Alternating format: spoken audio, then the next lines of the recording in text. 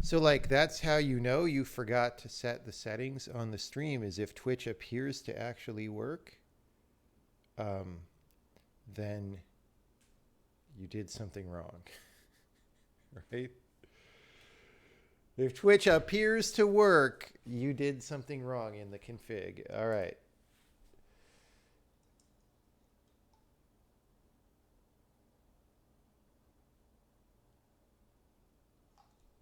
All right, all right, all right, all right, all right.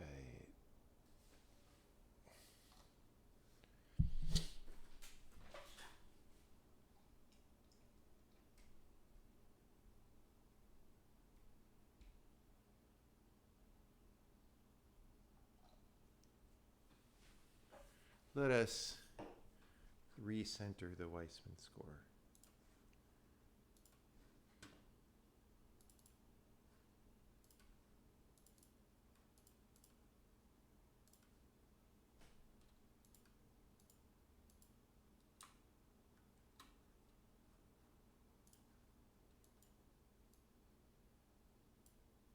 Okay, what even is that rectangle? OBS is so bad. Okay, we're just going to drag it by hand. It's all good.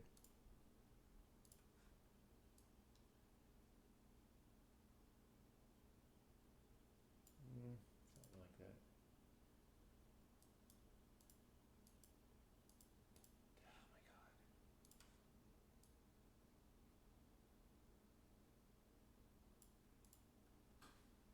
It's still off. OBS, please be easier to use. Okay,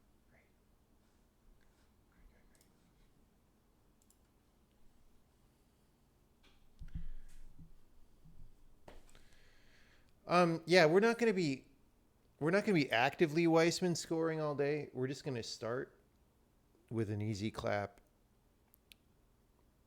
and then we're gonna be doing some rough slog work that will not result in instant Weissman score increases. But then, if that work goes well, we should be able to bring back the Weissman score toward the end of the day and um, really clock some numbers. Do I plan on making any changes today? I think, well, the first thing was he convinced me it's time to get rid of the hash table in the exporting. And that's where our initial speed boost is going to come from. But then I think what he convinced me of also is just that it does make sense to go try to parallelize the individual systems without trying to tie that to a global data structure change. Like those are sort of two separate things. So, and that makes sense to me. And so what I'm going to do is go to the backends today and try to make them more parallelizable. That is the plan.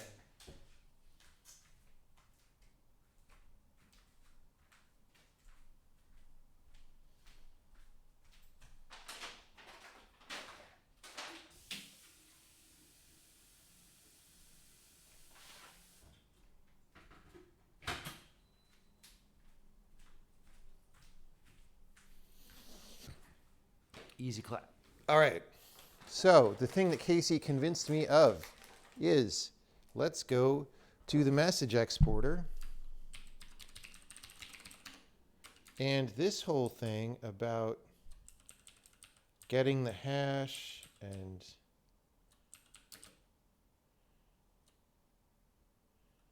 get exported and set exported, all of this, I'm going to put this code like aside. But it's not going to be active, right?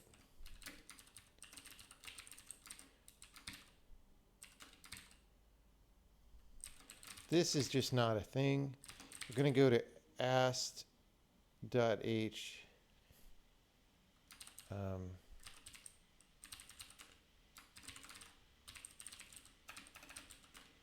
I can't type. Okay, we need some peanut butter M&Ms so I could type.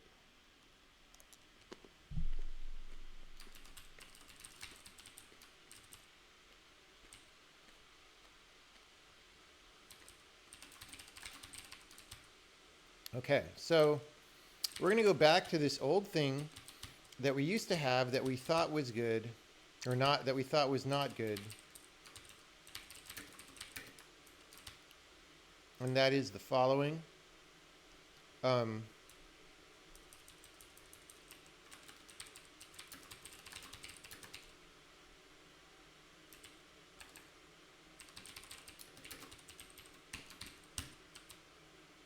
That.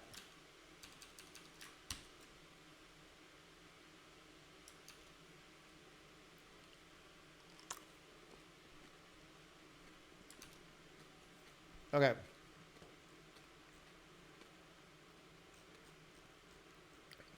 All of this is now hosed.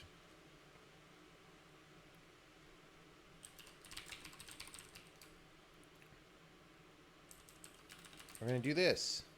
Inline void set exported.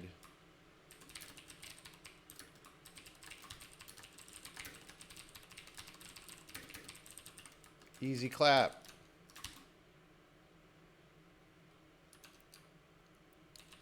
Get exported. Okay, that's up here. Let's put this at the top of the file. Inline. Look, we've got getter setters.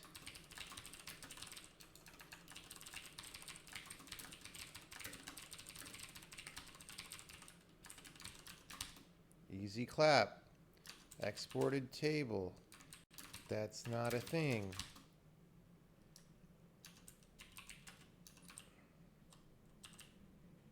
Get exported. Exported table. That's not a thing. This whole thing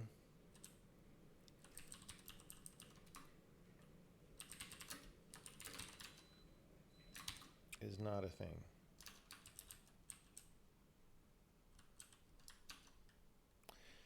Okay. Does it blend?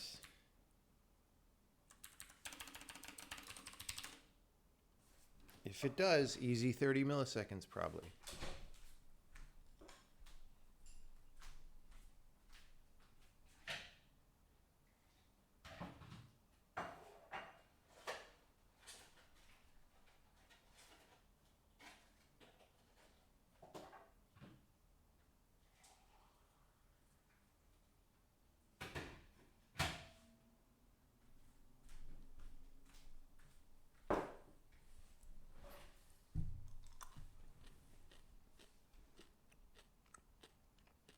Try disabling smart notification. What is supposed to be smart about smart notification?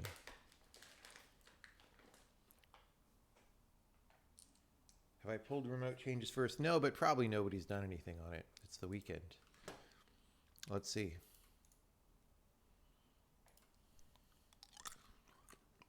It's all me, everybody.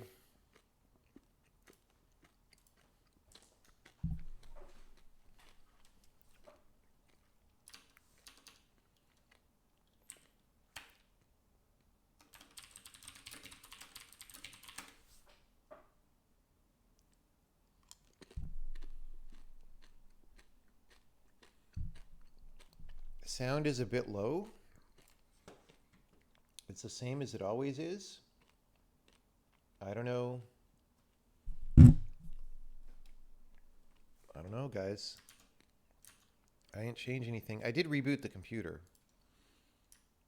So maybe the computer, when it reboots,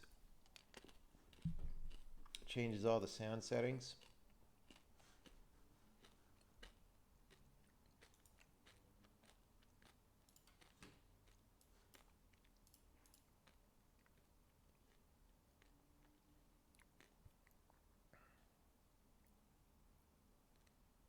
How do you do the microphone thing?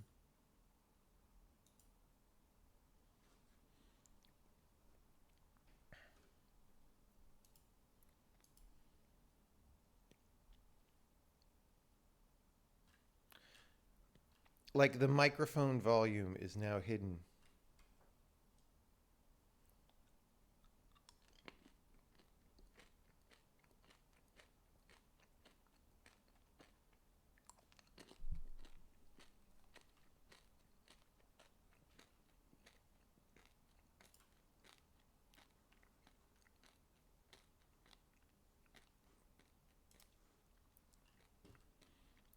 Dude, how is Windows this bad now? Can somebody tell me how is Windows this bad?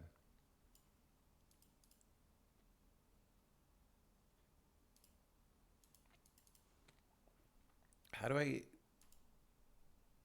get to the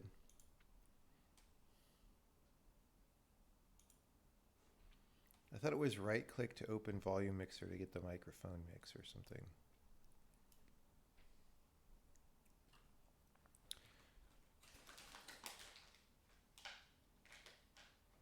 Compared to the previous stream, it is way lower now. Well, okay, so instead of doing any actual work, we have to try to fix this then.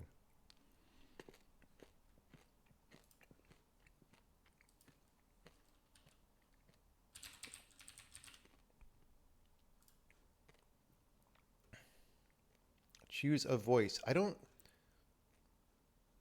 Oh my God.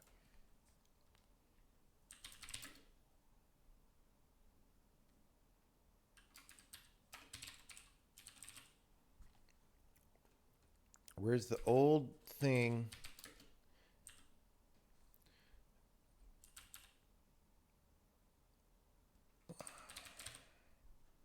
Where's the old thing that actually has the vol? There's too many windows now, and it doesn't tell me what they are. Right-click speaker and tray, open sound settings, sound control panel. Okay. Yes, that's what I wanted. The actual UI from 1995 that actually has the things that you care about in it. Sometimes. Levels. 76. All right, we're going to turn that up to 100. Is that better? Or is it horrible?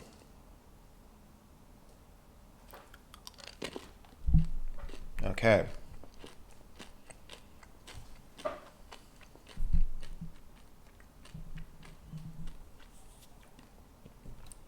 I don't know what Microsoft's problem is, to be honest.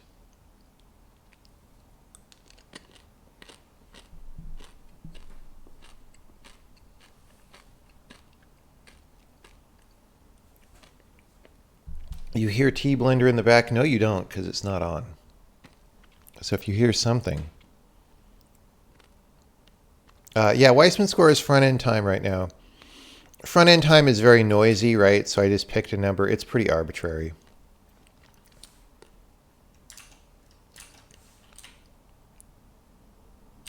We're actually running higher than that right now. Look at all these really high numbers we're posting. All right, 760. Let's exit Discord. Let's exit Steam. Let's exit NVIDIA control panel. Exit Dropbox. If that's even possible anymore.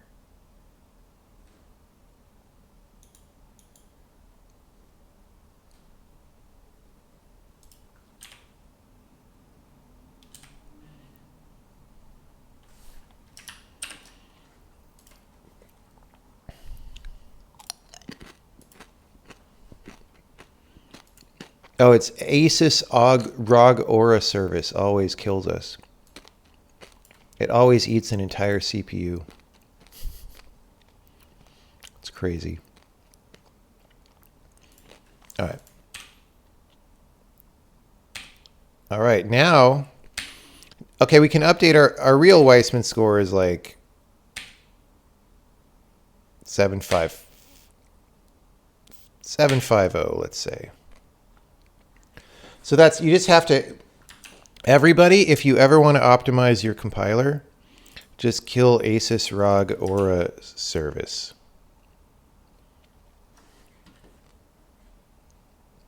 All right.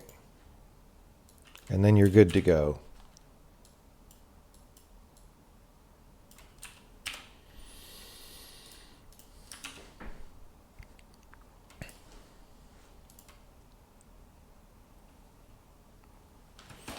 are going to actually parallelize today. We will get as far as we can get. Okay, so that's our roughly 750, but we have not compiled now this change, and so we should get lower now.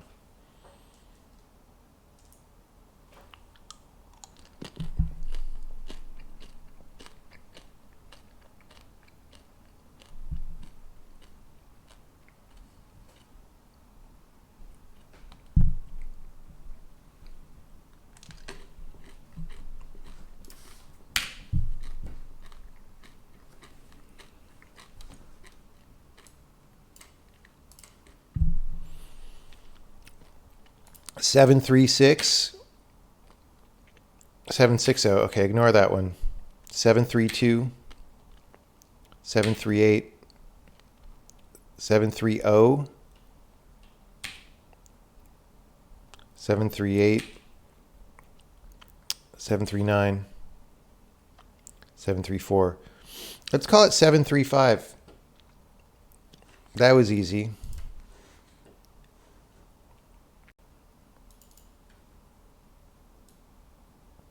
That's not as much of a gain as I had hoped for. I was hoping for like 30 milliseconds. But I guess the 30 milliseconds we were measuring is kind of bloated by telemetry measurements. Let's build a telemetry build. See what happens.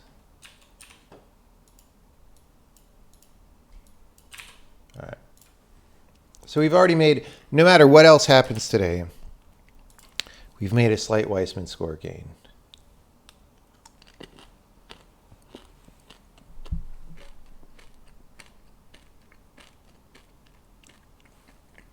I mean, it's very obvious that that ASUS ROG service is just buggy code written by the summer intern that goes crazy and eats your whole CPU. It's not doing anything useful with that time.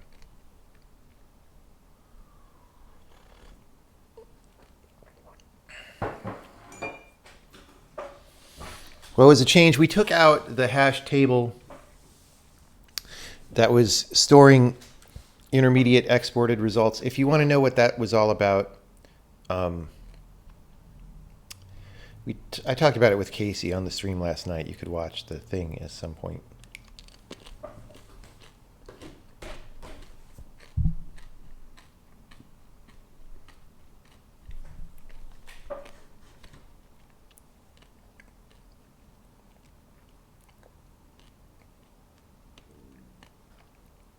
Okay.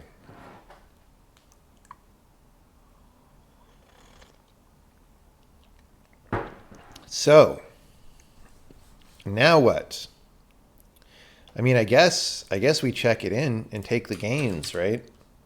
And then we start doing the hard stuff. Actually, oh yeah, let's look at the telemetry build comparably. Right? So now, if you remember, sort of what that was doing was when we were resizing that hash table, right? It was making a giant bubble in our compilation time when nothing was happening. This exact gap here lines up with this, right? So let's just take a look at this one. And hey, look, it doesn't have a hash table resize anywhere. It's got, actually, let's see. So for this one, this is all the way zoomed out. So this gap is very noticeable, right? It's 44 milliseconds that we're waiting on a semaphore. For this one, there's no equivalent thing right there at all. So that's very good. Here we're doing work, but it's like bytecode build. 30 million clocks. Oh, but that's for a bunch of procedures. Yeah. 23,000, 33,000, 58,000, etc. So we're going to start parallelizing stuff on the back end. And what we're going to start with is this stuff right here. This big x64 thing. We would like to make that so it could run in parallel with everything else. If that happens, then we probably gain like 100 milliseconds maybe, which will be great. Except the problem is some of it is hard. So like this part right here where we write the file is 15 milliseconds. It's probably harder to make that faster. I don't know why it's that much time. So we maybe get to look at that.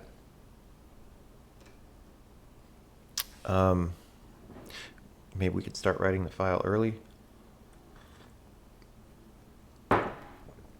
But all this stuff, certainly this emit code stuff, could all probably be mostly parallelized. And then this prepare code and symbols, I looked at this last night. This is mostly doing debug info. I didn't write the debug info stuff, but this will be a good time for me to do a pass over it and just try to, like, it looks like it's at least superficially written to not consider running in parallel, but hopefully that isn't that hard to deal with. So this is one relatively isolated thing that we can try to do right now. And then if we succeed in this, we could also apply some of that restructuring to the LLVM backend. Because if we get that running in parallel, that'll also help some. It's just on the LLVM side, the actual LLVM backend dominates runtime by so much that it's like, even if we get it 100% in parallel, it's not going to be that much faster because it's all mostly LLVM anyway.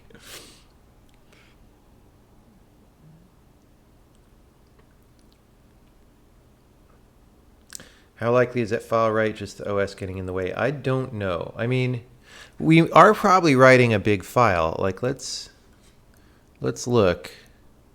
Let's look at what the file is. So that would be this file.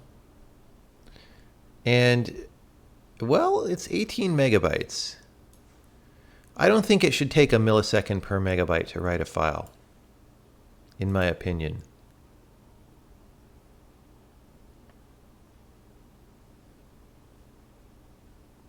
Why don't we just look at that for a second? Let's just start instrumenting this a little bit more. Okay, hold on. Hold on. We're going to run the tests for the people and make sure that they all run, and then we'll check that in. We'll take those gains, and then we'll do this.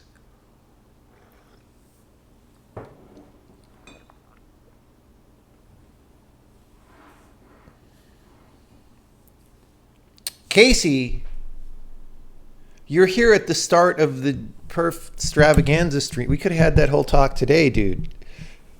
Okay. Do I build the file in memory first? I'll show you what it is.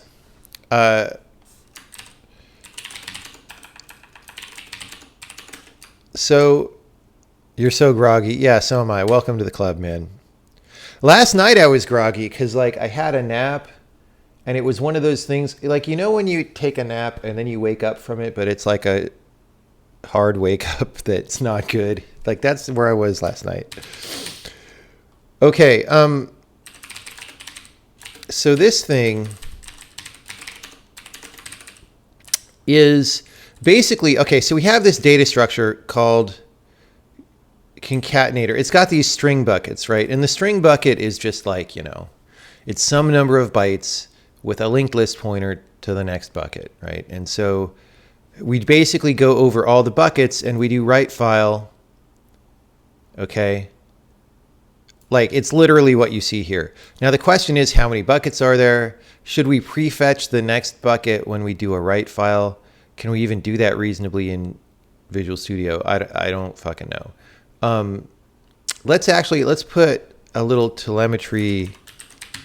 I don't remember the telemetry macros. Is it TM zone something? TM zone.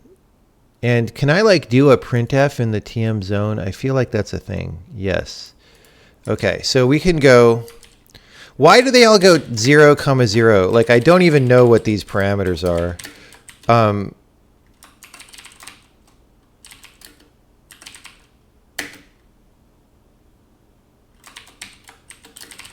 Okay, so let's get that in there. And we'll at least see how many chunky poos there are and how long they take. Dang it!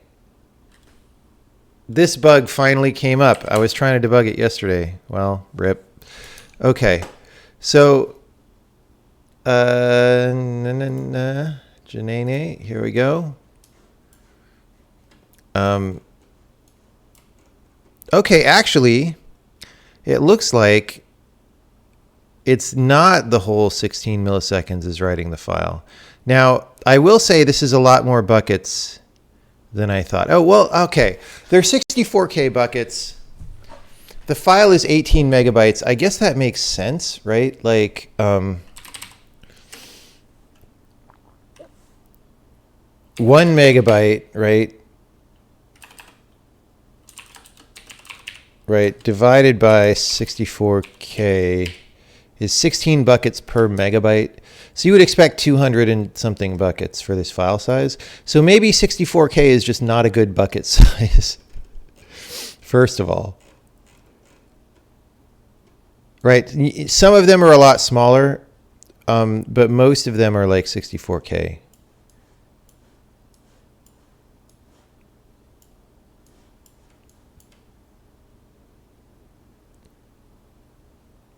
Could try changing the right file to be overlapped. I've never done that.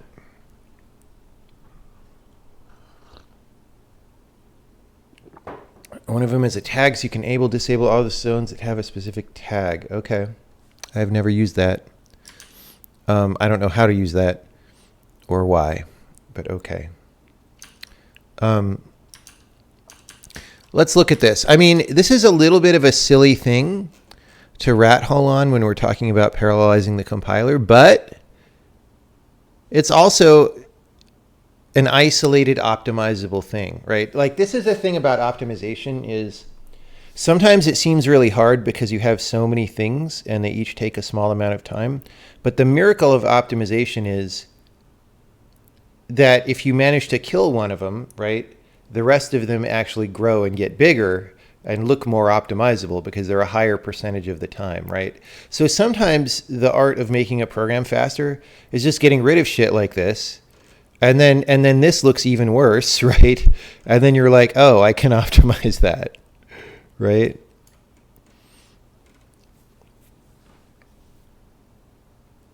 Replace the string buckets with a map view of files so you never write them or have buckets at all. Interesting question. Okay, so let me say some stuff about how this works, and you can tell me what you think, right? So the way these buckets work right now is, and it's actually, it would not be trivial to do that replacement because there's a little bit of stuff going on that we would have to get rid of to be able to make the change, but it's stuff I want to get rid of anyway. So the reason the buckets are there, I mean, I guess first of all, because again, when I started writing the compiler, I was like, I don't know if this is something we could do. But secondly, it is a little bit of a two-pass thing, right? So for example, we talked about this last night, right? So we're writing out the code for a procedure in there or for the object file format or something, right? And you need to know a length and you don't know the length yet, right? So you do the thing where you write it all out and then you go back later and you stomp over the length, right? So I guess I haven't used map view of file. Does that just put the file at a certain location in VM? Like, how do I control the file length? Like what?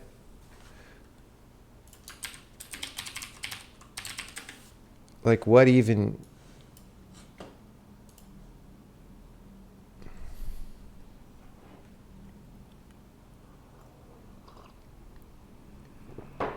Maps, a view of a file mapping. Okay, but we want to create a new file, right?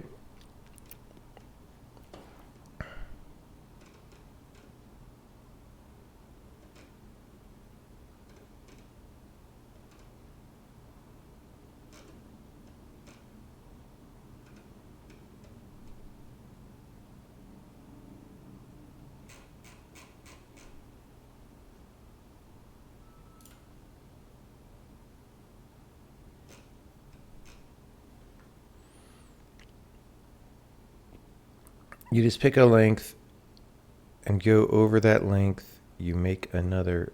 Oh, I see. So you have multiple pieces going into the file. Okay, what would I do on Linux operating system? Is that like an mmap situation as well?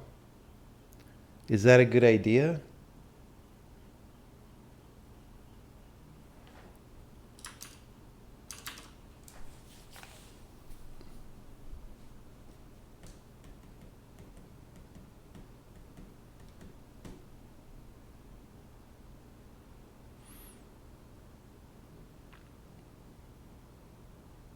And then, okay.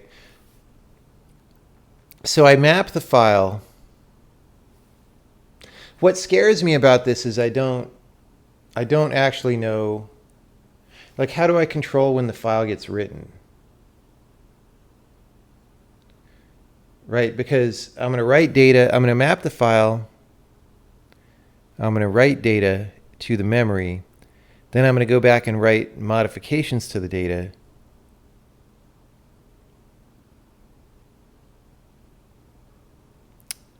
And then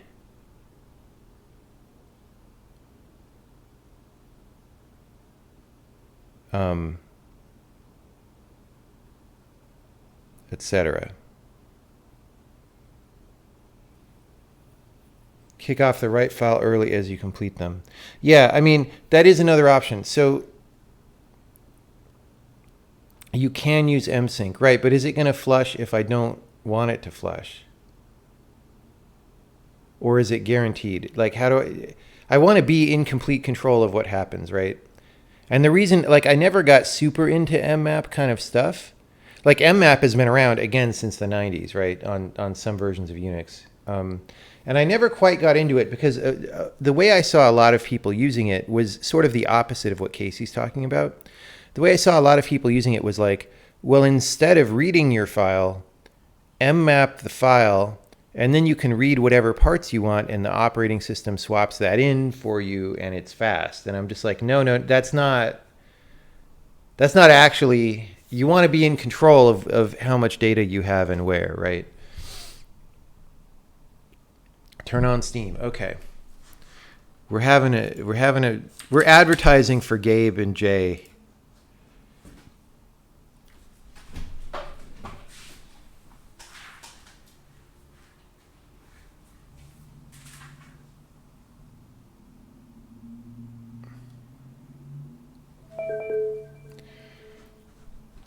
Wait, it's where Gabe. So Casey, Yeah. you were calling me up, but now that I open Steam, I see all these ads for games like Potion Craft now available in early access. Well, yeah, I mean, do you want to craft potions and stuff? I do, but today is the performance day or Yeah. performance restructuring day, so we'll see. Um, All all right. right. Let me give you the lowdown on this quickly. Yeah. So, first of all, write file is going to do a like write file is going to block your thread till it's done doing whatever queuing it's going to do, Yeah. which it's hard to tell like how much of an effect that's having, so we don't know. Like, it could be that that's minimal and it wouldn't matter, or it could be that actually that's a pain in the butt, et cetera, et cetera. Um, what I would say about that is that the transition might be a thing. So a trivial thing to try is make your buckets bigger if you can, and see if you get any faster, right? To see whether the number of write file calls is important here or not. Yes. Yes. That's the first thing. Then the other thing is, okay, so you can try to see if overlapped write files are faster. Making an overlapped write file call is really easy if you already have, like, you have the string buckets, because all you have to do is have an overlapped struct that you put somewhere that, like, is like with the string bucket, for example, and you Mm-hmm. just call write file overlapped with that, like, struct and the memory block, and then Windows will just go off and do the write on its own. So an overlapped write file is basically the same as a non-overlapped write file. It's just you have to have a little, like, control structure for it. The Okay. map view of file thing, the reason I was saying that seems plausible is because you get rid of the double copies and stuff. So Yes. if you want to do a map view of file, the reason I think that's good here is because normally the thing you're worried about with a map view of file, like you said, is because you don't want like hiccups in paging, like you were like, Mm-hmm. you go to read something, you wanted to tell it early that you wanted to get that thing, but you don't have that problem here because you're creating all the data. Yeah. So Windows just needs to know that when you finally close this thing, it has to all get written out. So it shouldn't actually matter much because also Windows could do smart things there. I mean, I don't know how many smart things they do, but if it's already map view filed in memory nice and clean like that, then, somebody else who tries to read that file can just read right out of the mem map as well, right? Like if it doesn't have to actually have flushed it all before it can provide it to another program either. So I don't know that you're gonna like if you were trying to optimize something like this, I would definitely try that path just because you're never really doing anything with this data other than just like putting it together and then eventually closing the file. Yes. All right, that's all I had to say. I'm trying to see if I have questions about this.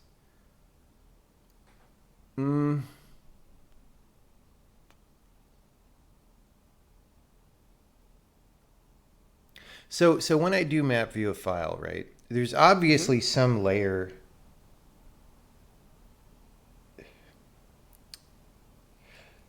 There's some layer that like syncs. Very obviously, there's some layer that syncs the contents of the file on the disk with the map view file, right? Mm-hmm. And there's probably at least two parts to that, right? There's the part that actually has the file contents, right? So whatever data I put into the memory, right? Mm-hmm. I guess we flesh that out explicitly at some point or something. No, it just writes it When though? whenever it feels like it. I kind of don't like that Okay. Why? because I want to know when things are happening. Um, because again, Wait. I go back and change things after I've written them, right? And so, I mean, I'm just not sure how that mechanism would even work. Like, if there's some invisible page faulty thing, I don't want to be taking page faults. If it's just like a heuristic on a timer because it can't possibly know when I wrote to the memory or something, I don't know. So that makes me nervous. Um, but then also, Well, is there a okay. cost to doing the map? Um, Well, let me put it to you this way. yeah, So you're already paying the page fault, right? The time when you paid for the page fault was when you first wrote your string bucket. So you have a 64K string bucket, right? yeah. For each 4K page of that string bucket, you paid the page fault. So you're already paying the page fault. Map view of file just says when the person does that page fault, I Uh-huh. know that I'm going to have to I like put a note to say, hey, when this gets closed, I need to write this to disk, right? When the file gets closed, when the file handle. Or if I run out of, there's a lot of things that Windows could decide to do. If it's got spare time, maybe it will start flushing ones early. And then if you touch them again, it would flush them again. But it doesn't like that heuristic, I don't think is going to be super at play here because this file is, you're talking about milliseconds of this file being written. You're not talking about, 5 minutes of Yeah, creating this file. yeah. So I think it would be unlikely that you would have to start worrying about like, oh, what if it decides to commit a page early? The other thing I was going to say is though, all of that stuff already happens when you write files anyway. You're already not in control of the order in which it's doing these things, right?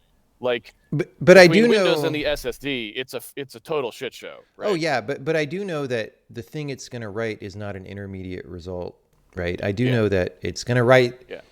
the things I told it to write, just not necessarily in that order and with whatever, you know.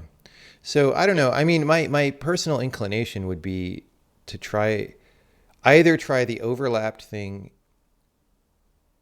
or like actually before I do any of this, right? Because I was assuming that the map view of files or the write file stuff was taking this whole 16 milliseconds. It isn't even doing that. It's taking like 8 of them or 6 of them. Yeah, so it might So just be not that relevant. yeah, well, but also clearly this file is getting written out, and then whatever is taking the other 8 milliseconds probably doesn't depend on this in any way. Yeah. So I could even parallelize those two things with respect to each other and stuff. So I'm just going to And look at it a little more, but yeah. yeah, one last thing I'll say. The other thing you could do, which might be more efficient, is just say, hey, instead of these string buffers, I'm just going to have a base address in memory somewhere that I Yeah. pick.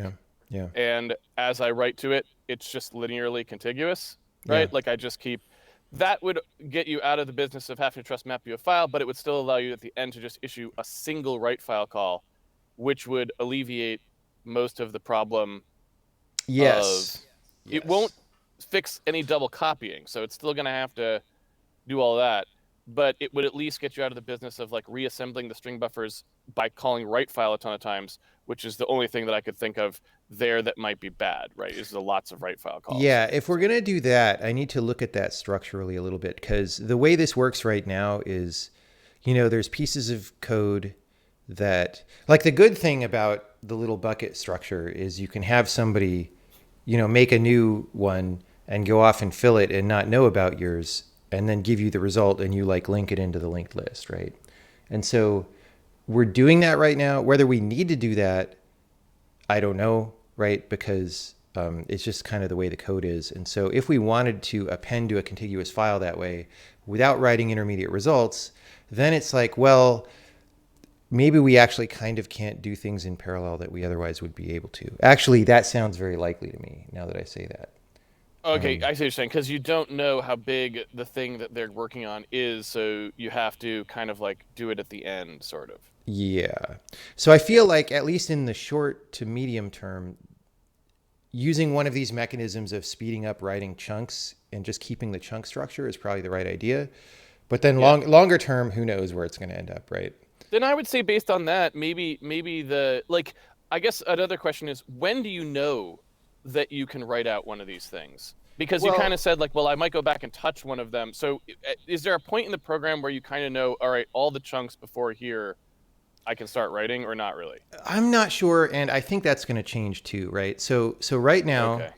right Yeah. now this All is right. all synchronous. Yeah. Eventually, it's like, look, I want to generate code for functions as they come in, right? Yeah. And then I want to patch the addresses of those functions as they come in. And I feel like Yeah. once things work that way, you're going to know when you patched all the addresses of all the functions, right? I see. And then you could just output that block. But it's like, it's not really structured that way right now.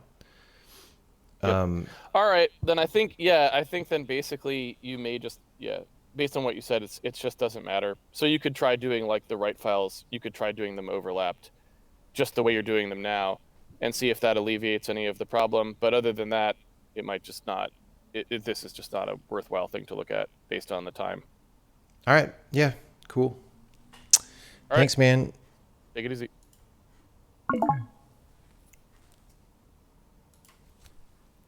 All right. Any questions or comments about what Casey and me were just talking about? I think that I'm going to, well, the first thing I'm going to do is try to understand where the rest of the time is going right here. And then we'll probably try to do something about the right file. Like, this isn't a huge chunk relative to even, this stuff right here. Actually, so what we're looking at right now is this entire 118 milliseconds. And we're looking at like 8 milliseconds of that, which is kind of rat holing. But again, like, the job is to do all of this stuff eventually anyway. And like building up a coherent picture of how it can all be handled correctly, well, efficiently, is a good idea. And so looking at this and taking it seriously as something we want to make fast is just part of building up the picture of this whole piece here. So questions about that, anyone? And welcome all the subscribing people.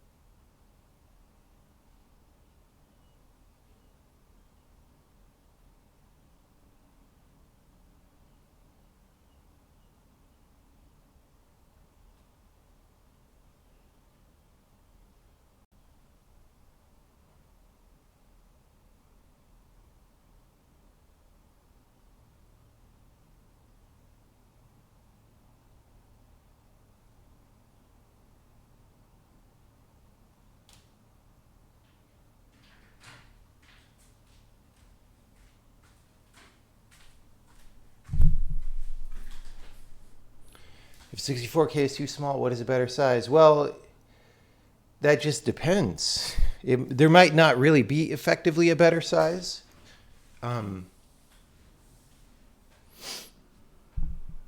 There might be, like, it might be better to have a bigger size because that makes the write files go faster and stuff. I don't know. Okay. Anyway.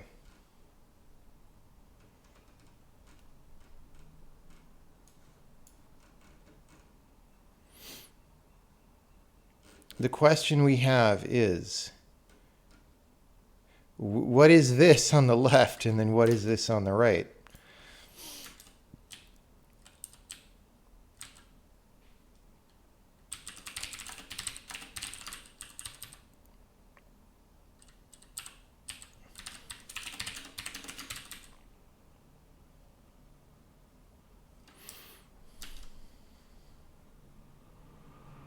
I mean, this is weird because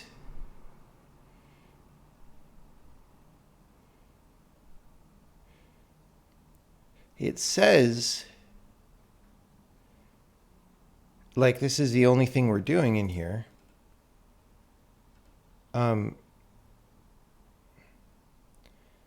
Is it the F close?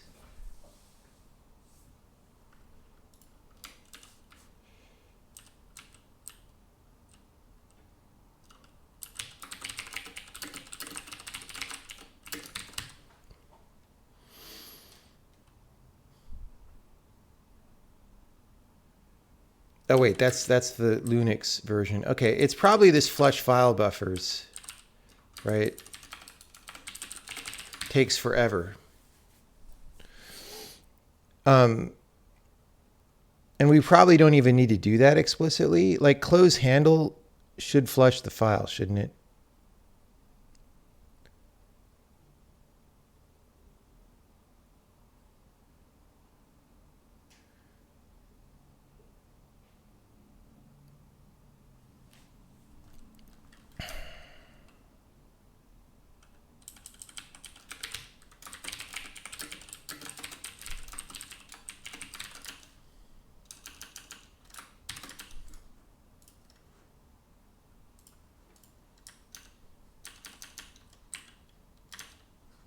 Let's close some folders here.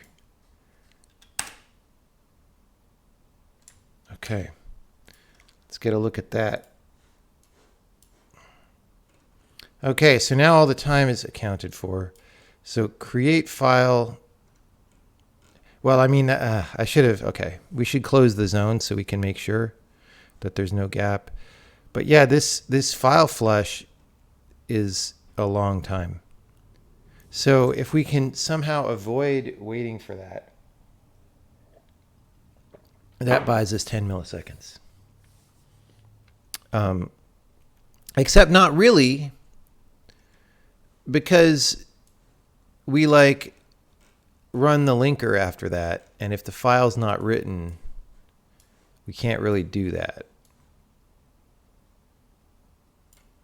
So like maybe there's literally nothing we can do about this part of it, but maybe we can issue the writes faster.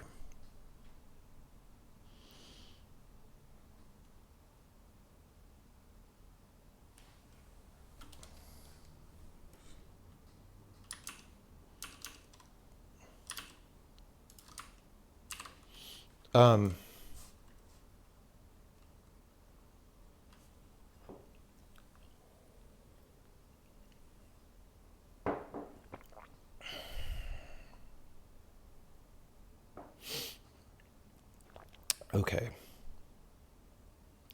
So let's actually just let's do this. We got a zone. We're going to put the handle out here. We're going to do this.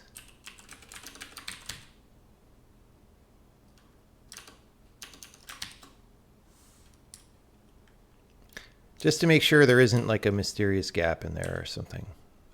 I mean, I think we know what this is going to look like.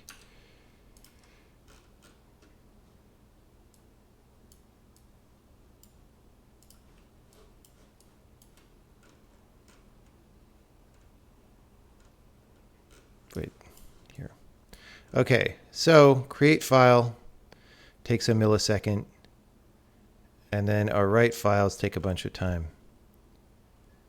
So, yeah. I don't know why it takes this long to make a file on an SSD, but it's apparently the world we live in. Can I flush the file in between to get some of the writes going?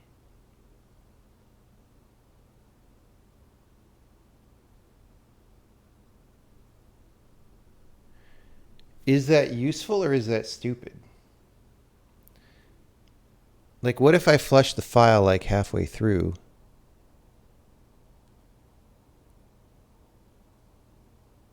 No, because that's synchronous. It's not going to return until it's flushed.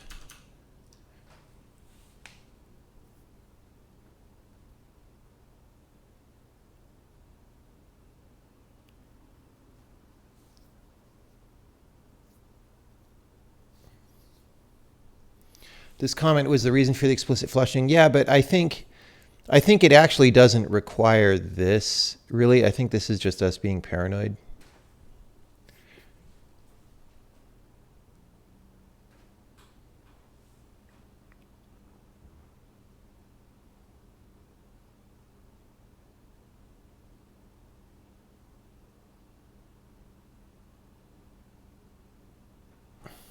Oh, yeah. It's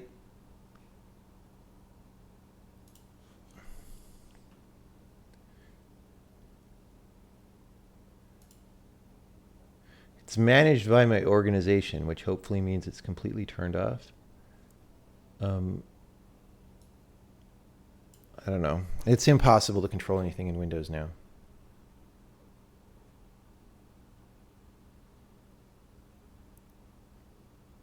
Is the flush or the close handle? I assume it's the flush, but let's see.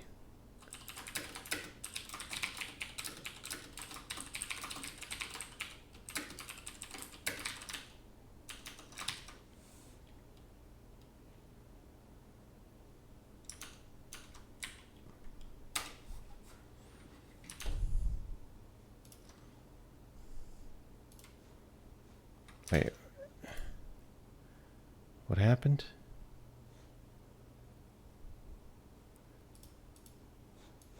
Weird. Okay.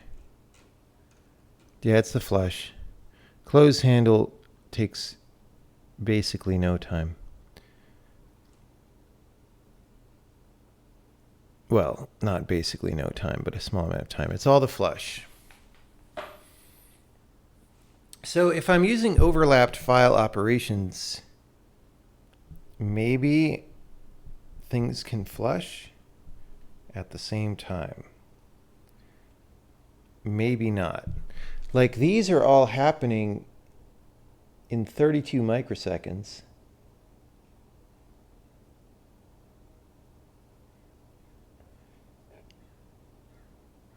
Like, the thing is, it's copying all the data to buffers, right? And so these are proportional to, like, if you see once in a while there's a short one and it takes less time.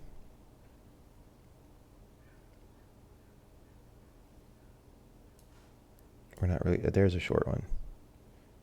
So that's half the size and it takes less than half the time.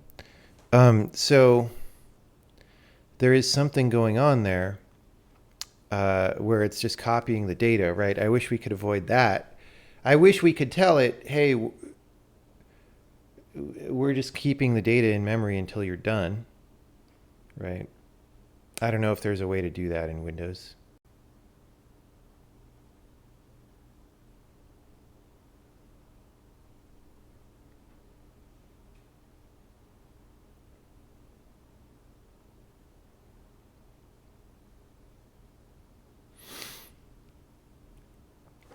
Anyway, maybe the thing to do is not worry about this at all right now, because like what Casey was saying, in the long term, what you really kind of want to do is know when you're done with the beginning chunks of the file and like write them out as they're done. So maybe the thing to do is ignore this a little bit for a while until we do some of this other because there is a possible universe in which we actually have this part, this 125 milliseconds, actually going in parallel with the rest of the compiler, or not that whole thing, but a lot of this stuff. And then this would come as an annoying chunk at the end, and then we could look at factoring it forward. Maybe try without the flush. It's not going to matter. It's not going to matter. I'm going to warm up some more tea. I already need more tea, guys.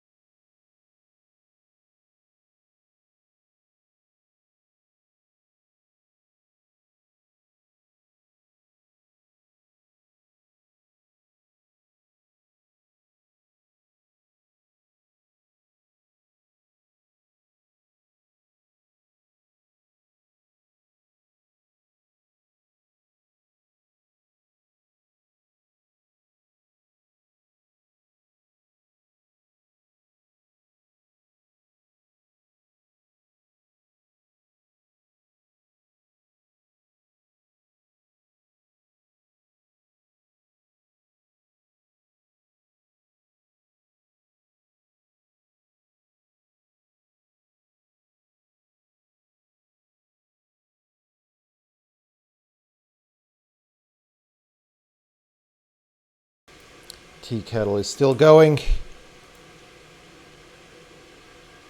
Why drink tea when I could drink TM Zone? Tea tastes better.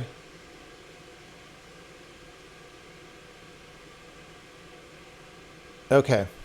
So I think what I'm going to do is start looking at parallelizing this part, this emit code part, because that's the part that I know the most about. And then once we kind of feel good about that, we could look at this prepare code and symbols, which is actually mostly debug info, as far as I know. What are all these? Modify tube. We want to get rid of those, by the way.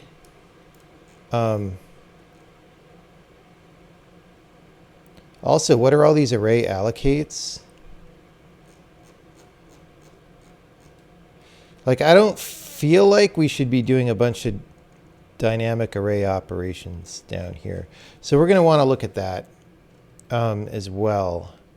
Actually, no, let's look at that. Let's try to just understand it and try to make it clean. It feels to me like we're maybe doing more work than we need to there. So prepare code and symbols is doing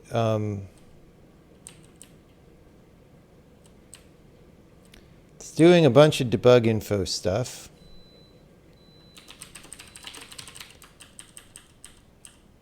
Let's do that. Oh, that's got TM function. Okay.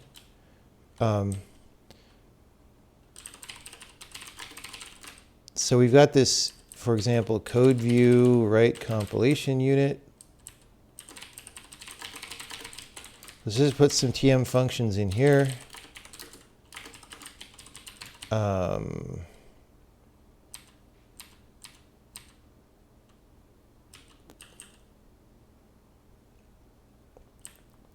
This is going to call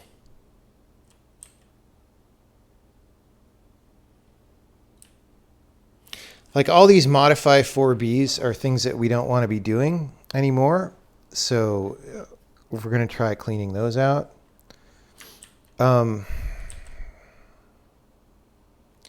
Where's the array operations?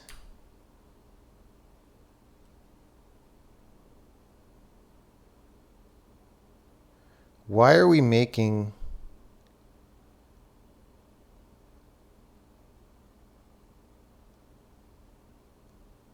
Why are we doing that?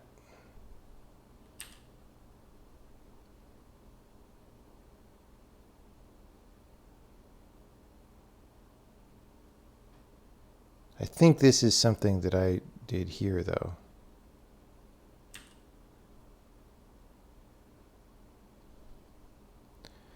We add relocations. Dude, there's so many freaking relocations in these file formats. It's crazy.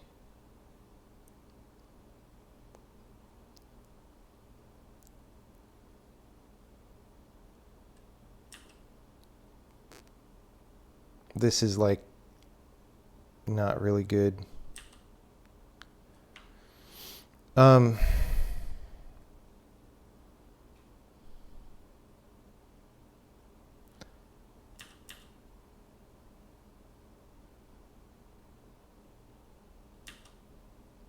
Yeah, okay. So some of those array operations we need, but a lot of them we don't. Okay, here. Why are we even doing this? We're writing out an enum. We're getting this decals array.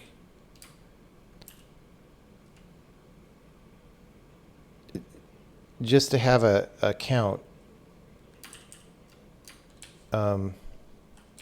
Okay.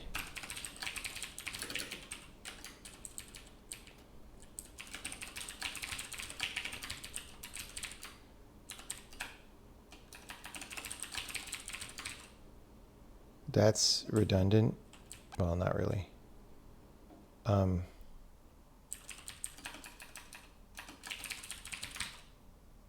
So like, I guess again, there's like an overflow problem where if you need to write more than this, you need to do something.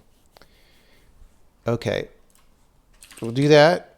And then this whole thing, it's like doing all this fuckity fuck here just to make this array, just so that we can iterate over the array and then use the count. Like none of this should be happening, right?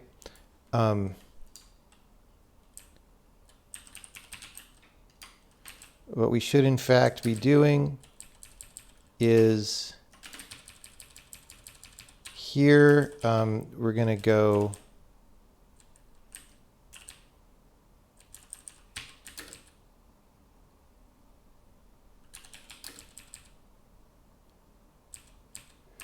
here.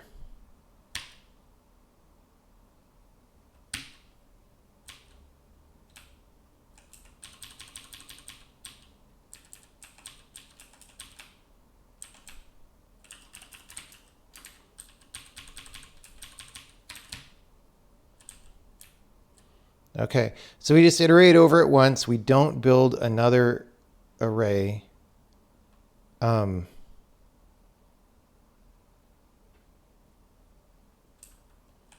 Maybe this is not temporary. We get the literal. We do this. Okay. That is the way this code should look. We got rid of a little bit of extra work. Now, of course, we need to go make sure we didn't break debugging. Lol. Lol, lol, lol. I doubt that will have a substantial impact on runtime because it's just for enums, right? But like, you know, this is, you got to start somewhere and you got to start cleaning up the junk in the room, right? So, you know, if we look down here, we're still doing lots of these little things that are showing up in the I mean, they're not visibly taking up any time, but it's like, I don't feel like we should be doing that many little things still, right? So we probably got rid of some of the little things out of here is kind of what's happening. Again, this is probably in the noise of how long things took, right? So this is 35 milliseconds. This one is 37. But like, yeah, I don't think we saved actually 2 milliseconds there. Seems unlikely.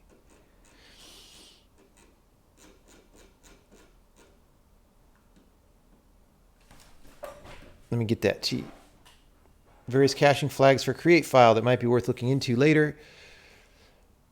Yes, I think I used overlap.io like once in my life. It's not something that I have a very solid picture of. And so, yeah, I would be reading documentation at that point for sure.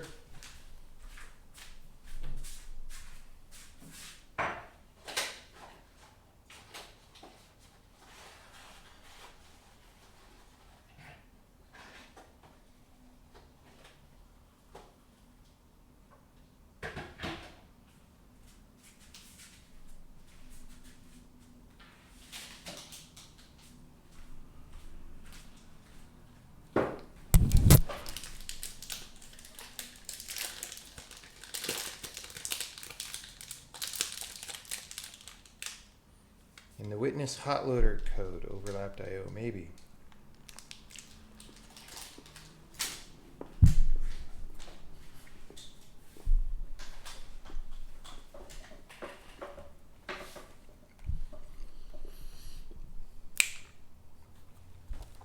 Okay. Question.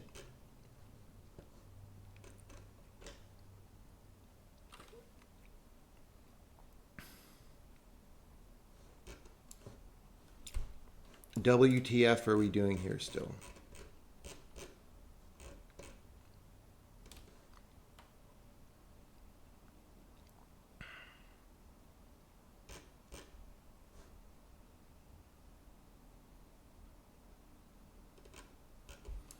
We could start getting rid of the modified 2Bs. There's basically two things showing up in here. There's array allocates and modified 2Bs. Let's just keep looking at this code a little bit though, because maybe we'll see some more things about it. Like this was something we didn't like. Oh, we need to test that we can actually still see enums, that I didn't break that.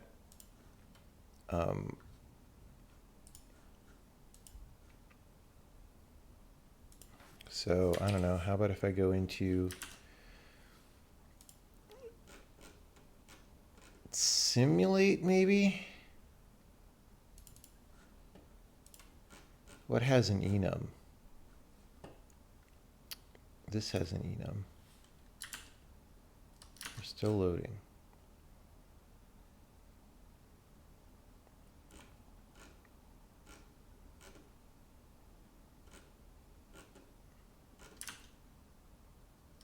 Okay, here we go. Light,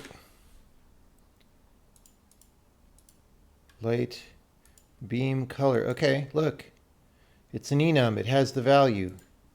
It has the value. Great. Good enough for me for now. All right.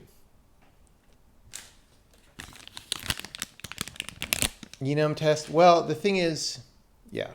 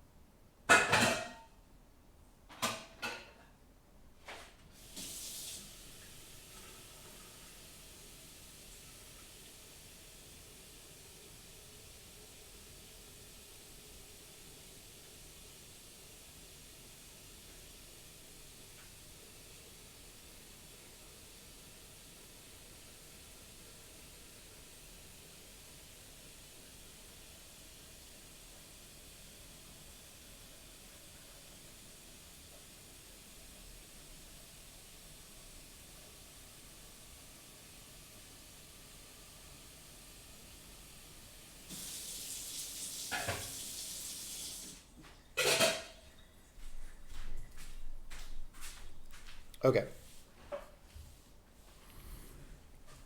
Um,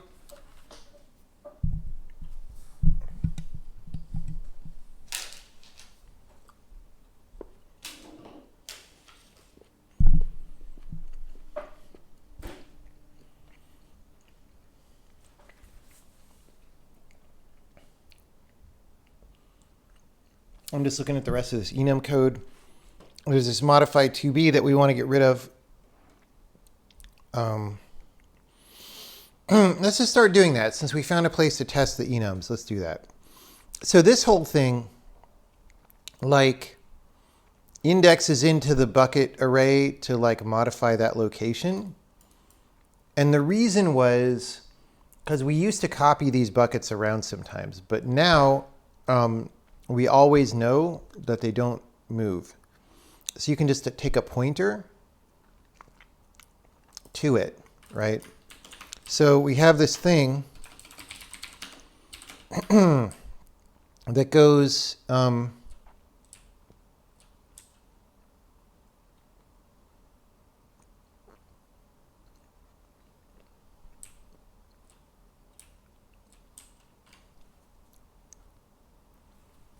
it's like add and return pointer or something.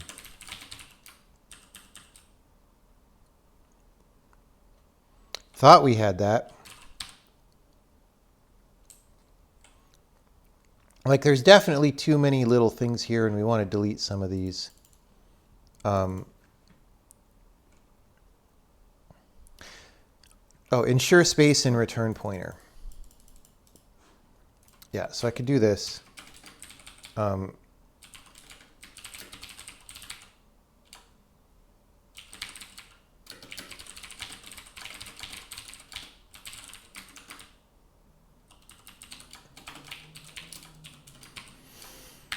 Two, and then we add 2 bytes.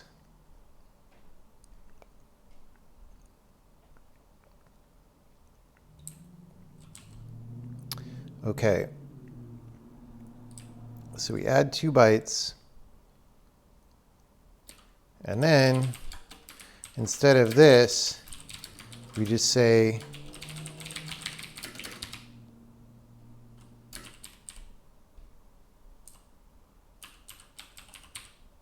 that.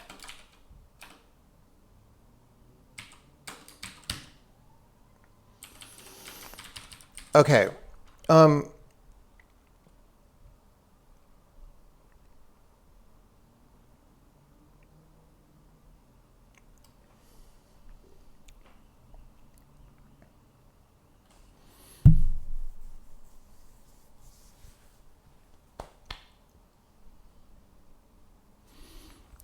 Now, so you have, whenever you write something like this, an endianness issue, right? And I don't remember if we tagged it that way. Right now, anything we ever compile this compiler on is little endian, so we can like kick that can down the road. But like I think the universe is kind of stabilizing on little endian mostly now. But this is a thing where it becomes incorrect if you run it on a big endian machine. I just want to see some of the other code that we had doing this. Okay,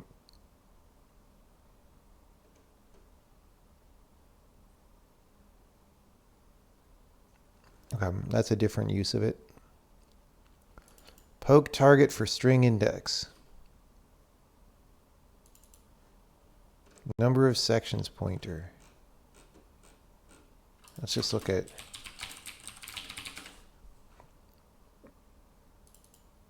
I just put this endian tag on there. Okay.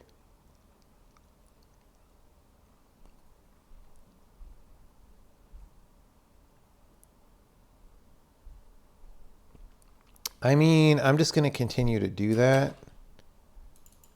But, you know, you could imagine us doing like a 2 little endian.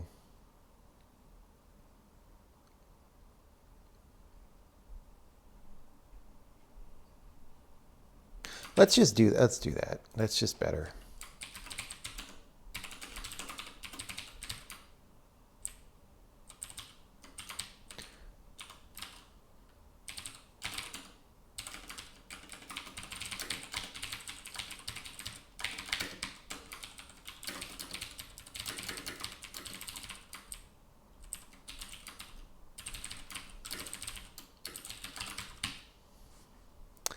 Okay.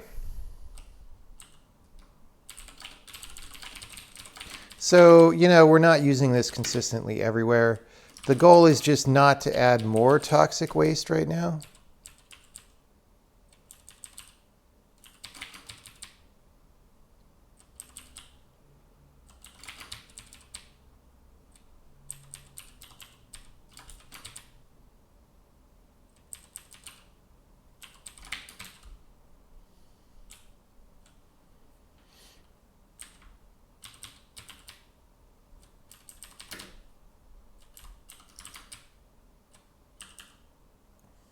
Unit tests, yes or no? Mostly no. Mostly no. It's actually kind of a boring topic because unit tests, there's just certain topics that a lot of people who are beginners like rat hole on. People who have been programming 20 years like don't obsess about unit tests, you know what I'm saying? But people who have been reading Hacker News for 2 years do obsess about unit tests. And that's how you know that that's maybe the neighborhood you shouldn't be in. You know what I'm saying?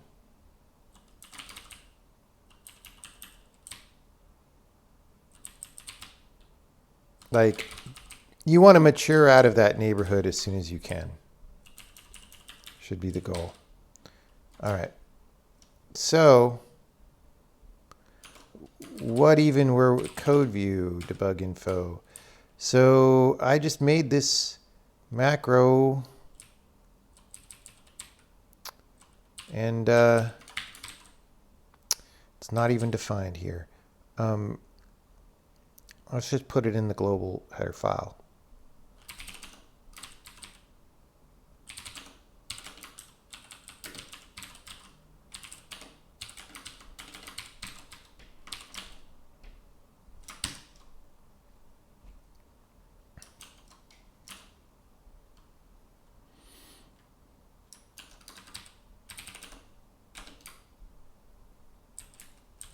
So this ensure space that's on here.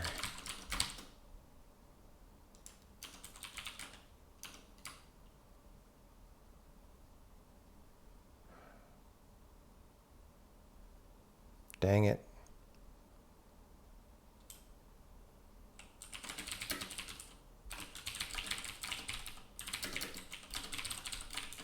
I guess we'll do that.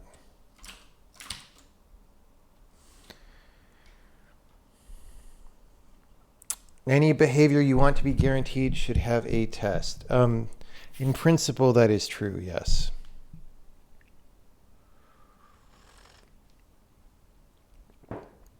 They've definitely helped you come across some very subtle bugs. Well, testing does that broadly speaking.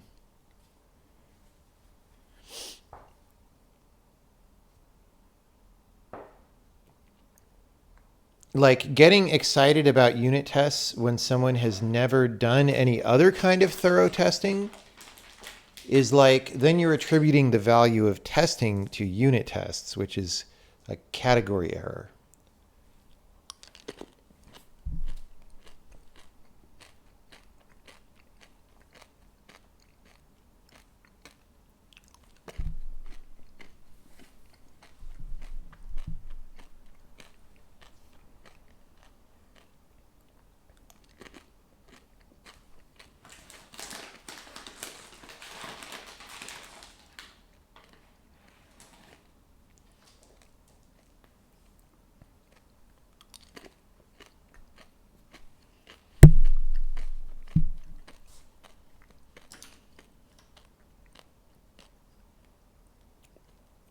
How about if you already know what you're trying to build, then you have an easier problem than most people. So why are you worried about how to solve an easy problem?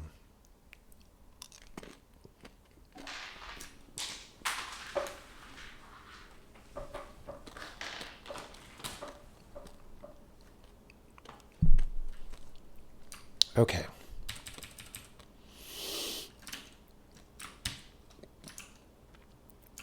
Well, let's make sure I didn't break that again.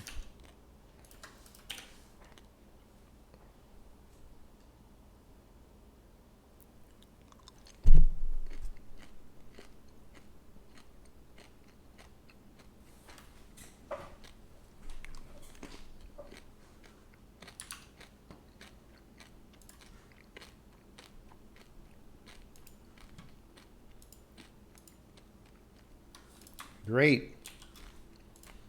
Okay. Let's get rid of some more modifies in here. How many are there? 5, 6, 7, 8, 9, 10. Oh my God, there's so many. 15. 15.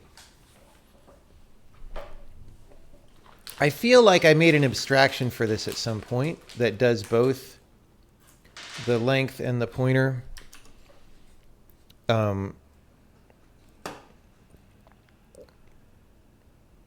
Let's find out about that.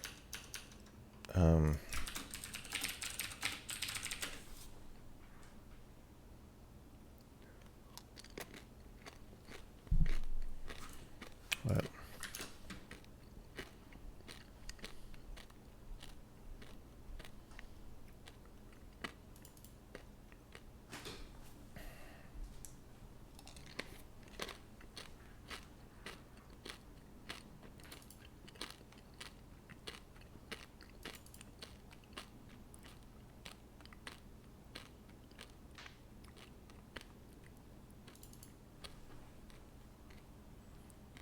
Like usually, I guess we're not using this to store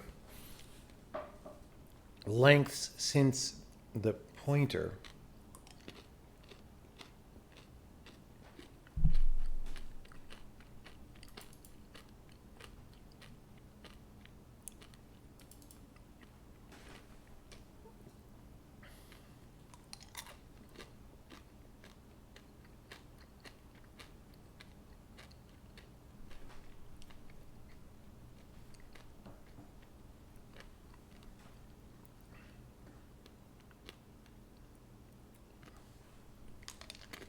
Well,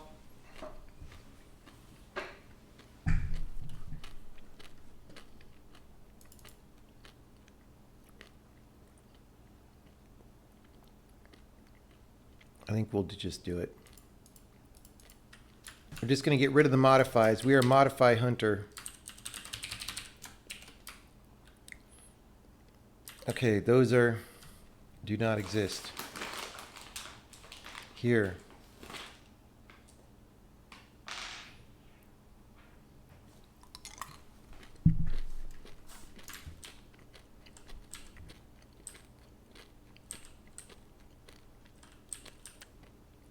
Field list start offset.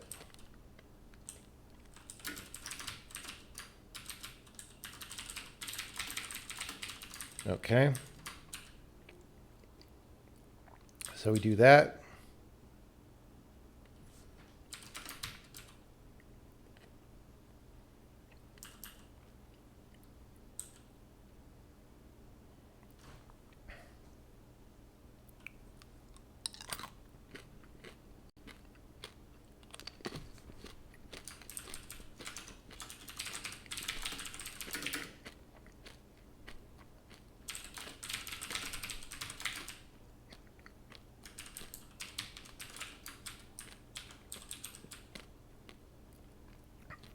Okay. And then we get this one.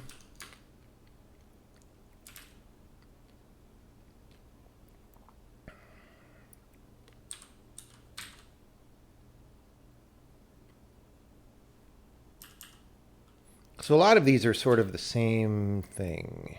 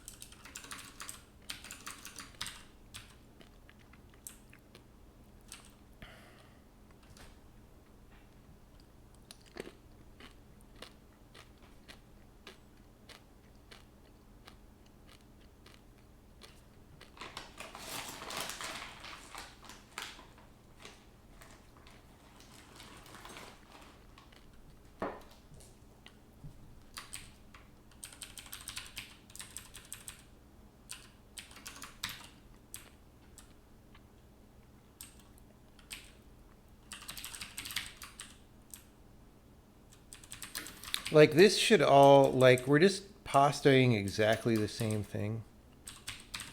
So we maybe should make something for that.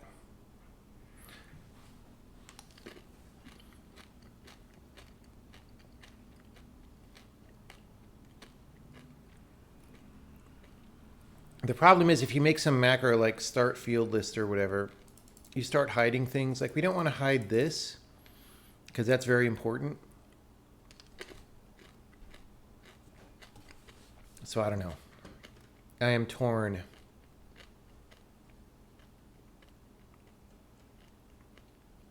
Torn on what to do here.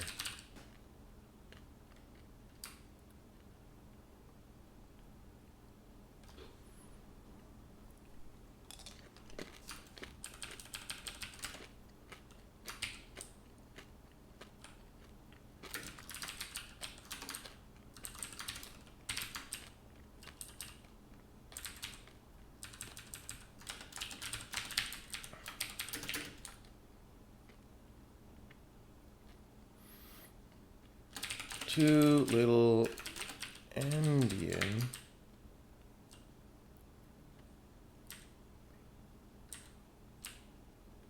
Of this. Well, let's just see if that blends. Can we create dynamic libraries? Yes. Yes, we can.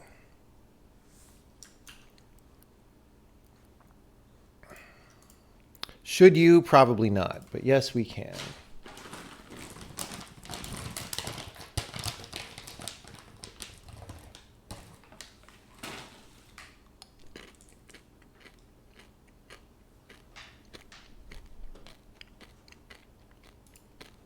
All right, well, these are structs containing enums.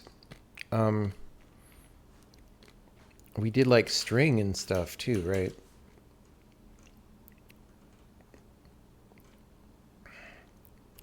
Struct. String. Oh, for. Yes.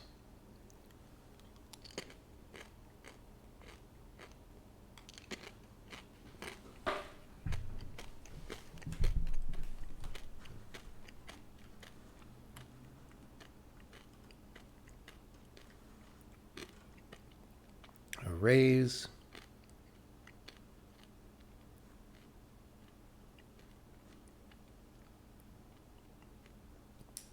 Entity manager is going to have some arrays on it.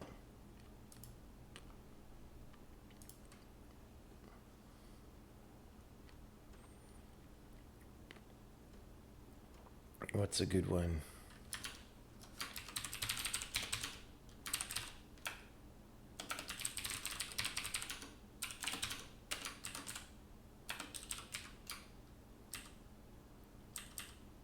Entities to clean up, right there in the beginning.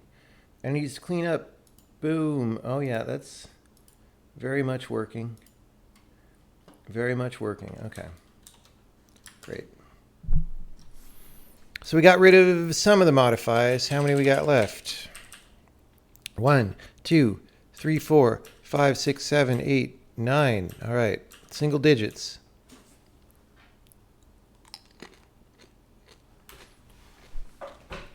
Single digits.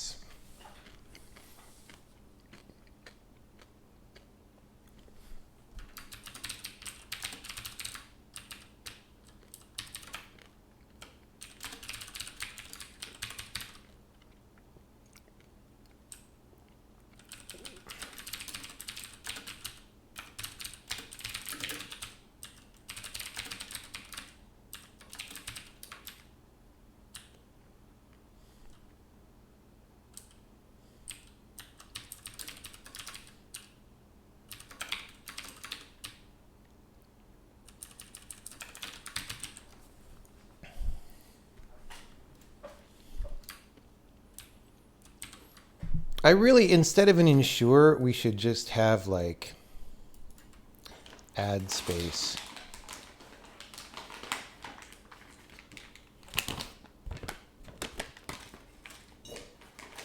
probably should factor that together later. It would be a little bit less error prone.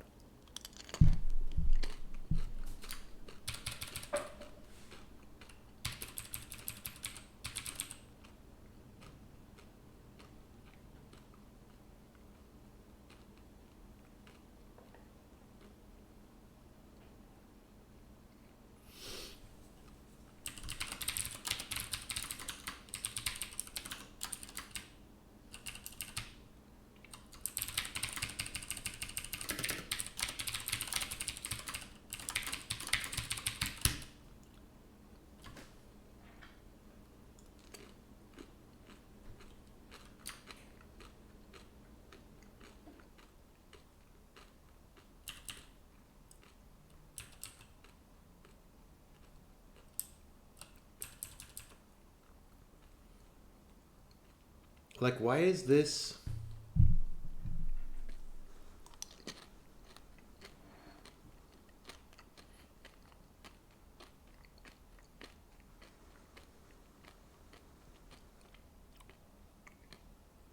Okay, what the fuck with all this, too?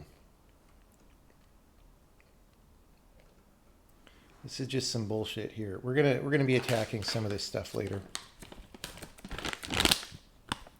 I'm out of peanut butter M&Ms, everybody.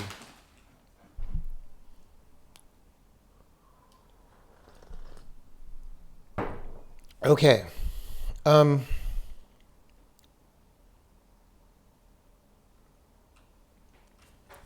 It's a disaster.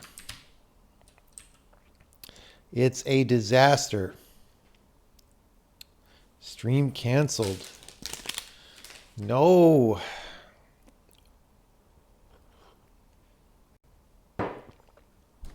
Okay. It's like we have another one of these in here and it's shadowing this.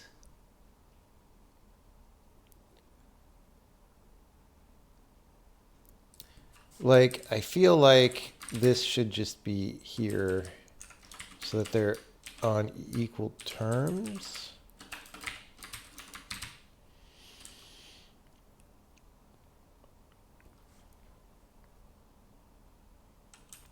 And then we just do the same thing, section length pointer. And then we do the same thing down here.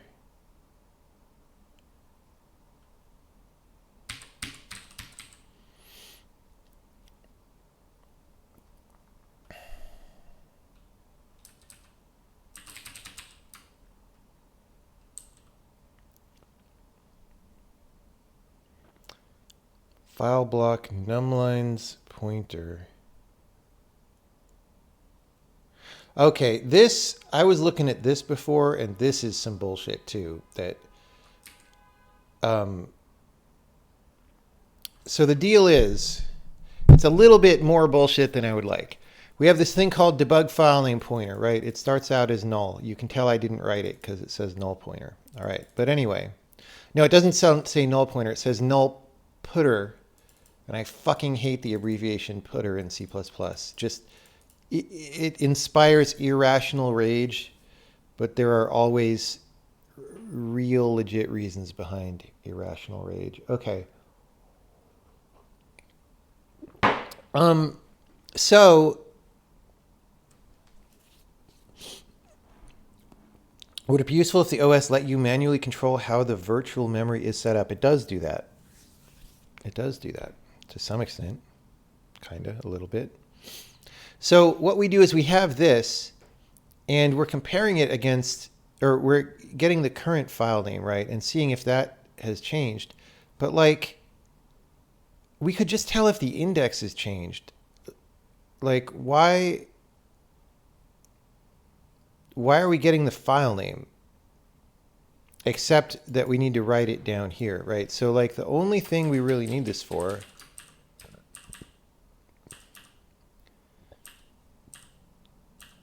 is literally that.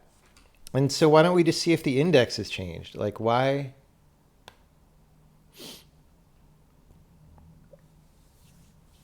You know?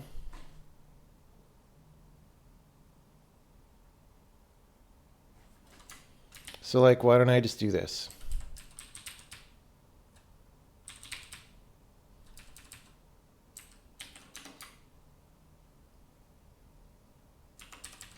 So we're going to do this.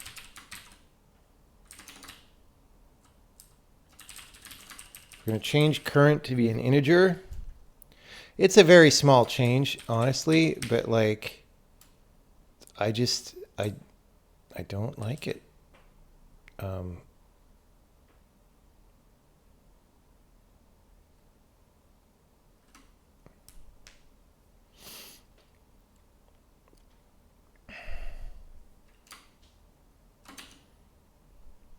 What is the type of this index? Index. What is index?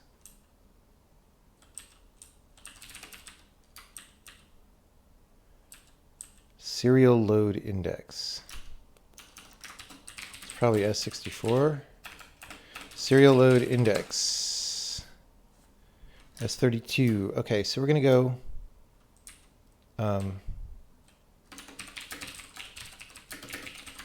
-1.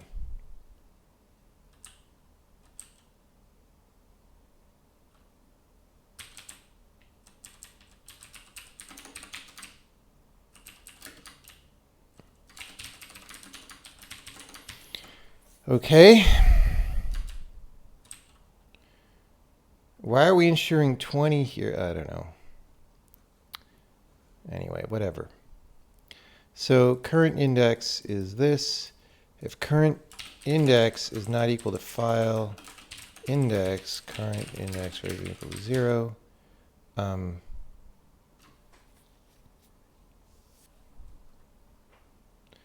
Okay.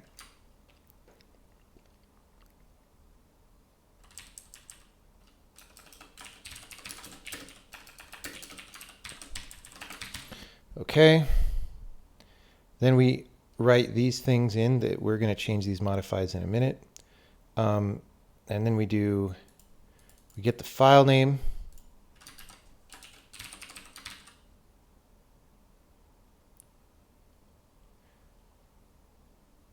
Right.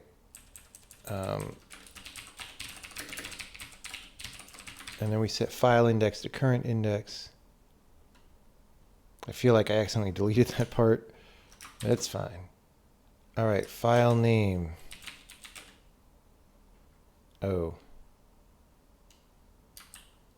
File index greater than or equal to 0.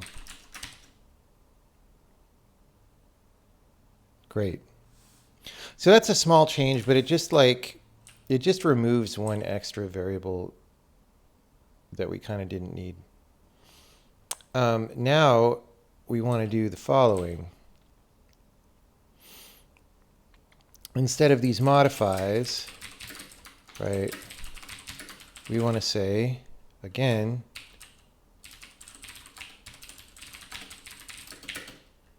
two little endian, U32 num lines, right?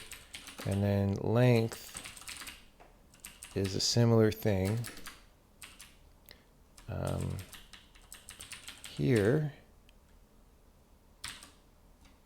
Okay. And then the same thing.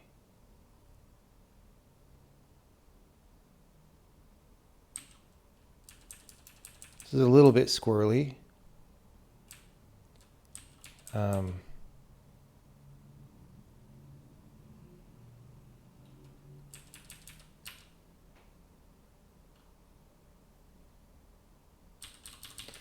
Not location, it's pointer now.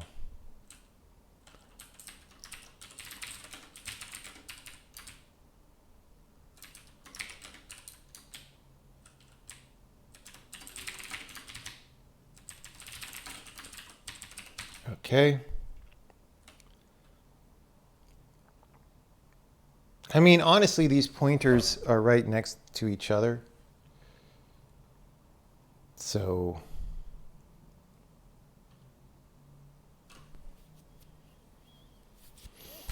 let's just go for it. Okay.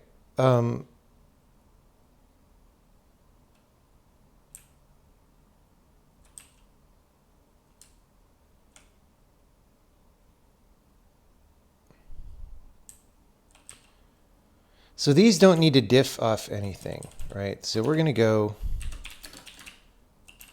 pointer, right? Okay. Pointer. Right here. Pointer, pointer. It's like pizza, pizza, but with pointers. These things.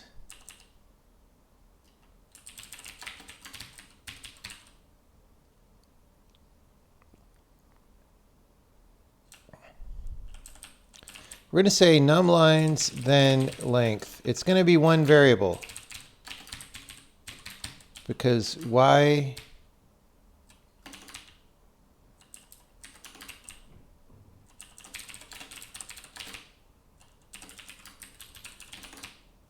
okay.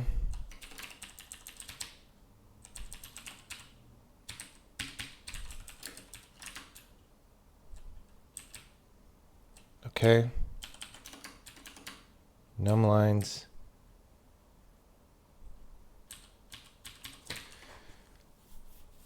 Why are we dividing by 8? I don't know, guys. Okay. That's a whole separate thing. We're just making it one pointer instead of two.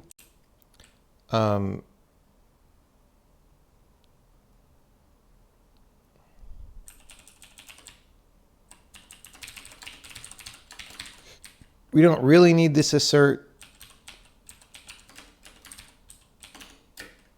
because whatever. Let's translate this to English language.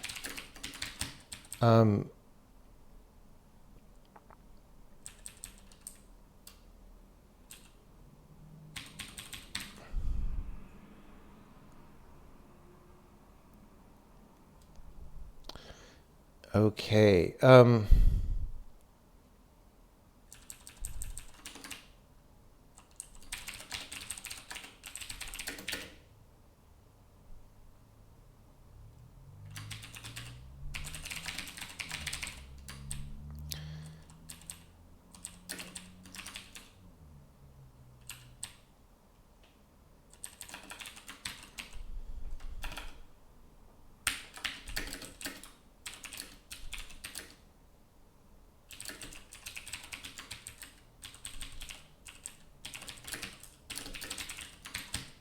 Okay. Could have broken some things there. Hopefully didn't. Oh no.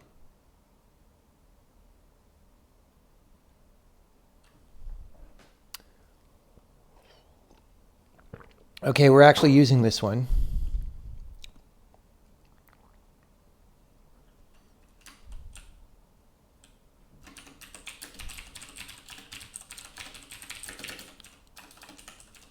Let's just let's keep this for a minute. I think we can get rid of this again in a second, but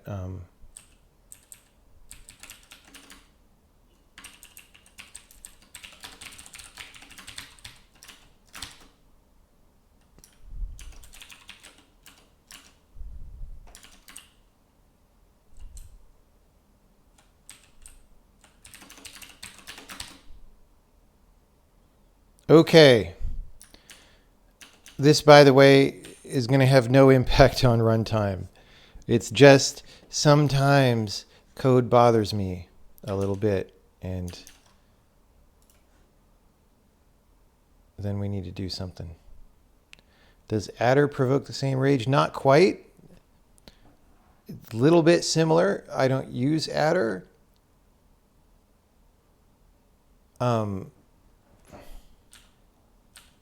Hey, look, we're stepping. We're in the right file. We're going into functions. Oh, oh, dang it. I wanted to step into that move toward lerp. Hey, that's in a different file. Great. Make vector 4. Oh, yeah. Oh, yeah. Totally good. Update beam. All right. Seems like we didn't totally wreck it, but who knows? Okay. File block length location.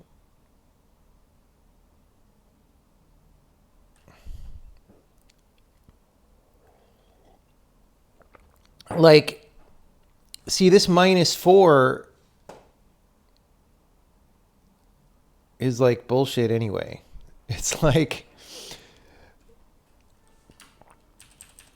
this should really be called like file block data start or something, right?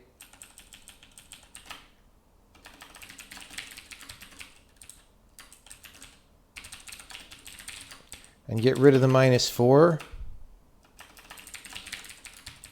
All right.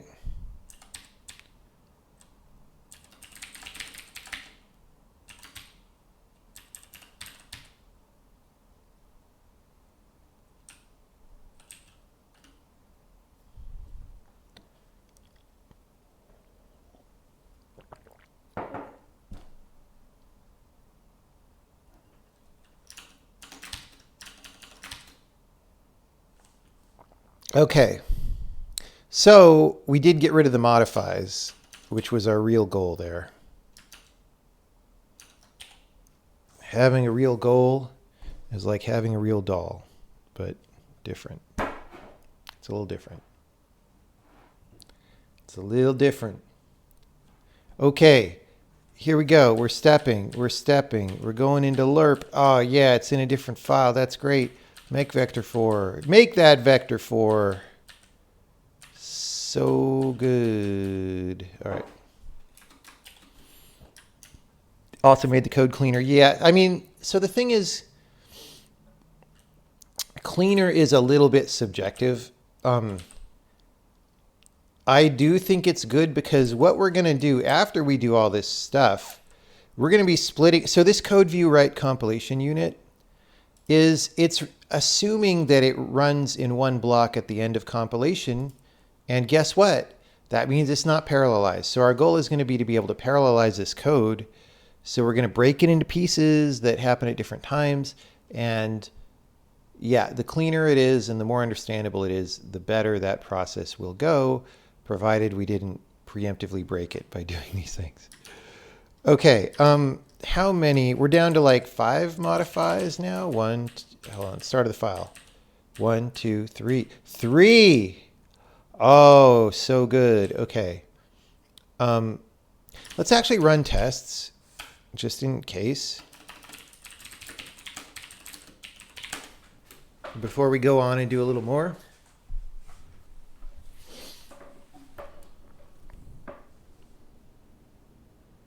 You just solved your threading bug. What was the threading bug? All right. Why is -4 gone? Because we moved where the stamp, that length stamp was only there because that was the location we wanted to use the modify for. And we took out the modify and replaced it with a pointer right. But then there was another piece of code that was just manually subtracting 4 because what it really wanted was a position stamp from after that number, right? But it already had one from before, so it was just adding or subtracting 4 because of the extra length. So it's like, well, we don't want the -4. Since this is now the only reason to put that position stamp in, this thing, just put it in the right place instead of having it be in the wrong place and subtracting 4. So that's what we did. Okay. Modify section length location. Section length pointer. Boom. And then length pointer is to little endian of this, which is great. Modify. Here we go. It's just literally to put this string. Literally to put this string. Okay. I'm literally shaking right now.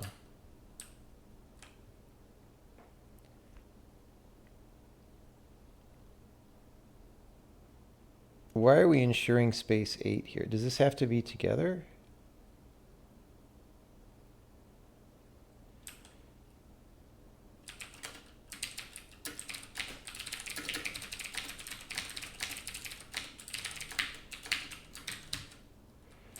Okay. Oh, shoot.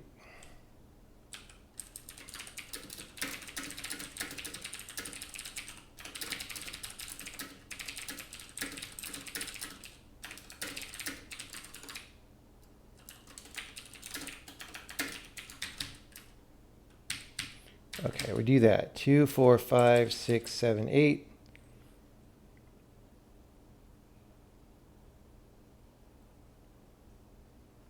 Add prefix string.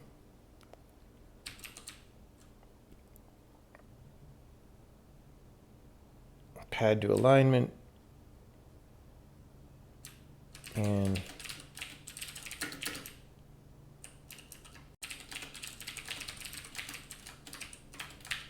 to little endian. Boom. Then we call all these code view rights. And then our final modify. Symbol section start.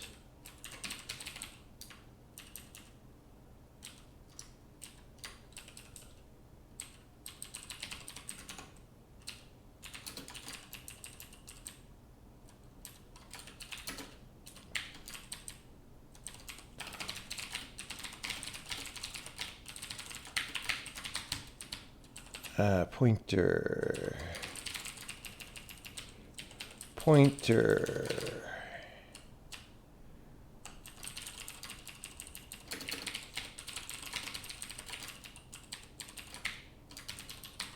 Okay. We are done with the modifies. What is it called? Oh, it's just on C.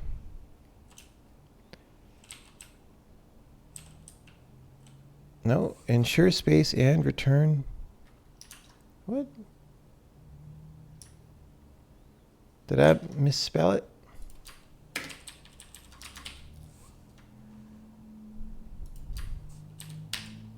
Doesn't look like it. Oh, I was looking at the wrong line. It's this one. It's that one.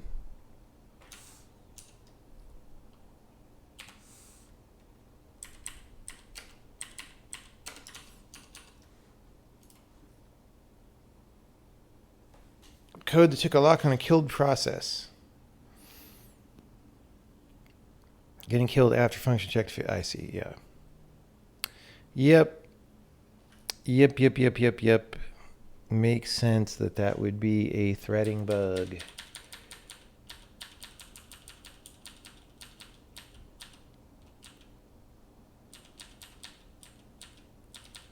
Okay.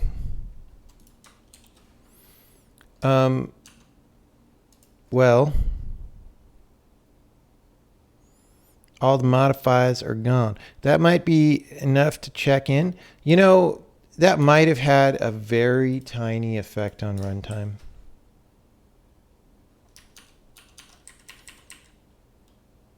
It was more about cleaning things up, but those modifiers were a little bit slow.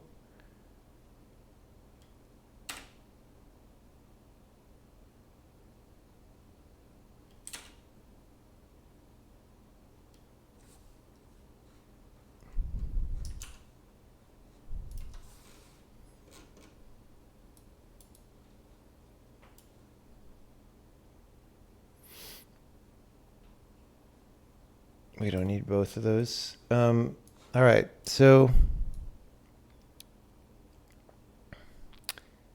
I mean, it's about the same. Again, there's noise. It's about the same amount of time, but if we go in here now, well, we're still doing lots of these array, ting, ting, maybe fewer of them. I don't know.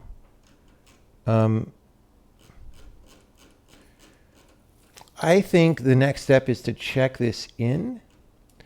And then figure out why we're doing so many array ops, which are like Call of Duty Black Ops, but blue here. You can see they're Call of Duty Blue Ops. Anyway, so like code view write compilation unit 36. What was it here? About the same, like a little slightly faster, right? But again, that's probably noise. So I don't think we impacted very noticeably. Oh, we didn't have a hook for that function back then. I mean, we're like plus 1 millisecond, but again, it's all noise at that point. Can compare two timelines. Okay, I don't know how to do that.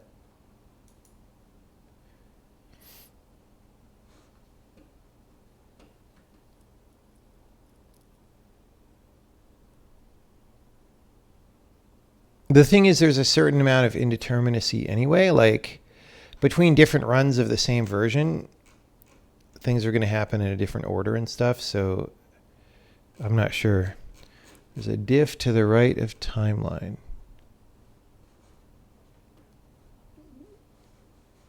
Oh, I see. How do I know what it's diffing from? The previous one?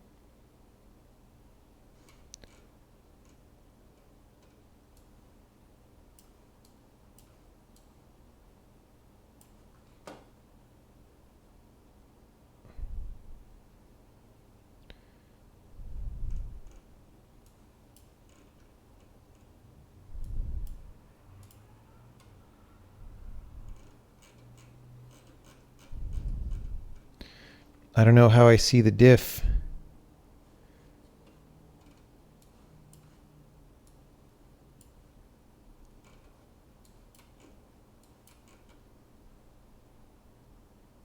Wait, this is the same. This is the same run twice. Why did it double pop up the same run twice? Oh, I see. So like, okay, hold on. If I do that and then that, no, it just pops up the same one twice. Why?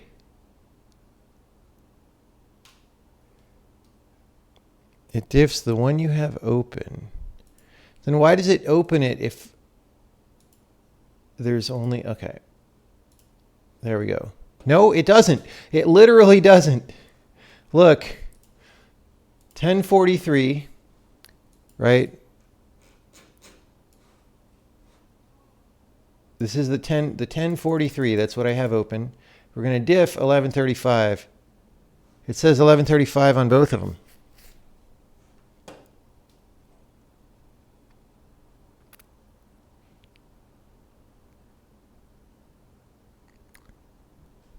Close one, you'll see a choose session. Okay, that's okay. That's weird, but I could get used to it, I guess. But am I just looking at them next to each other, or like what happens? I don't want this. I want message export 3. Shut up, shut up, shut up, shut. I just want message export 3.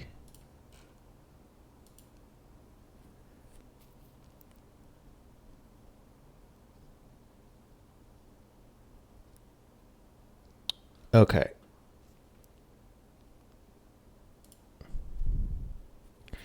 What are we diffing here? No, not message export. Sorry, I'm stupid. That's not what we're looking at. We're looking at this. Prepare code and symbols. That's in workspace 3, not message export 3.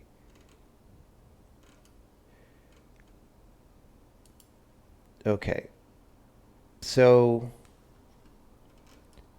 I don't know what I'm supposed to be looking at here.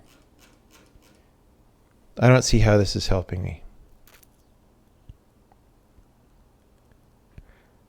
I ran 2 in quick. No, I closed one of the ones I ran.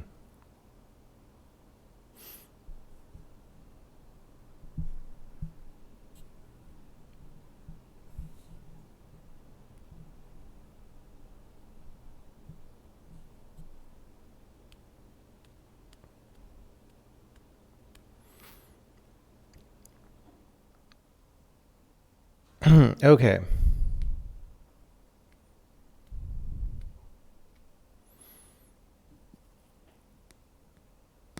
I don't know, like, this is not helping me.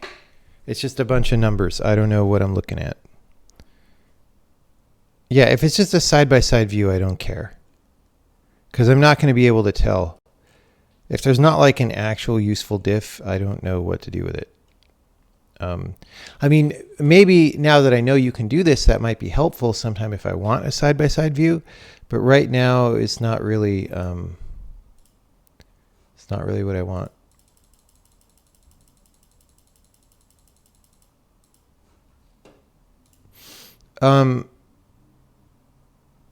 Okay. So I think I want to know, even though it's not directly relevant to the question of parallelizing this code, I want to know what some of this mess is and if we can avoid some of it.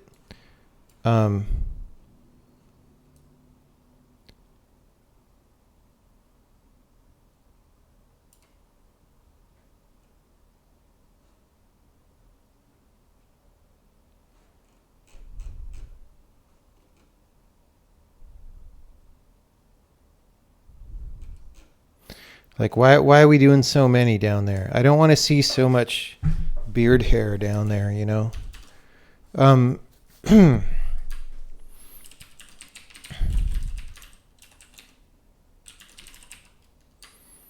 So this happens in every struct, which there are quite a few of them.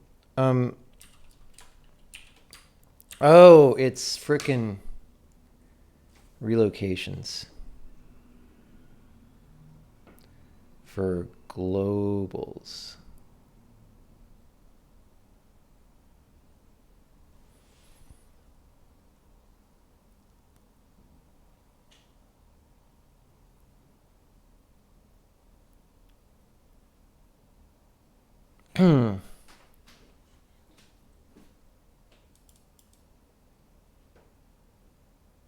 So this is this segment, right?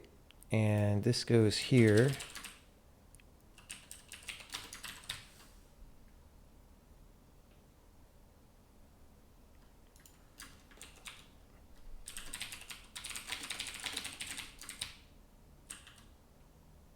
So here we just loop and do code view write globals. So like we actually know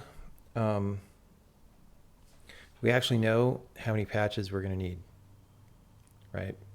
So we're doing these like auto expanding array adds when we don't need to.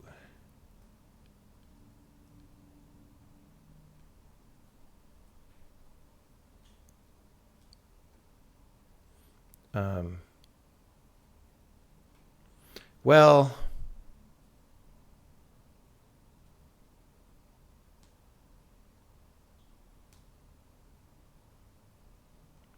not necessarily, actually, because there's maybe a lot of import links. We could just reserve anyway.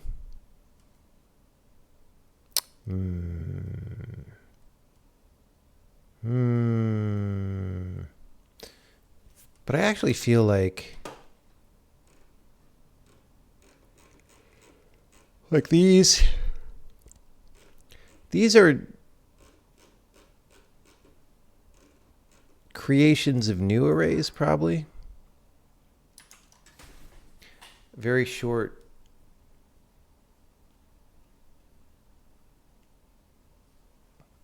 Let me just put a thing on code view write globals. Right? So that'll be good.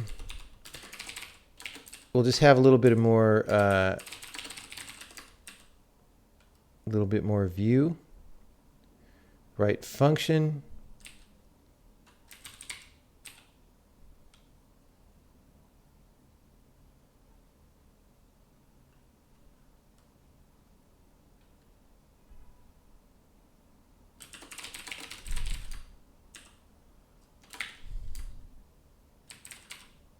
Okay. See what that does.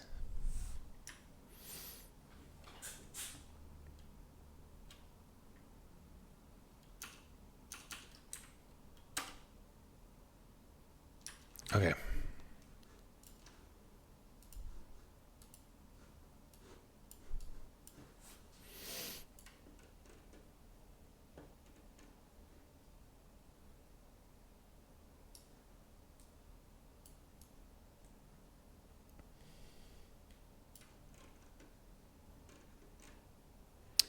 Okay. So write function does some of this at the beginning. That's interesting to know.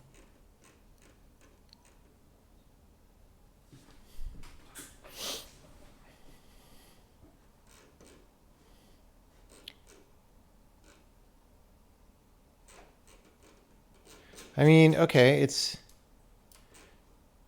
mostly write function and a little bit globals. Actually, there's a fair bit of globals.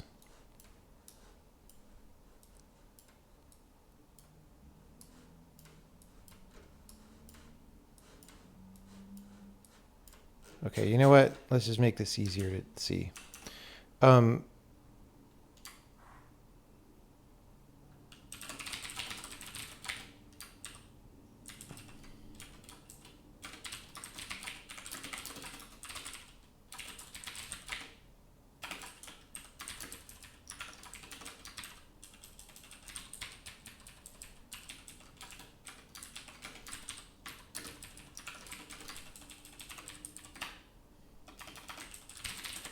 Application scopes, loads,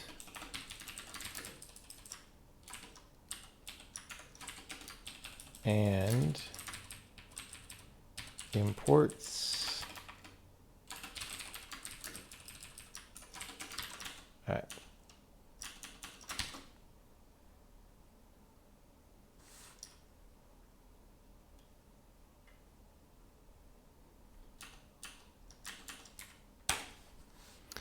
Cool.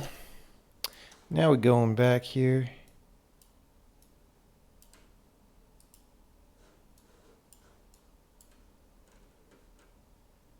Okay.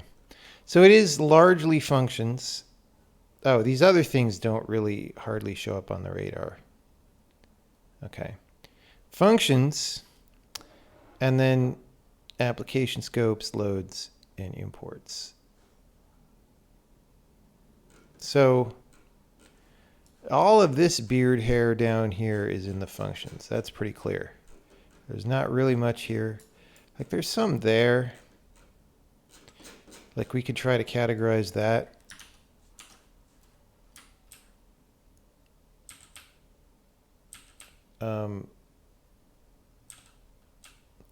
This is files, subprograms, and why are we doing loads twice? Okay, so this is probably some of that, I don't know. Why are we doing loads twice? What is happening there? This is object writer program scope info.loads. I see. So this isn't writing out the file names. This is like everything. This is every file scope. So let's call this file scopes. Okay. So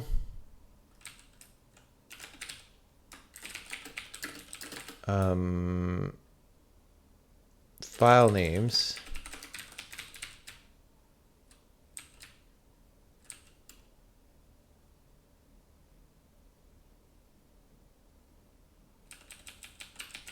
file checksums,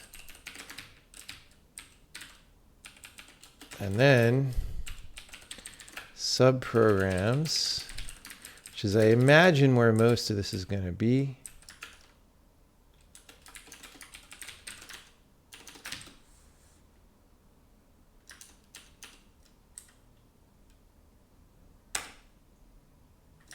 All right. So, timeline.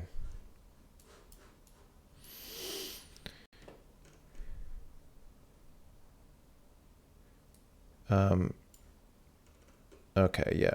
So subprograms plus write functions is the vast majority of this, 90% of this block. Although a lot of this is prior to file names even. So wait, what is that? What is all this? What is all that?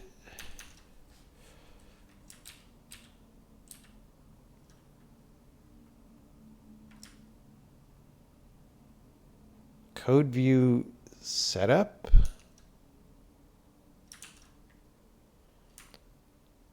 What does that even do?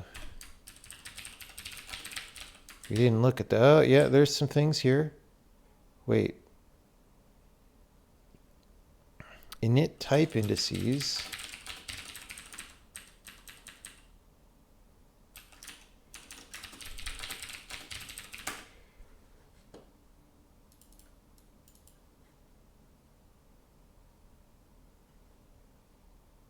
We get some memory.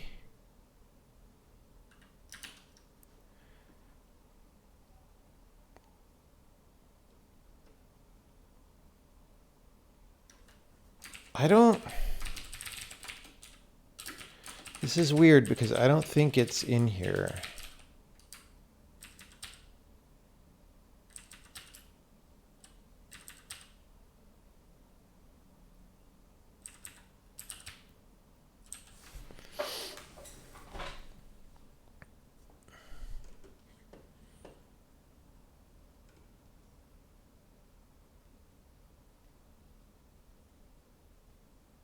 But it has to be. It actually has to be. So let's confirm. Confirm.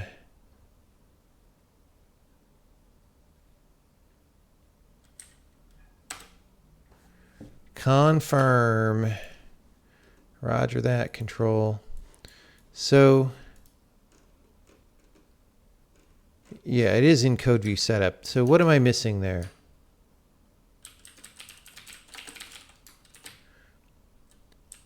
Init type indices, code view write type info. Those should be small though. Like I kind of,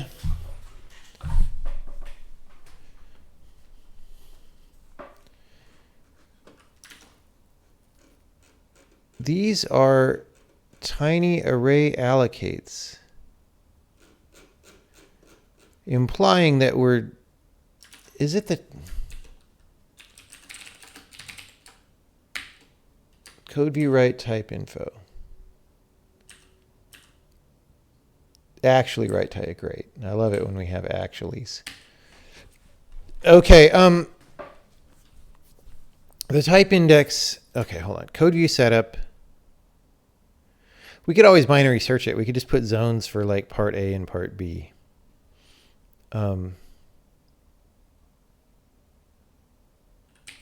Init type indices, right? That was this thing that we just looked at. It does a memset, but it's not doing a bunch of array operations or whatever. So I feel like whatever is going on has to be like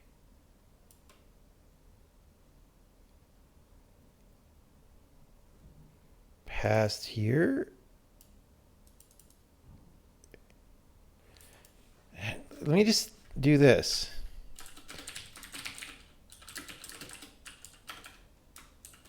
Write type infos. Because like what? What? Excuse me? Excuse me. Excuse me. Excuse me, sir. Where are the type infos, please? I would like to know. Okay.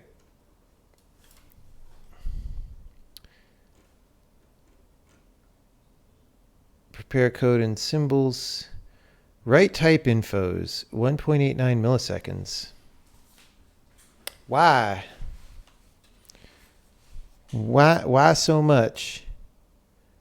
Why is that's almost an entire frame of rendering? It's not the set code view index of types, because this doesn't really do anything. I hope not, and this doesn't really do anything. So it's got to be writing type infos. This is for string. This is for this. I bet it's here, like, because the context uses a bunch of other types. So assuming that this is recursive and like writes out all the other types,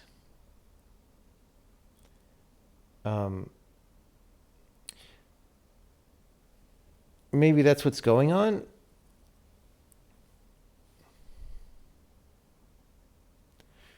But that seems like it might be wrong. I don't know. Like, why? I thought it was a pretty flat representation.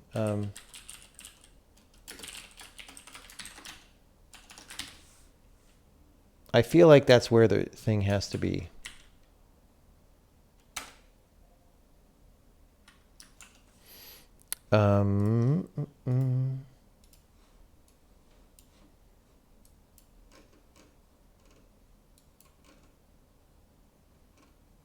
Context type. Look how much shit that's doing. Why? We're gonna step into it. We are gonna step into it to understand.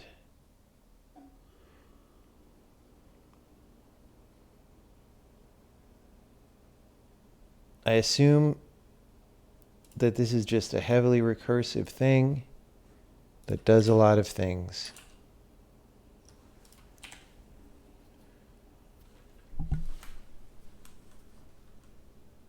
Okay, so write type info. Code view index. Not initialized. So we actually write, oh yeah. So what's happening is this is triggering us just writing out a bunch of types. So what we are writing right now is, well, starts with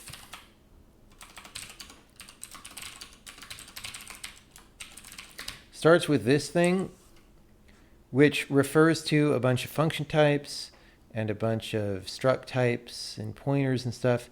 And then, so what's temporary storage? Well, we're going to recurse down and probably write that out and all these things. And so now I still don't like how many array things we're seeing down here, but it's not that surprising that we're going to do a bunch of types. And then down here, we're probably just doing a bunch of types that we didn't get to from here. Okay, so we understand kind of what's happening.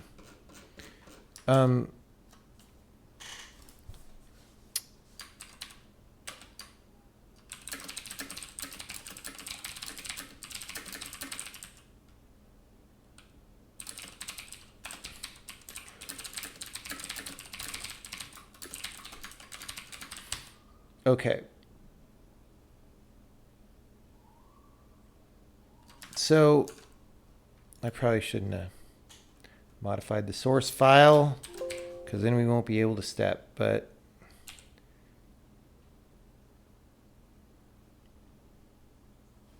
if I go here and then I go to array allocate, which is where our little zone thing is popping up,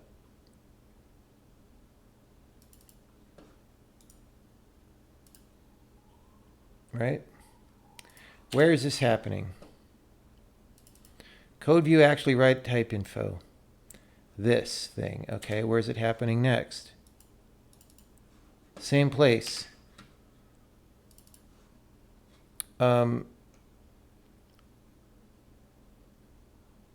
Type array. So all of these are like local arrays that we just use for the function, and then we don't need the memory afterward, right? So we could just put this somewhere like more globally or whatever, right? If we even need these, right? So we have two main culprits so far. There's this type array and the declaration and code view type array. Let's look at more. Type array. Yeah, it's these two. It's these two. Always, always, always. So this is pretty fixable. It's pretty fixable.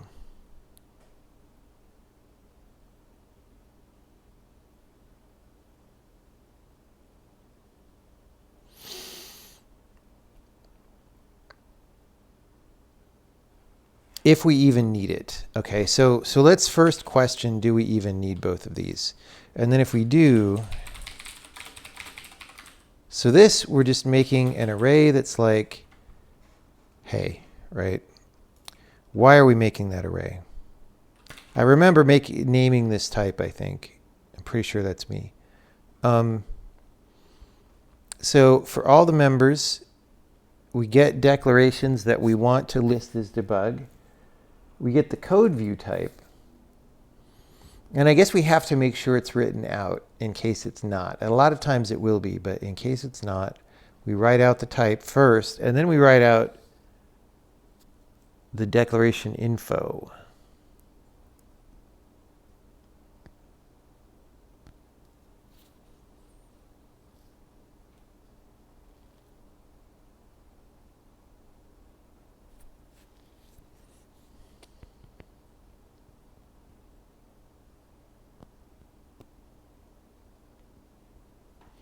This is like, yeah, I don't like this. And then, you know, we need the types. Yeah, so we want to write out the types before we write out the field lists. Okay. Here's all we're going to do to get rid of this beard hair here is the following.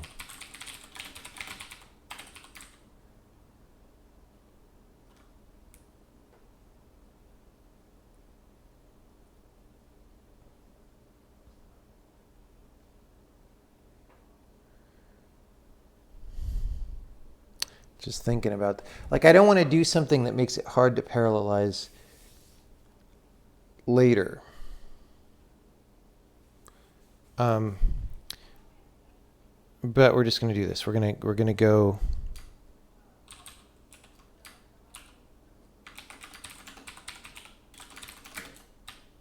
this thing.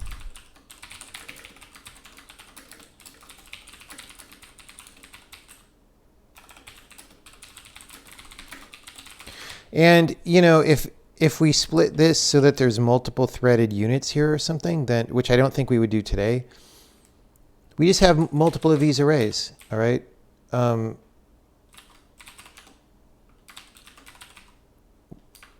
Debug context code view, where is that defined?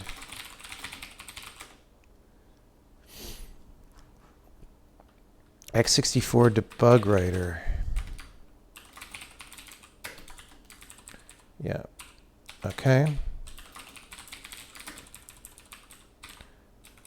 Okay.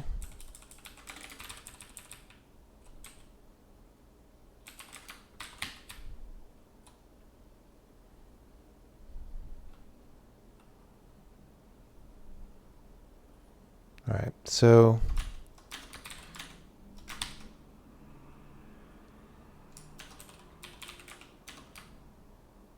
let's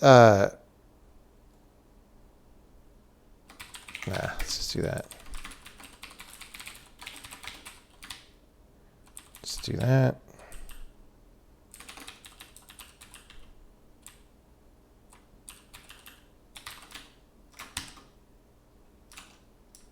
Okay.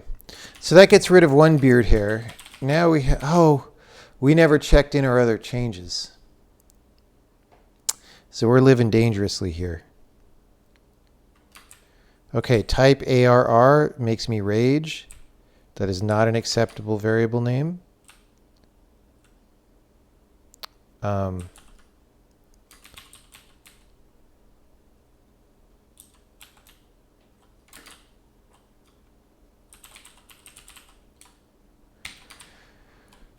Mid procedure type array. I don't know. We'll figure out a better name for it. That count is 0.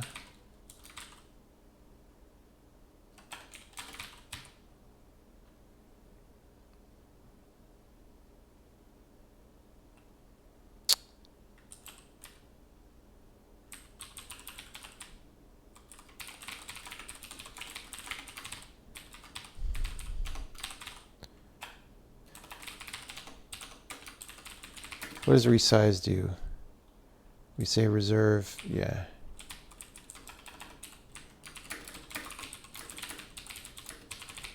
Will not shrink memory if it is big enough already. Okay, so we do that.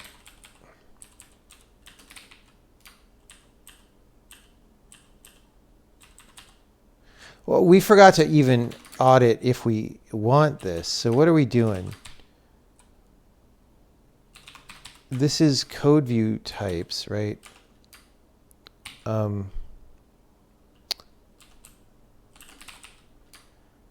So we're setting for each declaration.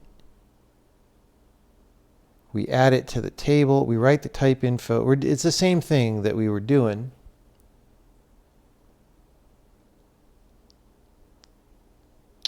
And then we just write it. Yeah. So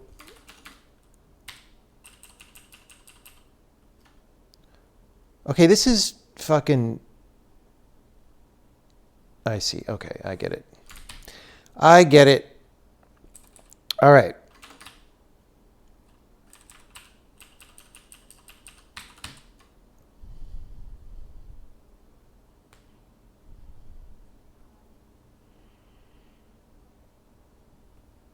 Yeah, we basically, we're just buffering it up to write it later. Okay. Let's get ready to actually check this in because we're racking up a lot of changes. Let's do that. Let's run some tests.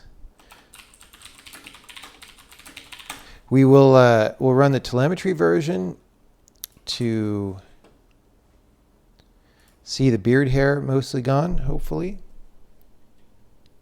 which will be nice.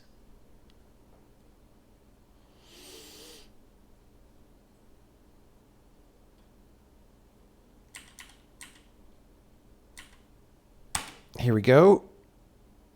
Let's look at that. Let's look at that now. Timeline. Boom, boom. Code view. Yeah, okay. So now, down here where there was tons and tons of beard hair, there isn't anymore. There is still in write. Oh, no, because these are individual write function calls that we added. Yeah. So we got rid of all the tiny beard hairs almost completely. Does that affect the runtime? I don't know. Probably not by much, but it might by a little bit, actually. Let's just bank a few numbers here. 743, 738, 748, 737, 735. I don't know. It's noisy, right? So I feel like we're above 735, but we already said 735. So let's just stay there. So it didn't have a huge effect on anything. You don't expect that, right? Because when you look down in telemetry, you just saw tiny, tiny little hairs. So it's not like any of those calls was individually taking a lot of time, but we probably reduced memory use significantly. And we cleaned it up a little bit. We took a little bit less time. And that, again, we're doing a bunch of just incremental things to make our job easier of getting this parallelizable. I noticed Raphael's in the chat, so I could actually ask, assuming that my plan, if he's listening, I noticed he typed something, but assuming that my plan is to take this code view write compilation unit and try to break it into 3 parts, like the part that we do at the beginning no matter what, and the part that we do at the end no matter what, and a part that we do in the middle that like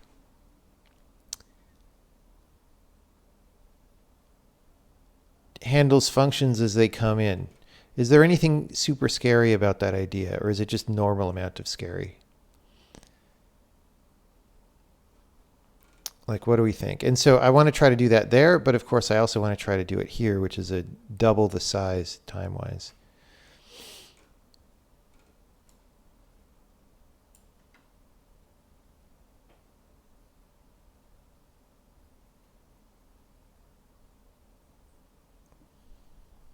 It was weird how Superliminal was saying that they're an instrumenting profile, but it's a markup profile. It's like a different thing.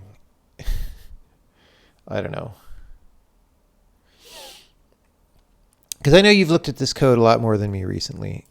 There's all this stuff about we have this global registry mapping of types to code view, and we save out those types as they come in. Like, I guess one question is, does it matter where the types go? Because we have all this stuff like,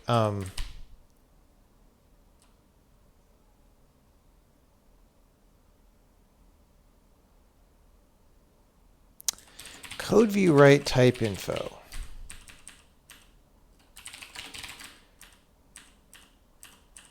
So many calls to this. So we basically say, do we have the index already? If we do, we return the index. Otherwise, we call actually write. And I feel like one of the things that's making code a little bit awkward, even without threading, this might help it, right? Because there's this thing that we do in all these functions. It's like write the type info outside the loop of the actual data that we're writing, because we don't want the type info to like contaminate in the middle of the thing, because the format doesn't want that. But if we actually always write the type info to a separate buffer and then just refer back to it, isn't that cleaner? And then we don't have to worry about this. And we just like concatenate the buffers later in the right order. Like, does that work?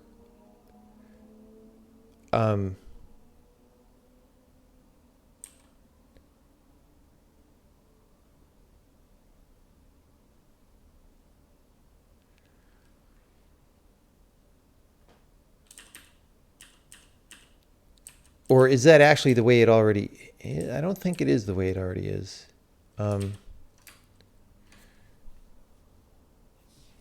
So actually write type info writes things into the, well, there's type info segment.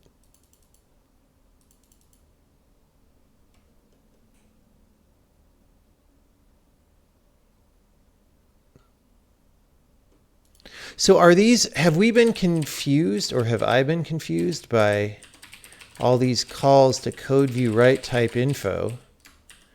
Because it sounds like it's writing them inline of these things, but it actually isn't. So like, for example, the whole reason, so we're building this array.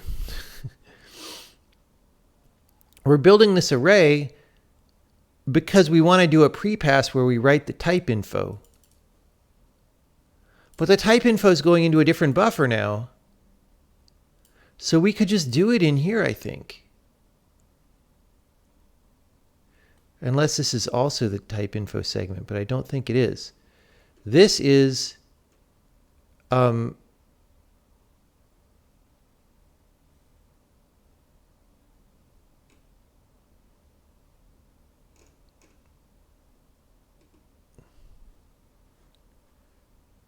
Oh, it is the type info segment.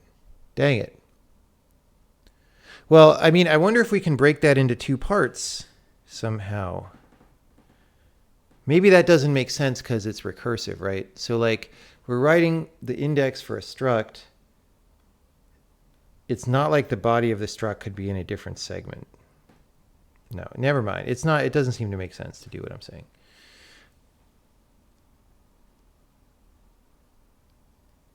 There's lots of right things if you need them calls that might be a pain to parallelize.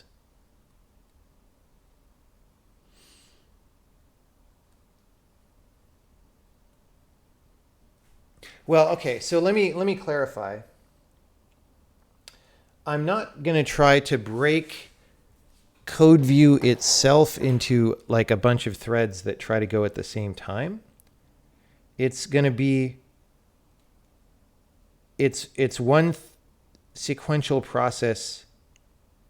You know, like all of code view is still one sequential process. It's just we start it much earlier and we do things as they come in, and all of that is in a separate thread from the rest of the compiler, right?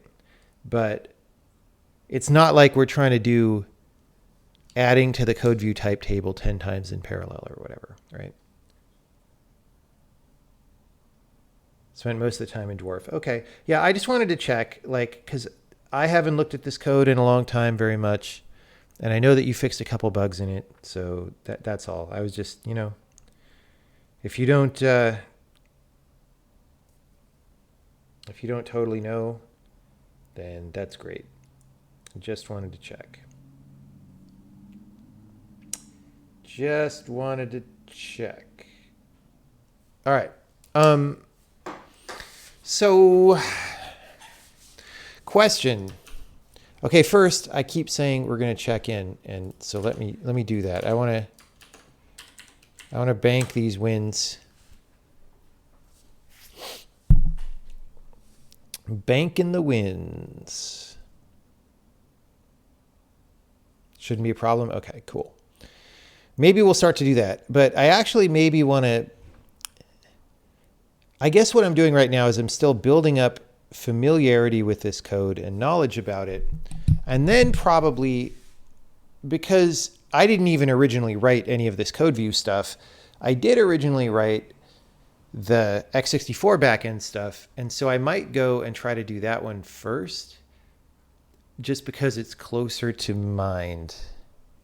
And then the code view thing will just be a non-parallelized chunk at the end, and then we can go in and try to deal with it.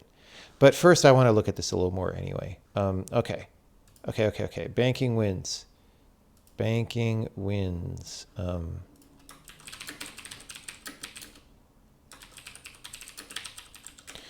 Oh, we didn't check in all the way back from the message. From that, the whole stream has not really been checked in. Message exporter hash table speed win. All right. Boom. Get some water.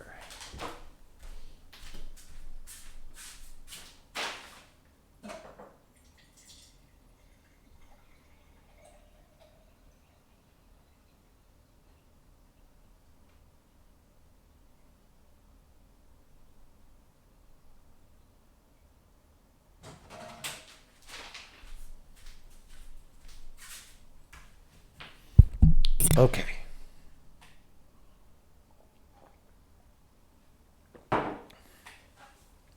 I mean, it's a similar question for Dwarf too, really, right? It's just I'm profiling the Sun windows right now. Okay.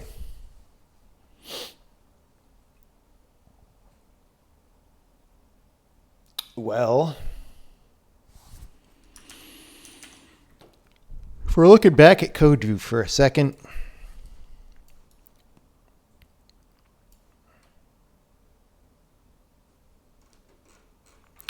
we're doing code view write function a bunch of times. It seems to be somewhat fast for most functions. It's just there's a lot of functions, right? Once in a while there's, oh, that's globals.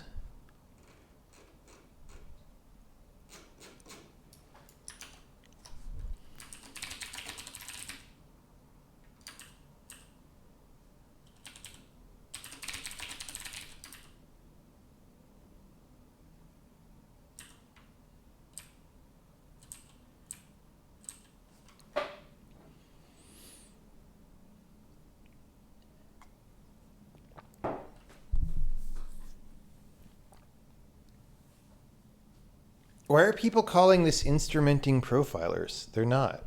Profilers where you manually yourself mark up your own source code are not instrumenting profilers.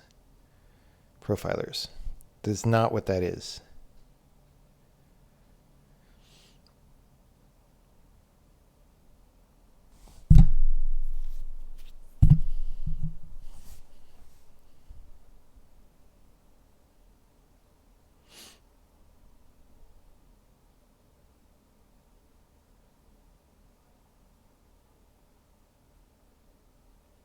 Profilers that need it's not even instrumenting, it's markup. It's a different thing. You've only seen them referred to that way. It's instrumenting profilers. I mean, maybe again, this is one of the things where the arts have been lost. And so people use the wrong term and we have to come up with a new term. But instrumenting profilers are profilers that modify your executable to insert instructions into the binary that do the profiling for you. That's what an instrumented binary is.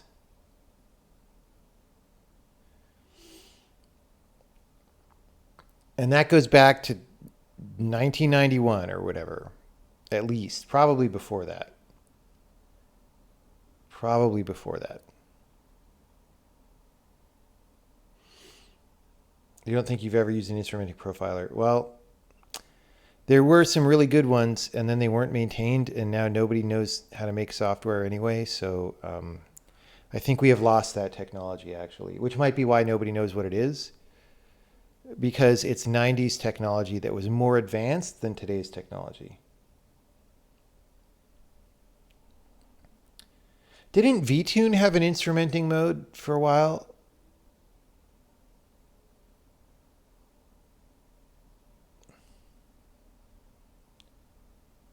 Now you think they're referred to as sampling? No, a sampling profiler is different. A sampling profiler is there's an interrupt that runs. This is why you can't sample more often than 1 millisecond, because Windows doesn't let you do it. There's an interrupt that runs, and you break the program every millisecond and see where it is. That's a different thing from an instrumenting profiler.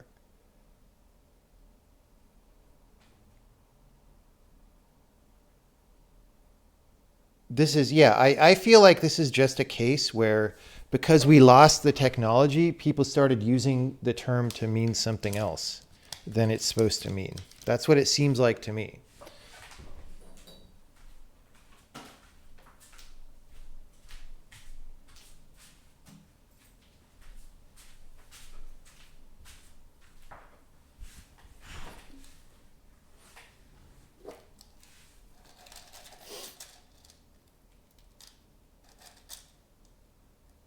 The max frequency for sampling profiles is 15 milliseconds.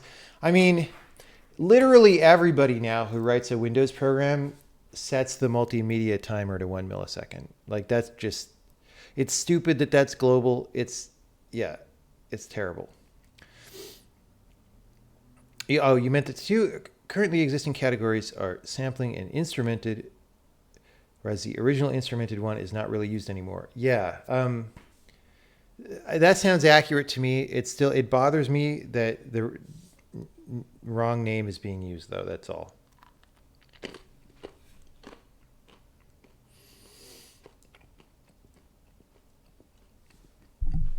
That's all.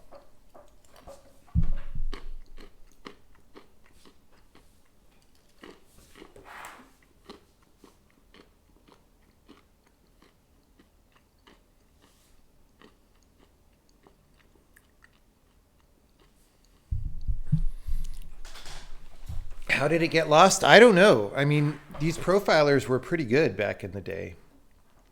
Like, they were really good. Wikipedia distinguishes between manual instrumentation and binary instrumentation. I mean, I guess the thing about so-called binary instrumentation is it's a lot more thorough and automatic.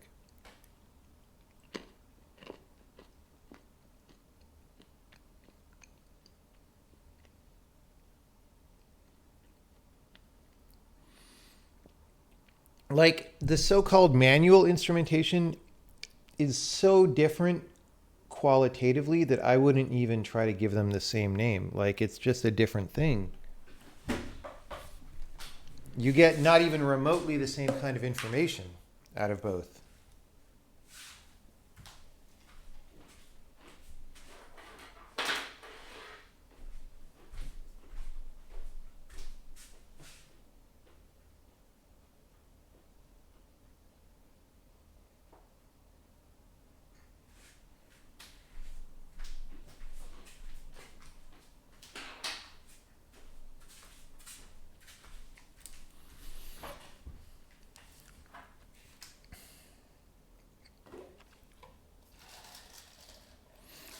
And it's not that I think manual instrumentation is bad. Like I'm using it with telemetry, right? So I think it's fine. It's just, it's a different thing.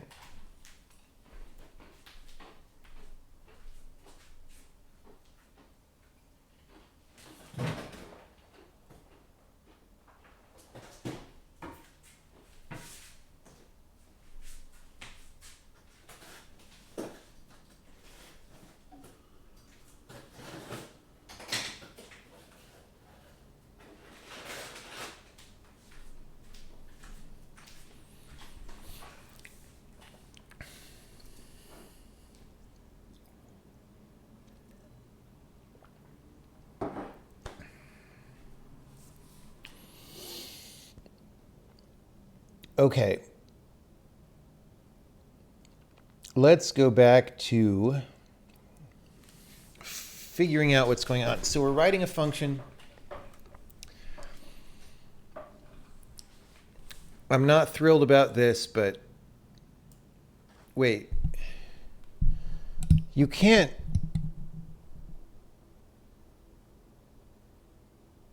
I see. Okay.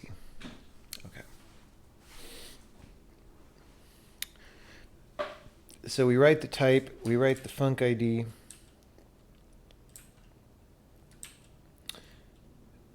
Add string.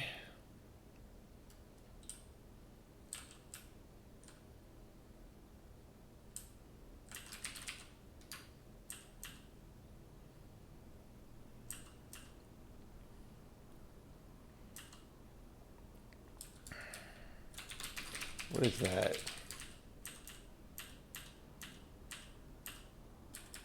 Oh, that's to the concatenator. Okay, yeah. All right, we ensure some space. Record length, frame procedure.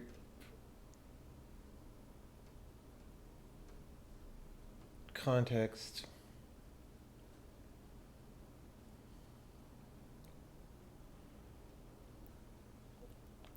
Lexical blocks. Like why?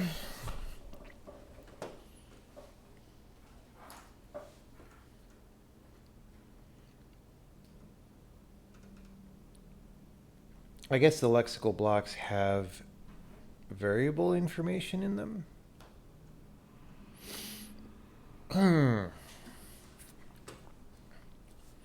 So like all of this could be done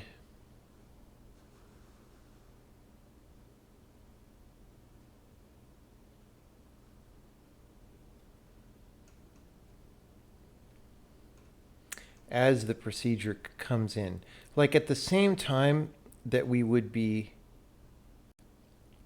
making the actual code for the procedure, we could do this. Because this doesn't even need any output of that, it looks like. It's just the lexical blocks and stuff.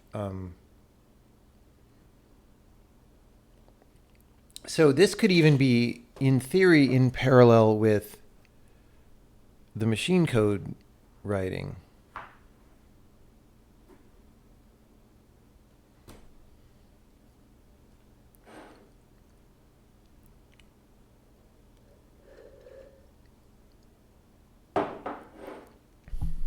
Okay.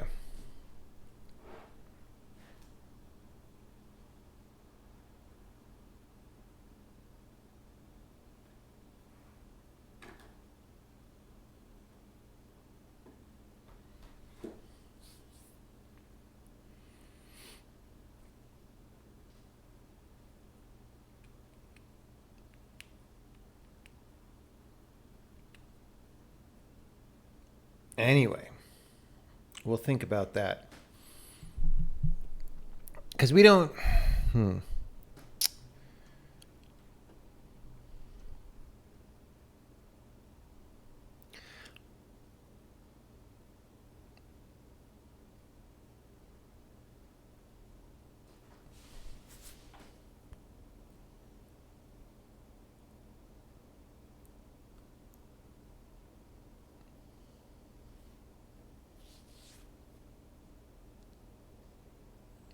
Yeah, so this code view right function,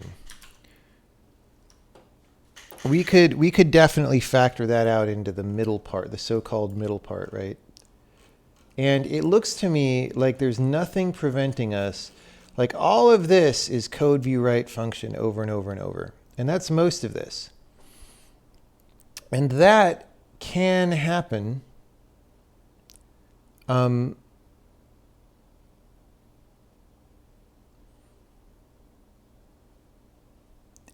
Streaming as the functions come in, which is one of the prerequisites to them being parallel, right? So that's good.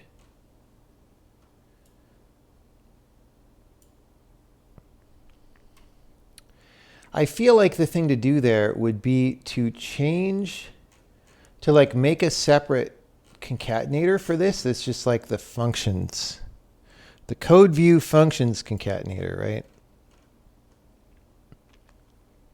And then we just jam that back at the end, right?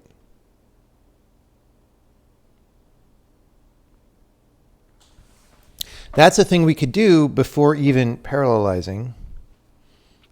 And we could also have one for globals or something, right?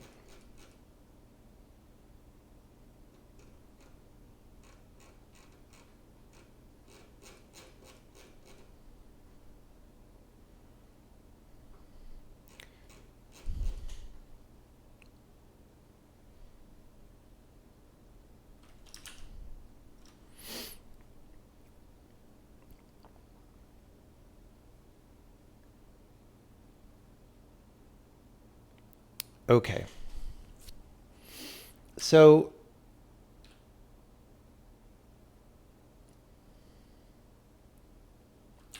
this is, there's like a debug info segment and a type info segment.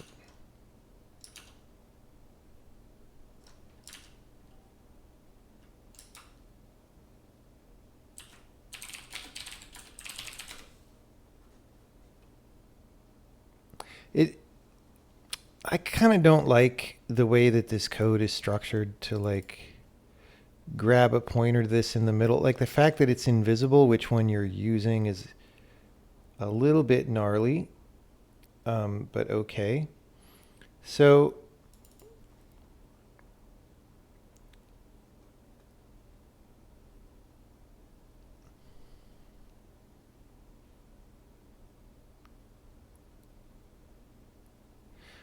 yeah, basically here we go, just write compilation unit and then write these things out.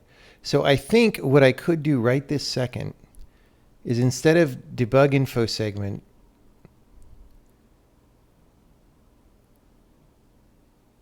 we get more specific. Like here's the function bodies, here's the globals, and then the type info goes after. That's so funny. Maybe it doesn't matter. Oh,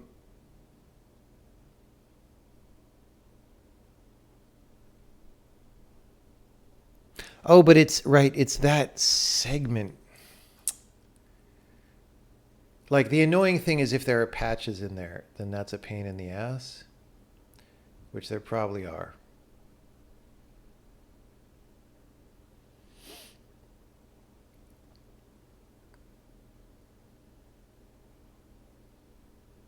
Okay, anyway, let's actually break this into a couple of pieces.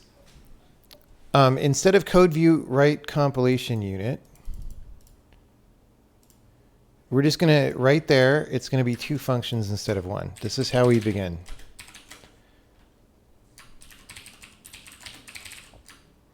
So we're going to say code view start,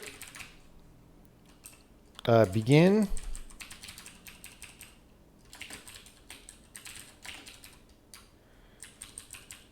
We're going to go three things: middle, and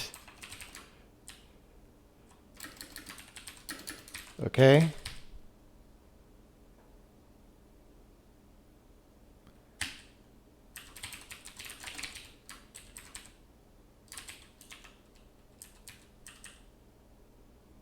Why am I not in the file? Okay. Okay, code view. And we're just going to go like this: begin, middle. And the reason I'm calling it middle with a stupid name like that is the middle part is eventually going to be much more granular as functions come in, and the begin is going to happen much earlier and stuff like that. Okay, so right compilation unit, we're going to go begin, middle, end, right? Begin, middle, end. And actually, this is going to be middle. Let's actually put end by begin. Okay. So already it will do the same thing because we're just calling these three functions in a row. But let's move this stuff to the begin, right? What's code view setup do? That sounds like all stuff that should just be in begin anyway, because it's only called from one place. So let's just do this. Bam, bam. This is all going to be things that we can do or must do. Wait, what's happening? Things that we must do before we can handle just streaming data that comes in from the rest of the compiler. So instead of calling code view setup, we're just going to get rid of that because it's essentially the same as just code view begin. We're just going to paste it right there. All right. Now, so we write out the version. We init the type indices. Okay, this is actually a problem. Because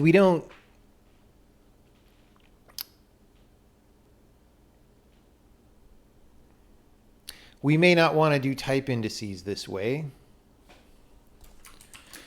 The reason this is a problem is because we don't know at the beginning of compilation how many types there are. And that can change in the middle of compilation, right? And so we need a more flexible running way of mapping the type indices. That said, I don't think we necessarily need this, but anyway, we'll take a look at that in a minute. I'm tagging it no check-in because it's an affront to parallelism, is basically what I'm saying. So we add some stuff to the type info segment. We set indices.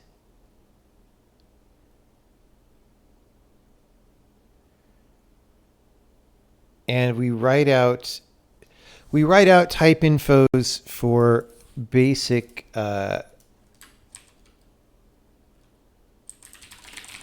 for a couple of basic types that other people are going to use no matter what. That's fine. Okay. Code view end compilation unit. What do we do at the end?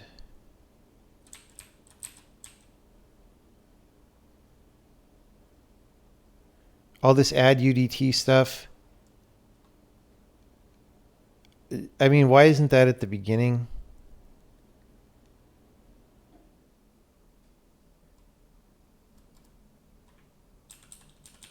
I don't know. Symbol section start pointer. See, this is hard to factor apart.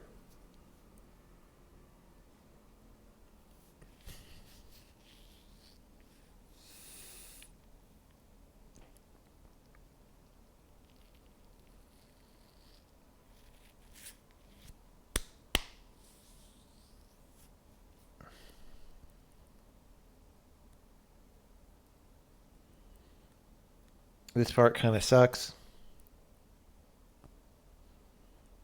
We'll put this all in end.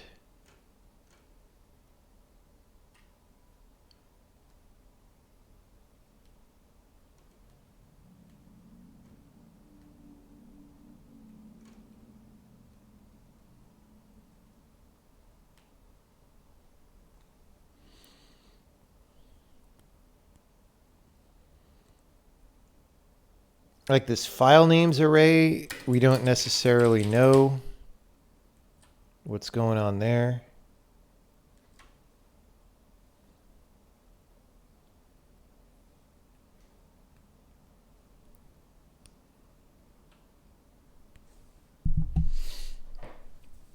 Right?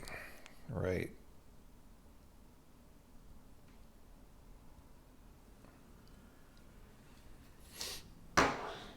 Okay.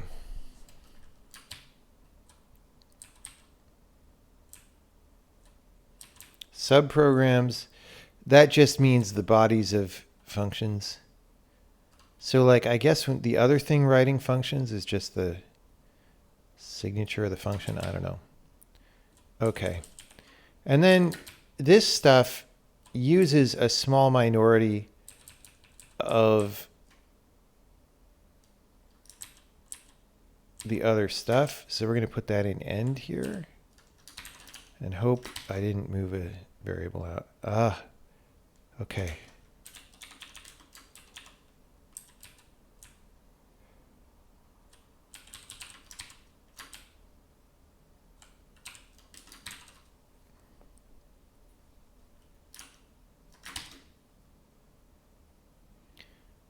Okay. So let's put tm function so we could see these. Oh, that's got a function. And we really didn't change anything, so we expect this to work, hopefully. Right, so we should be able to run the game after, and it compiled. There are two tm functions. What? You are correct. Let's get rid of that. Made some gains, line of code. All right, so 1244 timeline.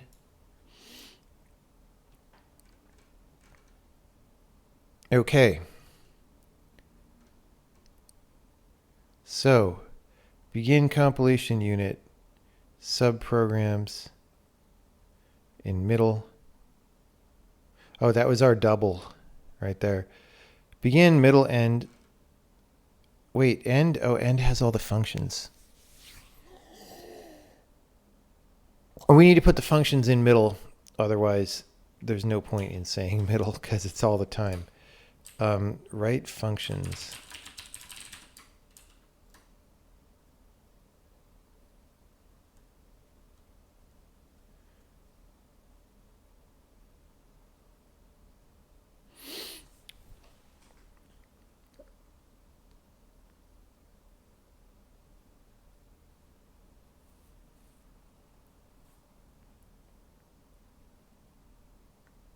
Okay.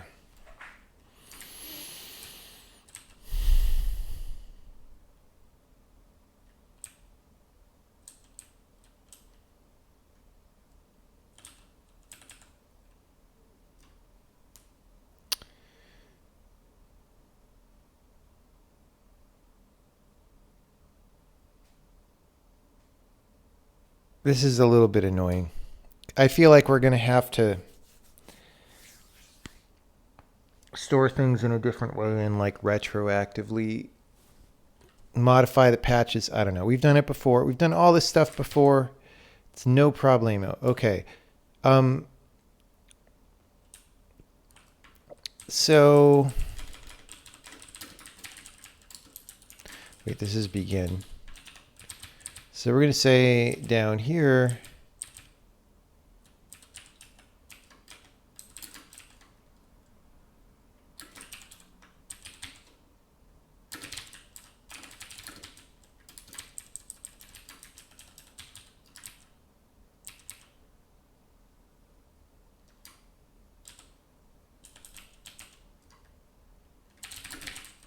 This stays open until the end of compilation.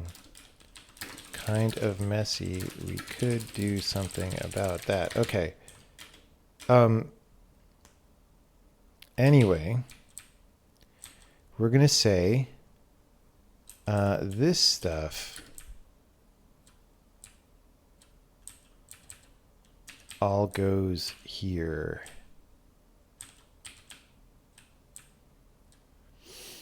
And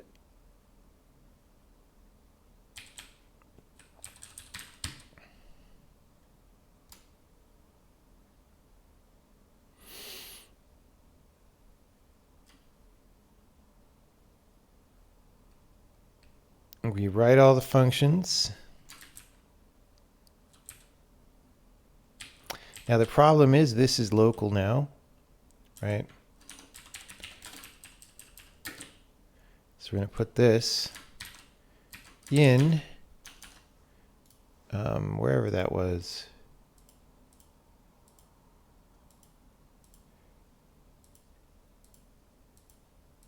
Come on, bro. Why you go? Oh, because we went through there a million times. Find results. Type info segment. There we go.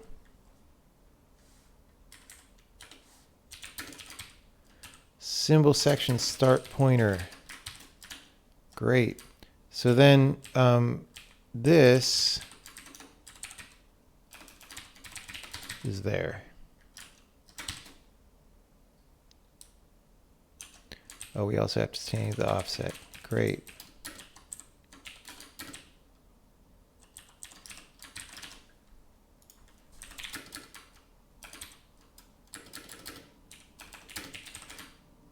Why did you...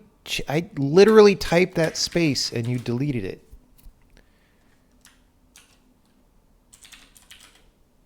Okay.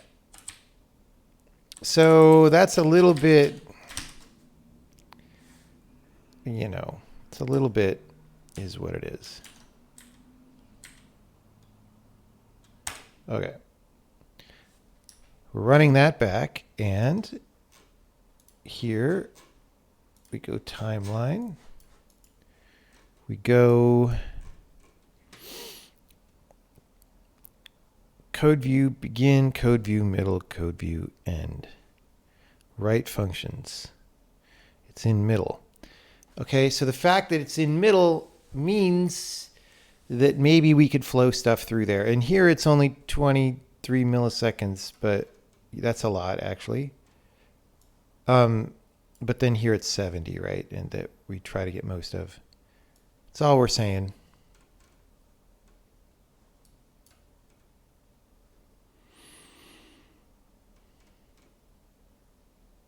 Okay, so now the question is, can we move code view begin much earlier?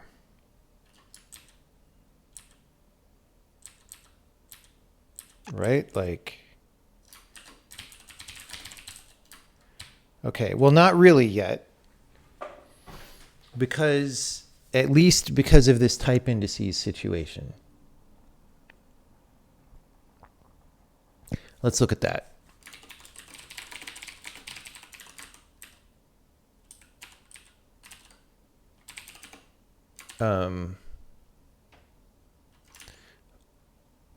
What file is this?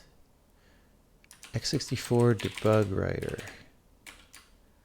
Init type indices. So this assumes we know how many types there are. We set them all to -1. Type index per compile time type table entry. But we already have this in the extra data.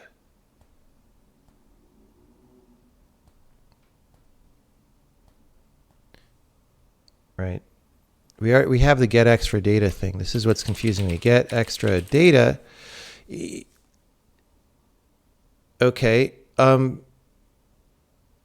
I see. So we're just saying code view index is stored in a different place. This is related to what I was talking to Casey about, where I was like, at the time, you know, I was like, well, you kind of want to store, for localized systems, you kind of want to store your information separately. He didn't really seem to think that that was necessarily actually helpful. So the thing that we could do is just put this on the type info extra data, and it becomes more parallelizable, right? Because we don't have to have this extra array that we know how big it is, or, you know, or resizing all the time or whatever. I mean, I guess we're already kind of doing that with the type info. I don't know. This is a weird issue. It's a weird issue that prior to last night's conversation, I would have just assumed that this is the right way to do it in some sense, and we just have to knuckle down. But like, you know,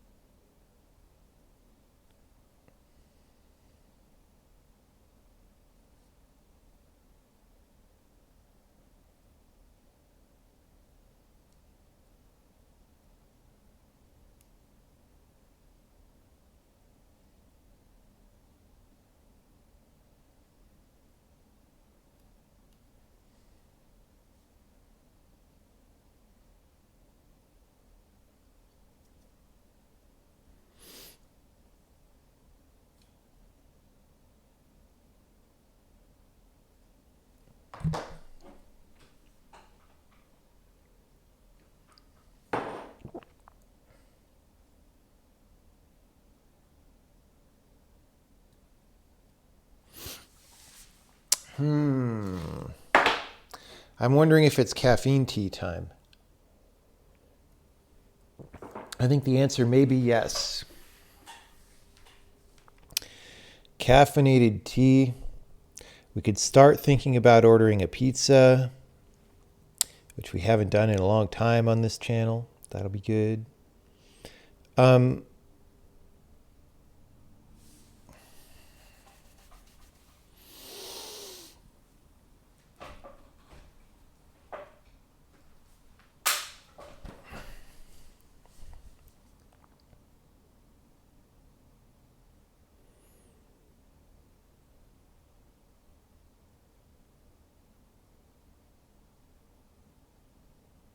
Very appropriate shirt. It is correct. This is the pizza day. Very appropriate shirt.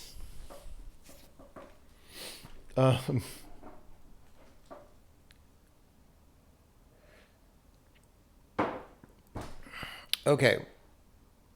Yeah, I think we get rid of this array, and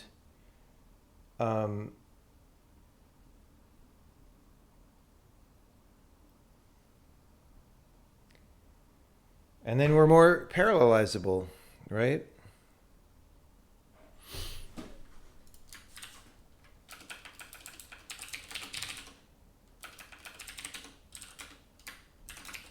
Extra data. Padding.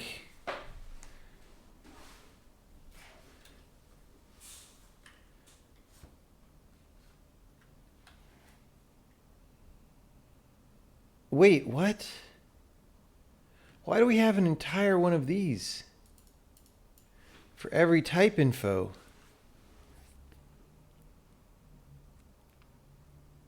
Oh my gosh.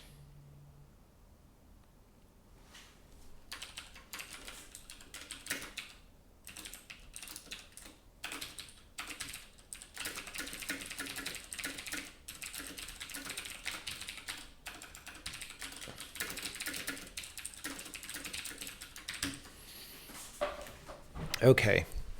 You really only want that for struct types that have constant storage.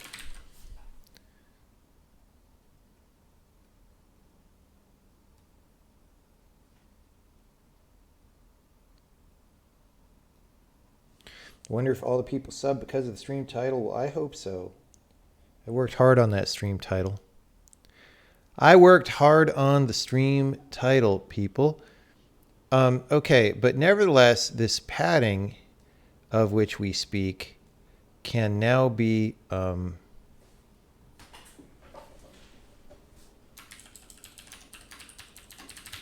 backend type index for code view or dwarf.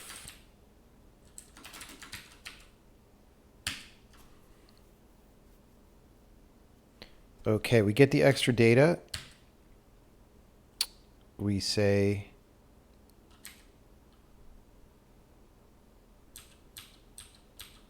code view index is extra arrow backend type index. We're going to do this. We're going to do that. If it's not equal to -1, forget the F's. Actually, no, we'll do this.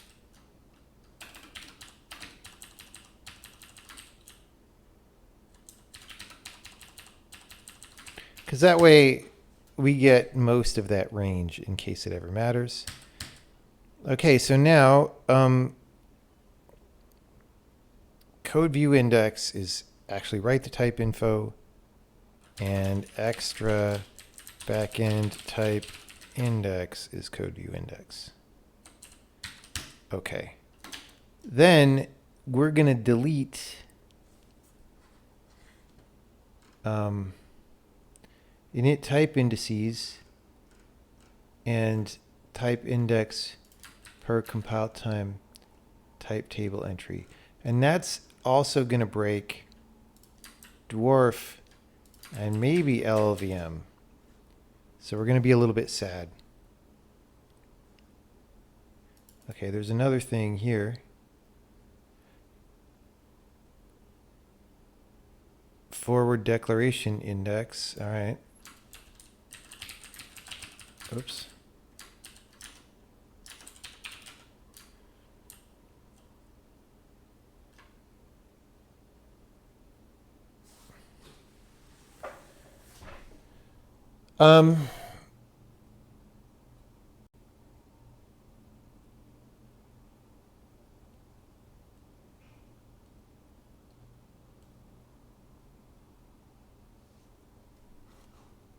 Right, so hopefully we don't have an extra here.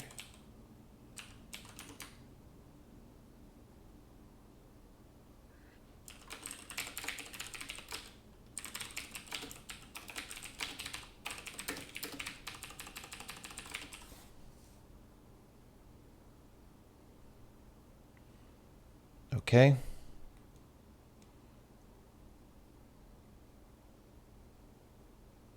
Code view write struct.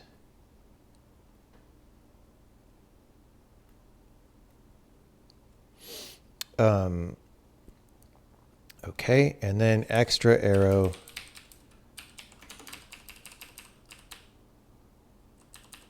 equals declaration index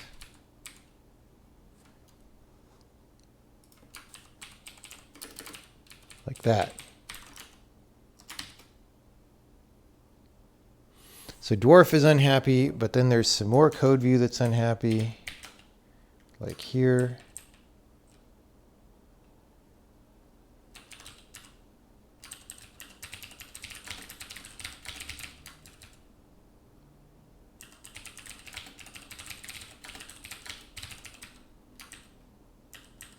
Okay, so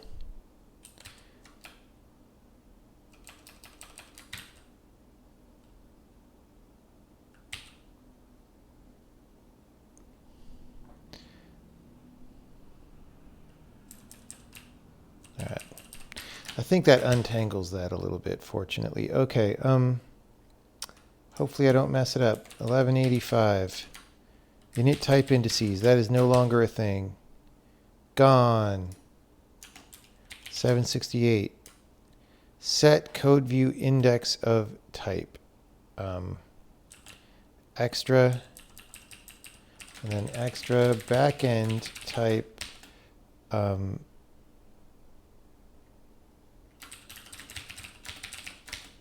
Index equals code view index extra.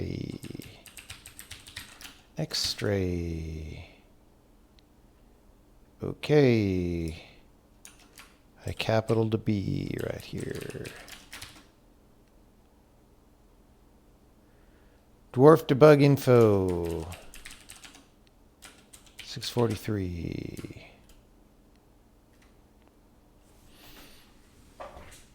How much could a large SF pizza be? It could be $200. I'm sure I could find one for $200. It would be 200,000 rubles. Is how much it would be.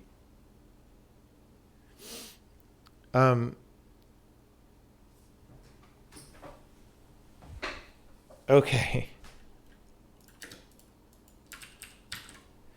Like, I forget what I got the other day. What was I getting? What food was I getting? I got a hamburger and fries at the place right here near my apartment. And it's like the fancy butcher shop that also does hamburgers. And it was $45 for a hamburger and fries. I'm just saying.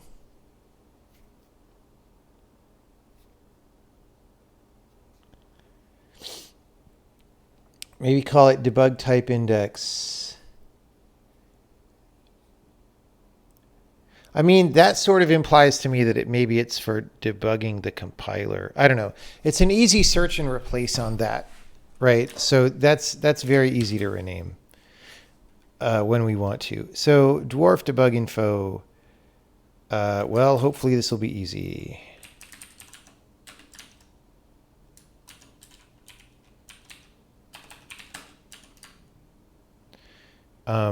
Same thing, right? Extra. It's basically a copy pasta of the same function, right? Type info.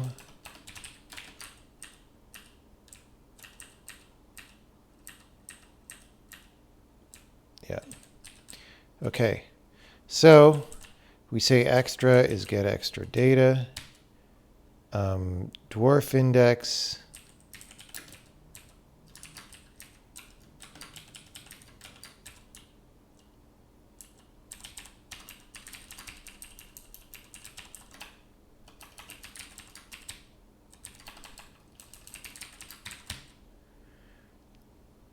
Literally exactly the same function though. So like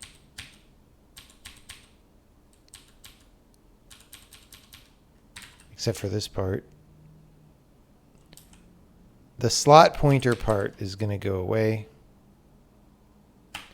because we don't need that. And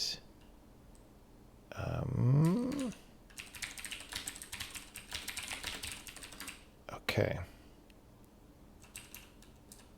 And then the slot pointer part is also the same.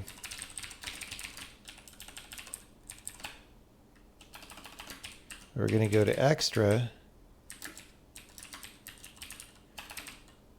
Wait, we don't do this forward declaration on dwarf.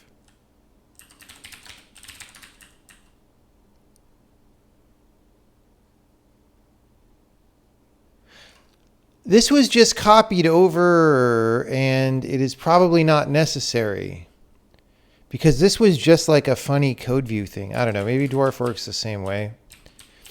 Anyway, and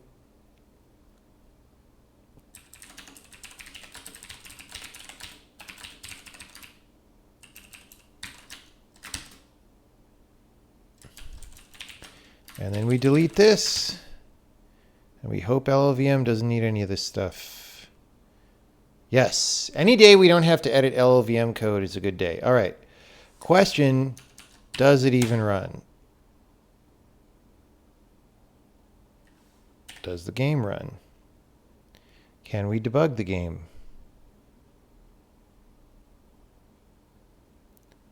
You only need that nonsense for code view. Yeah. So so the dwarf code is a little bit more complicated than it needs to be in some way there, right? Let's actually put a comment there.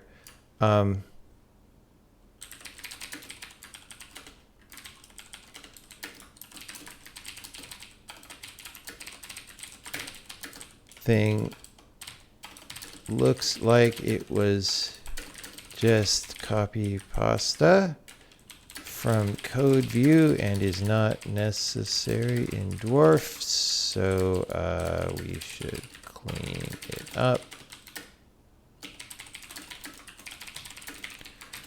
Okay. Now what? I want to make sure I can debug the compiler. And then we'll book the wins and order pizza.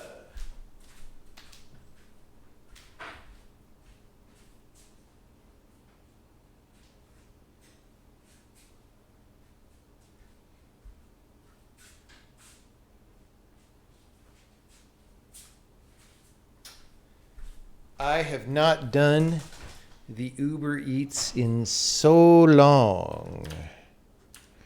So long. All right. Soko debug.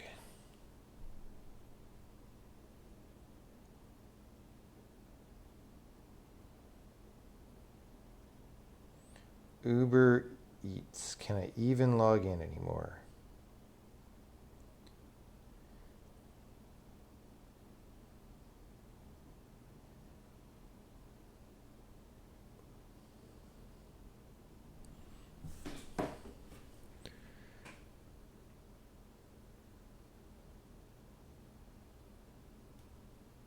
Yeah. Good night, man.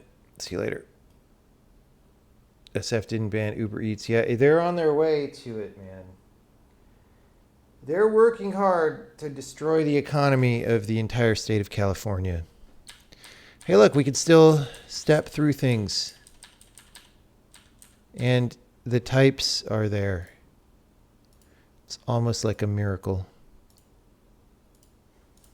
Almost like a miracle food.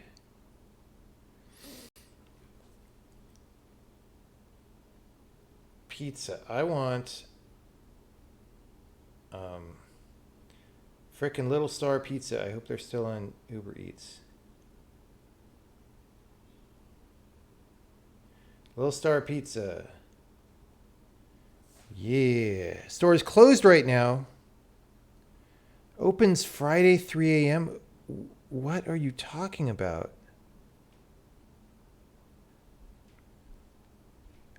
How do they not serve pizza on Sunday? Or are they just like not on Uber Eats?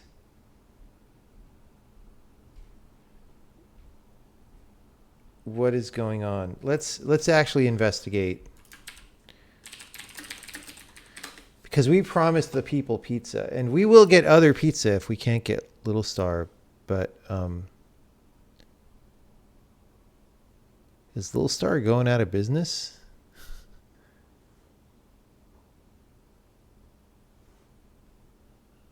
I mean, it says open here.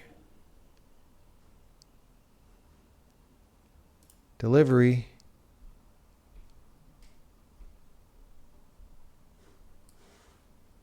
Delivery.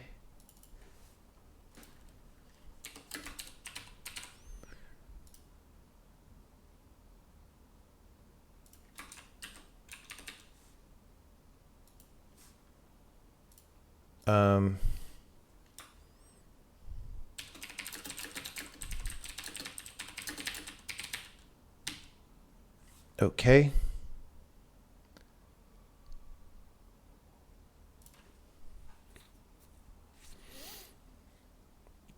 $41 to 51 minutes. Well, it looks like it's going to take my order, so this is going to go. Here we go. We're going to build our own deep dish pizza.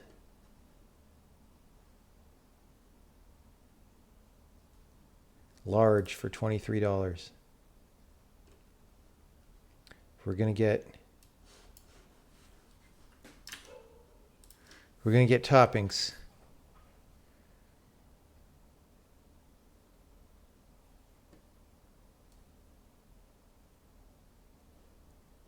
Did you just see $25 pizza? Probably. Fresh basil. Do we have roasted garlic?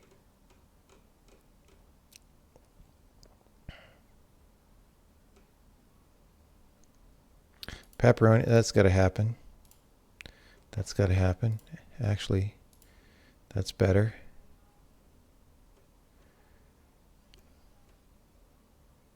Sun-dried tomatoes, roasted garlic, cheenies. Yeah,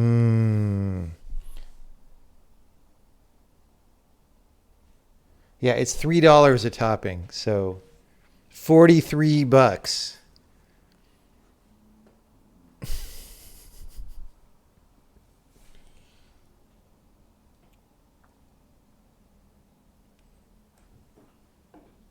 Bay Area prices is right.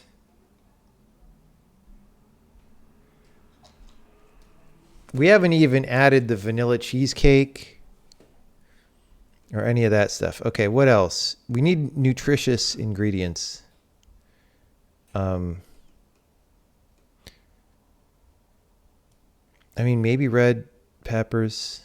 Oh, we got roasted red peppers, right? Oh, no, we got sun-dried tomatoes. Why is red bell peppers twice? It's red bell peppers and then red bell peppers, period. This is for those people on Twitter who say something, something, something, period. They get these red bell peppers. Everybody else gets these red bell peppers. Right?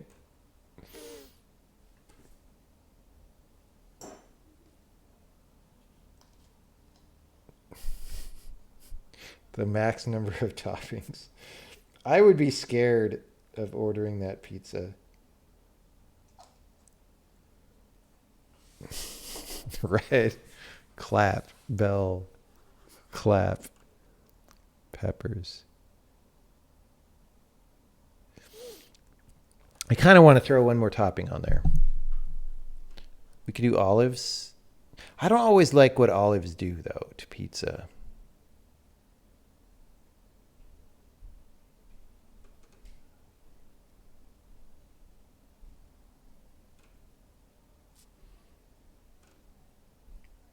Black olives, mushrooms. These are options that we could do. Mushrooms are great. Anchovies are out. No, zero anchovies. No.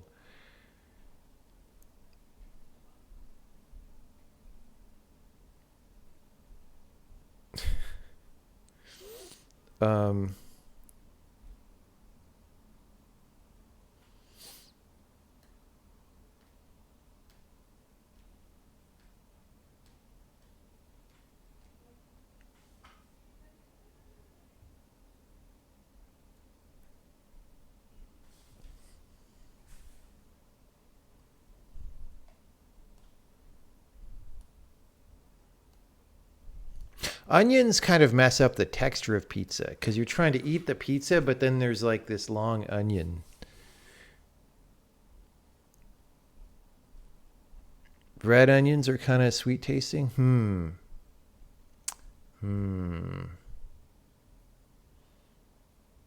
Are they not chopped? I seem to remember last time I got one of these pizza that had onions, they were not very chopped.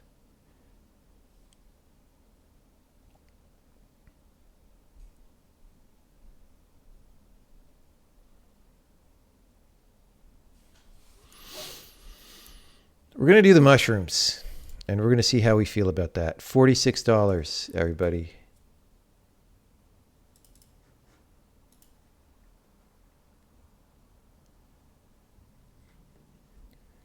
We're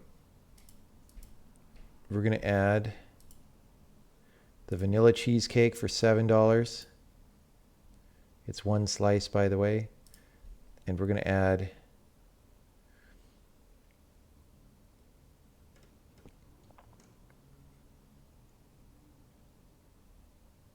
the Virgil's root beer for $3.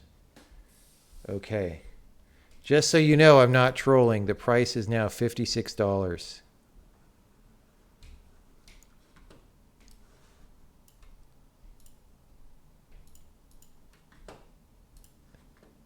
Is it usually this expensive? No, if I ordered this pizza last year, it would be $46. But of course, we destroyed the economy, so now it's $56. And people will try to tell you, oh, it's just transitory. It's not real. No, prices are going way the fuck up because we destroyed the entire fucking economy. Because we were pretending that things were much worse than they were. Okay. Put in my name and address.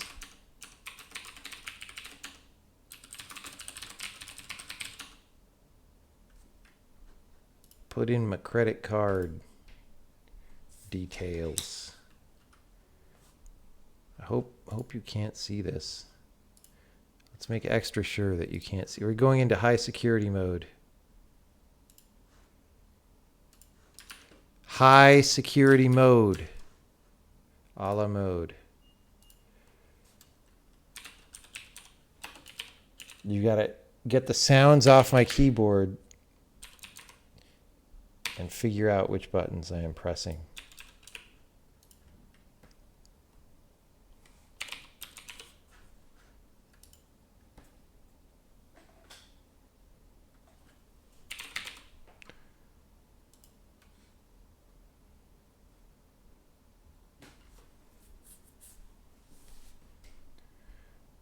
Oh my God, guys, that was before delivery fee. Let me just show you what it is with delivery fee and suggested driver tip, which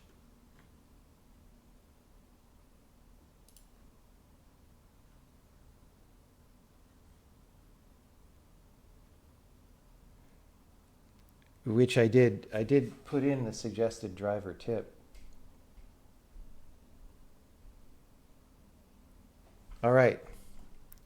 Do you want to see the complete damage of this pizza? We're going to go into PBrush and paste.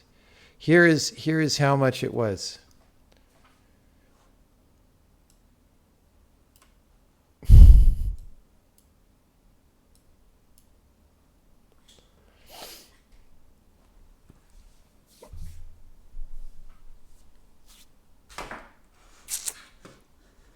Yeah.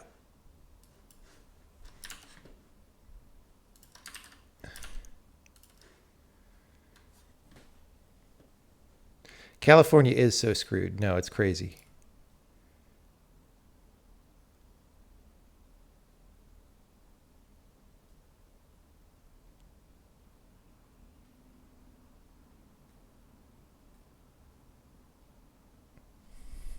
Just got a slice from Costco for $2. I know, man. California, it's got problems.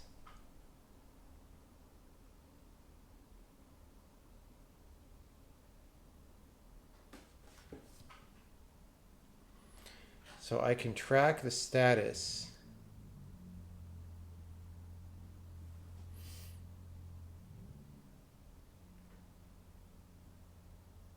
Being prepared, 2:19 p.m. arrival.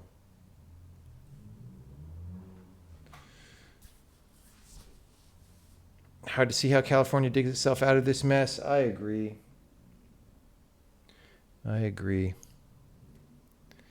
$76 for a pizza. Well, we better get some work done today, right? Pay for that pizza.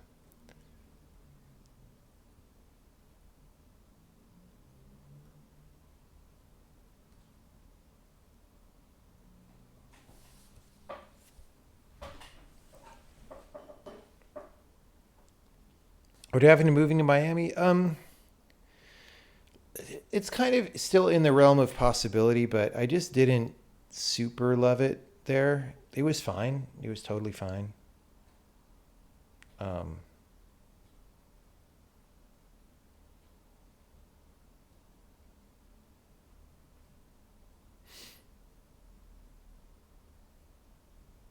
Shame they didn't have the peanut butter M&M's topping. That I don't think that would have been good, even if they had it. Okay, so we're going to run the tests and bank our changes, right?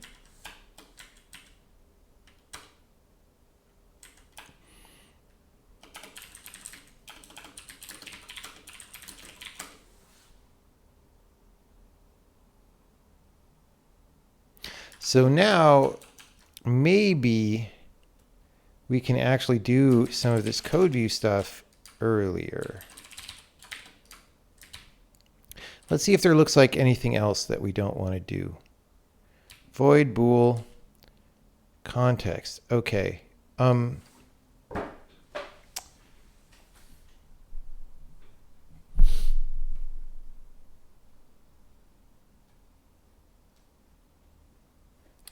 Problem is, we also don't know the context at the beginning of compilation. We do know it kind of early on, though.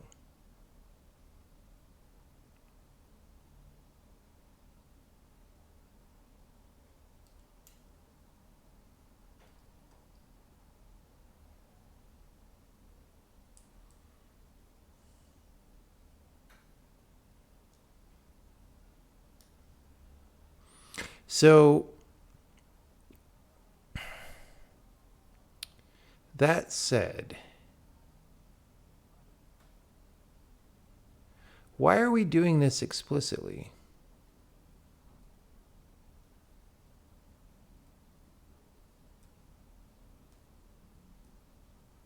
Why do we need this?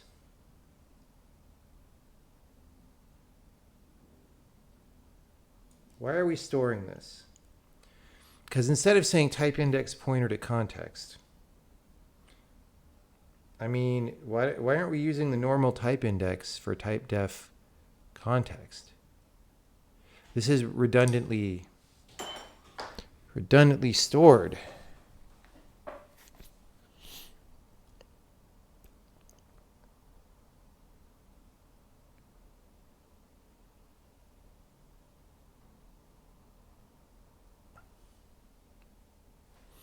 I see. Because this is not a pointer.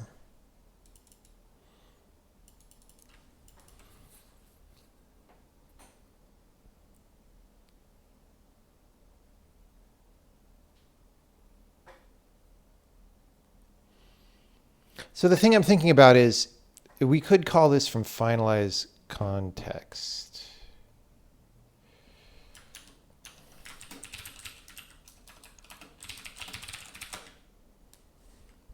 This thing.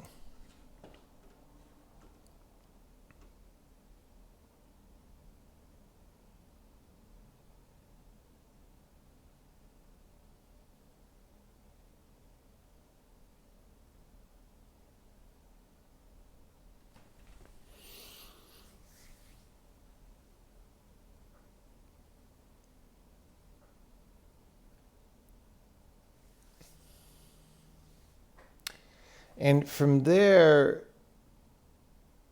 we could say backend start writing debug info.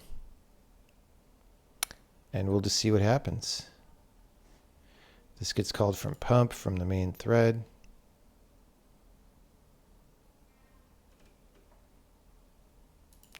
Okay, let's do that.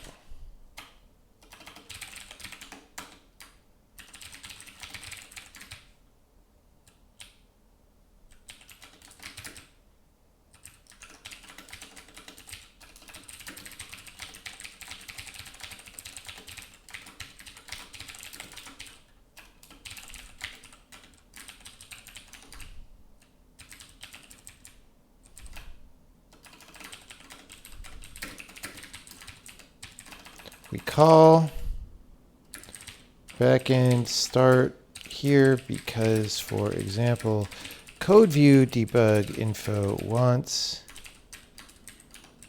to make a type that is pointer to context that gets passed with all procedures.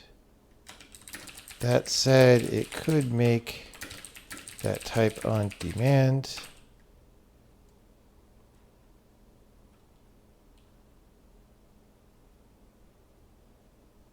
I guess.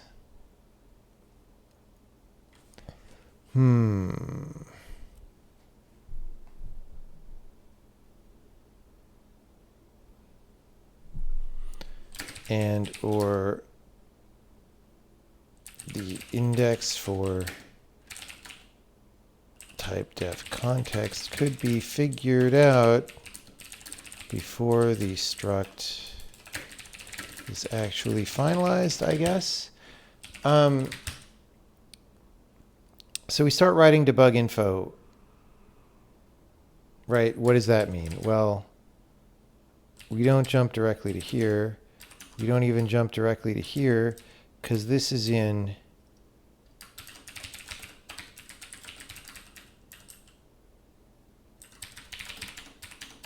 here. Oh, this is in prepare code and symbols, right? Okay. And that is there.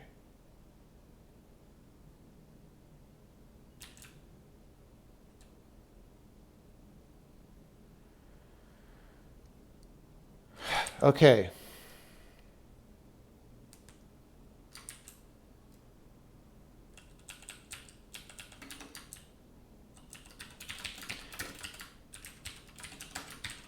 So we're going to do this.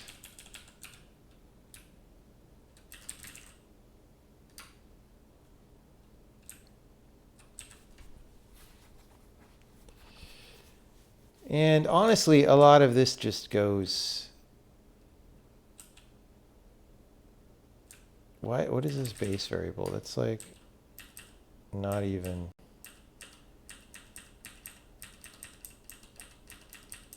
Stop trying to make fetch happen.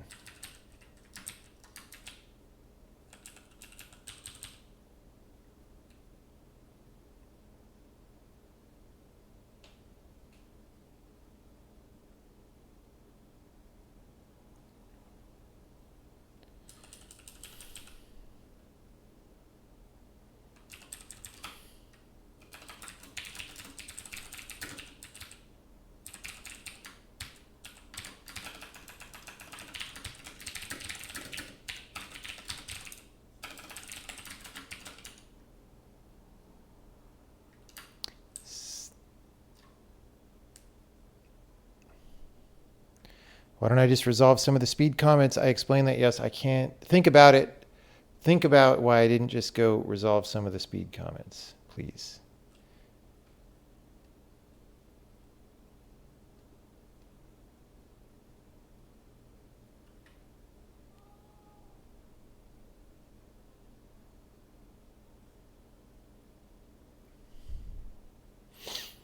Okay.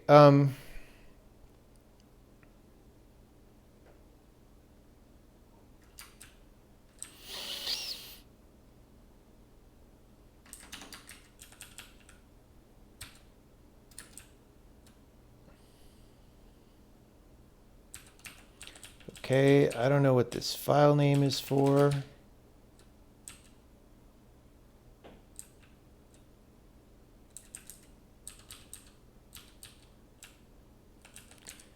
All right, let's just...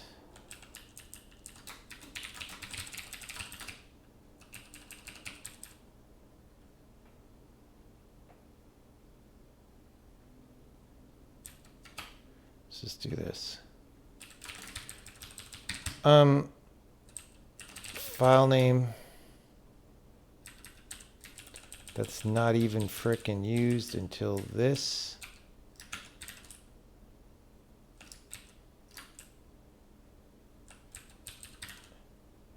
Program scope info.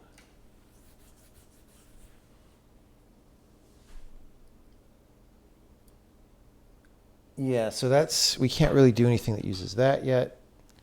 Create sections.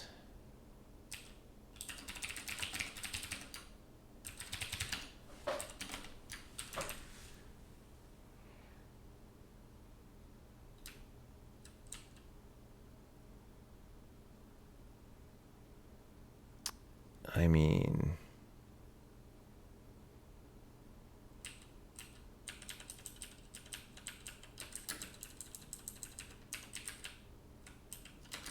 gonna do that there.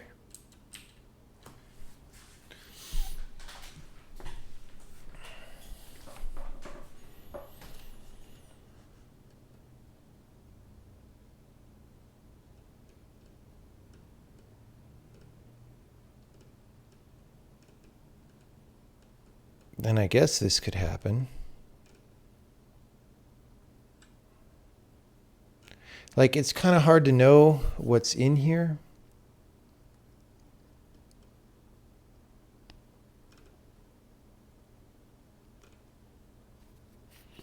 But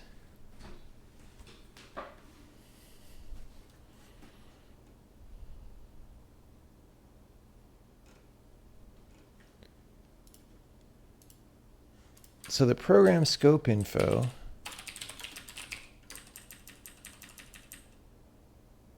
probably is just for the debug info. So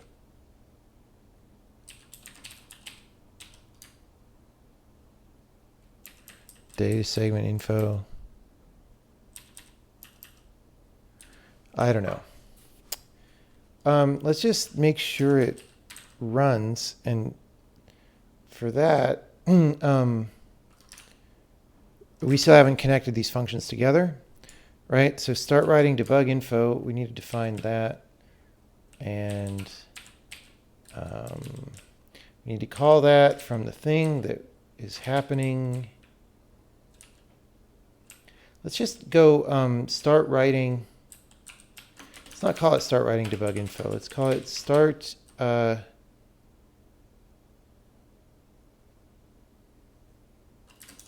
just call it start.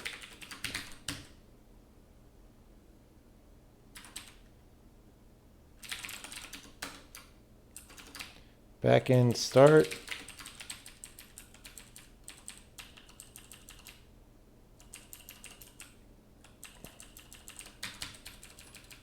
Okay.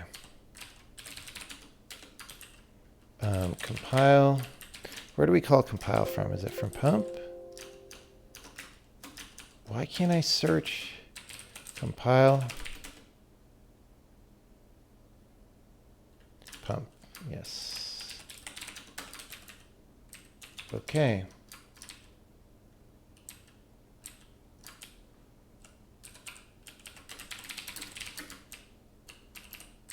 Not static, because we need to call it from another file.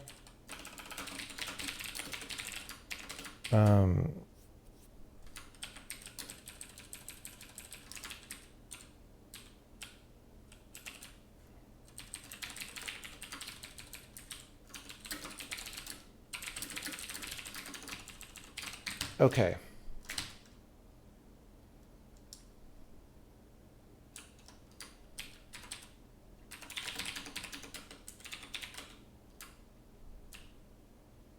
Wait.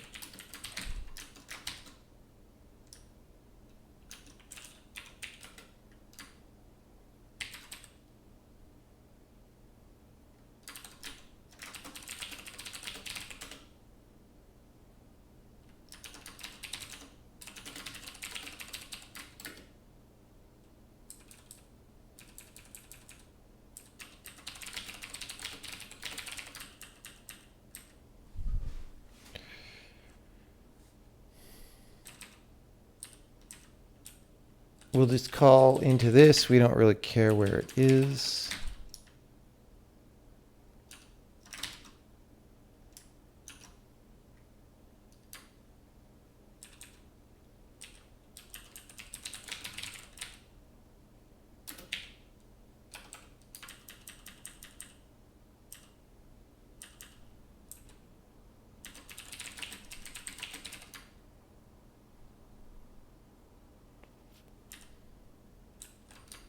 Where's debug context come from?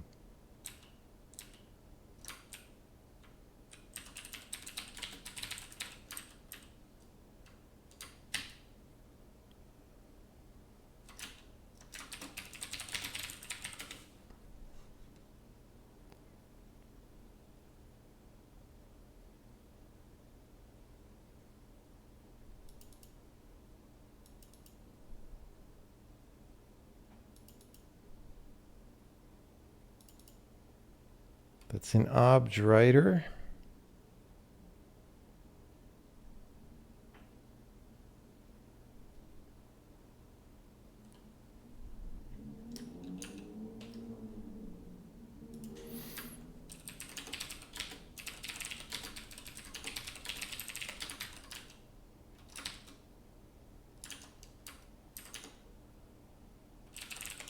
Is that on interp?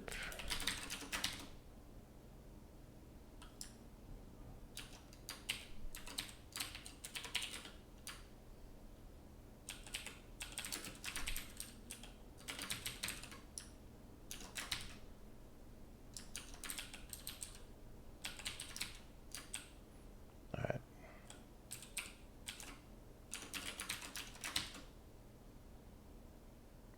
Okay, that was a little bit of an odyssey. And we're just going to see if we can even compile still. We can. That's great.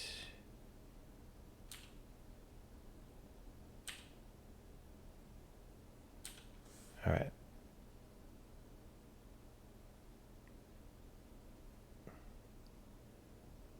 Very good. Very good. Very good. Now,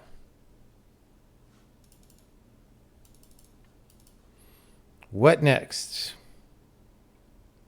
We kind of want to move more things into start.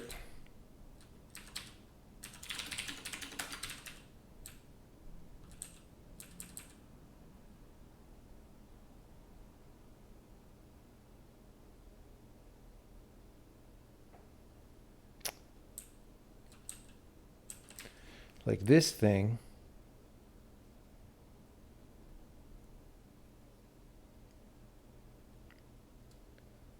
Create sections. Let's just make sure, like, what if I just don't even do this until down there? Right?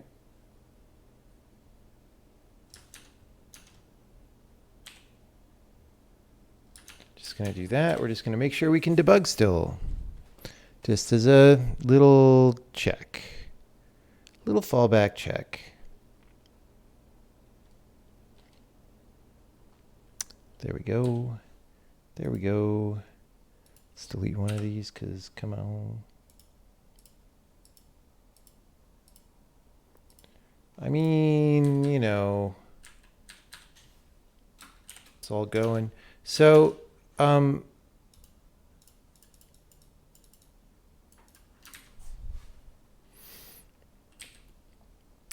next we will put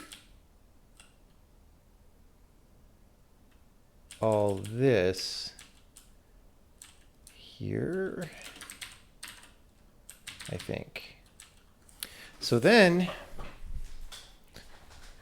what's coming in here as functions come in is we do emit code, right? And then we do this stuff. Now, this isn't about the debug info yet. We still haven't moved the debug info start, right?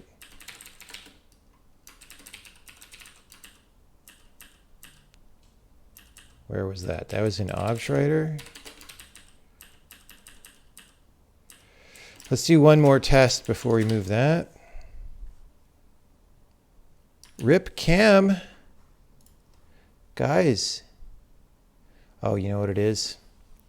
I know what it is. Hold on. We might have to go no cam for like 5 minutes. What happens is sometimes the house cleaner shows up and unplugs the camera, and then it's running off battery for a while, and it's fine because it's running off battery. But then it runs out of battery. This happened a while ago. And then it won't actually run until the battery charges for 5 or 10 minutes. Let me verify that this is the problem, though.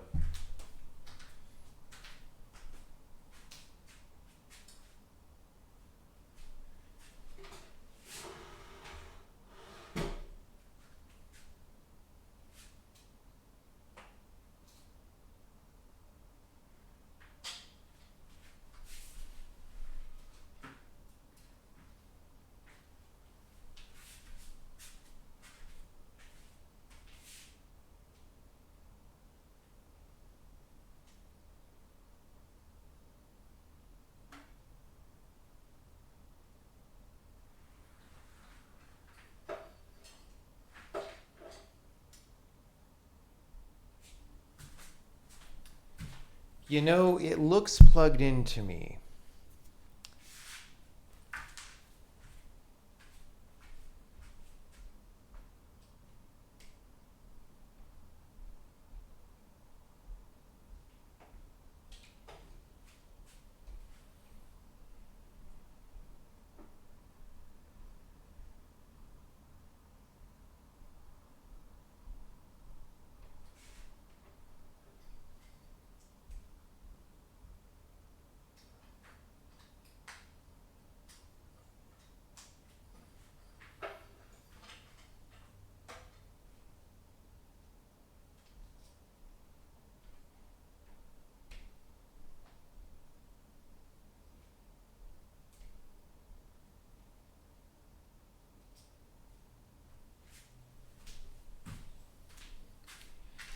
It might have just overheated or something. We're just going to see if that happens again. The camera feels a little bit warm, if I'm being honest.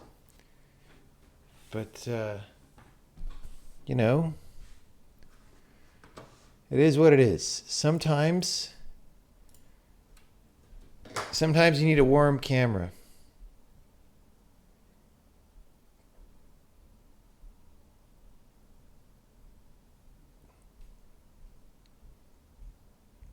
Shouldn't the data cable charge it a bit? I don't know. I'm just telling you what the problem is that I had.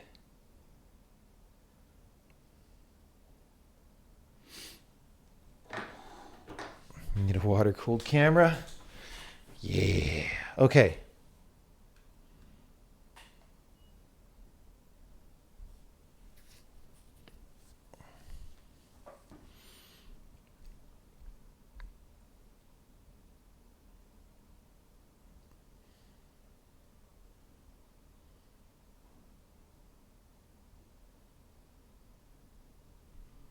Uh-oh.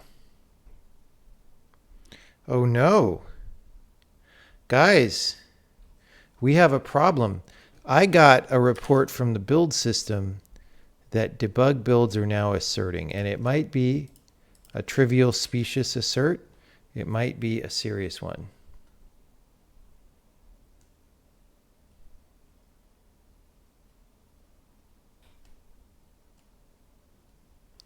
I'm getting hungry. I want this pizza to be here now, but it's not going to be here for a while.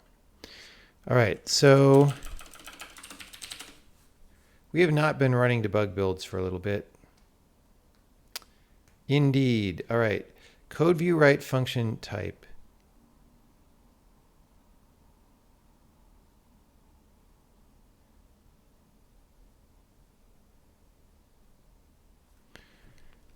You know, this has to do with that whole thing we did.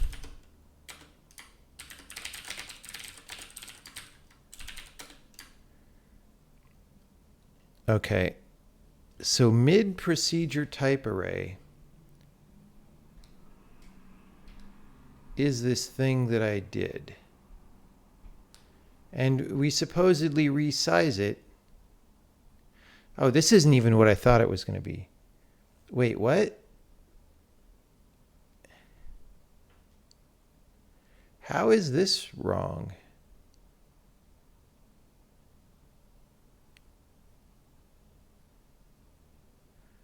Like what? Let's just run that.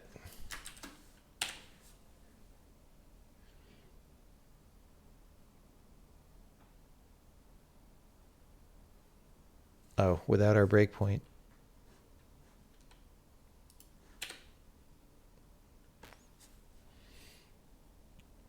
What's the average delivery time?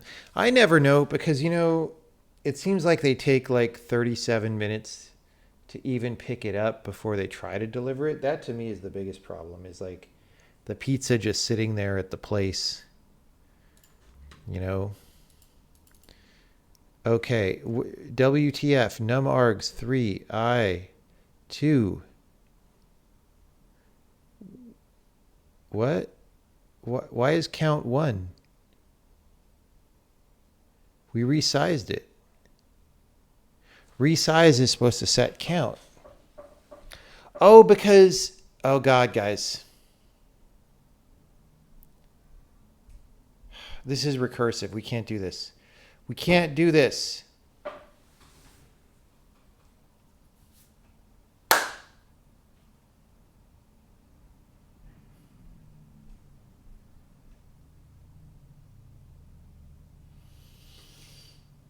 Okay, we're going to back off on this for now, but so we can't actually do this because a struct is going to have a struct inside it and blah, blah, blah. My performance review. Look, we warned the people at the start of the stream, that we would make a gain early on, and then essentially the goal was to mess up the code a lot and then hope that at the end of the day, we would be in a position to make parallelism gains, right? Like this is about setting expectations here. Expectations are important.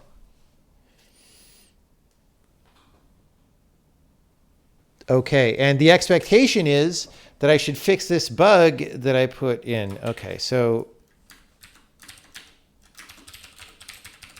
we can't actually do this. Sag.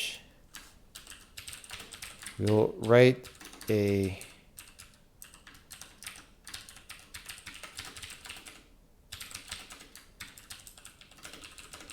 speed note. Also memory. We would like to reuse mid procedure type array for each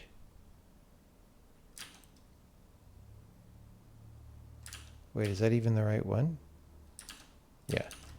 For each procedure, but we recurse into stuff, so we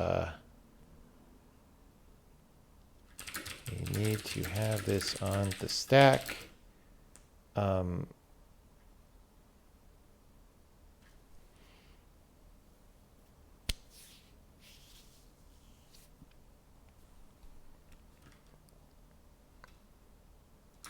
But we could just have a set of these that we reuse, reclaim with a little stack of its own. I don't know, man. Like it's just an array. It's so simple.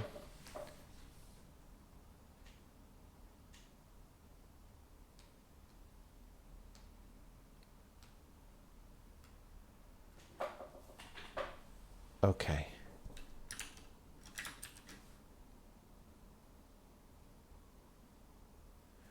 Okay.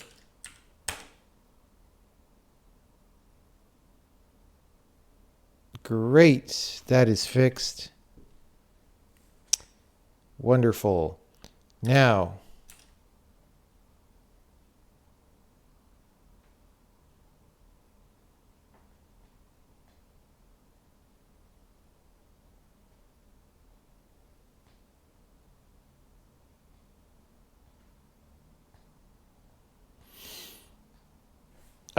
okay. I forgot I did this much code view stuff last year. It's almost a year. Oh my God, guys, I'm going to turn 20 in like 1 month. I'm going to be 20 years old, which is when things really starts to change in life. So you're kind of going downhill at that point.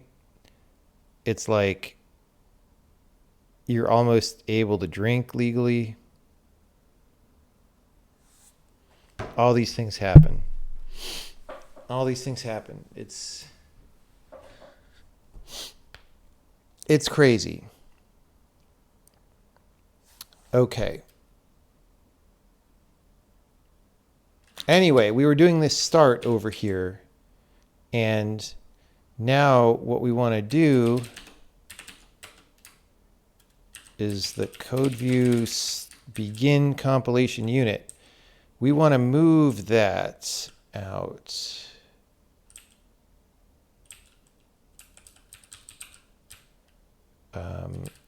So we want to do this.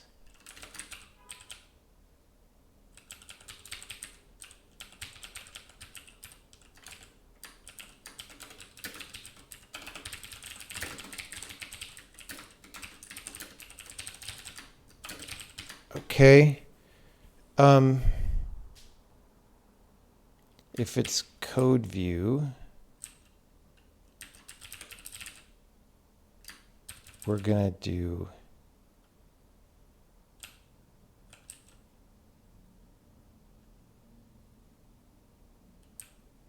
I don't know why this is here, but okay. We're going to do this.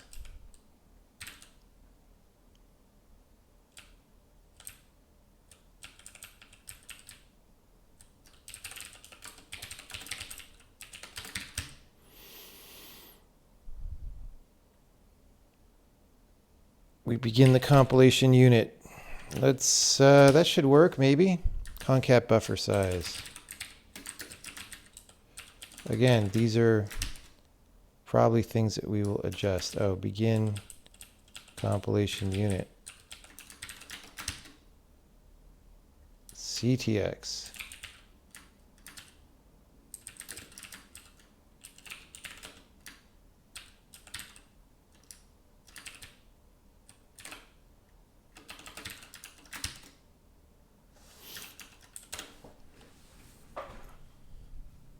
Dang it. So this is using some information that is not yet set up. Question, is it trivially not yet set up, or is it something that is hard?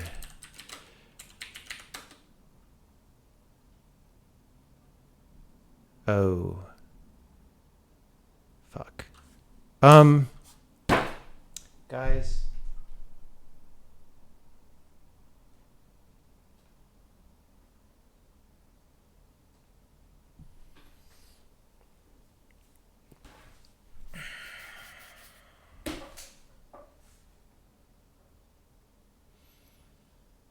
I think this is the point where we switch to parallelizing the other part of the back end, because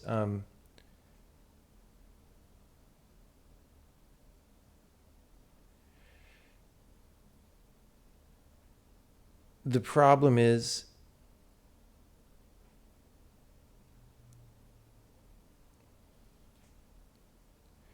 like somehow we're trying to write type information for a thing. This is the kind of, yeah, I don't want to think about this right now. I'm just, this will put me in a bad mood. We haven't got our pizza yet. We don't have calories. But the pizza has been picked up. Oh boy, wow. Okay, we might get it sooner than we thought.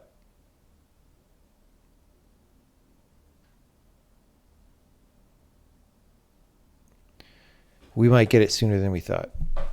So the problem is just, if you wait till the end of compilation when you know everything is done, it's like, of course all the types are fully compiled, right?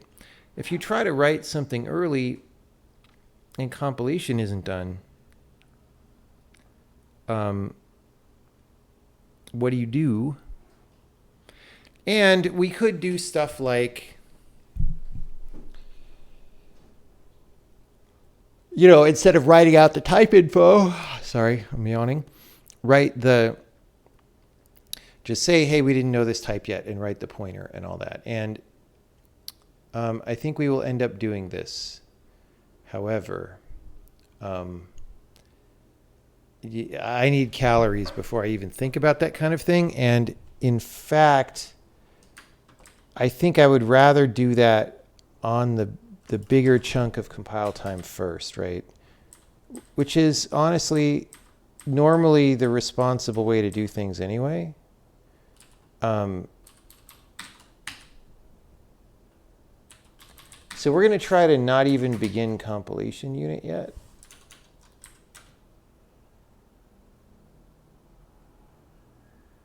Okay, so we got a little bit of juice out of it, motion at least.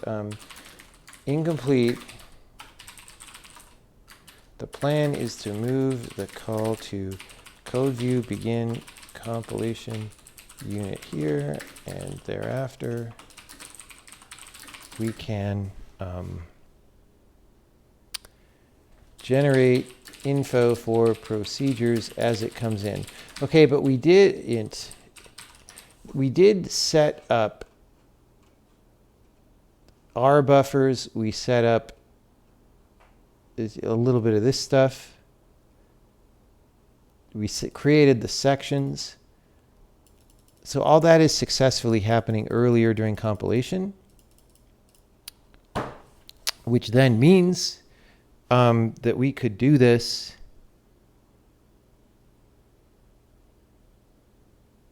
more incrementally. Okay. So now the next step is we do compile. The whole point here is I think we want to take this part. It's so weird because we output our own type table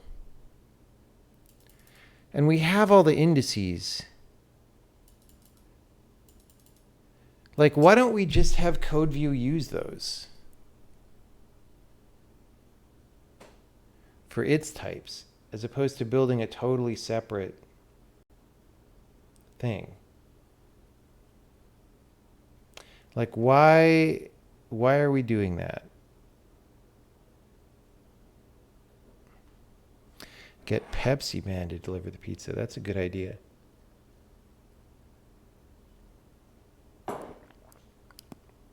Would a sleep yield-like approach help here? Maybe. I don't think you really need to yield, though, because for CodeView, it's literally like we're just trying to write an integer. We know the size of the integer. We know where it goes. We just don't know what it is yet. So we can come back and do it later. The question, though, is like, yeah, do we even...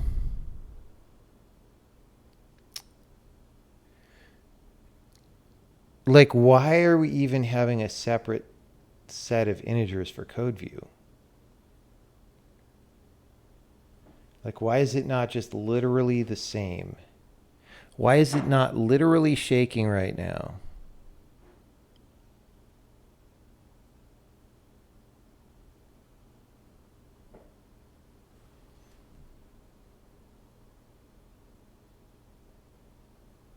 Okay. Let me get ready to go down and get the pizza because it may be here soon. I want to at least be prepared. Like the type table is being prepared. But this emit code loop, we can go look at that. Oh, that calls back into interp for some reason. That's bad. We need to untangle this. Here, okay, before we do any of that, let's just rerun the tests. And we'll check this in because I still haven't checked in the fix for that assertion. Whoops, no, not that. That we didn't want to run that.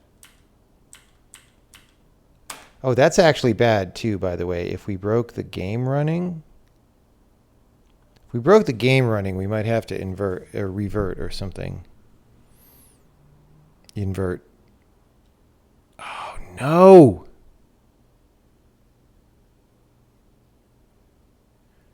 Okay, guys, this is bad news. That's also bad news. Oh, the types are messed up.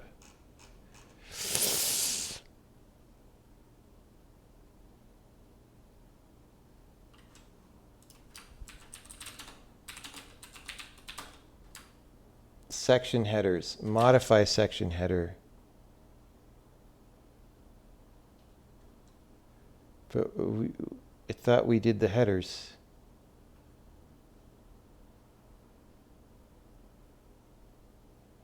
I bet we didn't finalize context.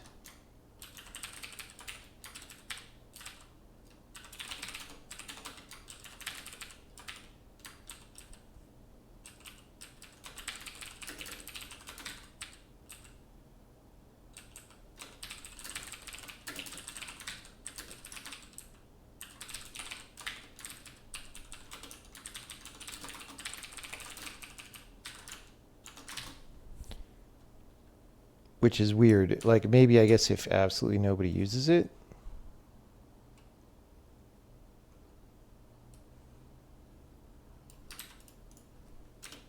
Nope.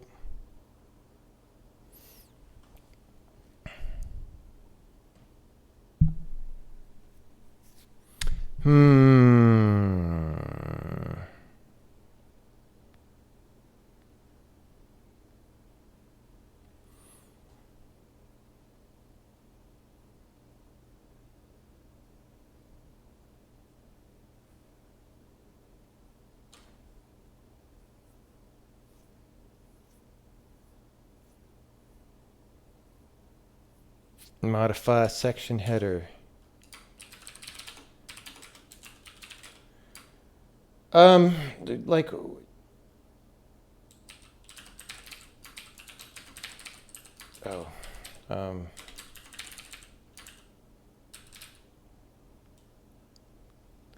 we say create sections pretty early on.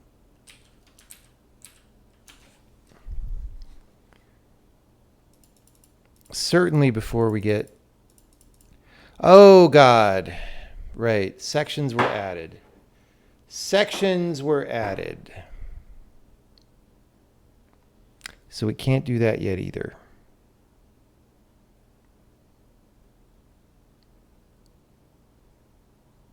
Okay. Understood. Understood. Let me get my socks and shoes on so I can go see the people. The deal is you can add data sections after your program starts, which we do here. And therefore, we don't know what they all are at the beginning. So we can't like write out that part of the data. So we got to move that back. We got to move it back. I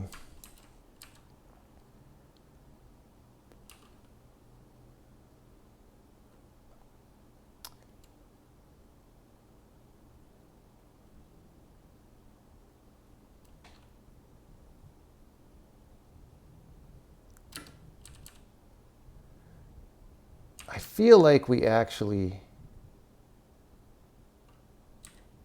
Okay, we can't do this till after we create the sections.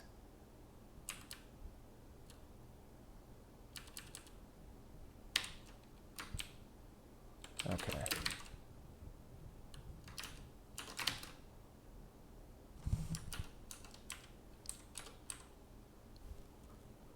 Oh God, I gotta get down there, man.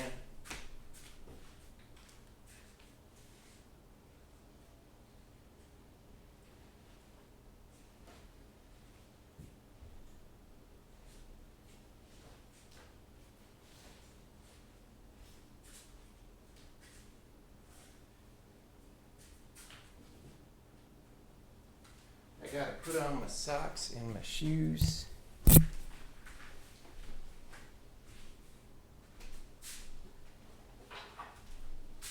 We will be right back after this entertaining message.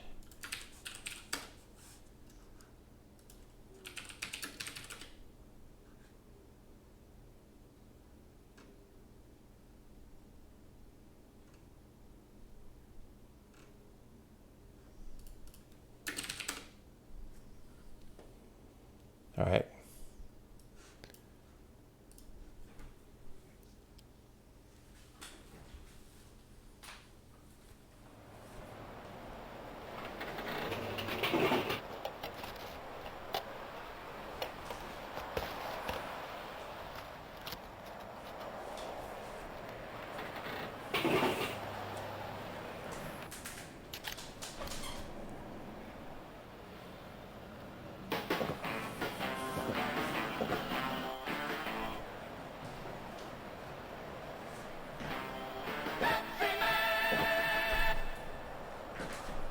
Back in a minute.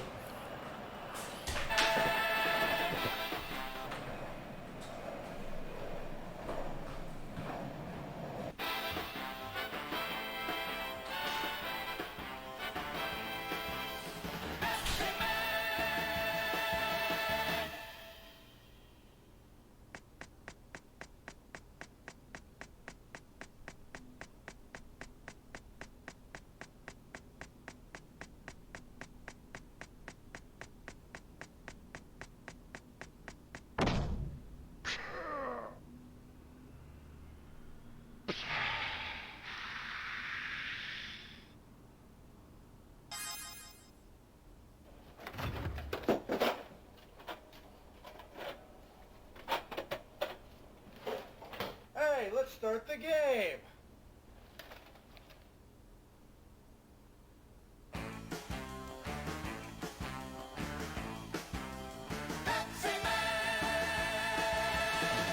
Ah, Pepsi Man. You got here just at the perfect time. I got a call that a vending machine ahead ran out of Pepsi, and I was just on my way there when I got a flat tire. There are a bunch of people gathered in front of the vending machine. They want Pepsi, and the word is that they're just about to riot. I plan to head over there as soon as I can fix this flat. But it looks like it's gonna take some time. Can't you do something, Pepsi Man?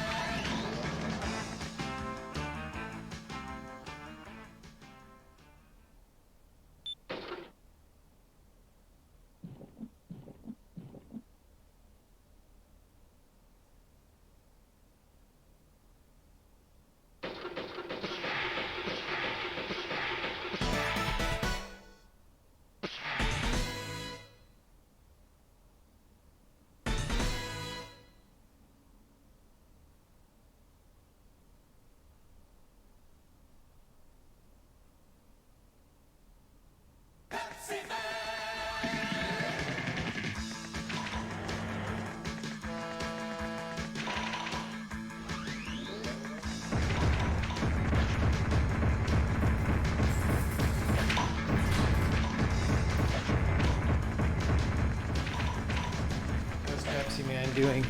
Oh yeah, okay. This is good.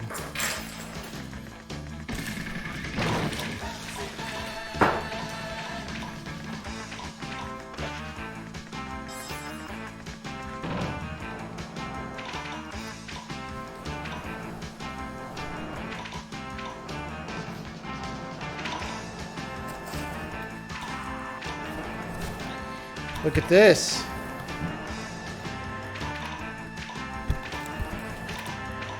$76 pizza.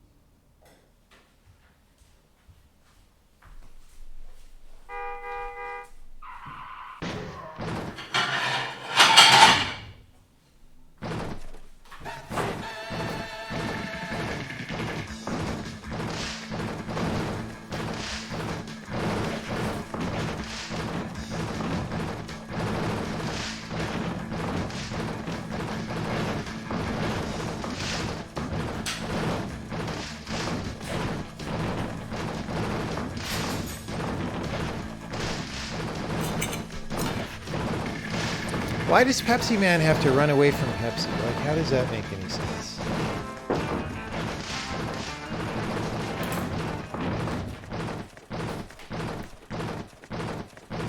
Shouldn't Pepsi Man run toward Pepsi?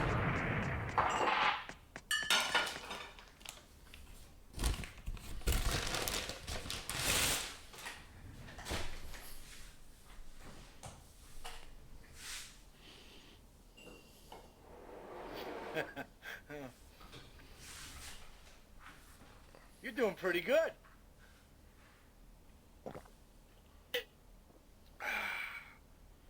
Have a Pepsi. Next stage.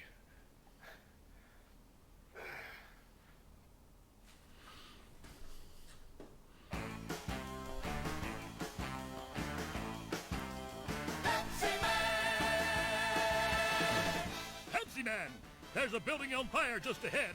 We need to get there immediately, but look what's happened! According to reports I have heard, they got the fire under control, but there are some people that couldn't escape fast enough and are trapped on the roof.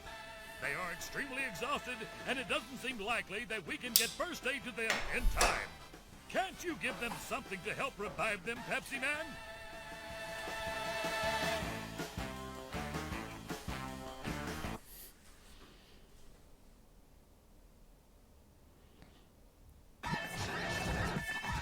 All right. I hope you enjoyed our Pepsi Man interlude. And the fact that our compiler is running better again.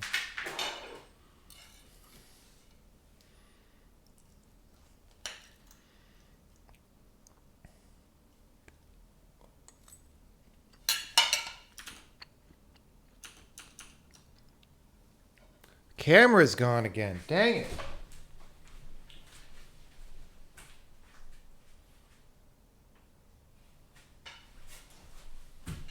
Okay, guys, we're just going to leave the camera off for a little bit because I think it might be overheating or something. You don't get to see the pizza yet. I'll show you the pizza.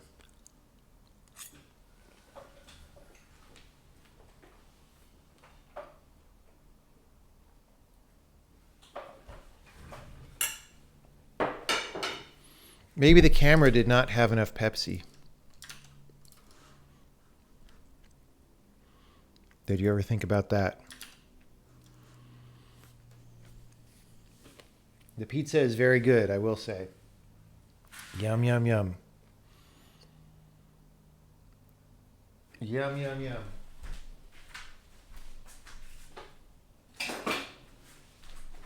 And also, I've got a root beer right here.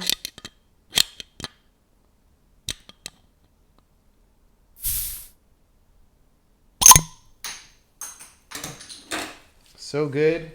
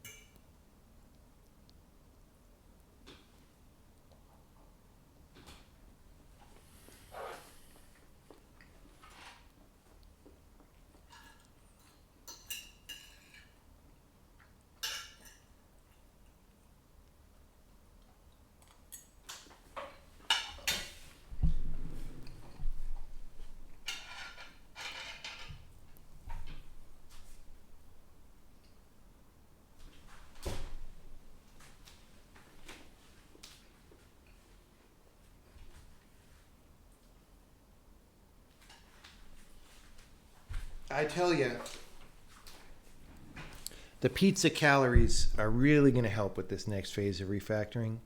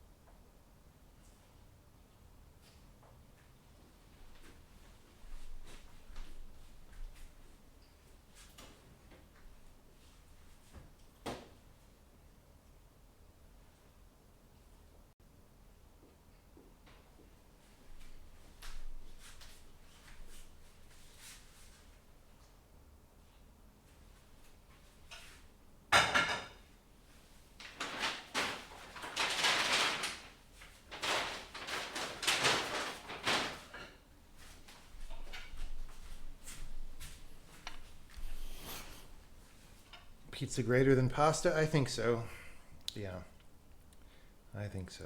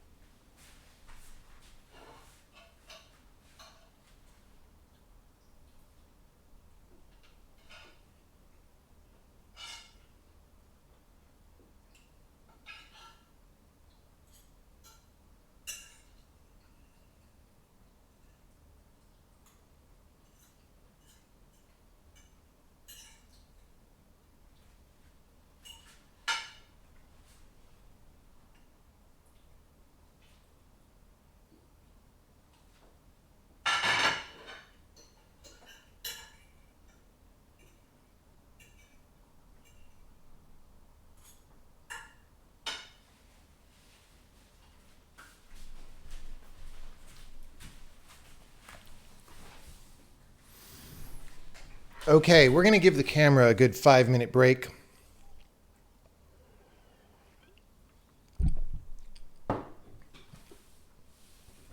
The camera can go play Pepsi Man on its break or whatever.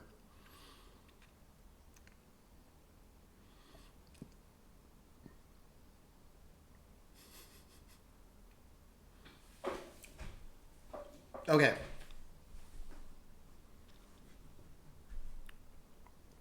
Let's try bringing the camera back.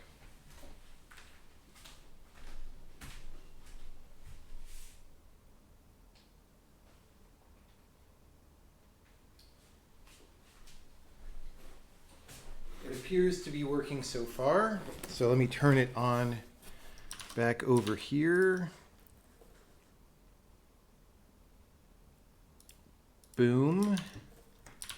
You can see now the real good pizza with the bit missing where someone ate some pizza. Quite delicious, I will say.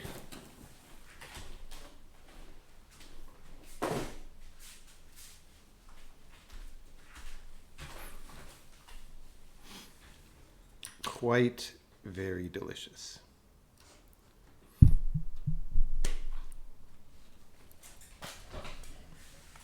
Because I didn't pay $100. That is true. That is true. Okay, now we have this situation.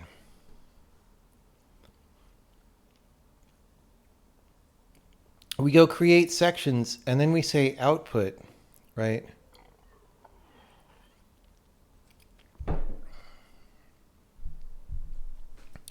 Does create sections. The problem is we need to do this before we generate any code. Okay, hold on. Before I get ahead of myself.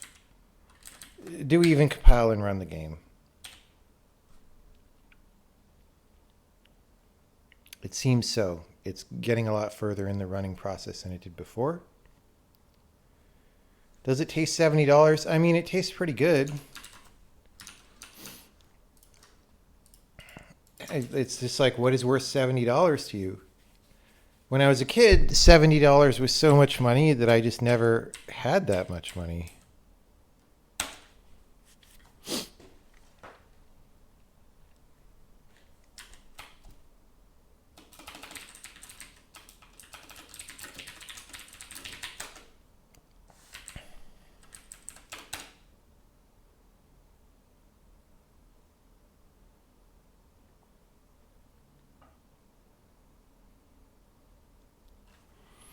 Okay, so it looks like we have fixed all the currently existing problemos.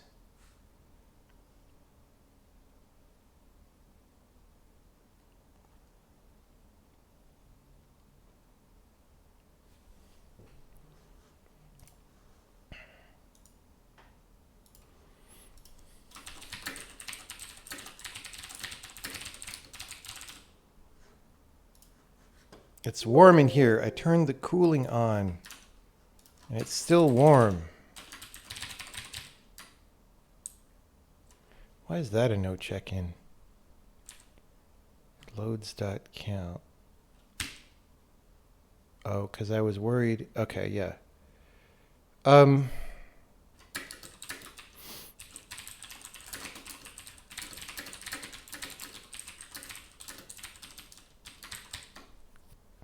So maybe we can, maybe this is something we could do at the end.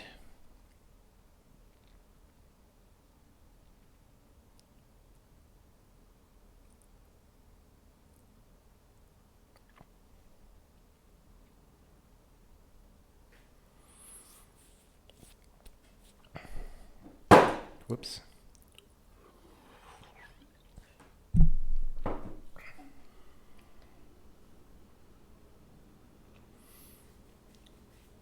Like this subsection, when load directives come through the code view situation. Wait, loads is here. Okay, we get that off the interp. So instead, we could do this as they flow through, and we just build up this section, and then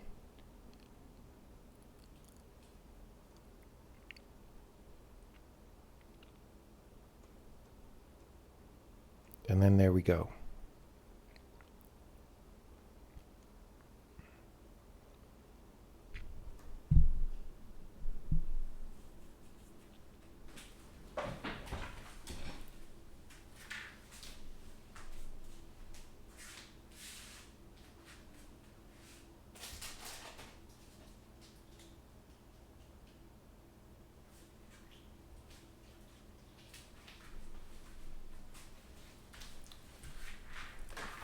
Okay.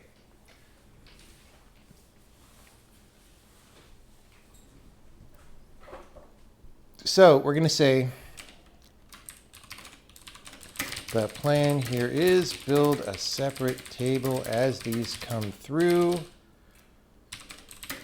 Concatenate that table when compilation is done. Okay. Cool. Problem is, of course, you have to know. People are going to be referencing that string table, so you like have to know in advance. I don't know. Okay. Going back over here.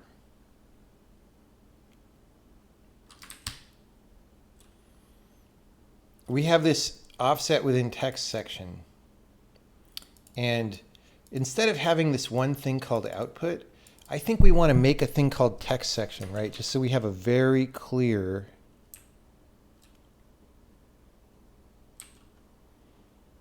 idea of what the text section is, right? So when we do create sections,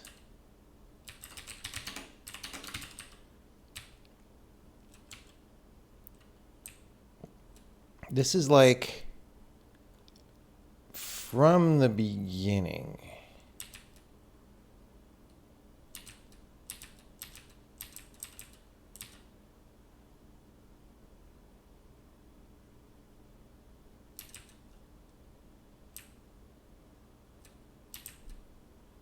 Right?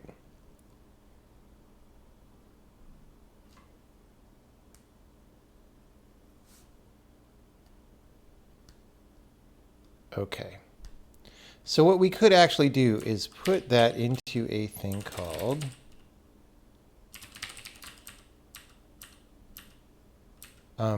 wait, we do have a thing called text section. Wait, what? Okay.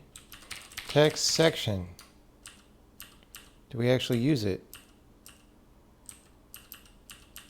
We have all these variables that say text section. We do not actually use it.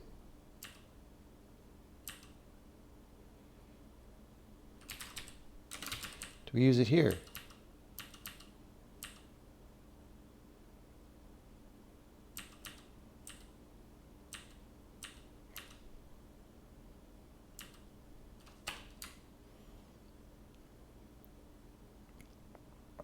Okay, so the scary thing is, I see.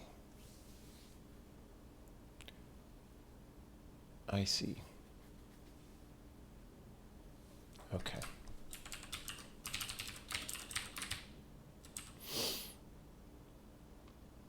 So this is literally, let's make sure this is 0. Because a lot of things have changed over time.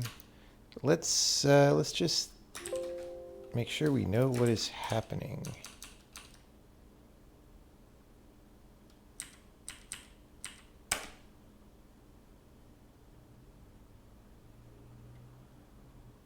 Oh yeah, I was serious about the final. You don't understand San Francisco if you don't think that was a $76 pizza. $76. Okay. We are compiling successfully. This assertion is not tripping. That means that this is the beginning of our text section. And that this is not related, which is fine.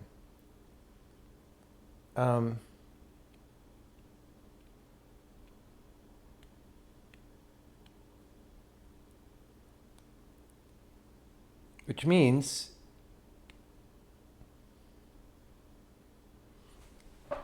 we could actually, when we do start here, this means that we can move this back.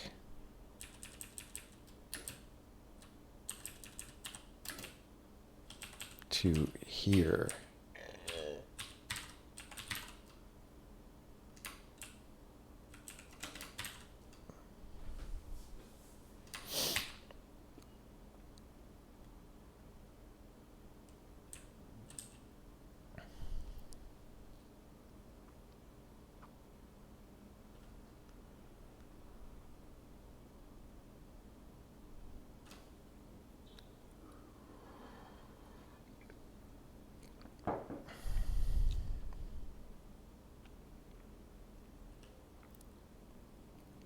Okay, so let's get rid of that started.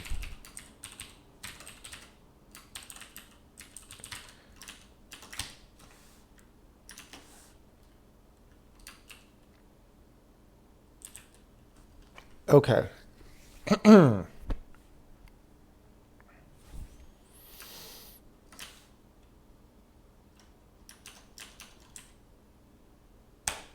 We're just going to run all the tests and debug again because it's easy.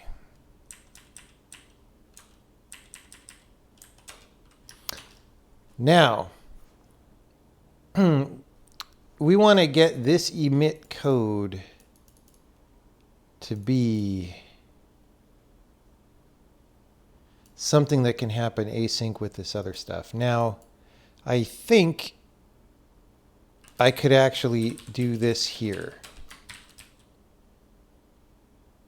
which means that these aren't dependent on each other. And if that's true, then this can happen, you know, over time. And then this stuff could happen at the end. We'll see.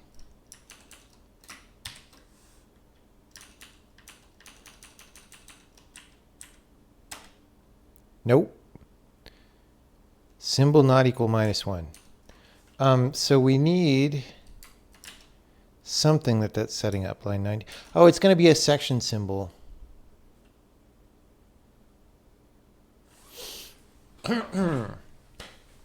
Right. So we make symbols for the text section and all that stuff in create sections.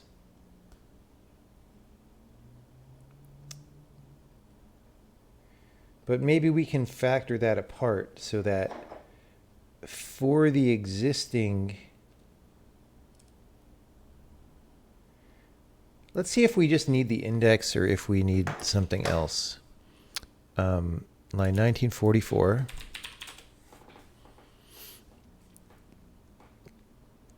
So we're looking at section symbol assigned by backend, and we're doing we're just referencing a global variable here.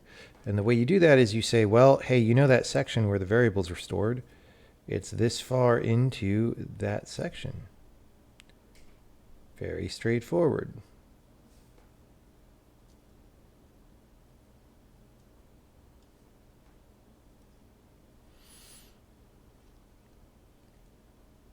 So, therefore, those need to exist. Now, that only really needs to exist. We only do load effective address for, I don't think we do it for user sections. I don't think that that is a type of code that we emit.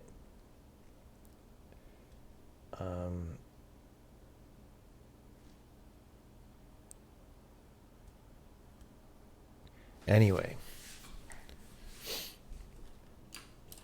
So if I go to objwriter, section symbol assigned by backend. We just set these. Oh, but okay, we set these symbol index data. Yes. So we can make a thing where we say we're initting symbols. Even the section numbers don't necessarily have to be filled out yet. Right, like I don't think this knows about section numbers. It doesn't. That search failed. So,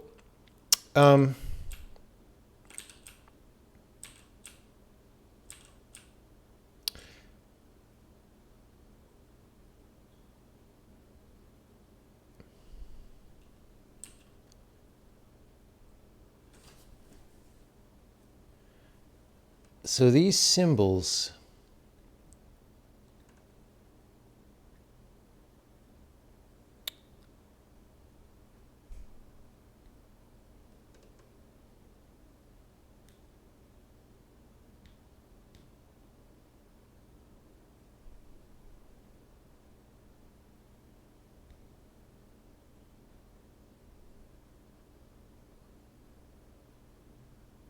okay. This makes it annoyingly more complicated, but I kind of just want to chop these out, right? And then put in the section numbers later, I guess.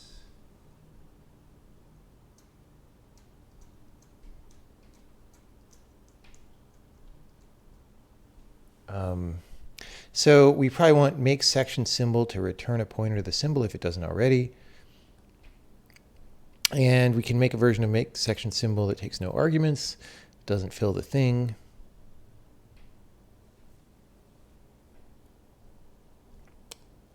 Something like that.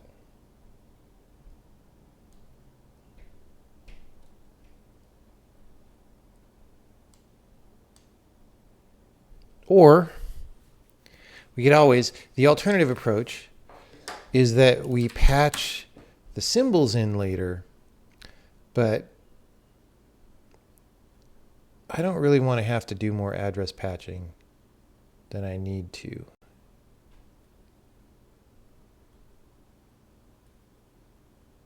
That doesn't sound good to me.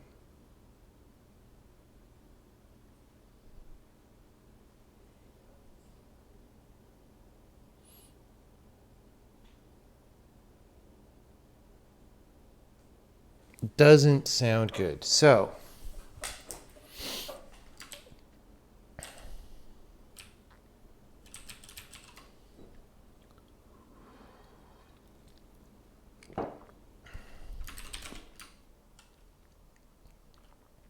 okay, we want to make the symbols.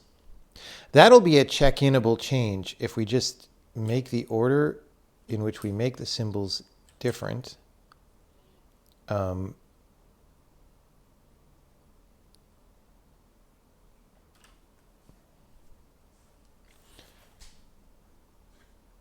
I have no idea what that even means.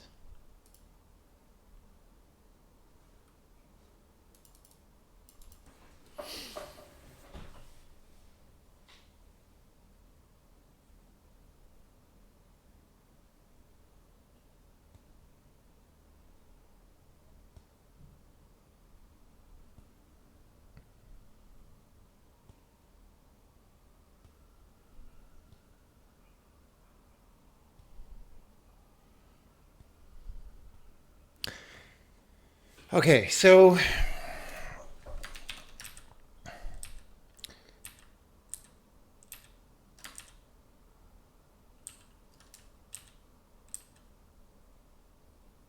I mean, we also could.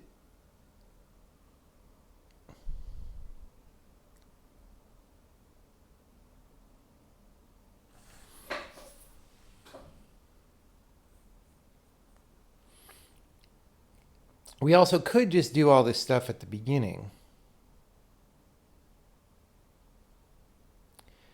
And then just add user sections at the end. Right. So we would be putting all this stuff into the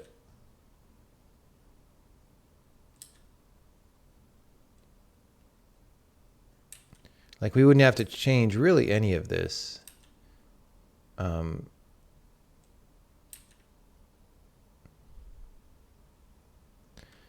only thing is we don't actually know the sizes of these things, so that's why that's a bad idea. We would have to. It's not really a bad idea. We just have to fill in the sizes afterward. If you're going to do that, why don't you just write them afterward? Also, we're modify for being. That's not good. We want to change that at some point. And then we had this add user sections function that's commented out. I don't remember why.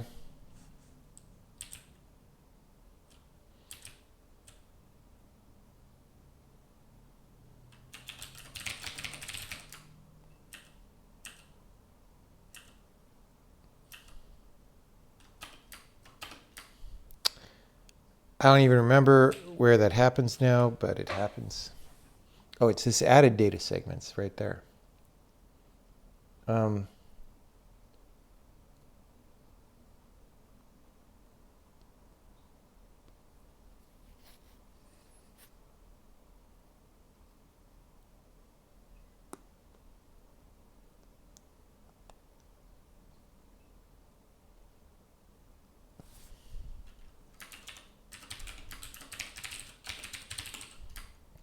Okay. So we literally need this code to run for these.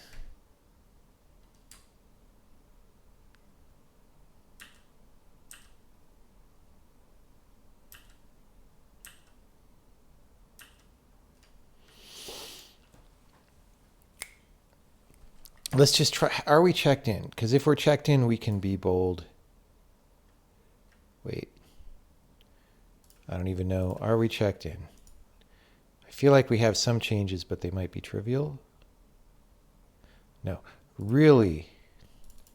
Oh my goodness. We didn't check any of this in.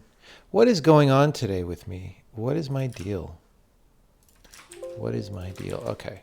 So, oh, I screwed things up. Oh, right, because I moved. Okay, hold on. We're moving that back down there. That's fine. We're going to run the test again. We're going to check it in.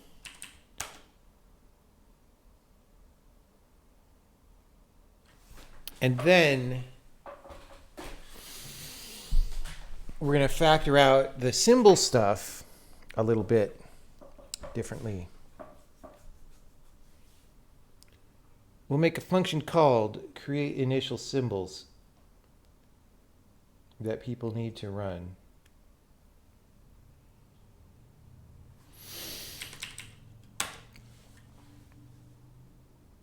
Let's turn off the Weissman score for a while because we're not going to have any Weissman score improvements for a while. We're laying groundwork for Weissman score improvements.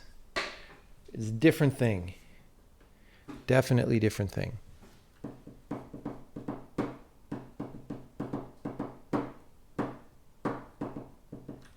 Okay. So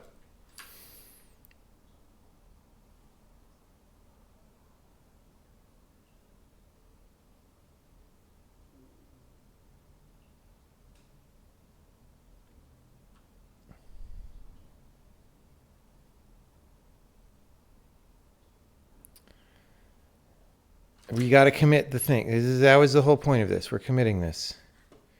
Boom. Checked in. Now,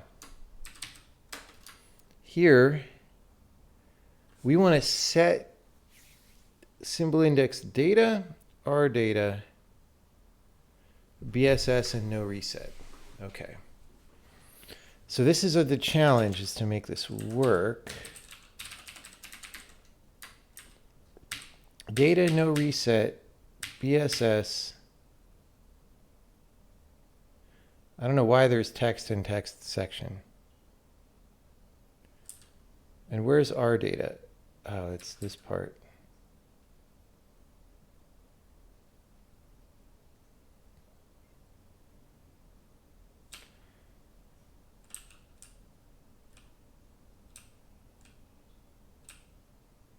.rel.row, what the hell is that?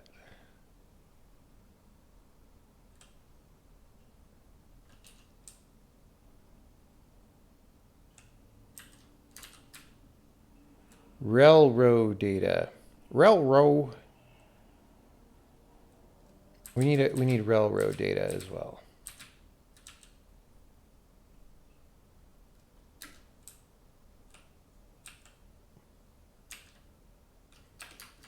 Okay. So we're going to do a thing called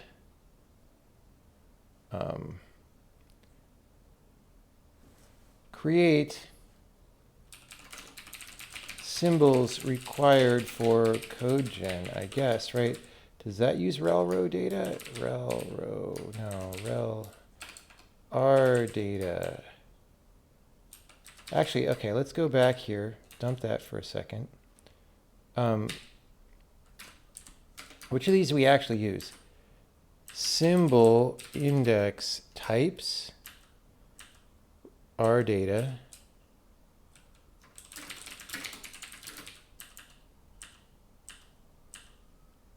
text section,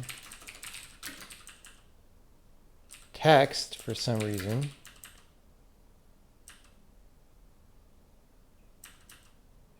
I mean, maybe we just delete that. Okay, so we have those. Now, what about section number? Literally not a thing. Okay, so we just need these four. So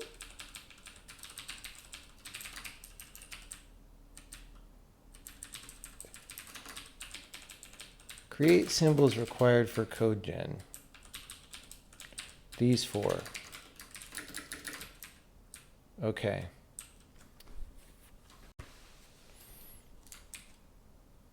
Why is it? How is there no symbol index data? That I don't believe that. Oh, I guess code generation. Oh, but no, but we're going to leave from the data section. So we definitely need those. It's just these are the ones directly. Okay.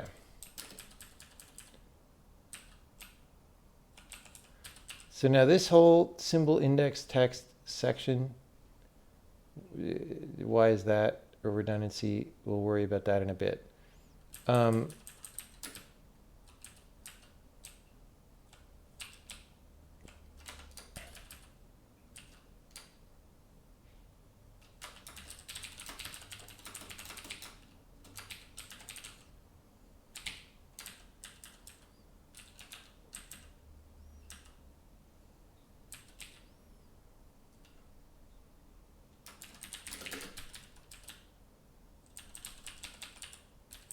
Okay.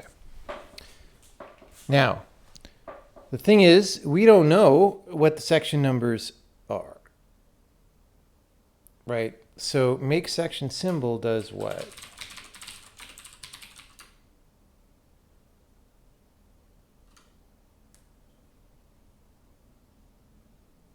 Oh, God.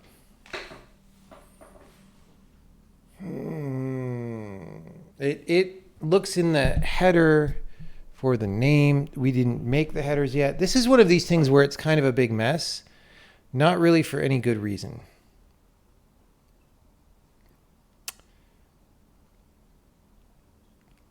Not really for any good reason.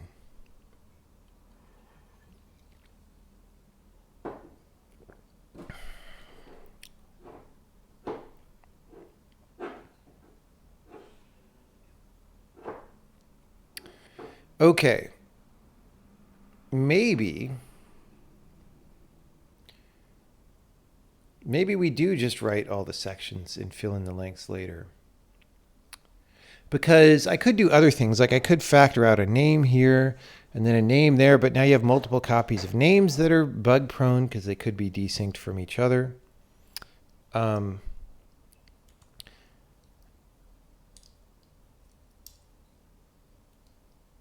Stuff like that.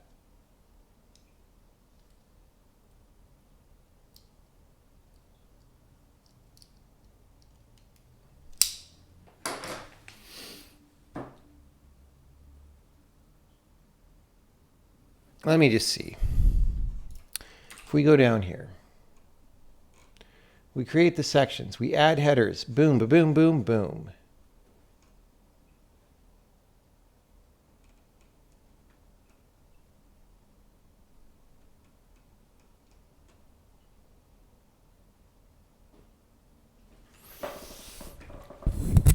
We set these section numbers.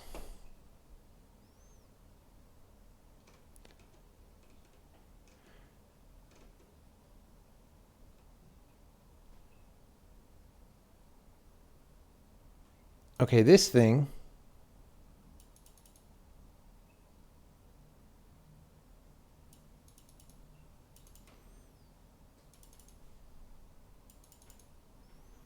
we could do later, clearly.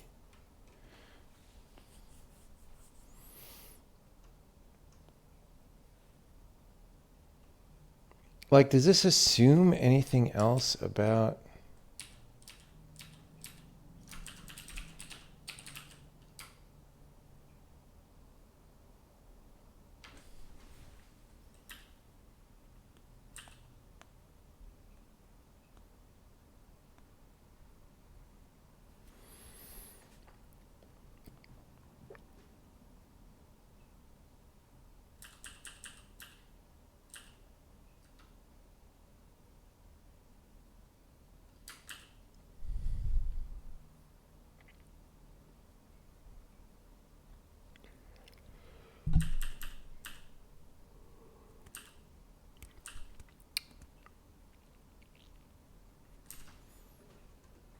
Where is this? Prepare code and symbols. That's still, this is a thing that we're punting till the end.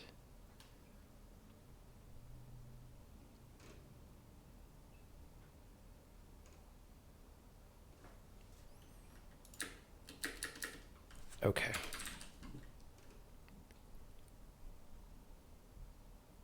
Wow, I could use a nap, but we're in mega stream mode, so we're not getting a nap.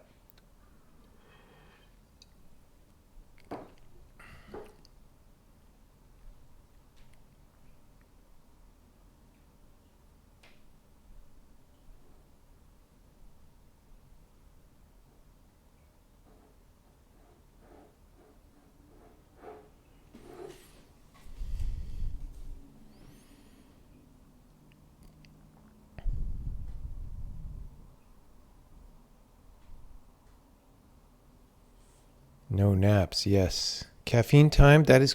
I mean, I'm drinking this root beer, right? Which one would think has caffeine.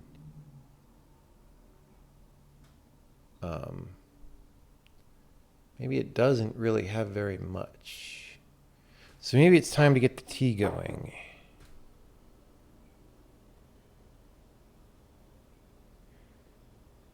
Not all root beers have caffeine. That could be explanatory.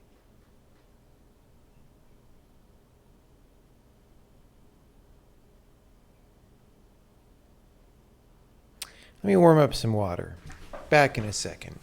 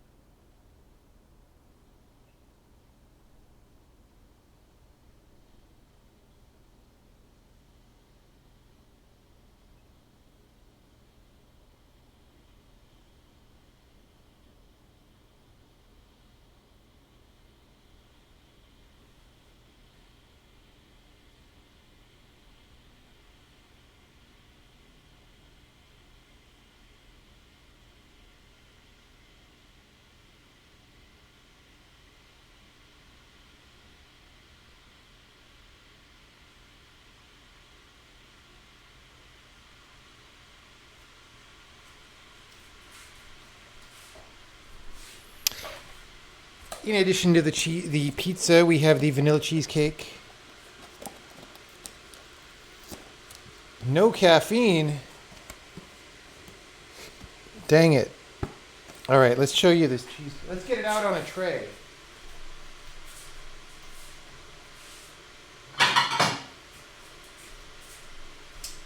Let's get it out on a tray.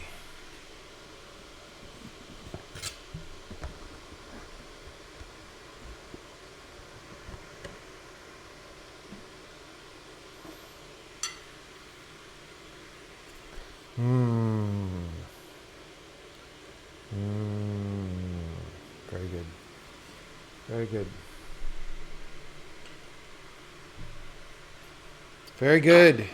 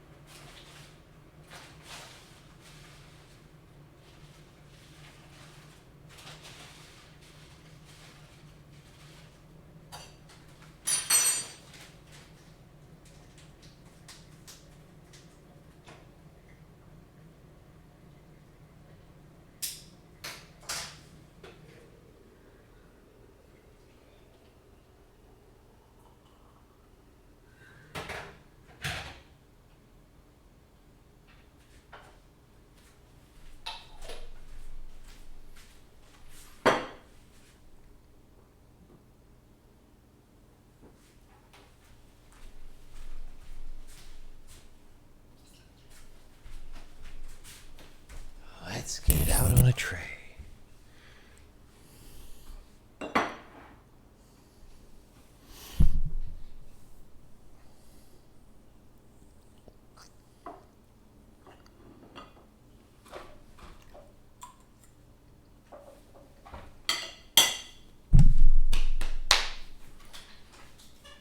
All right, we have some caffeine in the pipeline.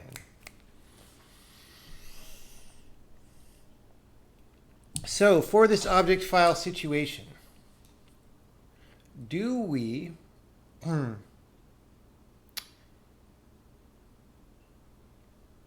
write the headers and then fix them up at the end?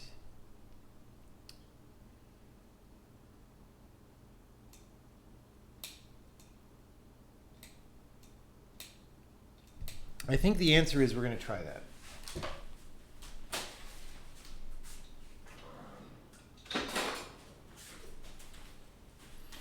There's a couple steps even to that, though, because we don't have all the sections, right?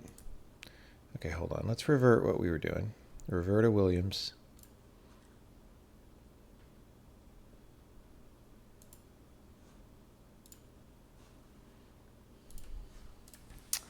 Revert to Williams. Now,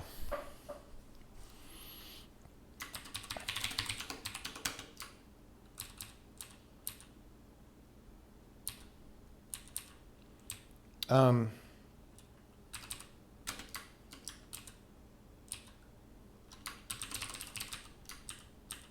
we make the section headers.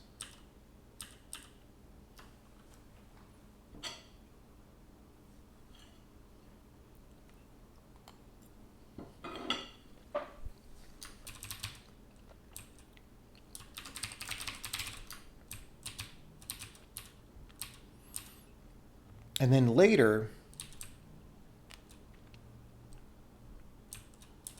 we need to do the added data segments. All right.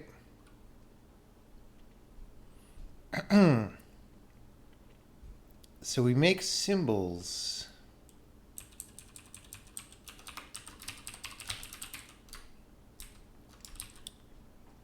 Add data for non-user sections. But see, it's also for user sections.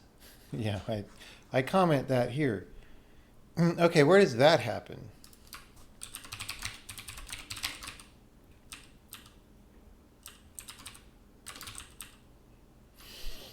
Happens there.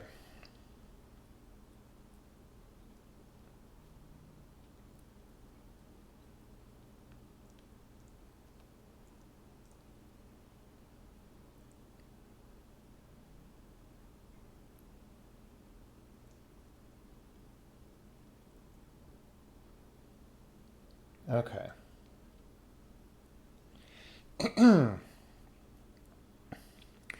So why don't we just put the section headers into their own place? And the answer is it's a little more complicated than it should be because we're using the frickin'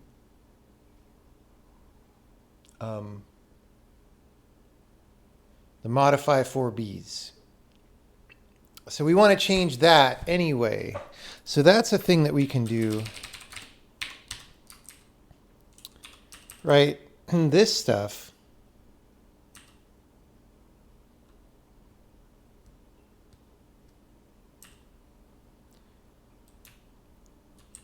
This modify section header stuff. So, okay. The reason is because these modifies require us to pass the right little concatenator bucketed memory structure, right? And we wouldn't have to do that if it was just the pointer, right? So let's just replace these and check that in. And that's just progress, you know? Offset size of raw data, right? It's the same thing that we were doing earlier in the stream with the other stuff. And we're just using these in modifies. And like, why are we not just saying modify section header here? I don't even fucking know. Okay. So, next step in the change is this offset size of raw data is void star, let's just call it P.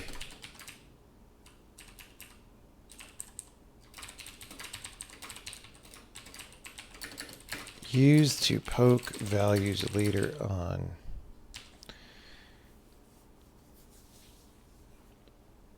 Okay. Size, pointer to raw data, size of raw data. We should actually put them in the order that they're in the thing. Probably, maybe. Okay, so header arrow, P, size of raw data is add,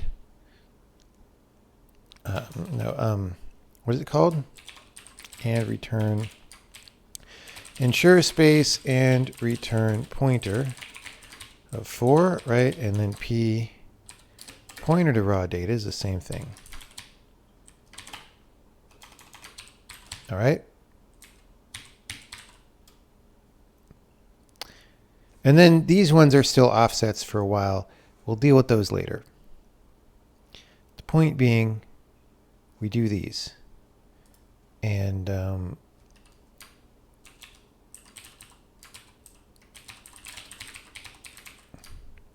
then for some reason, it's different if you're a macho man, which we're not even really running, but okay. These are 8, which is the difference.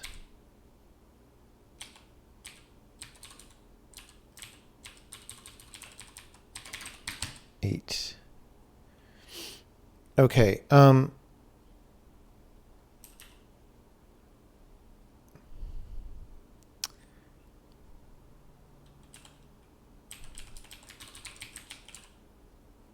Whoa.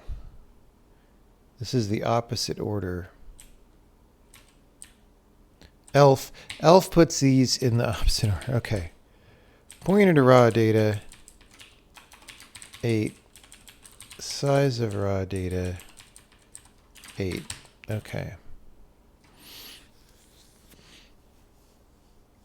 And instead of modify here, we want to say star of this equals 2 little endian, like that. Maybe I should have kept the old variables and the new ones. If this conversion fails somehow, we'll redo it that way. Okay, so size of raw data, pointer to raw data. So this is star header P pointer to raw data equals 2 little endian of this. Right? Okay.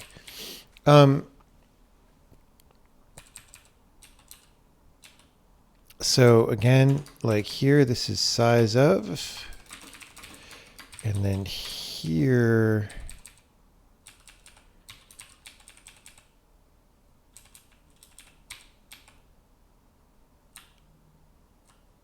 whoops, see, I almost screwed it up. There we go, and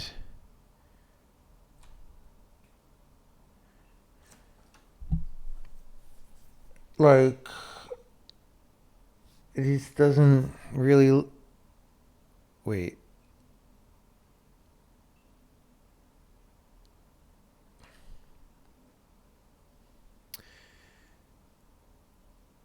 This is, okay, hold on. This was 8 bytes, right? If you're a macho man. No. It's literally still 4 bytes. Is that wrong? I believe it's wrong. I believe this is a bug in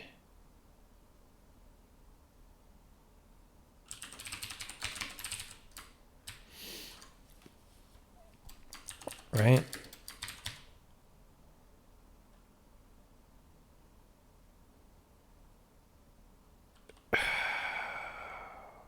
Wait, this is what we're just looking at.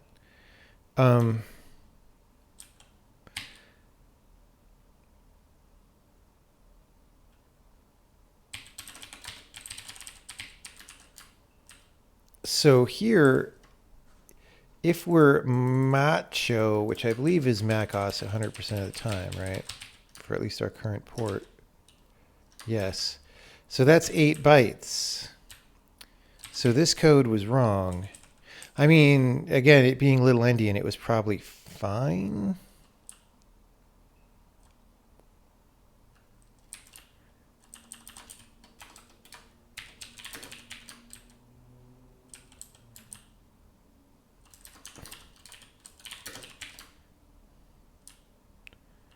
Okay.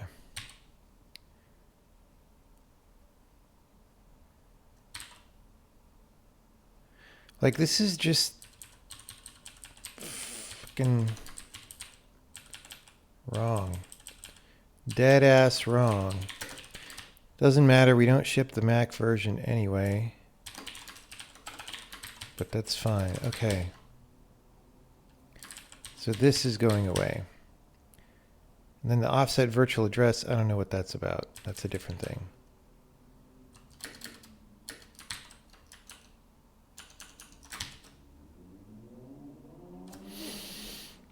Okay, so we still have lots of these that aren't hit yet.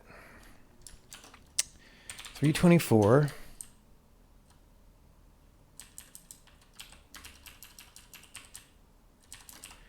Ensure space and return pointer 4. Wait.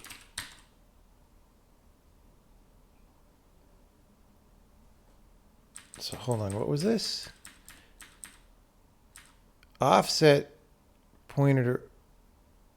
What?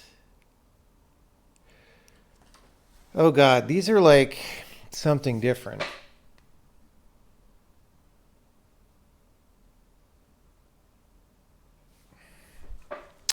Did I typo the earlier ones?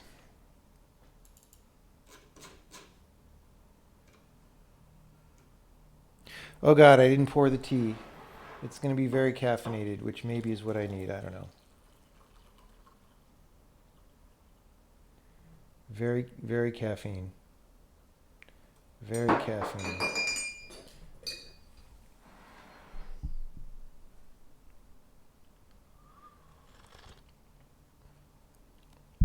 Very strong tea.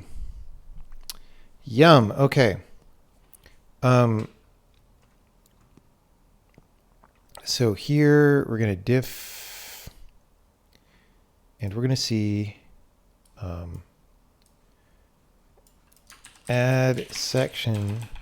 See, at some point, there's this thing going on where you kind of shoehorn the same struct members into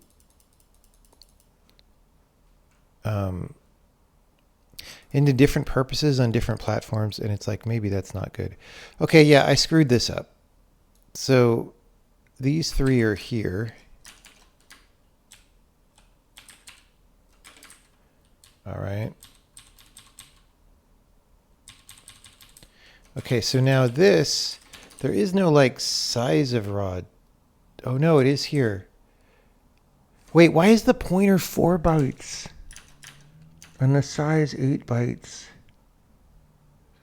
This is all fucked up, dude. I don't think this code ever ran.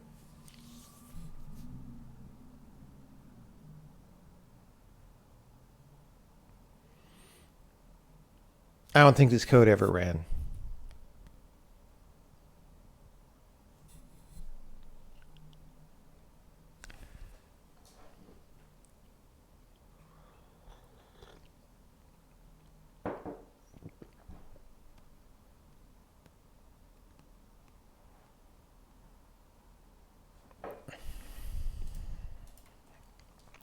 Let's just say it's probably wrong.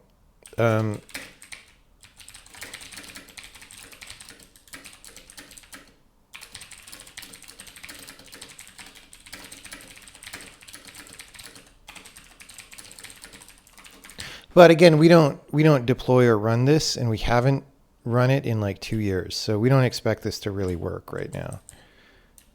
We will at some point make it a project to resurrect the macOS port.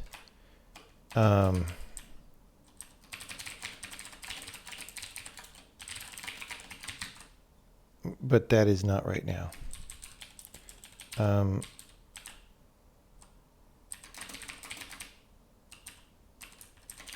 Okay.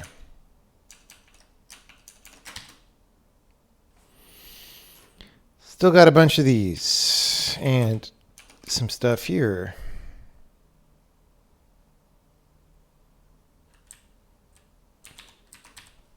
And what type is that? Void star.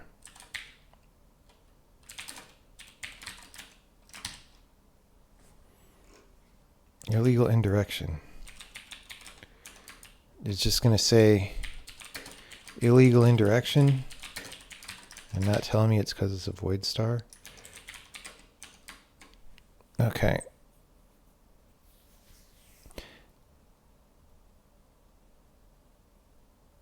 Like on Linux, it's also 4 bytes and then 8. Like, what the fuck is going on?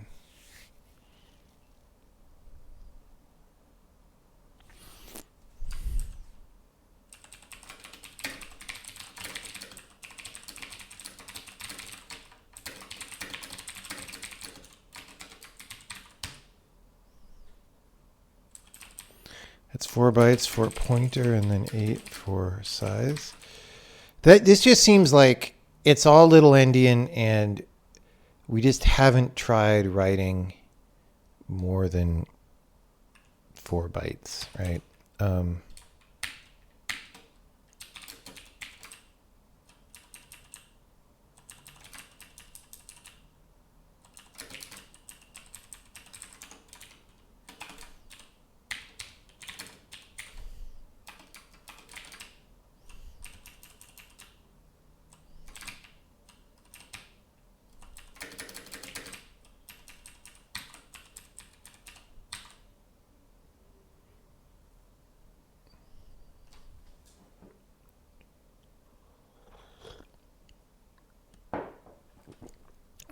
That seems very wrong to me.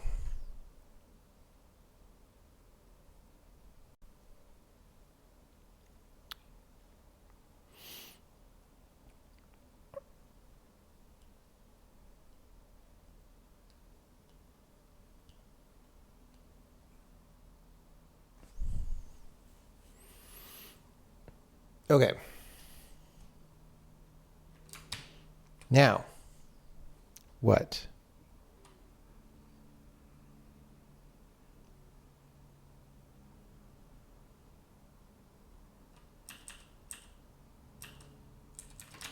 Let's just see what it complains about. 1382.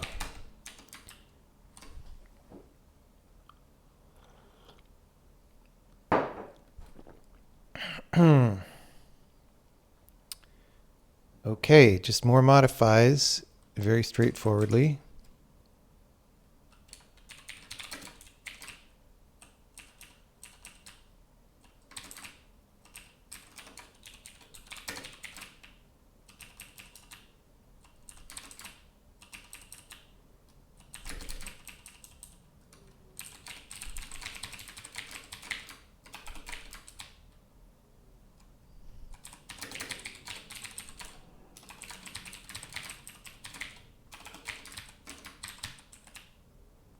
Okay.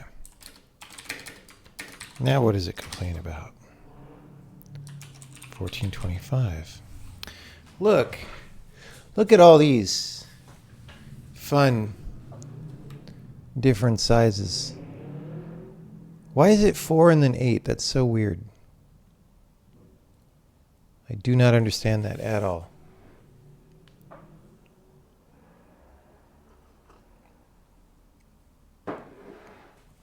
I do not understand. Okay, so we're going to do these right here.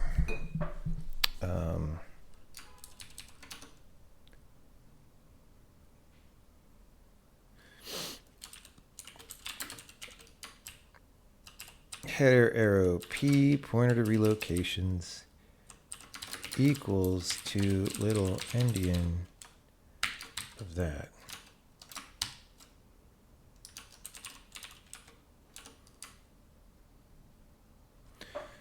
Yep. Okay. Wait, I did the wrong one.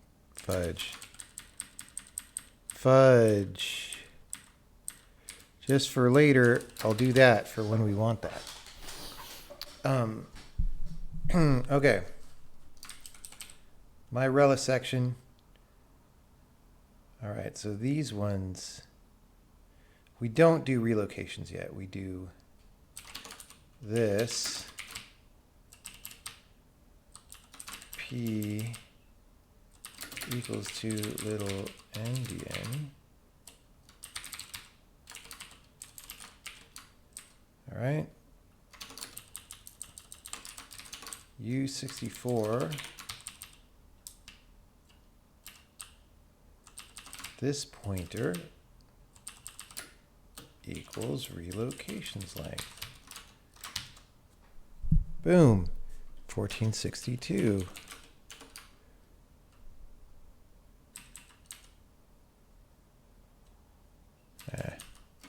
Star U32 star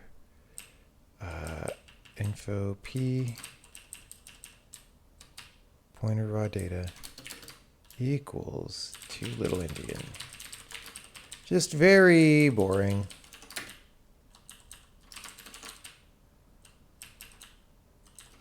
P size of raw data equals to little endian.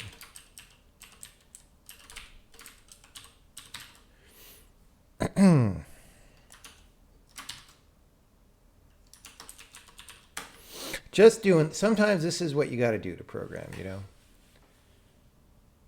Why do you not write a macro? Because the amount that you would capture in the macro versus what's different every time is very little, and it wouldn't be worth it.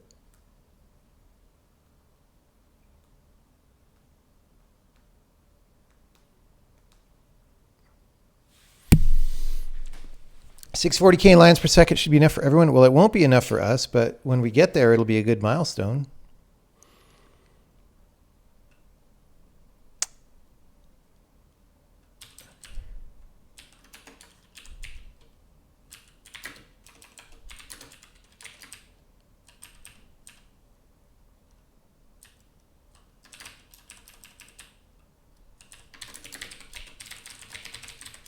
Too little endian.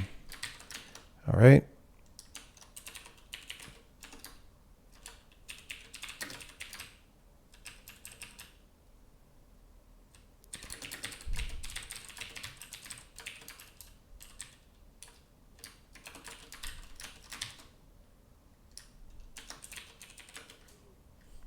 Wait, what? Oh, it's P pointed to raw data.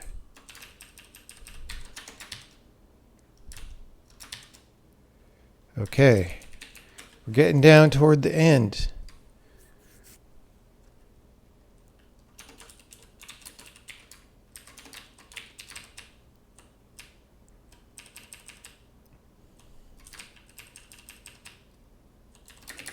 And then, of course, we get to do this with other variables.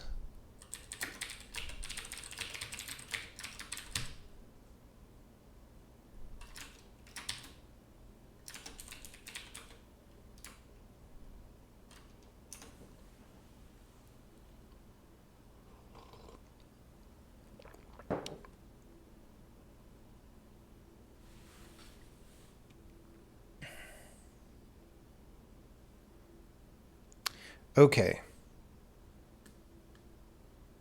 Section number Schuster tab. Same thing, except U64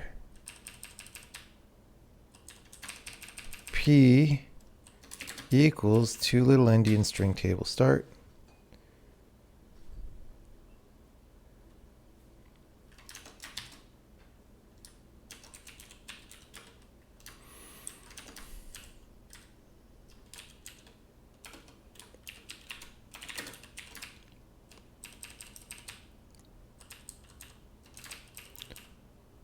Like here, they're both 8 bytes, so I don't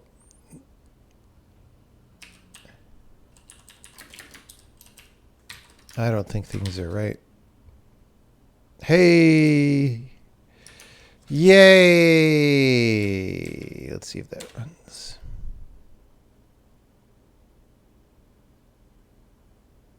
Okay.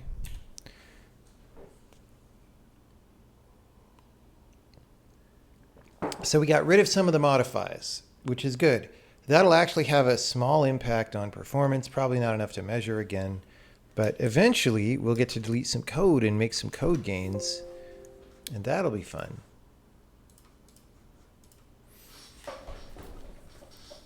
Code gains.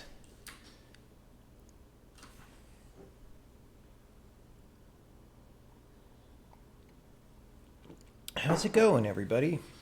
At 3:30 in the afternoon. We've only been streaming almost 6 hours.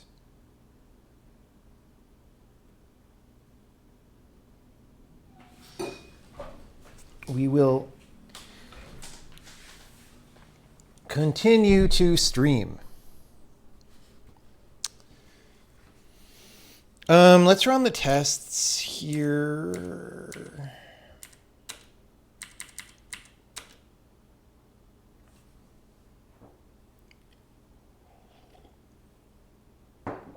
$24-hour coding stream? No, it is not going to be 24 hours.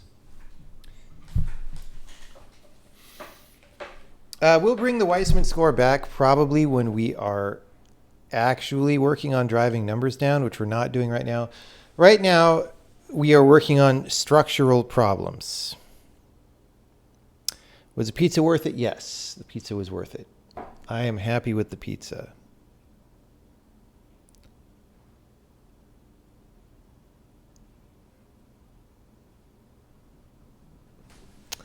Okay, this has been good. We're going to, let's make sure we could debug a little bit. I mean, I think if we had messed that up, we would get like a, your entire debug file is corrupt kind of a situation. But we could see. Oh yeah, all sorts of structural problems. Just any structural problem you could think of is what we are dealing with right now. Okay, so commit.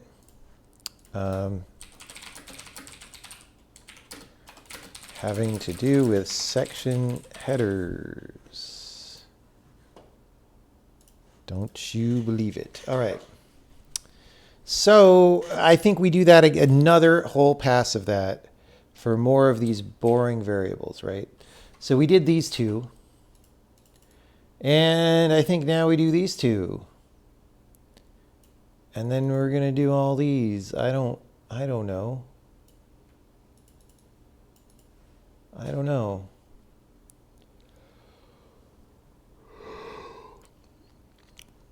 What is offset info? Let's just do that one. Guys, I might need a nap in the middle of the stream. I also need a map, but a nap. Like just like a 20 minutes, we'll put on Pepsi Man. You know?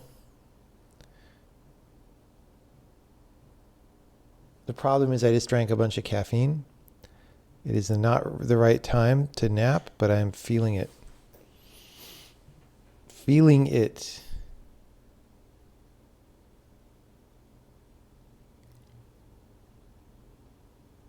It's the pizza, maybe. Wah. Wah.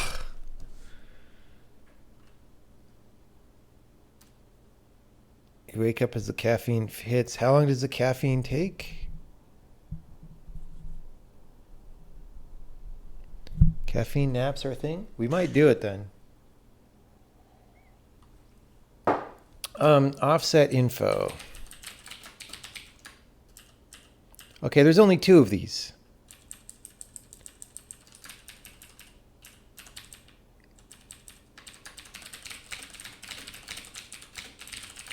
Easy clap. Easy clap.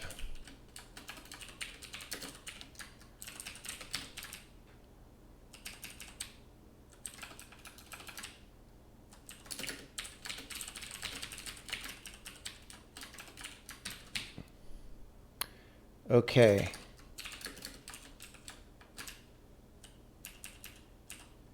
I don't even know what info.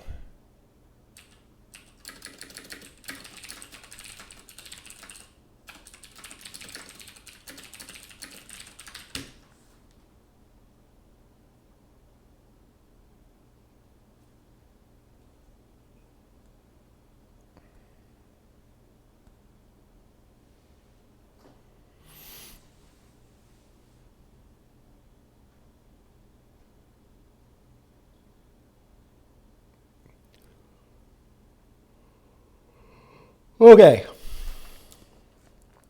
Offset, pointer to relocations. Why are these size T's? Like, don't ever use size T. It's like the worst, especially when you're doing cross-platform file formats. That's just not a thing.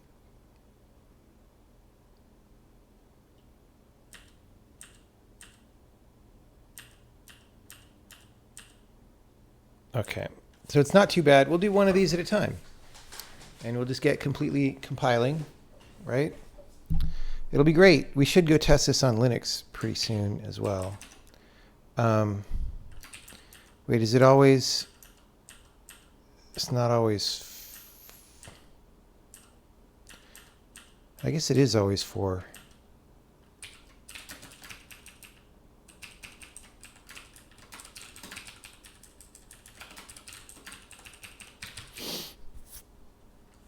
Okay. Ensure space and return pointer for.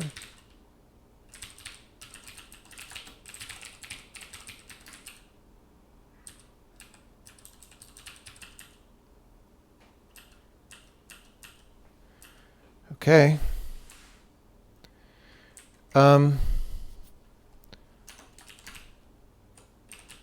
P pointer to relocations equals to little endian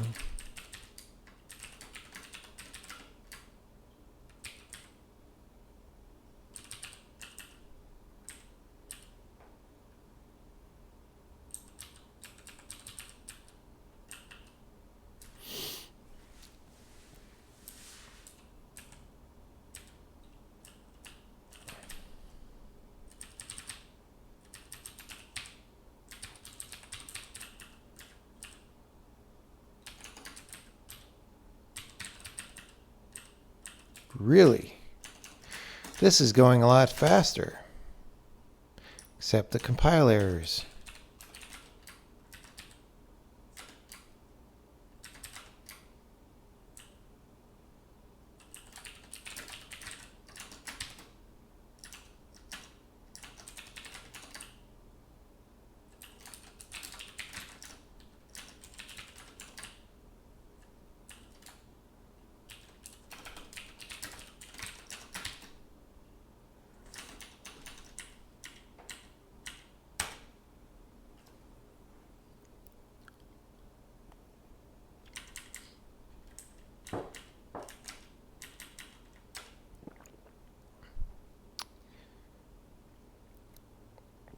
Exactly. Like when you're writing a cross-platform file format, you should know how big the numbers are that you're writing, right? They shouldn't be arbitrary depending on where you're trying to compile, right? It just doesn't make sense to do that. Like size T is kind of stupid to begin with, although like it's like, okay, I kind of know why they did that. It's forgivable for back in the day, but you just shouldn't program that way now. You shouldn't use things like size T. It's just not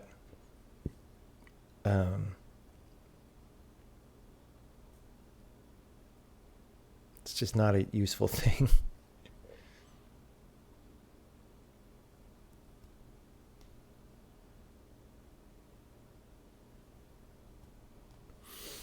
Not a useful thing. All right. Let's go do this one. Number of relocations. That's only 2, 4. It's different on different platforms. So we're going to make it a void star offset number of. Oh, sorry. Yeah, it's only 2 bytes. That's crazy. Crazy. I tell you, it's crazy. Okay.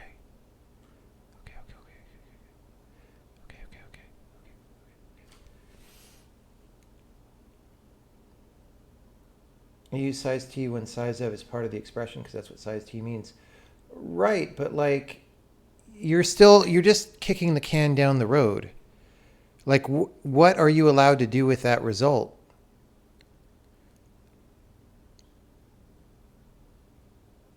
Like, if you don't know what you can store it in that's not a size T, you can't ever interface with the outside world.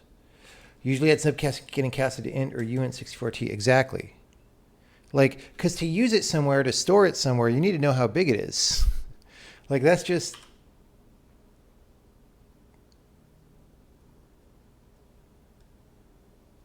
Yeah.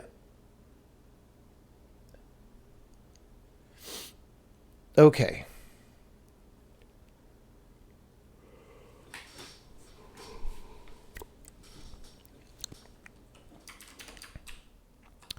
So we're going to go P on the number of relocations.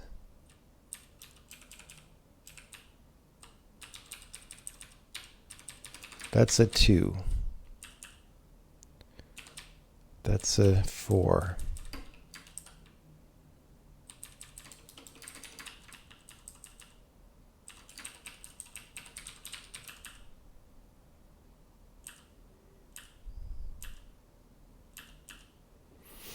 Okay.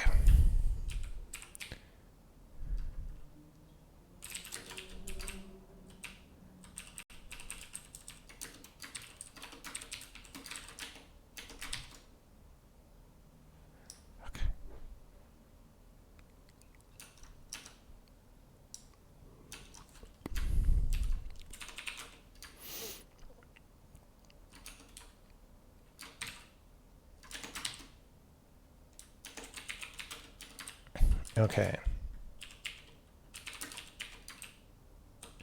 This is P, number of relocations, equals to little endian. There we go.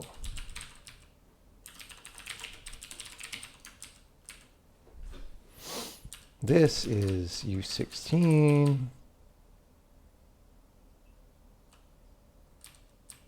OXFF. It's not even little endian.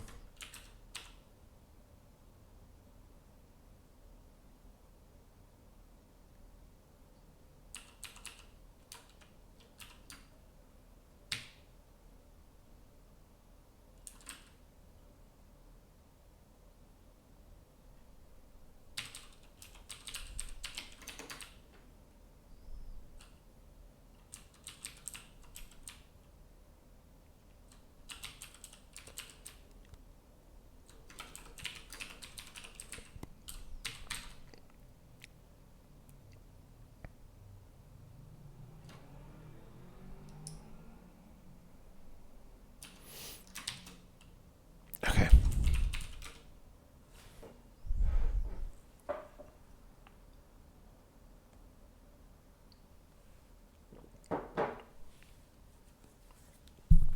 Yeah, score counter not currently relevant. It may come back.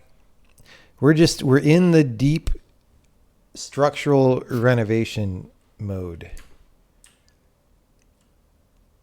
We are editing the things. Editing the things. So this and this and I mean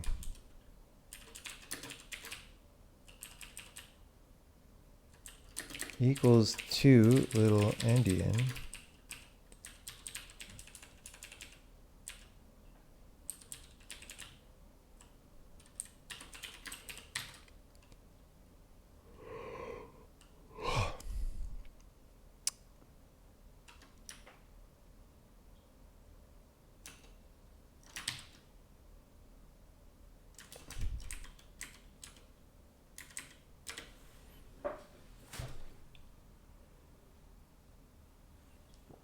Sure getting rid of a lot of the modifies.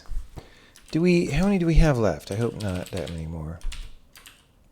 1, 2, 3, 4, 5, 6, 7, 8, 9, 10.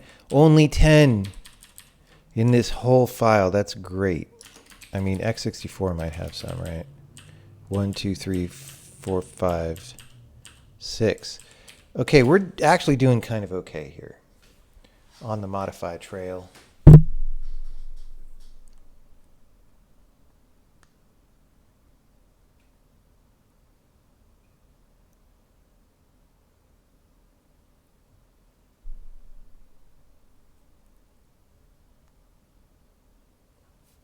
Yeah, what about the drivers is an excuse question that people use, because as soon as they ask that, that the answer they've already answered for themselves is, this is impossible. Nobody in the universe can ever make an operating system, right? Except only Microsoft is allowed to. And Tim Apple and Linus Torvalds, right?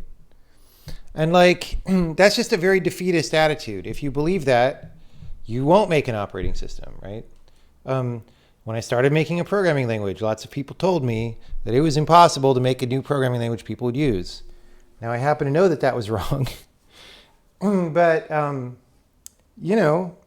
that's the kind of thing that keeps people from doing things themselves. Right? Linux tech tips. Yes. Yes.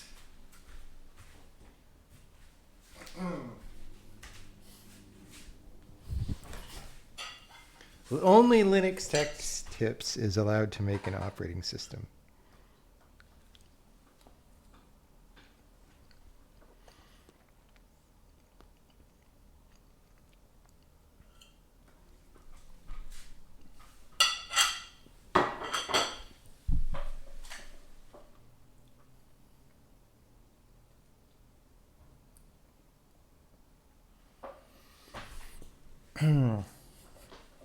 Exactly. Remove the requirement. Yes. Like, hey, obviously, I cannot make a device driver for every piece of consumer PC hardware that's ever been released from the years 1970 to 2987. So I won't. It's like, okay. It's also a valid technical question, but that's not really, because the problem is those kinds of questions are a waste of time for the person being asked, because the person asking the question hasn't really bothered to think enough about it to try to answer the question themselves. And this happens so often on the internet that, like, if you're the person who has the idea to do this thing, you just get deluged with all these people who haven't thought for 5 seconds about the question they're asking and asking the same questions over and over. And this is part of internet culture that needs to really be understood, is if you haven't thought seriously about the question you're asking, people are not obligated to answer it because it takes too long. It's just, it'll kill all their energy to do anything if they have to answer all those questions all the time. Right?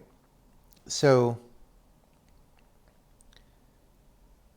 people asking, what about drivers, haven't ever, like, answer that for yourself. Like, sit down and say, if I had to make an operating system and if I had to make it a successful project, what would I do about drivers? There are a number of answers to that question. Any of those are fine. Any of those are better than bothering the person by saying, what about drivers?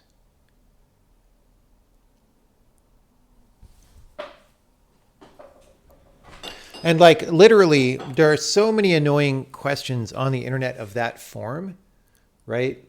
Where you say, like, I'm doing something, that most people aren't doing. And they'll say, but blah. And the but blah is just, it's just a knee-jerk, zero amount of thought, canned reply. That's even a waste of time to respond to.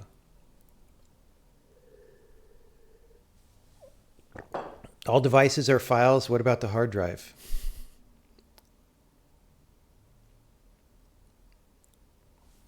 I think it's Western society that trains people to think extremely narrowly. I don't think it's about Western society. I think you see this everywhere in the world. This is just a human being thing. I don't think it's a Western thing. I mean, if anything, in, like, Asia, the kind of pushback to somebody doing something ambitious is way worse, right? Because it's not culturally sanctioned there usually that you do ambitious individual things.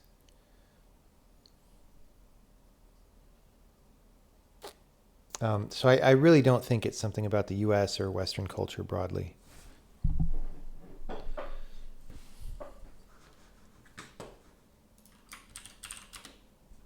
And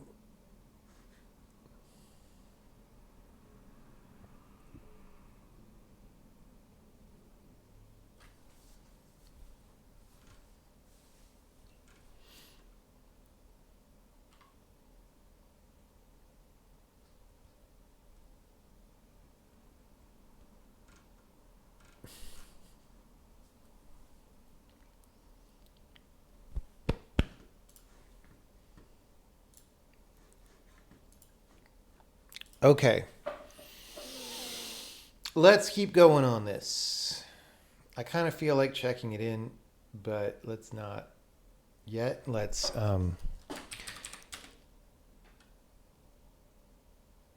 offset characteristics and offset virtual address. Are these both machos? What is old value characteristics? All right.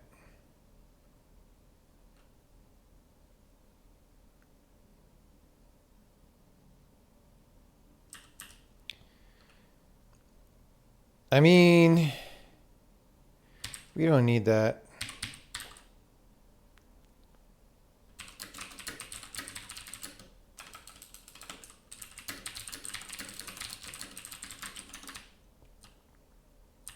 This is P characteristics. Ensure space and return pointer for. Okay, so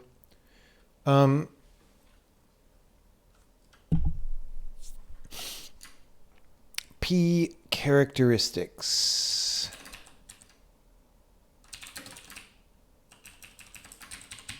Okay, and then offset characteristics. This is instead P characteristics. And star header P characteristics. Or equals.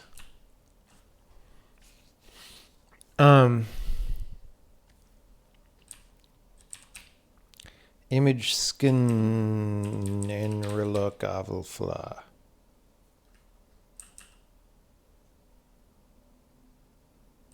I think that's it. We got our avlfla.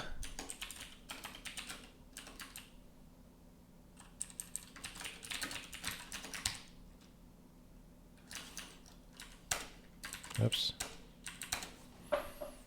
Avlfla. In more recent times, though, we've gone more in that direction. I do think that's a little bit true, yeah. I mean, yeah.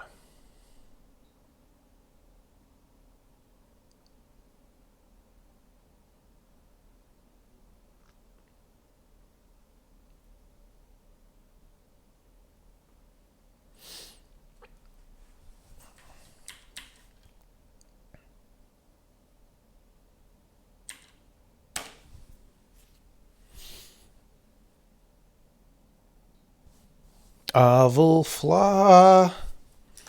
Okay, so next ones. Offset virtual address. I don't know what that's all about.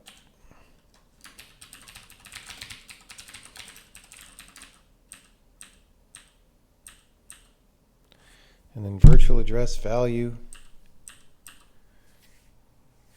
Is virtual address value ever used? Virtual address value. Ah, yes, it is. In one frickin' place.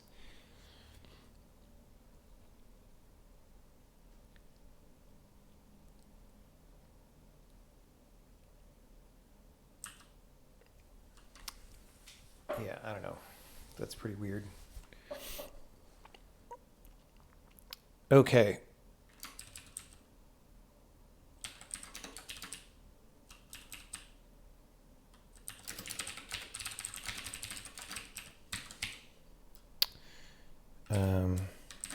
P virtual address.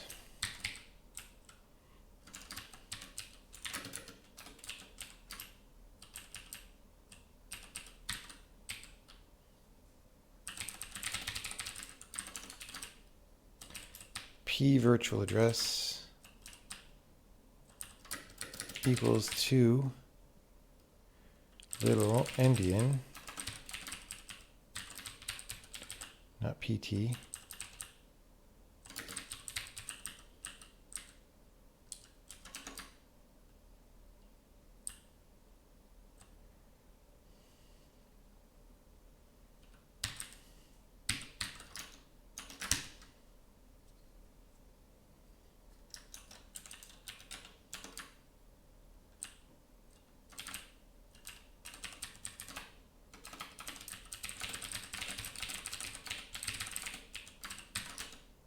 Okay.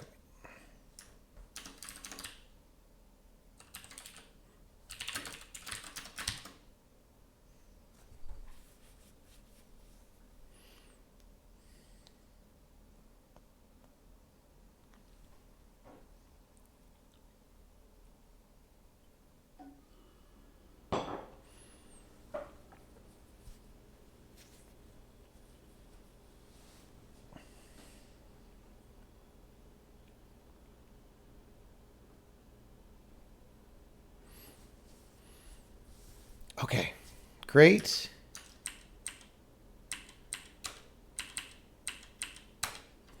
Great.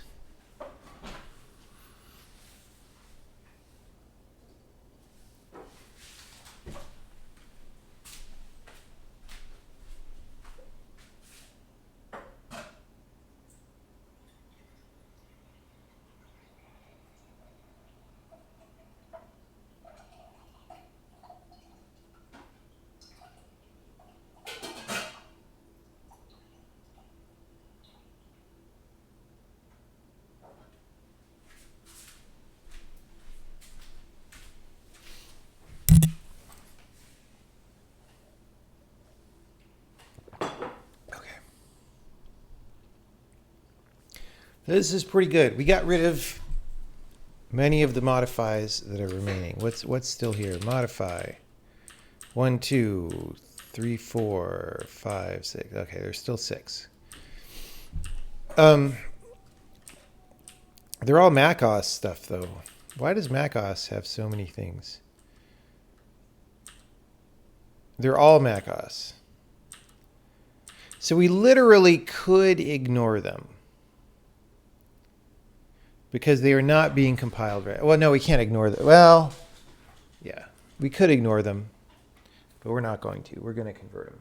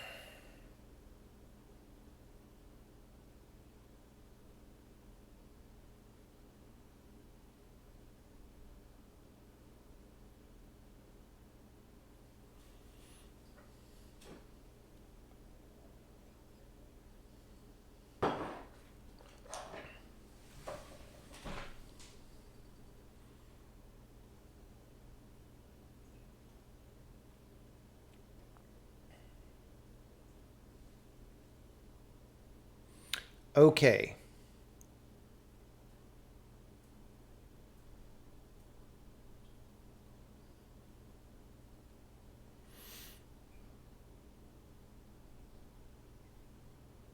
Yeah, let's just convert the macOS ones, and maybe the goal is to get rid of all the modifies. What? Like, there's not that many. Well, there's more than those, but we're about to get rid of some of these. Oh, these are not relevant. These are not relevant. Yeah, there's not that many.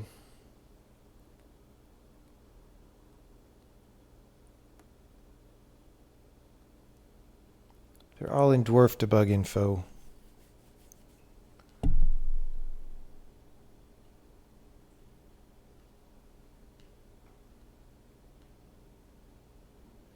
So one stretch goal is maybe we just delete those from the file.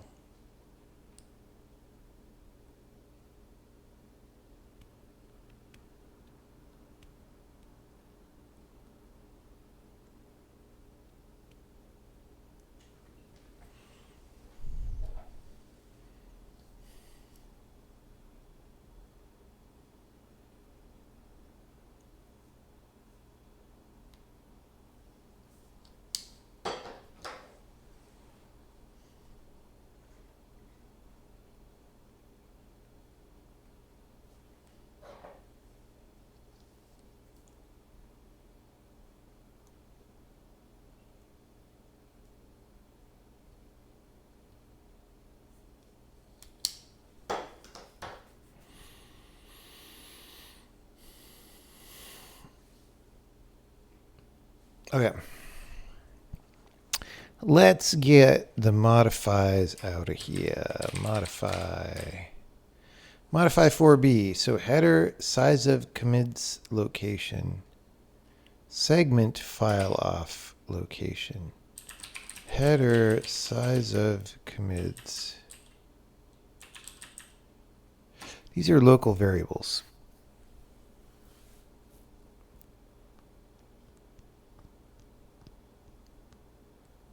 Okay. So we're just going to go void, or actually U32 for this. But it's going to be P this. And then the segment file off is U64. Okay.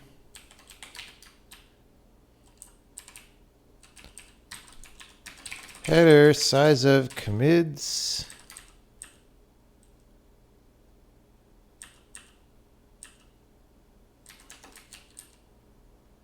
Ugh. We actually needed both of these.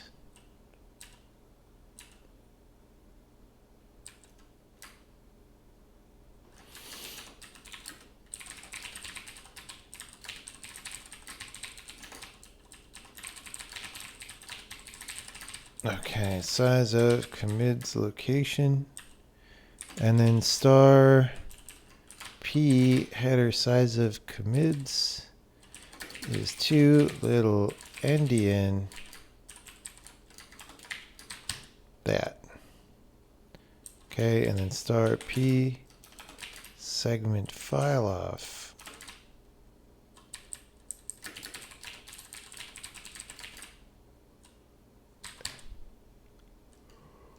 Okay. Uninitialized local variable used. Oh yeah, because it's an uninitialized local variable and we used it.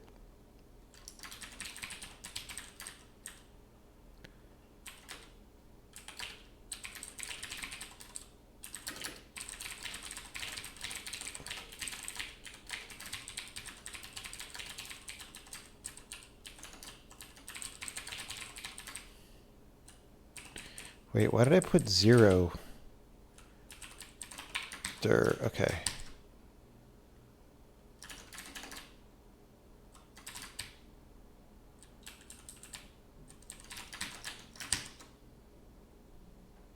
Okay.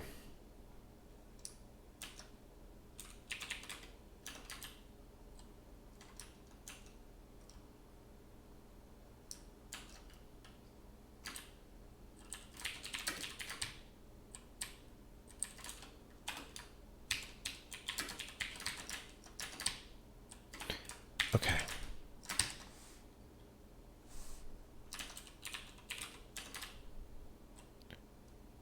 Whoops. Put it in the wrong place. Okay.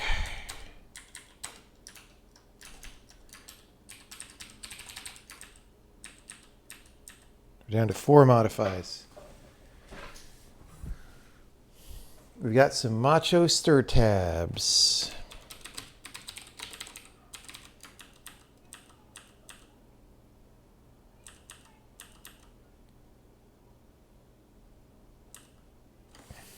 Okay.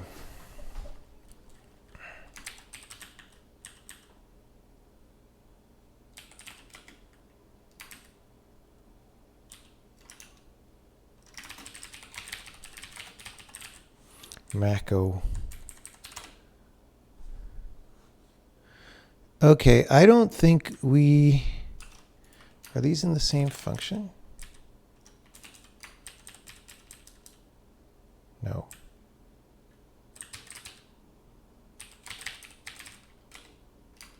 Okay, so we do need those to be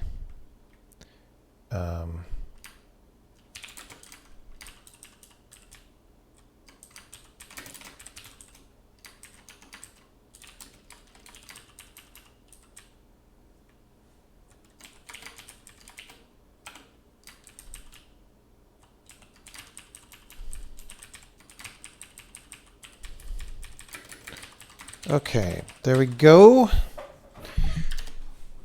Did the tests finish? Yes, they did. Of course they did, because we're only editing Mac code.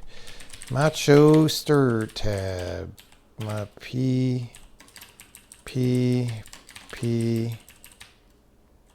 whamma-bama, and sure. Actually, we want exactly this.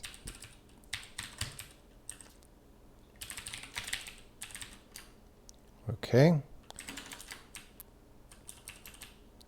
This P equals 2 little endian, open paren, and then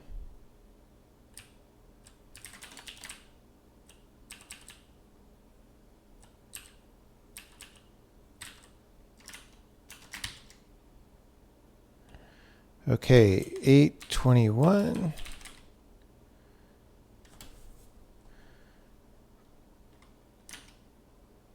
Oh yeah. Keep forgetting we got to cast that.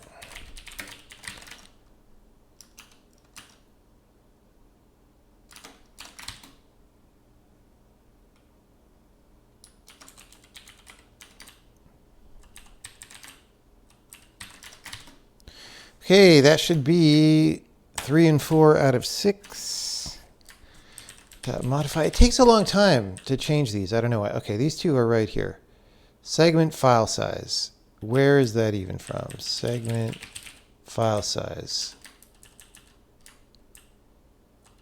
P file size and PVM size.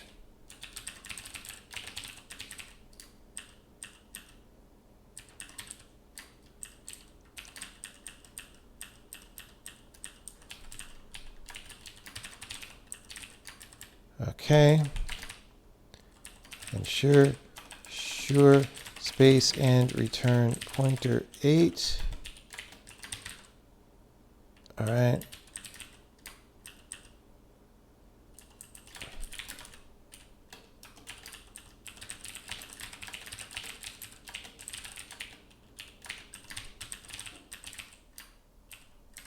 Gotta remember to cast.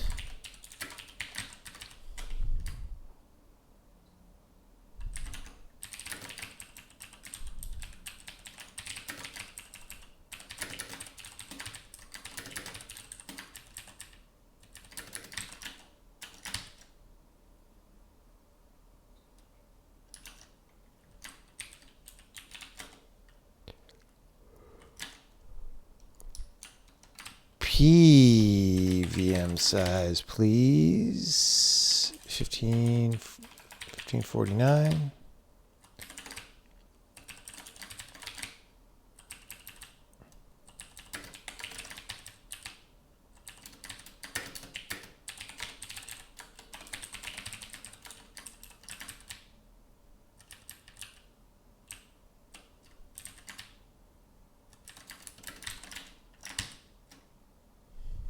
Illegal indirection.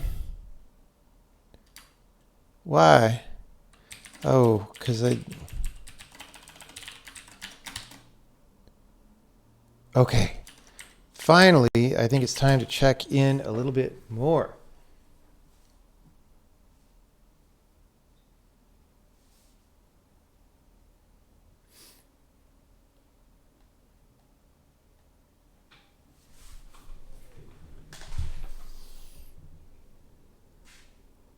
Boom.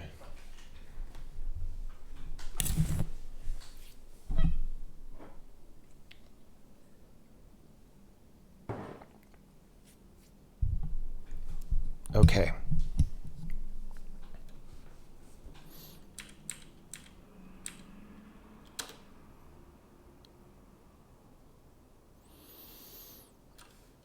That was very grindy, and we haven't even done anything good.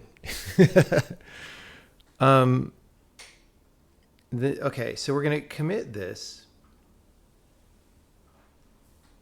And then, so the reason we have been doing all of this is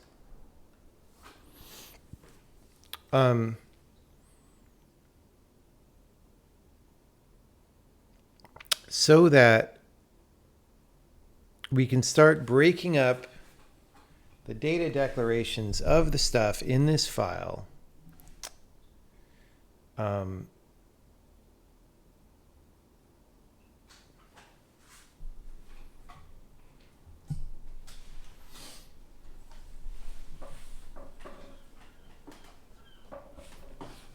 Yes.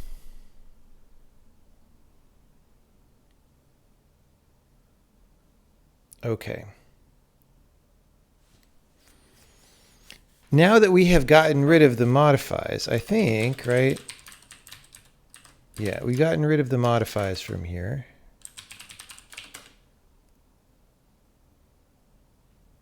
A little bit in x64 converter.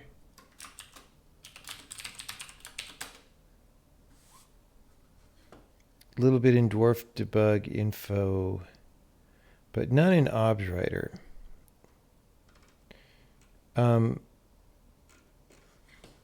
So what that means is now we could put the section header into a different thing, right? Okay. Commit.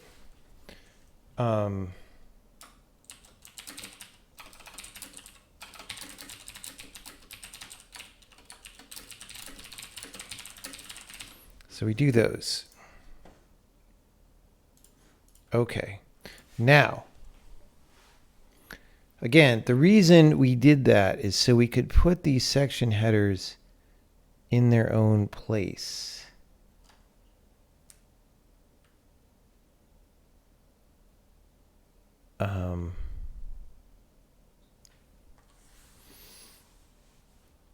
Like when we go to write the files.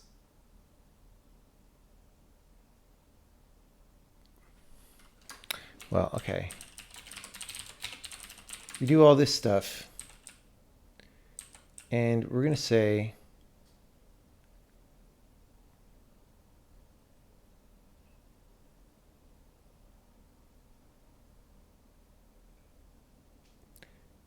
headers. This is where it starts getting like maybe we'll mess this up, right?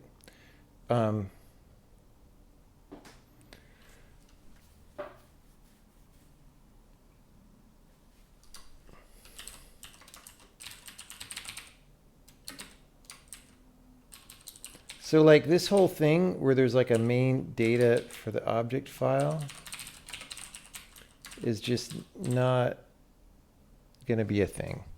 So we're going to go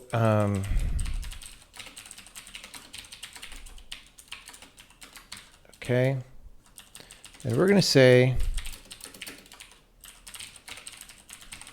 and then everyone in here, we're going to replace this.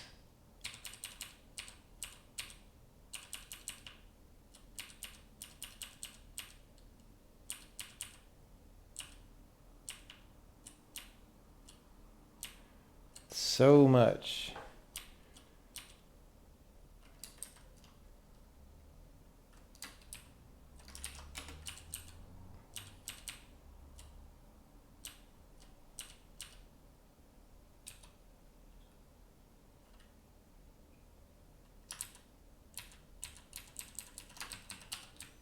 Okay.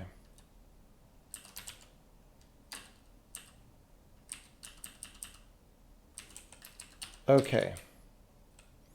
Now, it's quite possible that we're calling something that on its own, oh wait, we didn't put ampersand C.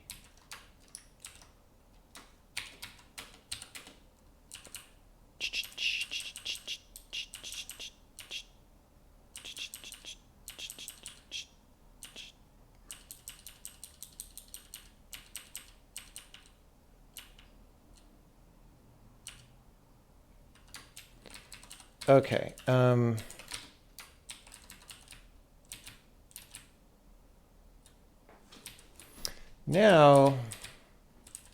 we're going to put assertion on this on the bottom. This will probably fire. But it's like, hey, did we put stuff into the wrong one? Section headers. Wait, what?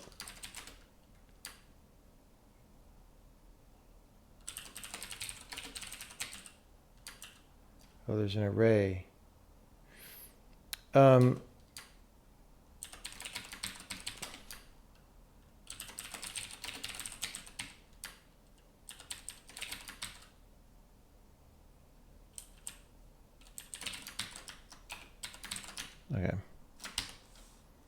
Good.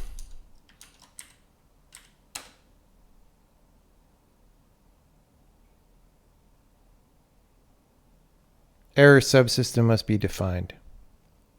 Oh, because we're not outputting the section headers. So that's a thing that we need to do. And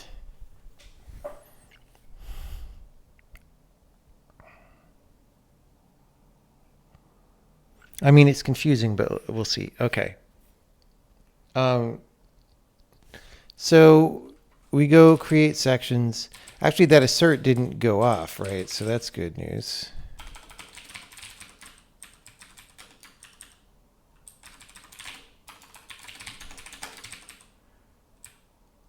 We go emit code.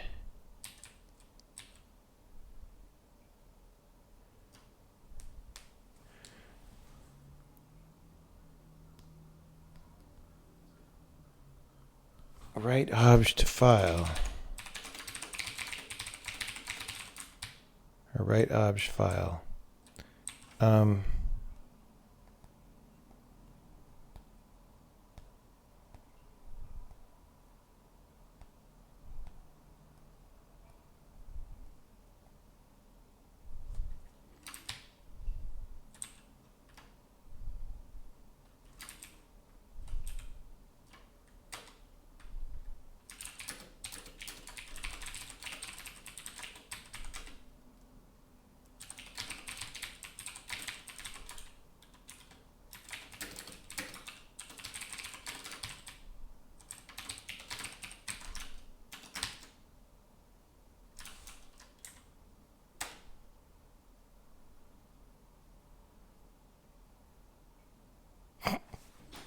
Well, that clearly didn't work. It made a face. It made an emoji face.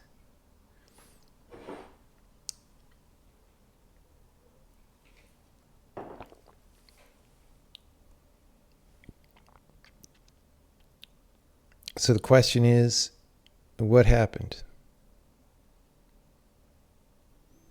Emoji face is not allowed in DirectV. DirectV. This was not good.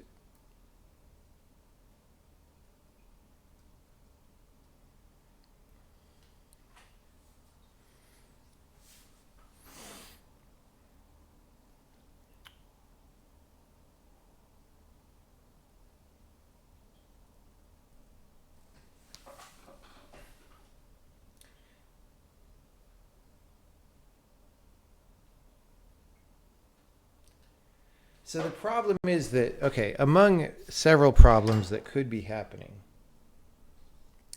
is that someone is taking an offset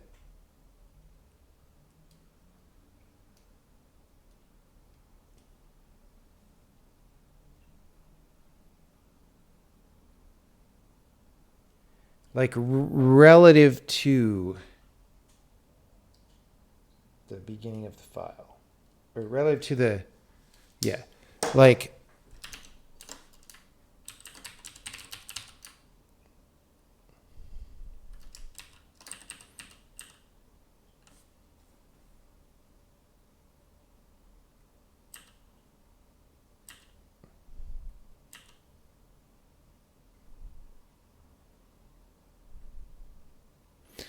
okay, this thing is going to be wrong a little bit. Add segment raw data and write relocations. Because this is like where in the entire file. Oh.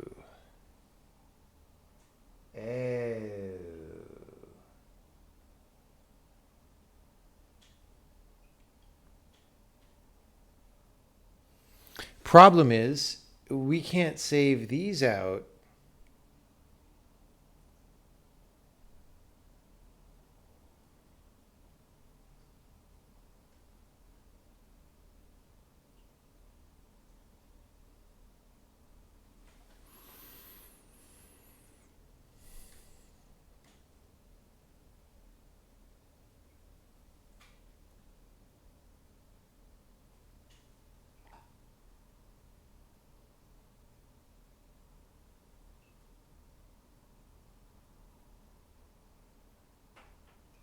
I mean, let's just try something. Well, first let's keep searching. How many more of these are there? P data c.length. Prepare.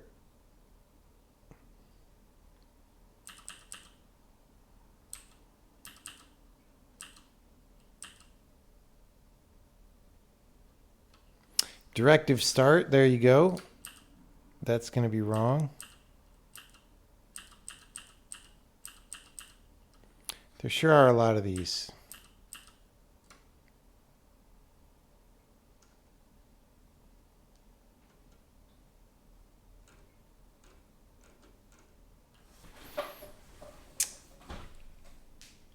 Okay, so the problem is I want to filter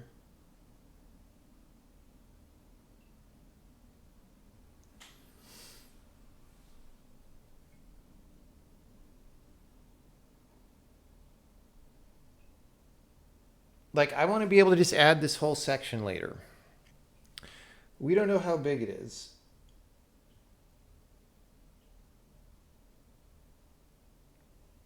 Because you can add more say. This is one of those things where multiple contributing features of the language makes everything harder, right? Like if we didn't let you make user level data segments, then we would know how big the thing is. We wouldn't need to add more stuff to it. But we do need to add more stuff to it after compilation begins. So the problem is all this other code is like the way this writer thing was set up was to be maximally simple and just keep appending to one doodad, right?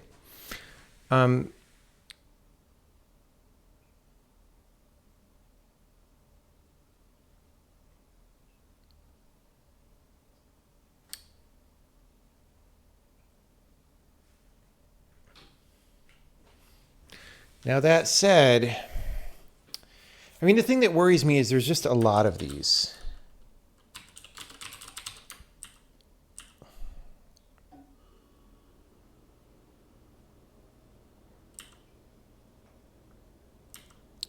There's just a lot of these. So I think maybe the strategy is to not even worry about this part right now and just focus on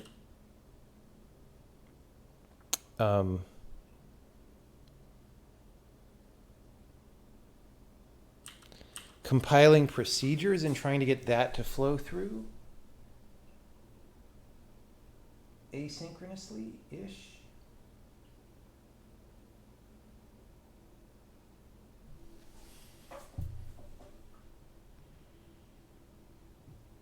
Because then we only have to focus on a small part of this data footprint and make sure that that's patched correctly. In fact, it's already separate.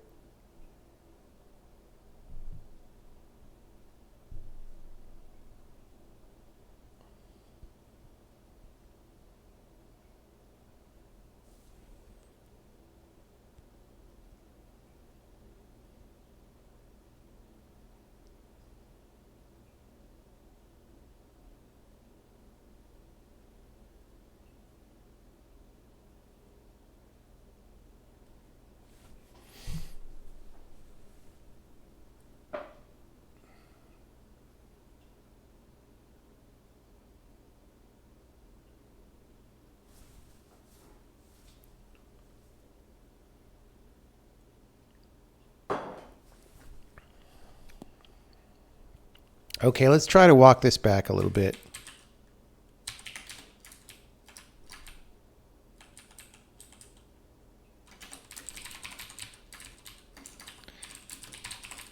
And we'll explain this a little later. And we're just going to say for now, right, and then this assertion at the bottom. And we're going to hope that that is every, oops. What? Auto. Gonna hope that that's everything we need to do.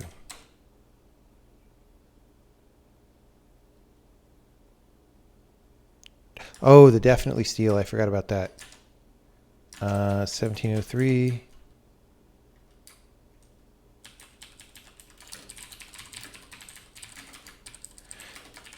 So we're going to want to document these things.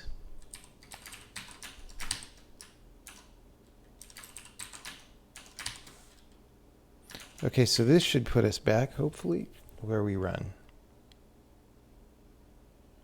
Yay!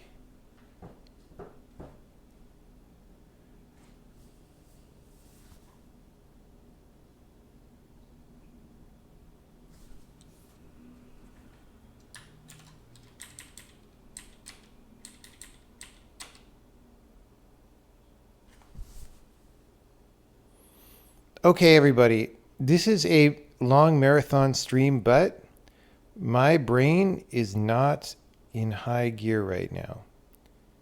So I think I need a little bit of a brain break, but I wouldn't do that to the people without giving you some entertainment over the brain break.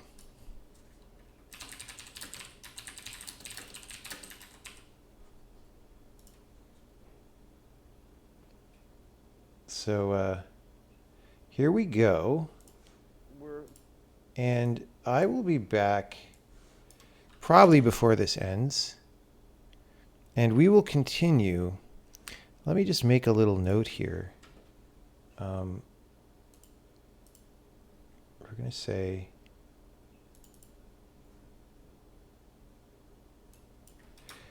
we'll be back after a break. In the meantime, enjoy.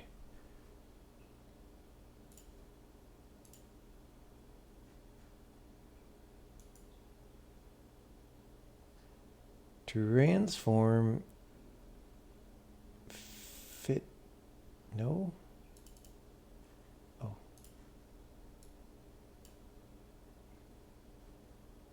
Where'd it go?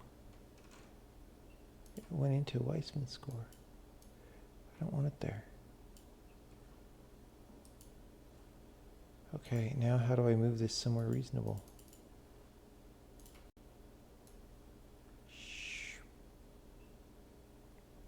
Okay. Yes. Yes.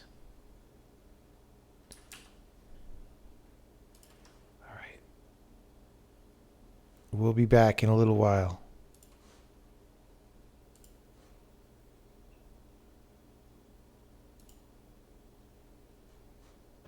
Our next speaker is Sidney Coleman, who's the Donner Professor of Science at Harvard. He was educated at the Illinois Institute of Technology and Caltech and came to Harvard in 1961 and quickly joined the faculty and has received many honors for his work and lecturing in theoretical physics, most recently the Dirac Medal from the International Center for Theoretical Physics. He's a fellow of most everything, and today, in order to tell us about quantum mechanics in your face, including some that are illegal, he's made the supreme sacrifice and gotten up before noon. What? Howard, there was one stage where it would be more convenient for me to have a second projector. I'll see if we can. Okay, it's not essential. This lecture has a history. It's essentially a rerun of a lecture I gave as the Dirac lecture at Cambridge University a little under a year ago. And there's a story there. I had been asked to give this lecture several years ago, when it was 2 years in the future. And of course, when someone asks you to do something 2 years in the future, that's never. You always say yes. And the time came, I got a communication from Peter Goddard at St. John's College, who was running the operation, who said, what do you want to talk about? And I said, I don't know, who's the audience? And he said, oh, it's pretty mixed. You'll get physics graduate students, physics undergraduates, people from chemistry and philosophy and mathematics. And I thought, these are not the people to whom to address on the subject of non-abelian quantum hadron black holes, which was what I was working on at the moment. So I said, look, I've always been interested in giving a lecture on quantum mechanics, what a strange thing it is, and exactly what strange thing it is. And do you think such a lecture would be suitable? And he said, yes, give us a clever title. So I emailed back, Quantum Mechanics in Your Face, because I wanted to really confront people with quantum mechanics. And Peter said, no good, he said. A British audience would not understand the locution and indeed might think it was obscene. All to the good, I said, but he was adamant. So since one of the themes of the proposed lecture was that people get a lot of confusion because they keep trying to think of quantum mechanics as classical mechanics, I suggested this alternative title. And he said, I have all of this on discs. This is a true story. He said, this is, nope, a British audience wouldn't get it, too American. So I said, well, all right, if you want something British, he said, too facetious. So finally we settled on this title, which, as you can see, is a little wimpier than the others. But now I'm back in the land of free speech, so the title of the talk is Quantum Mechanics in Your Face. Now, the talk will fall into three parts. There will be a preliminary where I give a quick review of quantum mechanics. I would say it was the Copenhagen interpretation or the interpretation in somebody's textbook, but it's not really that. It's looser and more sloppy. Architectural historians, when they're discussing kinds of buildings that were being built in a certain place in a certain time, but they aren't in any particular well-defined style, it's just what builders threw up in the United States circa 1948. They call it vernacular architecture, and this will be a quick review of vernacular quantum mechanics. That's more to establish notation and make sure we're all on the same wavelength. Then the two main parts of the lecture will be, firstly, a review of a improvement, a pedagogical improvement on John Bell's famous analysis of hidden variables in quantum mechanics, which is in fact easier to explain than Bell's original argument and deserves to be widely publicized. It was built by David Mermin, that's the M, out of some earlier work by Greenberger, Horn, and Zeilinger. Then the second part of the lecture, I will turn to the much vexed question of the sometimes called the interpretation of quantum mechanics, although, as I will argue, that's really a bad name for it. I want to stress that I have made no original contributions to this subject. There's nothing I will say in this lecture, with the exception of the carefully prepared spontaneous jokes. There is nothing I will say in this lecture, that was one of them. There's nothing I will say in this lecture that cannot be found in the literature. Of course, such is the nature of this subject that there is nothing I will say where the contradiction cannot also be found in the literature. So I claim a measure of responsibility, if no credit, the reverse of the usual scholarly procedure. Now, also I will stick strictly to quantum mechanics in flat space and not worry about either classical or quantum gravity. We'll have problems enough keeping things straight there without worrying about what happens when the geometry of space-time is itself a quantum variable. Now, to begin with the very quick review, these transparencies are going to go by extremely fast. A pointer might be handy. There's a laser pointer just to the right, Sydney, of the view graph. Oh, view graph. Right. Okay. Got it. I'm always worried about these things. I'll point them the wrong way and zap a member of the audience. However, got it the right way. The state of a physical system is at a fixed time is a vector in Hilbert space. Following Dirac, we call it psi, normalized to unit norm. It evolves in time according to the Schrödinger equation, where the Hamiltonian is some self-adjoint linear operator. A simple one if we're talking about a single atom, a complicated one if we're talking about a quantum field theory. Now, if there is anyone who has any questions about the material on the screen at this moment, please leave the auditorium, because you won't be able to understand anything else in the lecture. Now,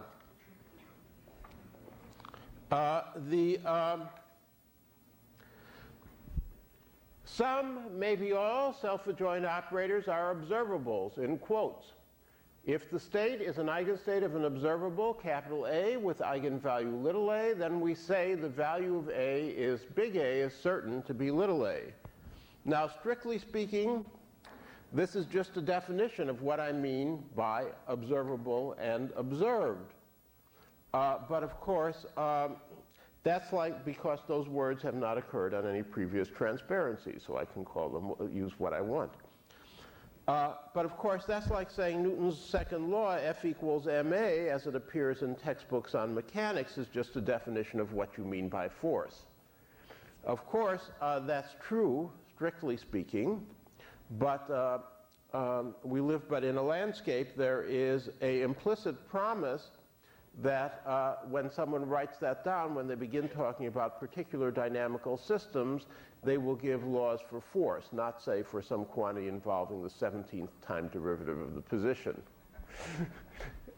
Likewise, the words observable and observed have a history before quantum mechanics.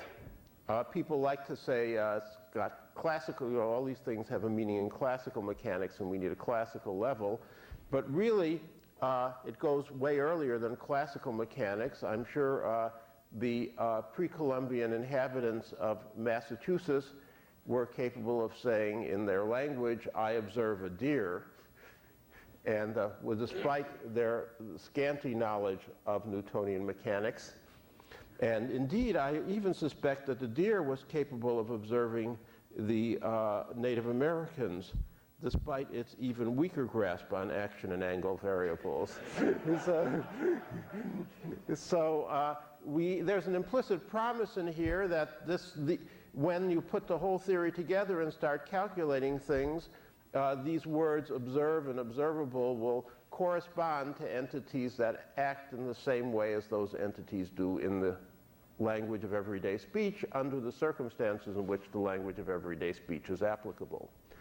Now, to show that is a long story and not something I'm going to focus on here, involving things like the WKB approximation and von Neumann's analysis of an ideal measuring device, but I just wanted to point out that that's there.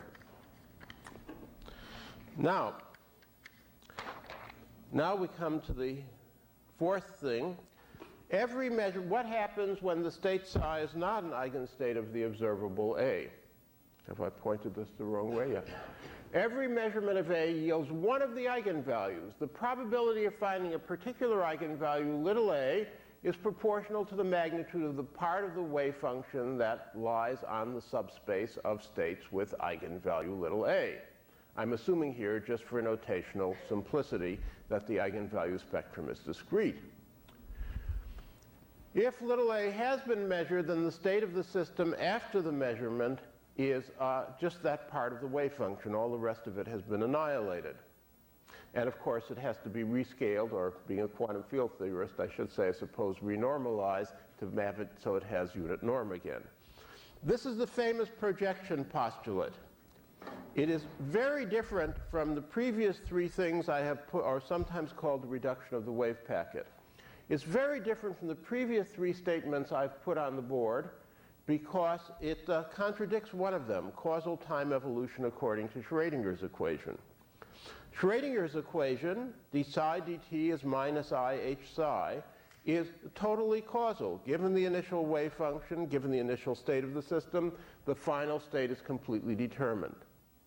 Furthermore, this causality is time reversal invariant. Given the final state, the initial state is completely determined. This operation is something other than Schrödinger's equation. It is not deterministic, it is probabilistic, And it is, you cannot, not only can you not predict the future from the past, even when you know the future, you don't know what the past was. If I measure an electron and discover it is an eigenstate of sigma z with sigma z equals +1, I have no way of knowing what its initial state was. Maybe it was sigma z equals +1, maybe it was sigma x equals +1, and it turned out I was in the branch that got the 50% probability of measuring sigma z up. Now, that ends the preliminary. Howard, I don't want to run too much over time. Of course, everyone makes this statement. But I started, what, a quarter after? Okay. So before I go into the first of the two main parts of the lecture, the GHZM analysis, are there any questions about this? Okay. I will, in part two, return very much to a critical analysis of the reduction of the wave packet, but for the first part of this lecture, I'd like to take it as given. Now, there's references, but actually I call them credits because I notice nobody ever writes down the references. It's just here to avoid the speaker being sued. This whole analysis, as everyone knows, starts with the work of Einstein, Rosen, and Podolsky, which sat around as an irritant for some years until John Bell, picking up an idea from David Bohm, was able to turn it into a conclusive argument against hidden variables. A pedagogical improvement was made by David Mermin, who, at least to my mind at least, really clarified what was going on in Bell's analysis. And then a completely different experiment was suggested by Greenberger, Horn, and Zeilinger. I've got a reference here to a paper they wrote with Abner Shimoni, not because that was the original paper, but the original paper is a brief report in the conference proceedings, and this on that one, polishing it up, and it's my version of Mermin's version of Greenberger, Horn, and Zeilinger's Gedanken experiment inspired by John Bell's based on Bohm and Einstein, Rosen, and Podolsky. And I've left out 90% of the references that you're going to see now. Now, the way I like to think of this analysis as is by imagining a physicist whom I call Dr. Diehard, who was around at the time of the discovery of quantum mechanics in the late 20s and didn't believe it. And although some time has passed through then, he's still around, quite old, but intellectually vigorous, and he still doesn't believe in it. Our task is to convince him that quantum mechanics is right and classical ideas are wrong, or even, as I'll say, primitive, pre-classical ideas.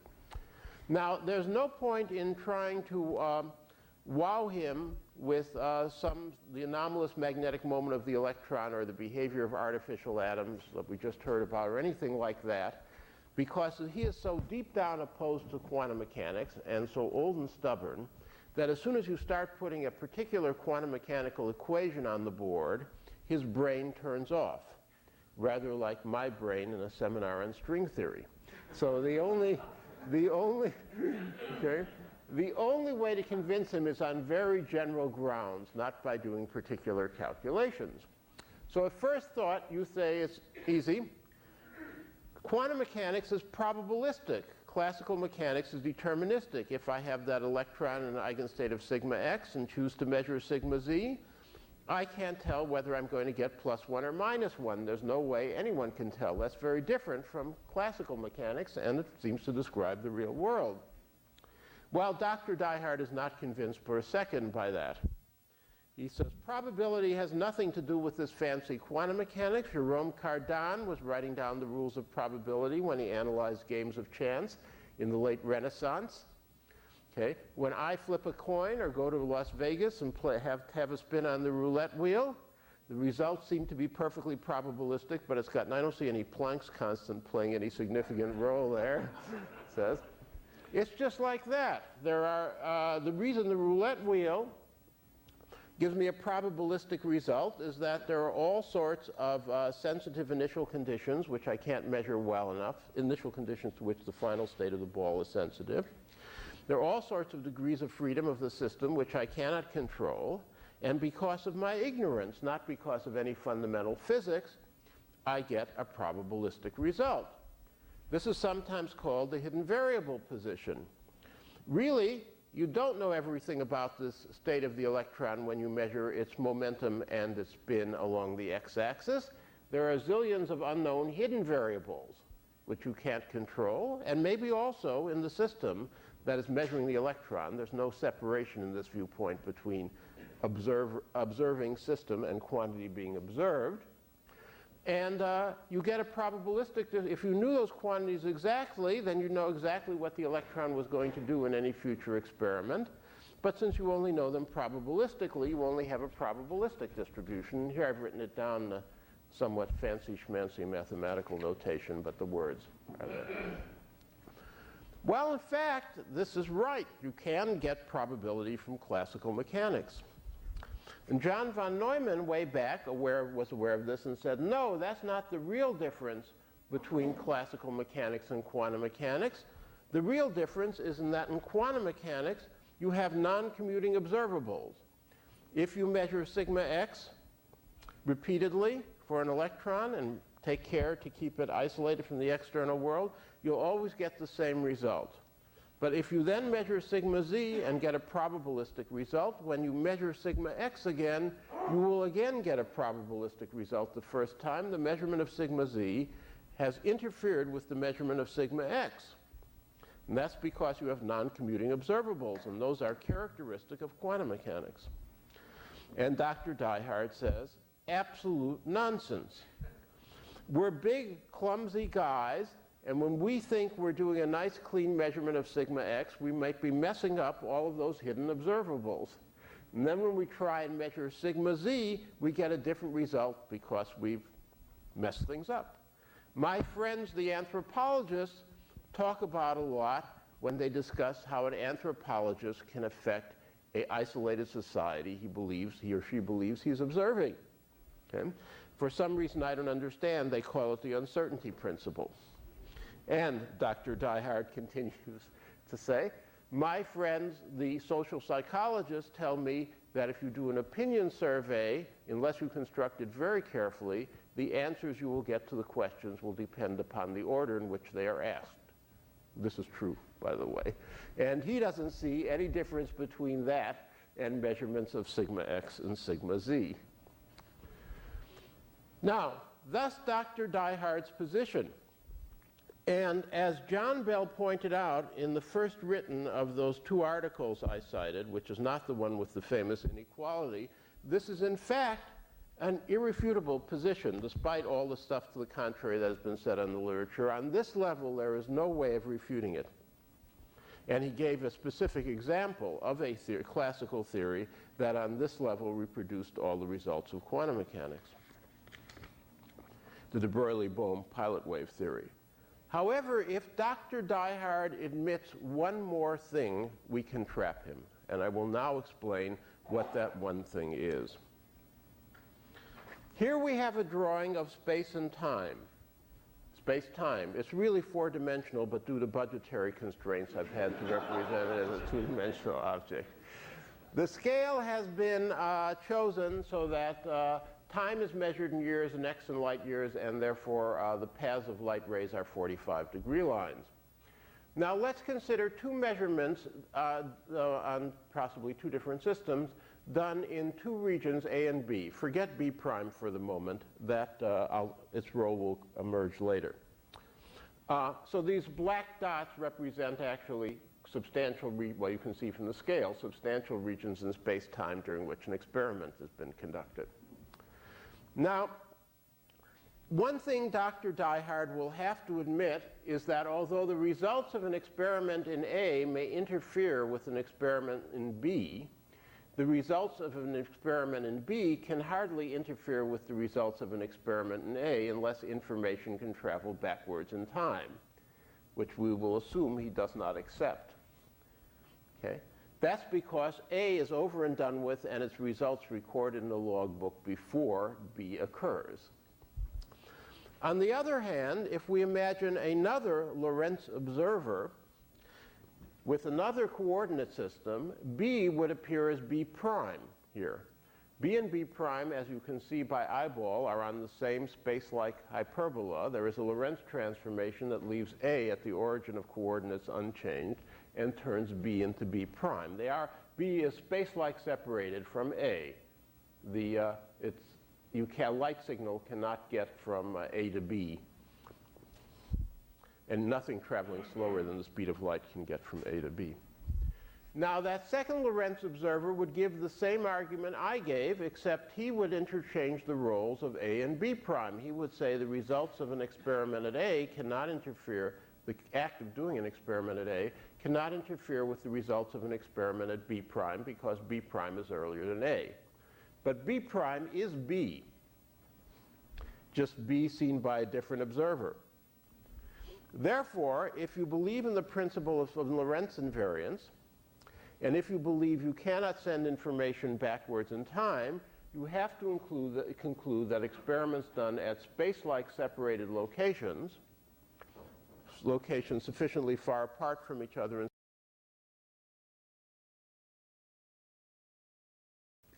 at space-like separated locations cannot interfere with each other. It can't matter what order you ask the questions if this question is being asked of an Earthman and this one of an inhabitant of the Andromeda Nebula. And they're both being asked today. Are there any questions about this? This is the groundwork from which the rest of the thing will proceed. So everything else we accept the die-hard position. Now, here is the experimental proposal. This is a drawing from an imaginary proposal to the Department of Energy, okay, for the die-hard experiment. Three of Dr. Die-Hard's graduate students are each assigned to an experimental station. As you see from the scale, they are several light minutes from each other. The graduate students with a lack of imagination are called numbers 1, 2, and 3. They're almost as old as Dr. Die-Hard. It's difficult to get a thesis under him. Okay. They're informed that once a minute, something will be sent from a mysterious central station to the three die-hard teams, to each of the three die-hard teams. What something is, they don't know. However, they're armed with measuring devices, again, whose structure they do not know. They are called dual cryptometers because they can measure each of two things, but what those two things are, nobody knows. At least the diehards don't know. They can turn a switch to either measure A or measure B. They do this decision once a minute, shortly before the announced time of the signal, and sure enough, a light bulb lights up that says either A is +1 or A is -1 if they are measuring A as shown, or the same thing for B. They have no idea what A or B is. It's possible the central station is sending them elementary particles. It's possible the central station is sending them blood samples, which they have the choice of analyzing for either high blood cholesterol or high blood glucose. It is possible the whole thing is a hoax, there is no central station, and a small digital computer inside the cryptometer is making the lights go on and off. Okay? They do not know. Okay? Now, in this way, however, they obtain a sequence of measurements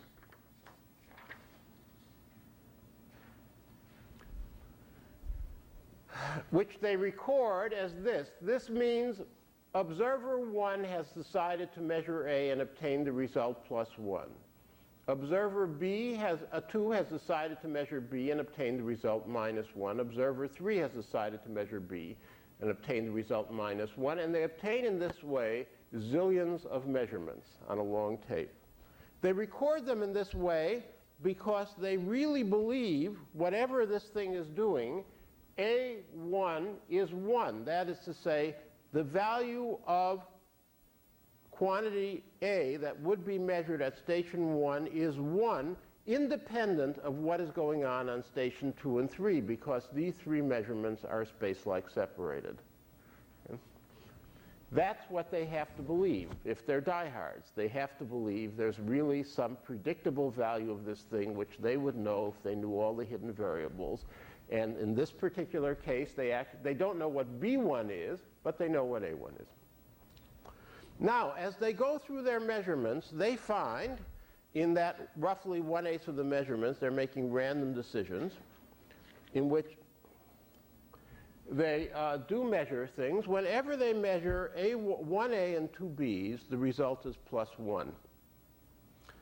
Now, since they're making their choices at random, and since they believe that these things have well-defined meanings independent of their measurements, they have to believe, if they believe in normal empirical principles, that all the time the value of 1A and 2Bs, the value that would be obtained if they had done the measurement, the product is +1.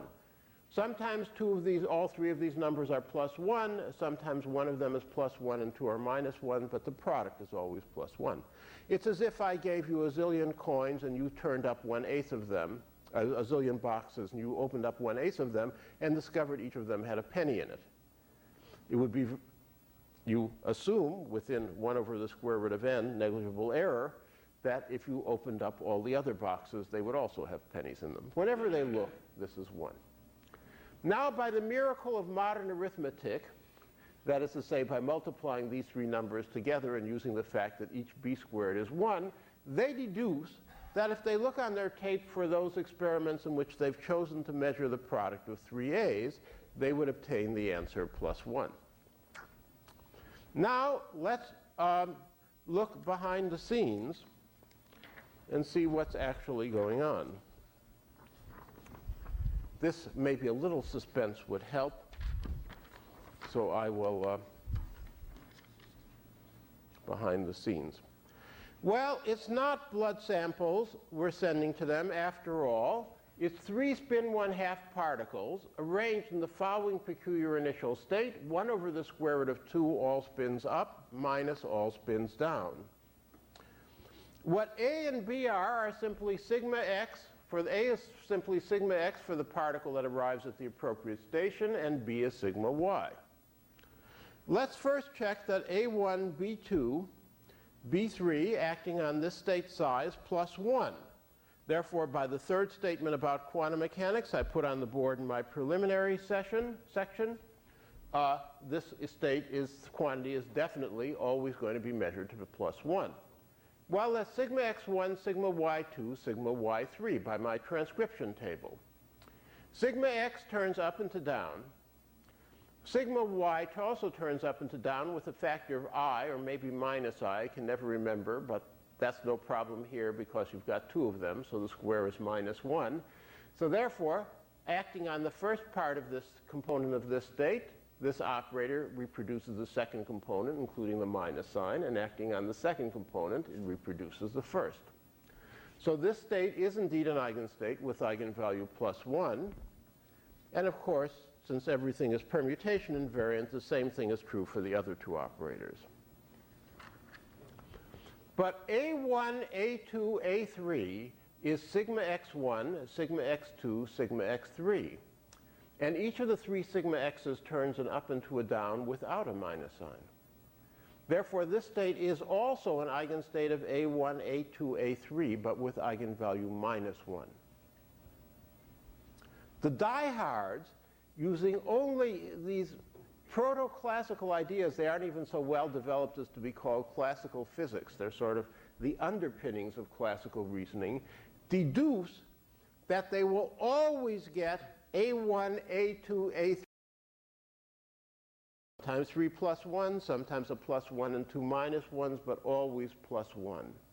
In fact, if quantum mechanics is right, they will always get -1. Okay? This is pedagogically superior to the original Bell argument for two reasons. Firstly, it doesn't involve correlation coefficients. It's not that classical mechanics says this will happen 47% of the time and quantum mechanics says it happens 33%. Okay? Secondly, it is easy to remember. Whenever I lecture on the Bell inequality, I have to look it up again because I can never remember the derivation. Okay? This thing, you see, the ingredients in it are so simple that if someone awakens you in the middle of the night 4 years from now and puts a gun to your head and says, show me the GHZM argument, you should be able to do it. Okay, now, this is, what we have shown is that there are quantum mechanical experiments where the conclusions cannot be explained by classical mechanics, even the most general sense of classical mechanics, without assuming unless, of course, the classical mechanical person is willing to assume transmission of information faster than the speed of light, which with the relativity principle is tantamount to transmission of information backwards in time. Now, this is, of course, also John Bell's conclusion, and this is, I must say, much misrepresented in the popular literature, and even some not so popular literature. That's not coming out right. I mean some technical literature, where people talk about quantum mechanics necessarily implying connections between space-like separated regions of space and time. That's getting it absolutely backwards. There are no connections between space-like separated regions of space and time in this experiment. In fact, there's no interaction Hamiltonian, let alone one that transmits information faster than the speed of light, except maybe an interaction Hamiltonian between the individual cryptometers and the particles. But otherwise, okay, it's either quantum mechanics or superluminal transmission of information, not both. Why on earth do people, and now here I'm trying to see inside other people's heads, which is always a dangerous operation, but let me do it. Why on earth do people get so messed up about, so confused, so wrong about such a simple point? Okay. Why they write long books about quantum mechanics and non-locality, full of funny arrows pointing in different directions? Okay. That's the technical philosophers. They really, well, I'll avoid the laws of libel. So anyway, why do they do this? It's because I think secretly, in their heart of hearts, they believe it's really classical mechanics. We're really putting something over on them. Deep, deep down, it's really classical mechanics. Yeah.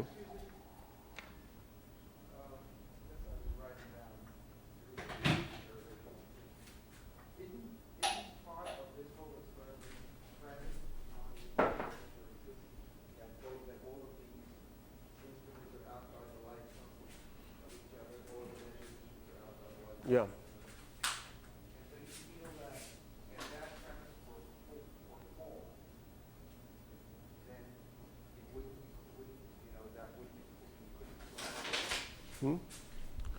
No, I mean, I've explained what's happening.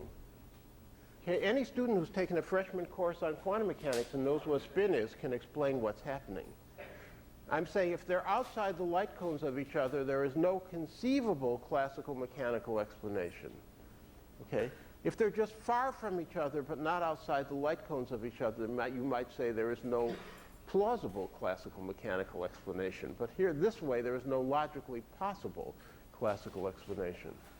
Okay, I will, because we're somewhat squeezed for time, I'd be happy to talk about this at greater length later. Now, people get things backwards, and they shouldn't. It has been said, and wisely said, that every successful physical theory swallows its predecessors alive. I hope you enjoyed that during the break. Those of you who have been to the stream a bunch know the day that we did Sidney Coleman Day and just played that video a lot.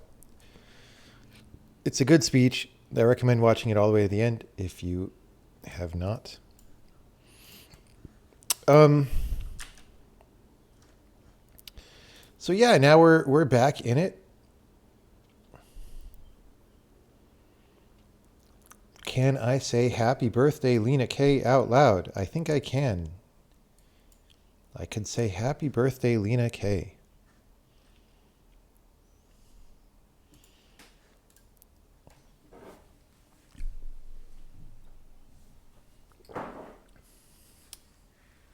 Okay. We are back to part 2 of the day's stream. And, well, we have issues.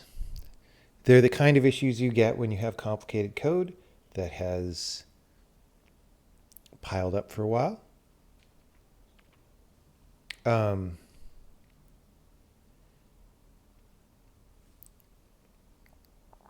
However, okay, we tried to solve them one way. It wasn't the best way. So I'm going to sort of take a dodge around and try to solve them another way. You went to sleep and woke up and the stream is still going. You don't get enough sleep then because the stream's only been going 7 hours. 7 hours. Okay.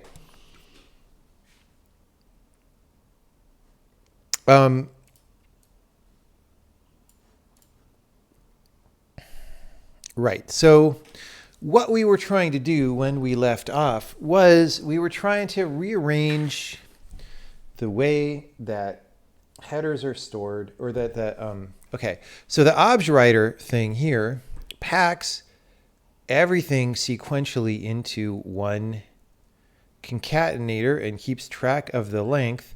And then sometimes people use that length for things, right? And the problem is, if we want to modify, or if we want to not know that length, right, until the end of the program and then go back and patch it all, that's like a lot of changes that we would have to make. And we can do that, right? But maybe it's better to do them over time and sort of migrate in that direction. But the problem is with the current way that it's set up, like if you want to be nonlinear as you do when things are threaded, then it is difficult to do that when everything is being packed linearly like this, right? Okay, so there's sort of this thing where a lot of people are going dot length here, right? Not all of these are like, but this one is, right? This is sort of saying when we're adding a new segment, set the data segment info, right? And then modify the header. And that's just one example. And the thing is, this depends on us having packed those section headers in there for this offset to be right. If we don't pack the section headers, it's wrong. And so what we would have to do for this approach to work is go back when we generate the headers later and then add more, right? I don't really want to do that right now. It doesn't seem like the best use of time right now, although we might have to, who knows?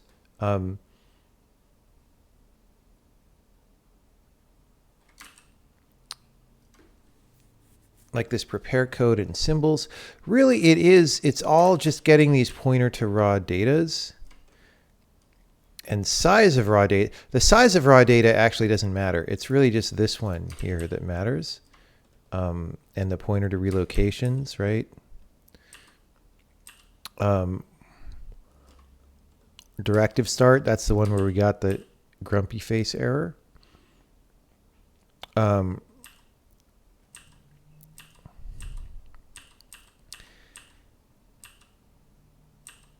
It's actually maybe not that bad.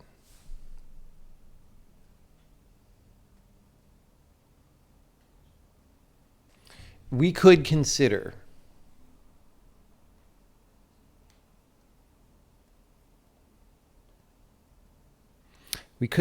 doing it this way.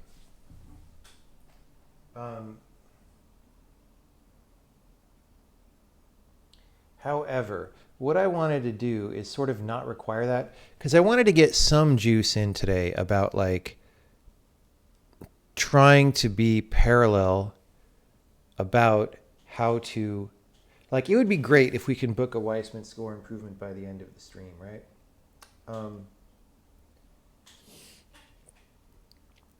And then we could migrate other stuff as necessary. So I think the approach that I'm thinking that I want to try is maybe a simpler one. So recall we had this, we started a few hours ago where we were like section or symbol index for all these things, and these don't get set yet, right? And the thing is, we can't really make these until we have the section headers and all that.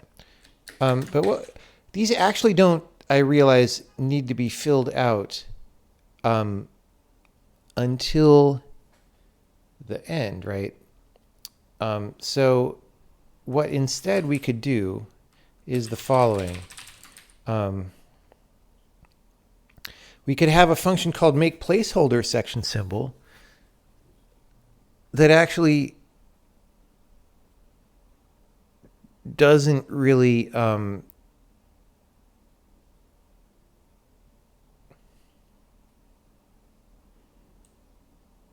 fill out the info at all, and then we just fill it out in the end, and so we just know that we're using this symbol to refer to these things. Now, create symbol does what with the name? See, the problem is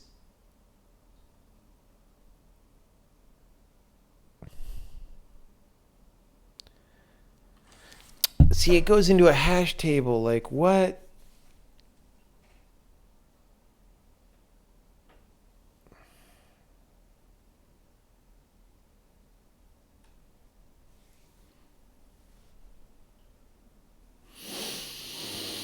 So we have to know the name. So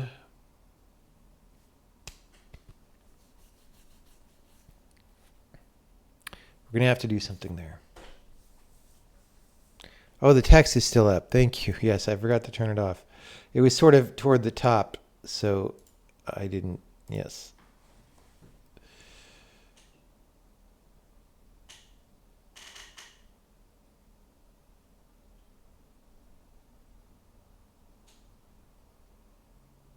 What is the purpose of restructuring? We are trying to make it so that we can make more parts of the compiler run in parallel, and that is pretty hard.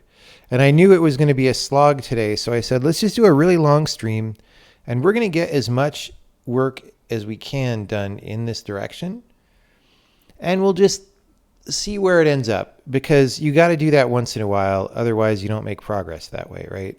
We've made plenty of other compiler progress, but we haven't in a long time made progress toward having more parallelism. You know what I'm saying?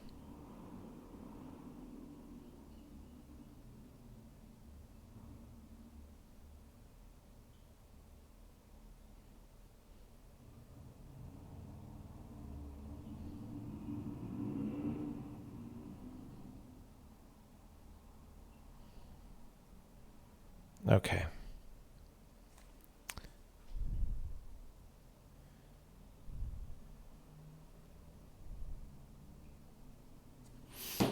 Yeah. So maybe we need to make new happy birthday channel emotes of some kind. We'll see. We'll see. Happy birthday channel emotes.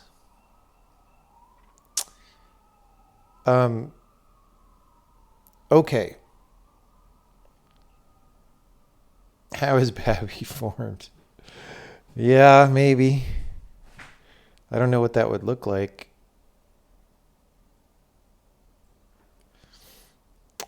Okay, so this is a thing where I don't want to make a mess here. I dearly do not want to make a mess. I do want to pour my tea before it gets too strong. I do not want to make a mess. But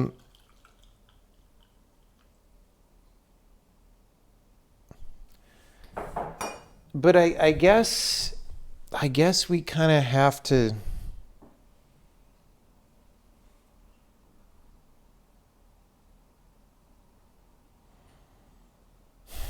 do the name thing that I didn't want to do.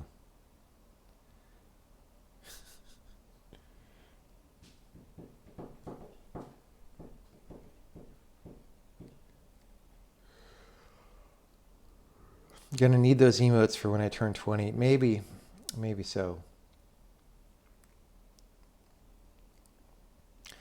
Okay. So kind of what I'm thinking is we'll make the section symbol, we'll make it with the name, we'll pre-crime the name out so that we know what it is. And that's kind of terrible, but we'll do that. And that, whether or not we later end up being able to move the section headers forward, it'll at least mean that we don't have to. Like we would have flexibility over that design parameter of the system.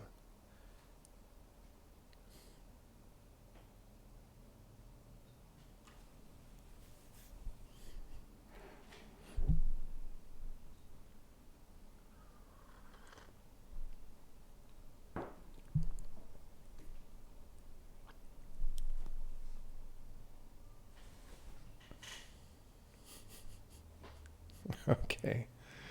Okay.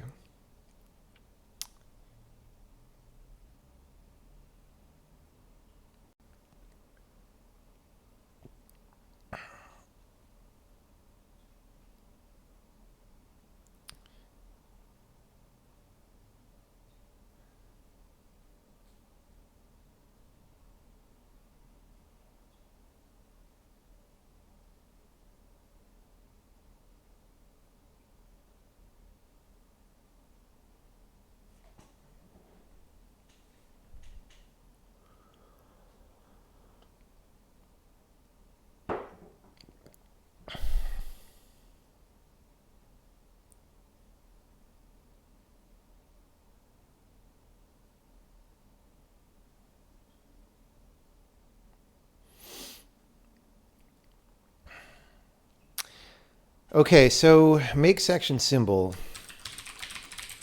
We're going to say no check-in, comment, why the optional name.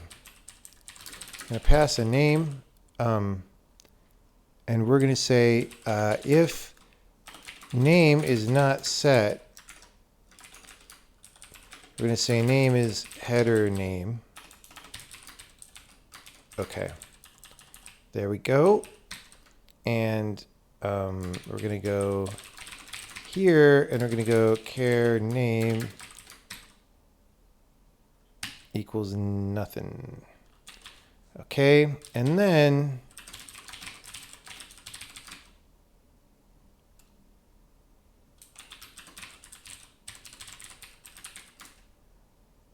okay.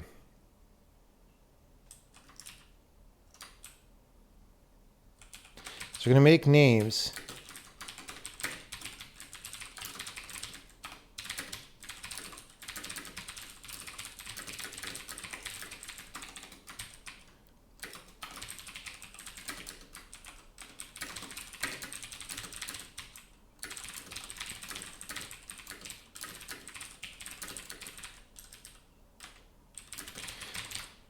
Yeah, we do this thing right now where we manually zero pad these names, so it's like not the same string, but it's fine. So .r data, right? Const char name whatever is whatever. We're gonna make a bunch of these names. Types. Dot types name data is dot data.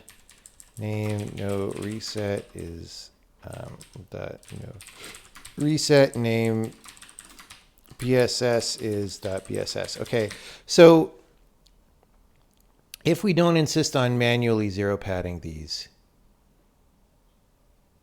it will just fill it out, right?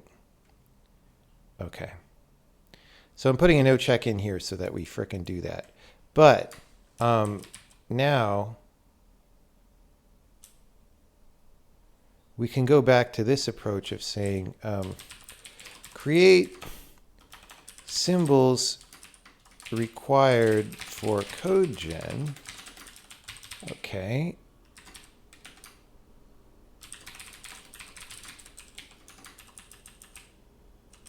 All right. Now that is going to be a symbol index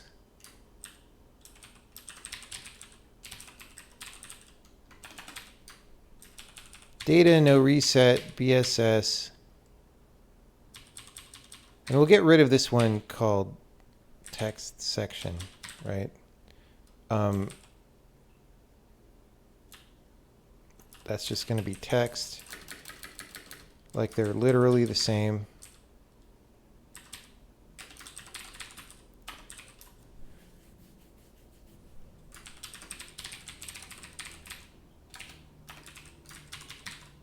Like, why is that even a thing?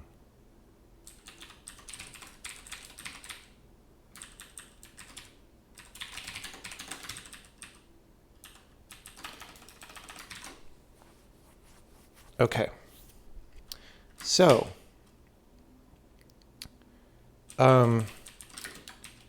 name data, name no reset, name BSS, name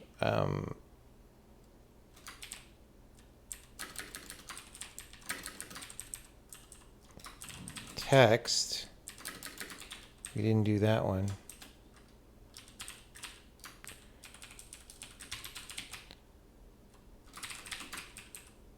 Okay. Types. Let's put them, make sure we put them in the same order as the names above. Our data. I haven't even done our data. Our data. Our data.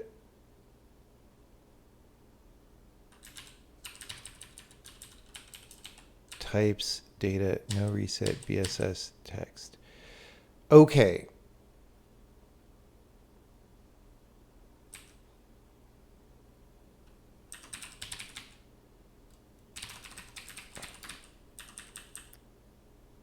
Oops. So that was here, by the way.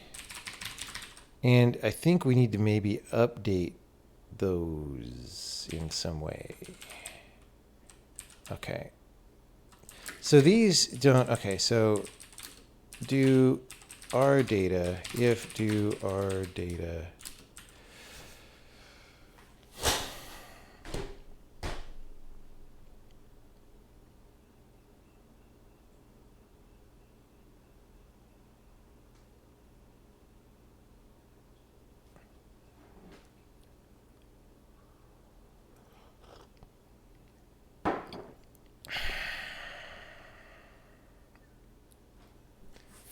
So the rel row situation, what happens there?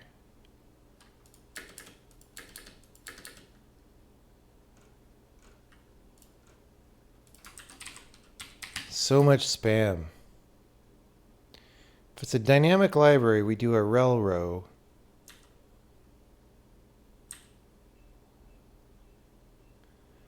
And we set that on our data here for symbol our data. That's actually not even the right.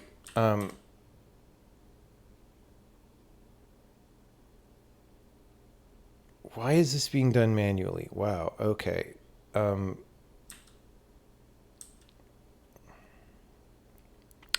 What I'm worried about is when we go and do the code gen, we have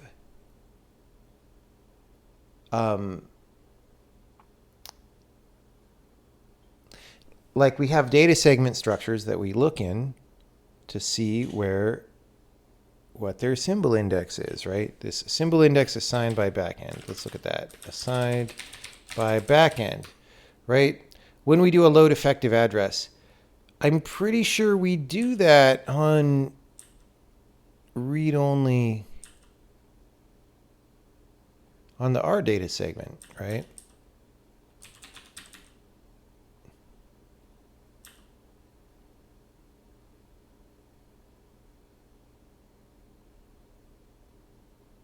Wait, what? Symbol assigned by backend. There's two, right?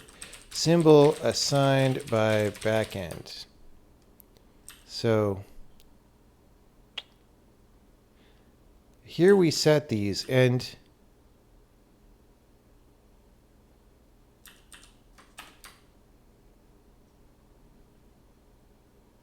symbol index R data may not yet be set.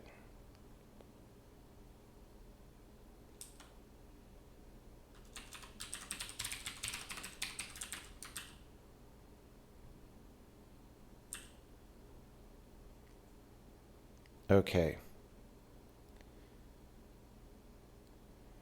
Symbol R data arrow symbol index.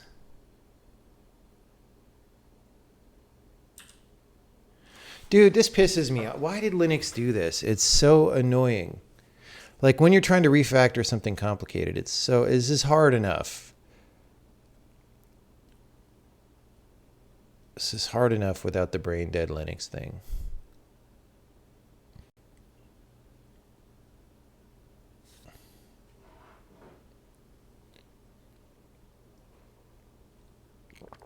Doesn't not quote evaluate to false? No, it evaluates to true.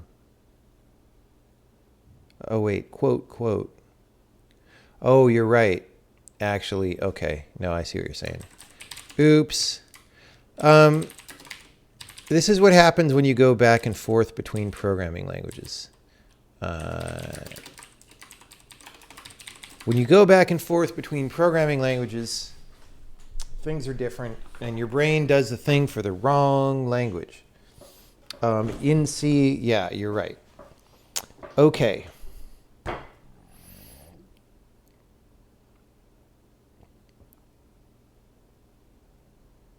Now what do we do?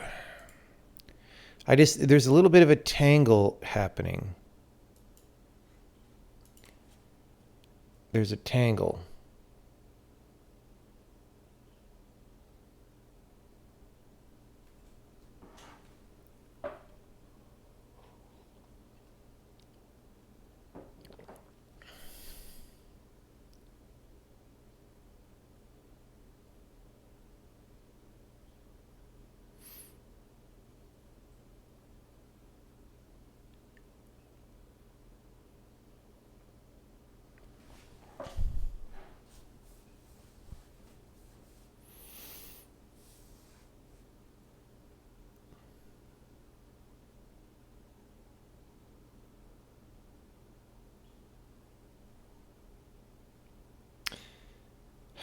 Like, there's too many steps here in assigning all these things,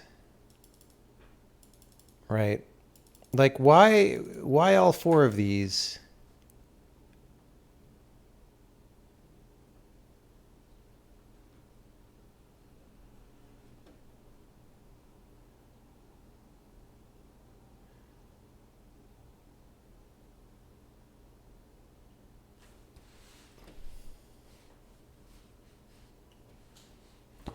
Like, don't we already set symbol index data?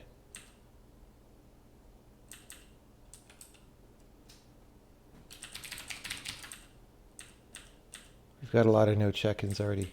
So like,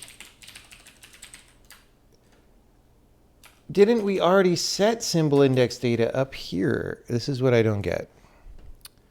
So like sometimes when you're trying to change the way things are, and then they're already like a little out of whack, it makes things much more confusing than they should be. So let's look.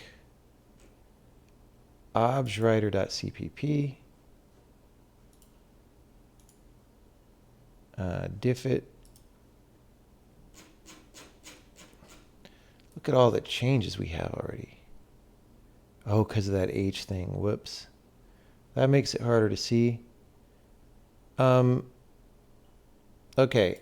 We were setting symbol index data at line 860. And then we're setting it down here.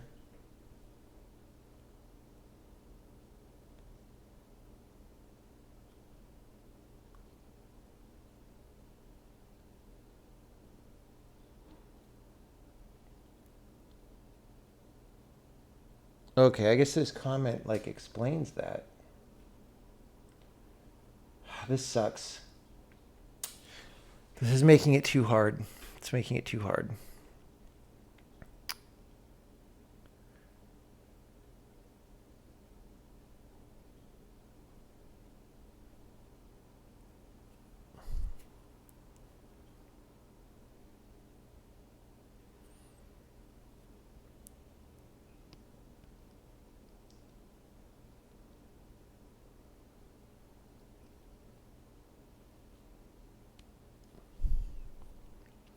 It's making it too hard, but we do not give up. We press forward, and we are victorious ultimately in all cases. So that is what we're doing. We are going to be victorious in all cases.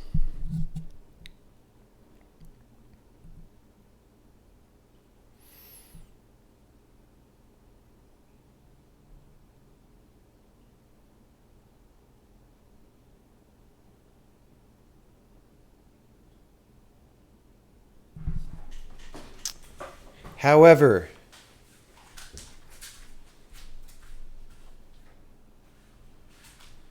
the road to victory is not always short and easy to travel.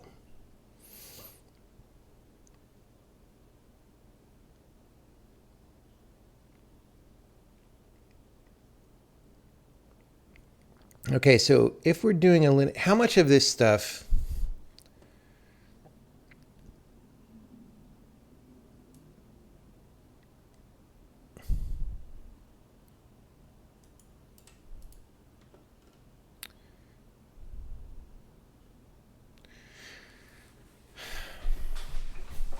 like there's a question, do we want to lie about what this symbol index is? Or do we just need to sub it in here differently?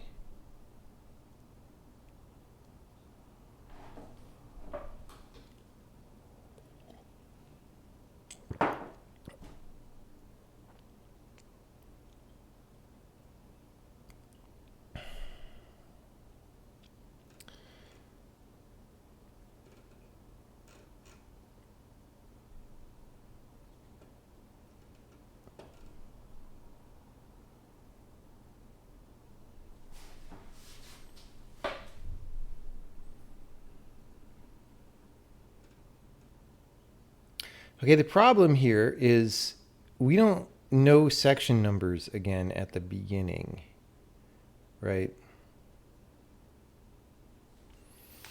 We don't, this sucks. We're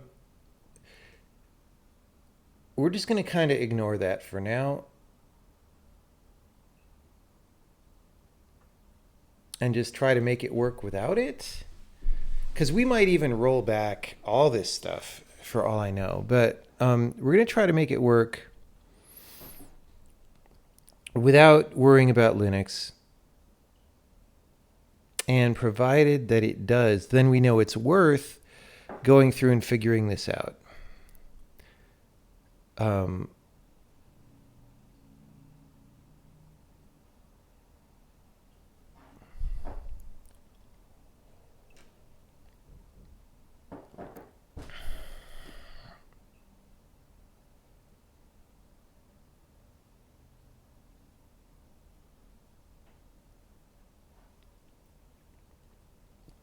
All dynamic relocations need to reference global symbols that still exist after the static linking.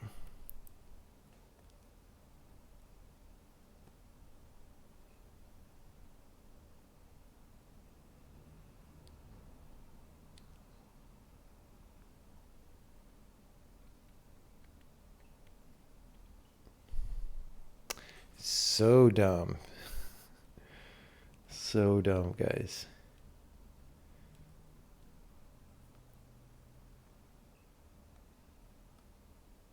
Okay. Anyway. So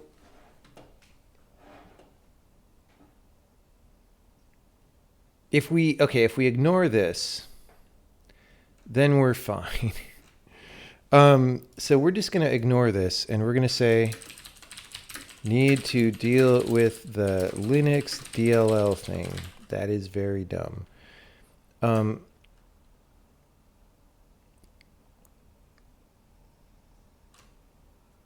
So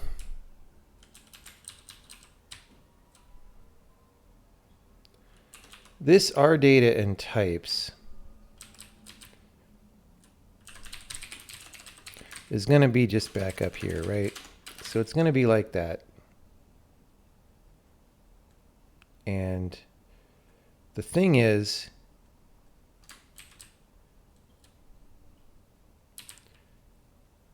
we need to do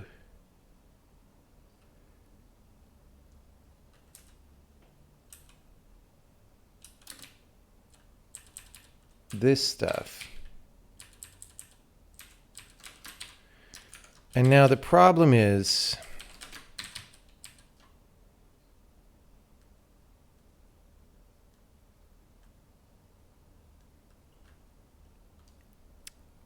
what happens if it's the Linux, right? And if it's the Linux, it's this one. All right.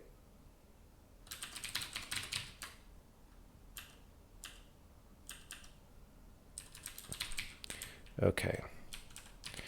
So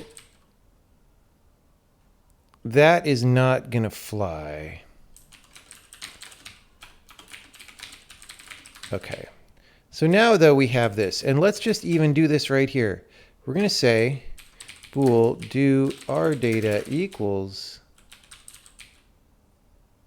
true if this do our data is false. Okay, that's fine. And now we're going to say create symbols required for code gen, right?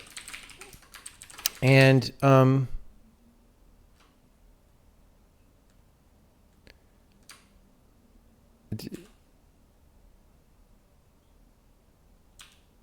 okay, so now when we do make section symbol,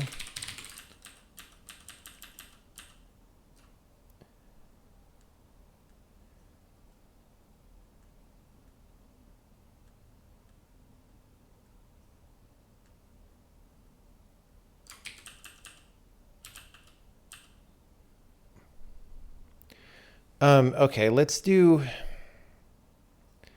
we're not really making section symbol. We're going to go placeholder. Let's change this. We're going to go make section symbol is here.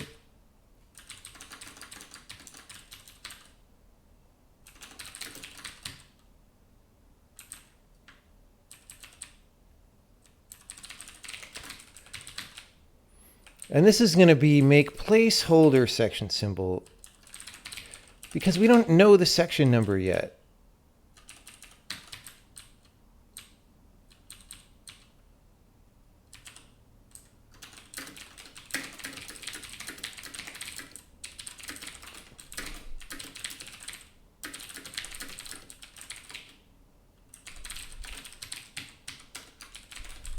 We are creating this symbol at the beginning of compilation, and it hasn't been mapped to an object. The object file, the object file sections have not yet. Oh, you know, I almost don't want to do it this way now that I'm doing it this way, but you know what? We're committed.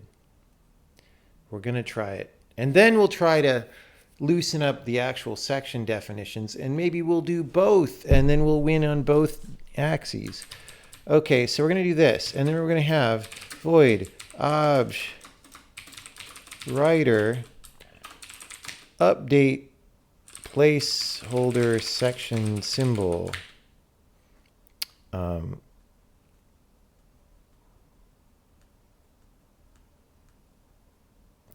Like the problem is I want to return the symbol.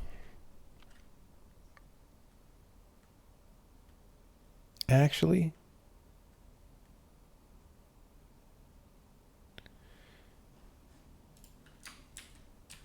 Well, don't go changing your name on account of chat.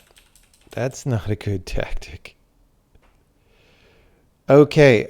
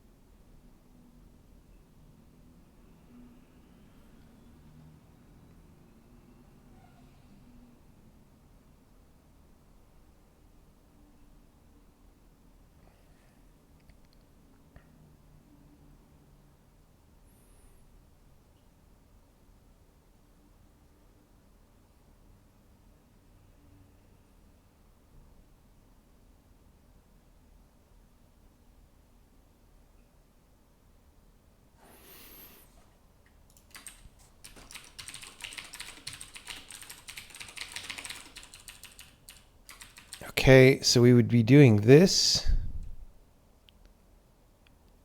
But we don't have section numbers. Okay. Okay. Oh, actually, hold on. We're going to want to paste all these because we're going to want them actually later.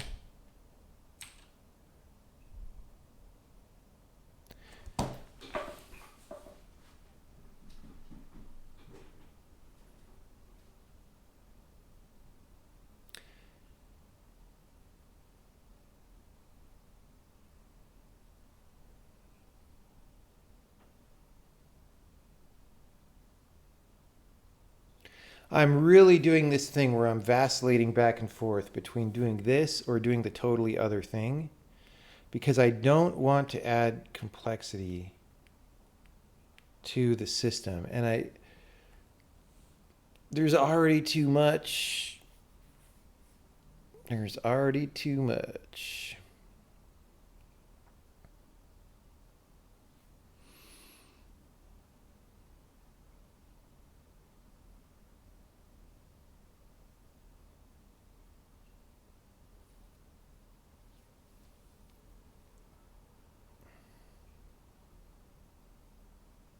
Let's put this aside. I want to go back to the other thing, actually.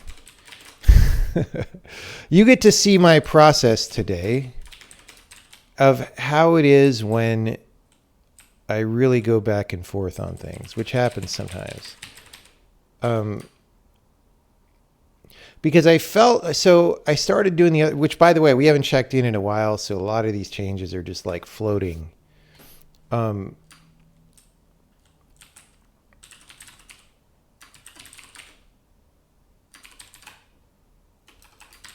Okay, let's get back our original make section symbol. And our calls to that. Okay.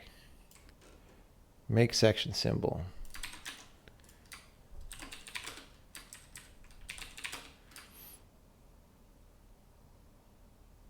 Wait, what's even going on? Oh.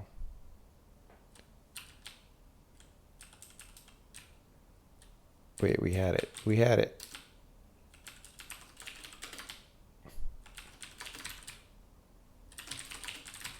Okay.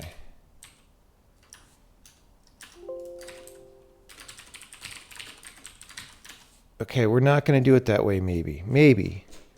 Now we got to go restore the thing that made all those symbols and hope we did not do irreparable damage. Okay.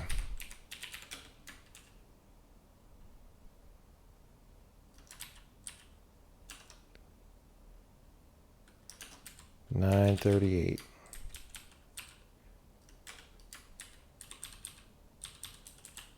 Okay, and then we're going to do this.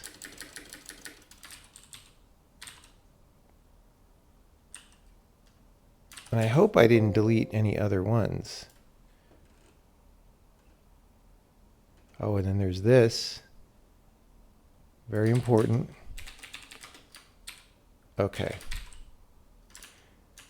Maybe we'll run. I feel like we're not setting like types.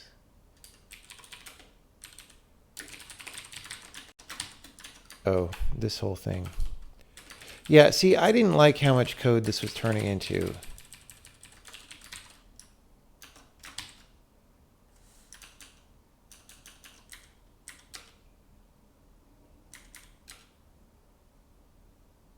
It's a miracle.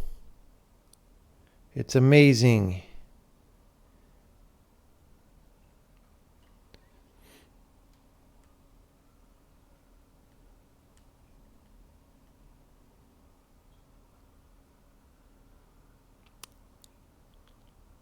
Okay.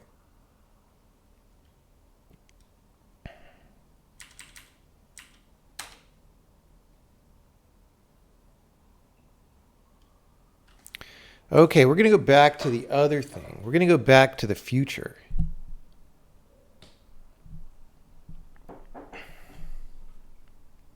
Do I find that I oscillate more when I'm tired? I don't feel that tired now. I don't know if it's whether I'm tired or not. It's just more... It's more in this case, it's that this code is already more complicated than I would like. All it's doing is writing out a stupid ass file format. So like, why is it this complicated? Because the stupid ass file format is too complicated in too many different cases, right? So I just want to be careful and just try to keep it as simple as possible is all. Because it's just, if you make things too complicated, they get scary, you know?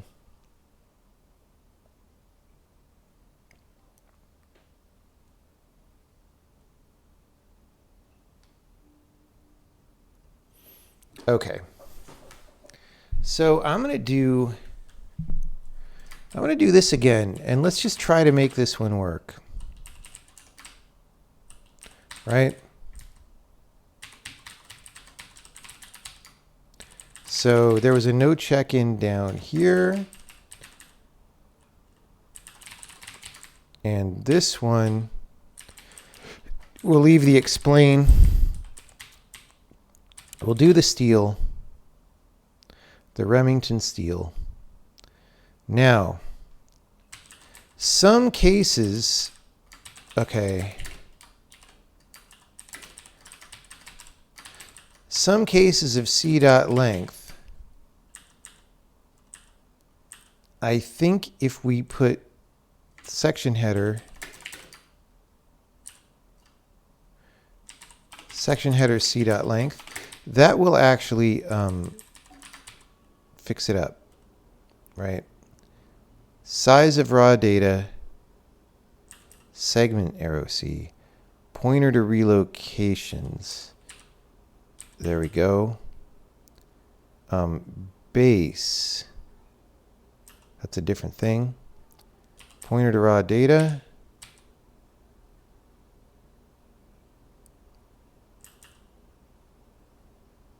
Size of raw data.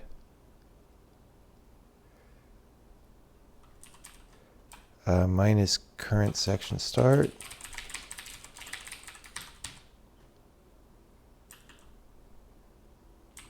Pointer to relocations.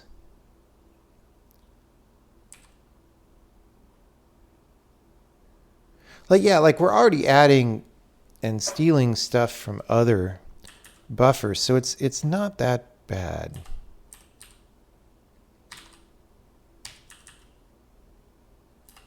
Direct V start. Oh, we don't actually need that. Oh, yes, we do. Put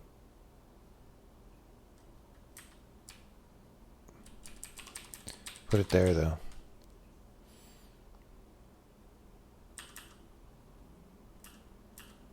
Okay, I mean, maybe that's good enough, actually. It's quite possible that I made a mistake. Yep. Subsystem must be defined. That's, again, a direct... Why are we having so much direct...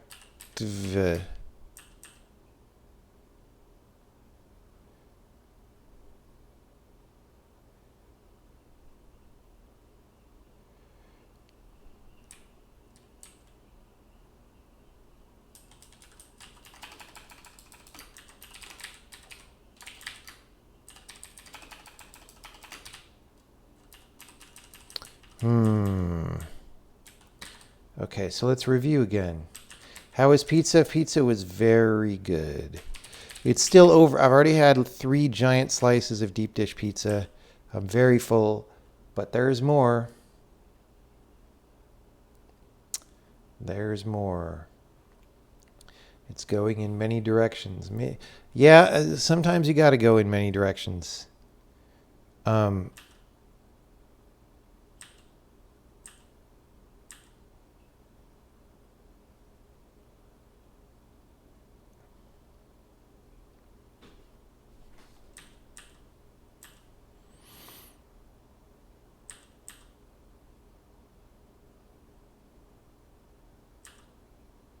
I could like try compiling and diffing.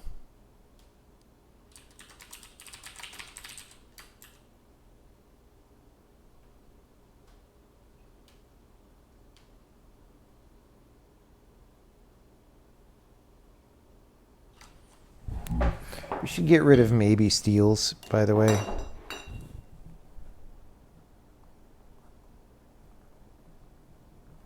Once we get back into working order. Like, I'm definitely piling up a list of simplifications where if we do Roberta Williams all this, there's at least some simple baseline stuff that can be improved.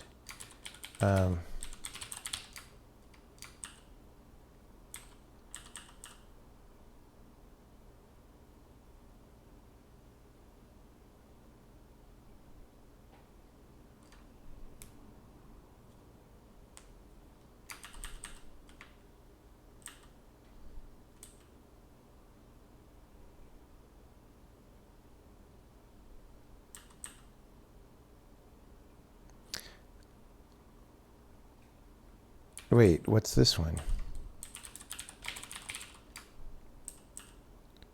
Oh, this is not even a thing.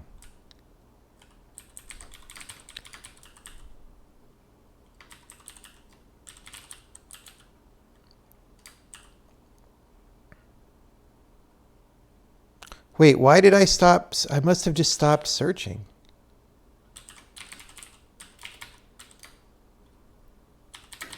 Like, all of a sudden, I'm down here seeing more stuff.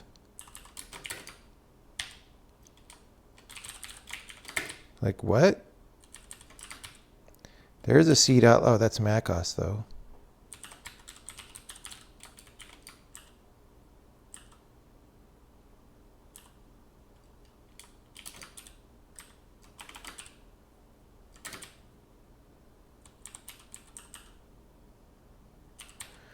Pointer to symbol table.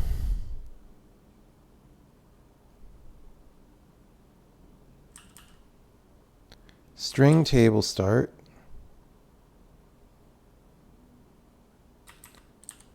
So pointer to symbol table.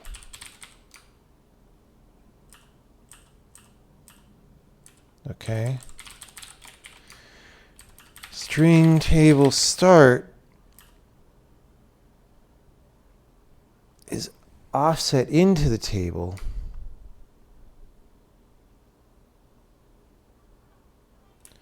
Pointer to raw data.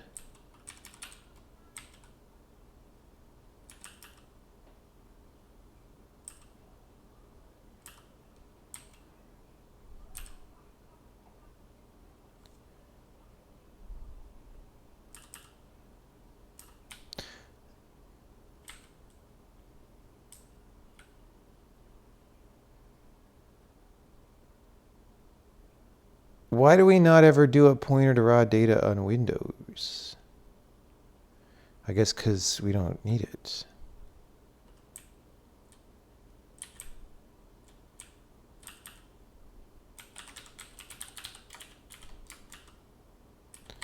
Okay, I don't feel like we really fixed anything there. I think this is still going to die. It didn't.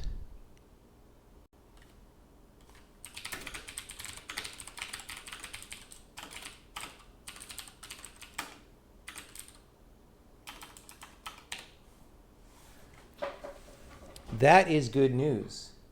Telling the truth can be good news. Da da da da da da da da da da. Is the restructure going in the right direction? It is going in the right direction. The way is long, but we are doing things. We are doing things. This is pretty good.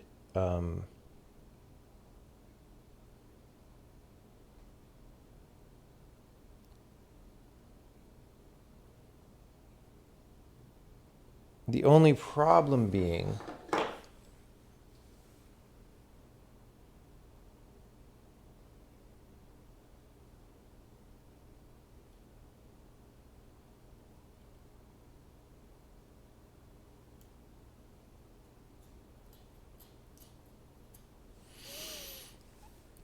okay, this approach is good. So now we at least have marked all the places. Well, let's run the tests, but we have marked all the places in which it matters that like need to know the global offset down the file. All right.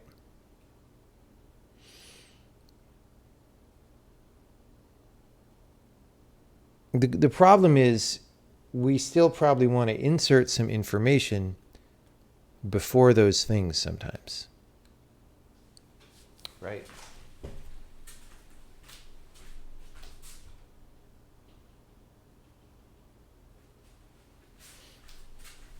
And the problem is that right now, even though we've successfully compensated for this data being in a different place, we haven't necessarily given ourselves the ability to not put the data there yet and not know what the size is yet, right? We just know who cares that needs to be done. So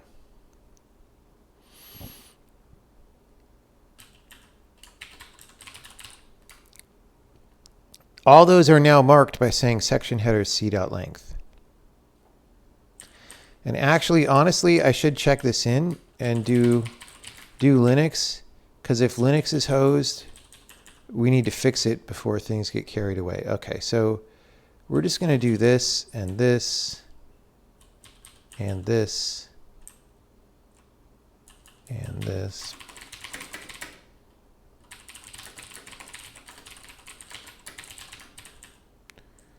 Okay.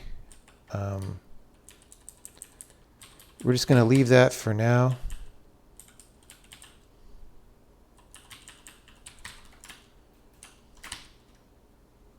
Going to run the tests on that again. Then we're going to check that in, because that's got a bunch of cosmetic changes and stuff like that could be difficult.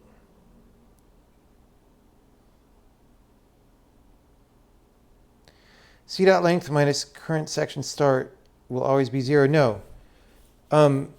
Because we did that, and then we set current section start to that, and then we added some more data, right?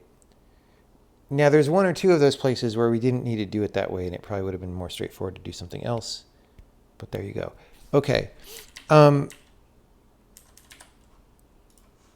going to go small progress toward making things more asynchronous.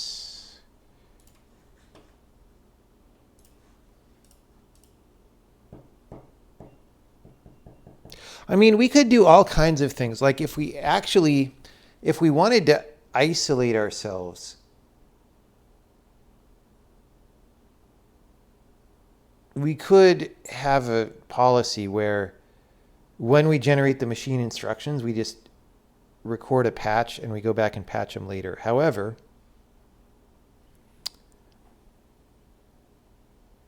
that just, that involves runtime overhead, which I'm trying to avoid.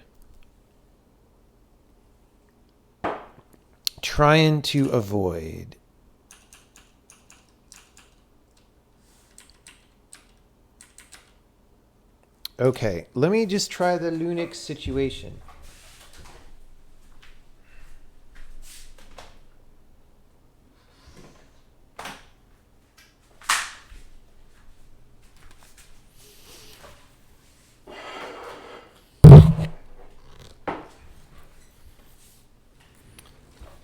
I've got my System 76 super laptop for super hackers that I don't remember the password for.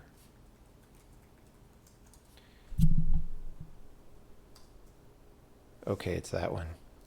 All right, we're going to update, which, dude, I don't even know when the last time is that we updated the compiler. Here, it's been a while because we're pulling down all of LLVM again. System 76 is a cool company. They make terrible laptops. So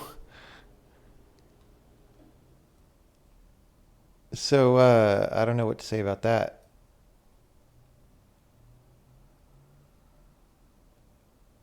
No troll, terrible laptops.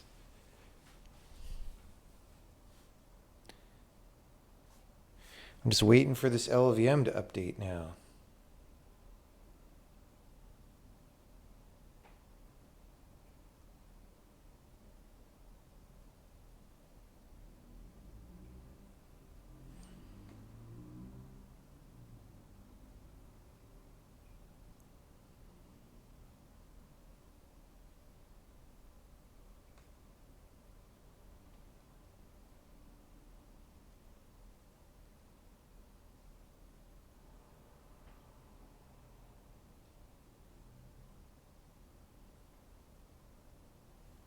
Okay, we're done.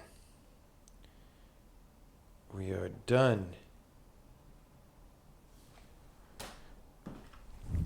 Framework laptop looks kind of neat. I'm sure it is bad because all their other laptops are bad. Like, if I felt like they had demonstrated good taste or anything, then I would be looking forward to it. But like, I saw that and I was just like, it's not. Oh, Framework's a different company? What am I thinking of then? System 76 announced a new laptop at some point recently. Okay, well, I can't even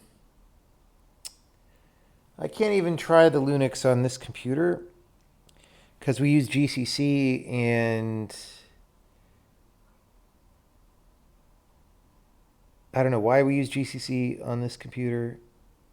Maybe because Clang's not installed.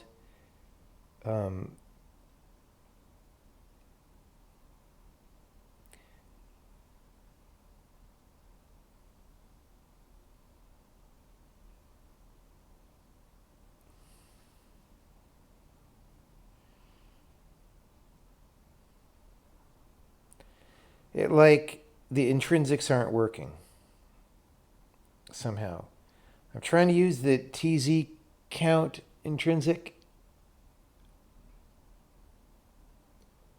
and it doesn't work inexplicably. What version of GCC is this? 9.3.0 from 2019. Kind of inexcusable for that intrinsic to just fail. Oh wait, target specific option mismatch, it says. So like, I guess it's not somehow configured to be able to do that. But it doesn't tell me how to do that. It's like your classic horrible error message.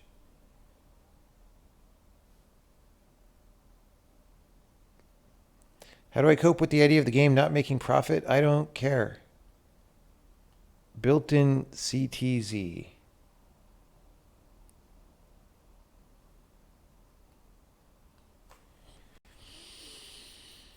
Then why are we using TZ count U32?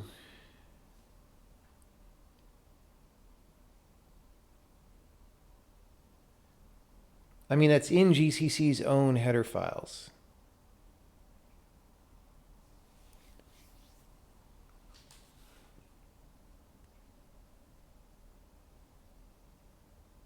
What's awful about most of those laptops, like the CPU is slow, the trackpad is terrible, the buttons are terrible.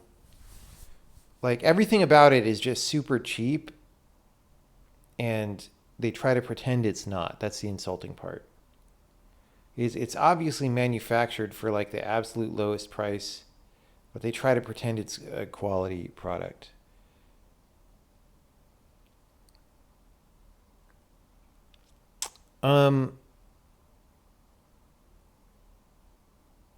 Okay.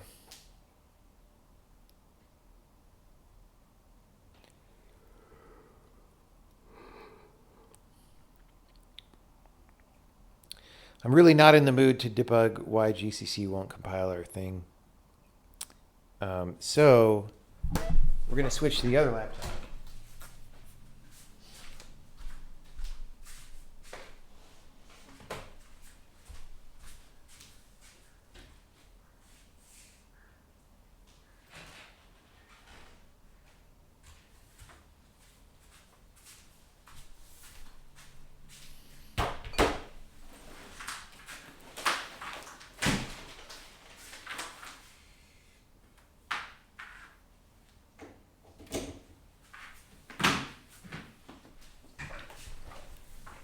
Okay.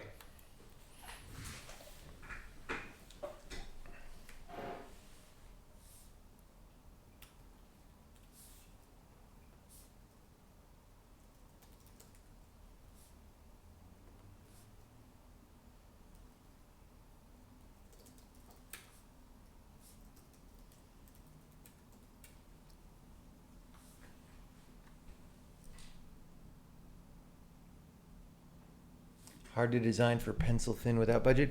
But pencil thin is not important. Just like thin bezel is not important. Like they chase all these weird things that I don't care about and nobody I know who wants quality tools cares about.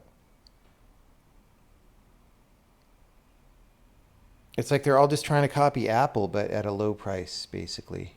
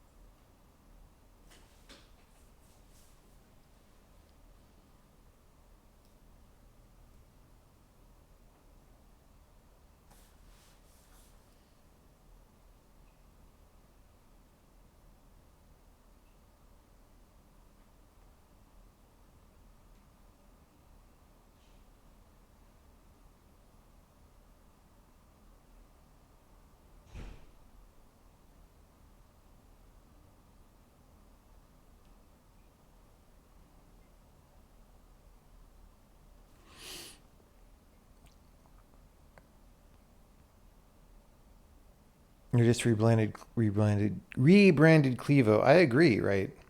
It's just they're pretending that they're really good machines. It's not what they are.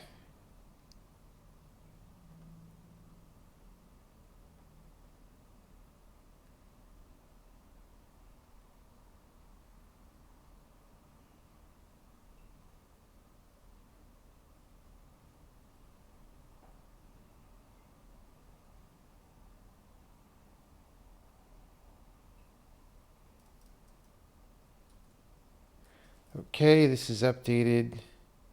It's built.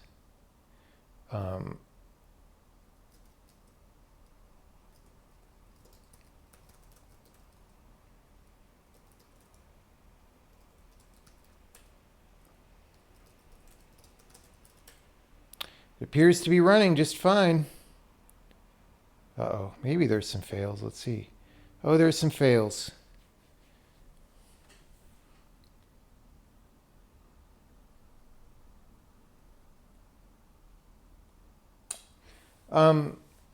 We're outputting a different relocation type.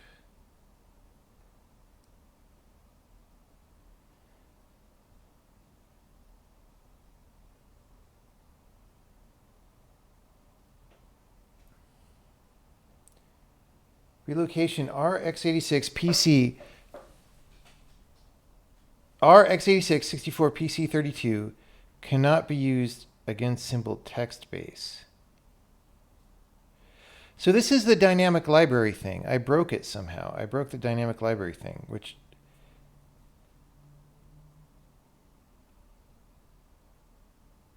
Did I accidentally delete something there? It's gonna be a little bit hard to debug this because of all the frickin' cosmetic changes that went in that version. But that appears to be the only problem. Fortunate. There's no like file corruption or anything. It's just the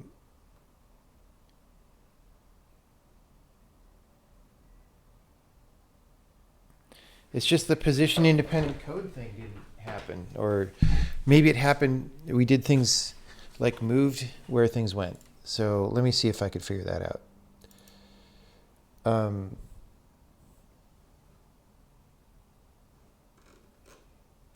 Wait, did we did... Yeah, we did commit that. So, we're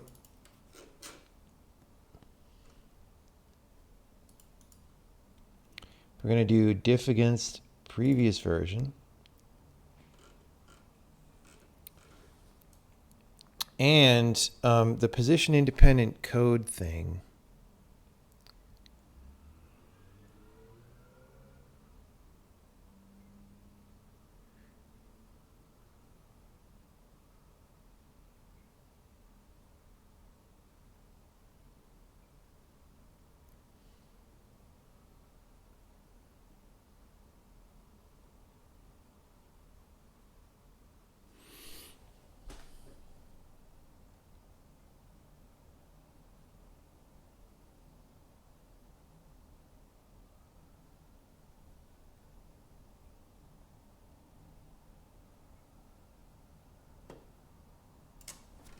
I'm not even seeing it. Hold on.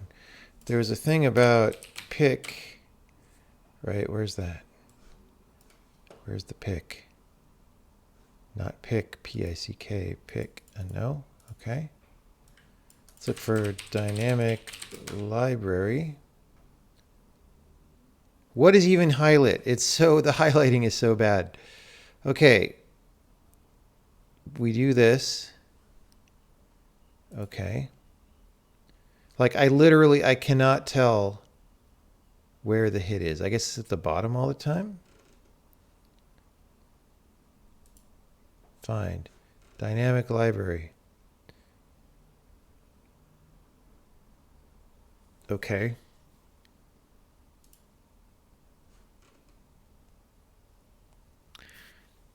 That's all the same. Railroad data.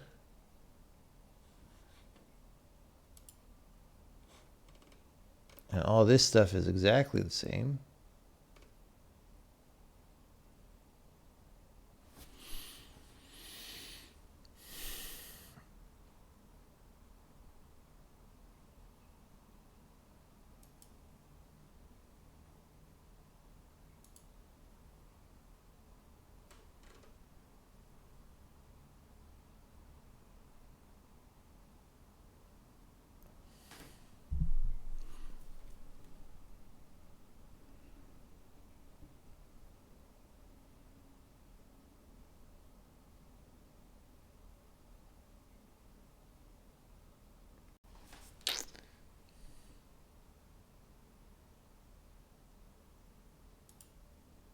That's it. I don't understand.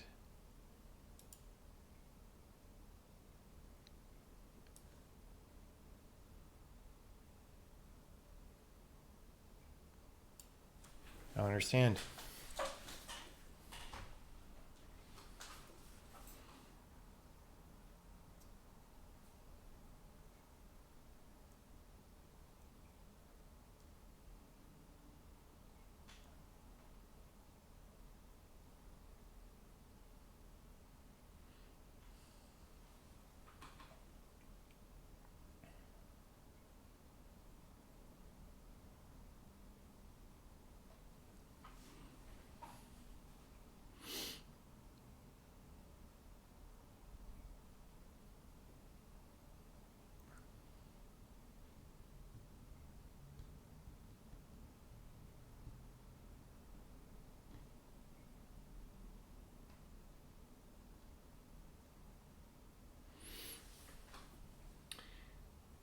Relocation RX86 64 PC32. Let's just look for that.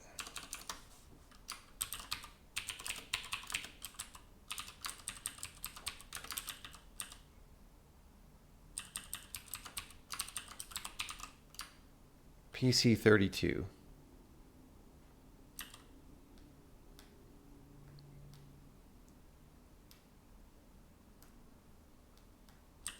Rel needs indirection.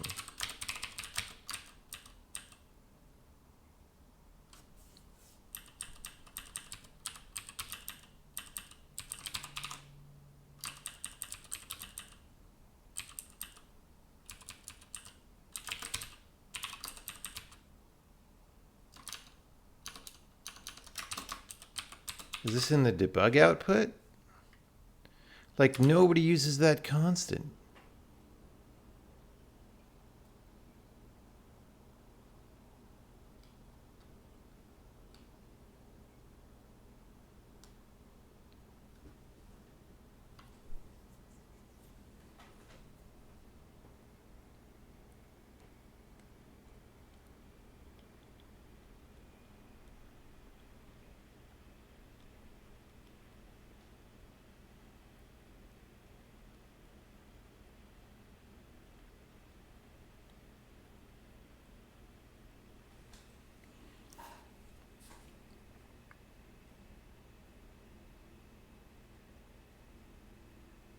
I am passing by reference in the old code. What?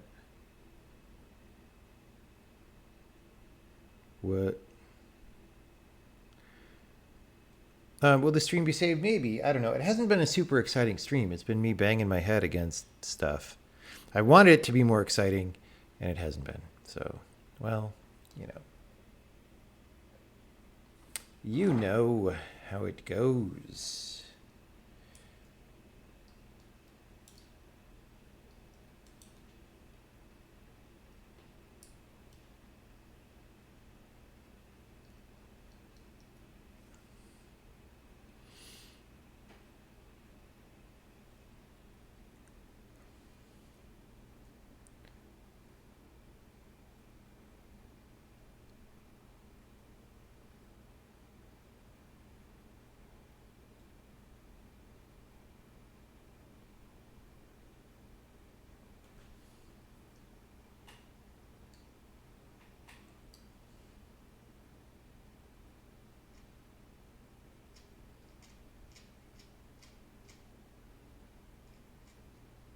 So definitely something has changed about the relocation stuff.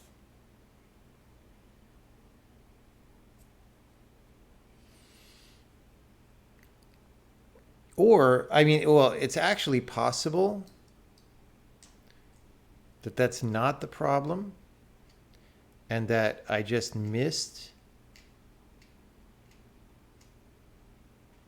one of the offsets and the error message is just super confusing and incorrect. But it feels to me like that's not it. It feels to me like we messed up the DLL thing somehow. Because I was, you know, deleting and moving code around and stuff and then putting it back. But, oh, let's try x64. Like, did I do anything there? Symbol index text section. Was there some reason why these actually were two different things? Oh God, there was. Okay. This was the thing. The variable is not named very well. Okay, this was the problem. Okay, so 2642. Symbol index text hack for Linux DLLs. Okay.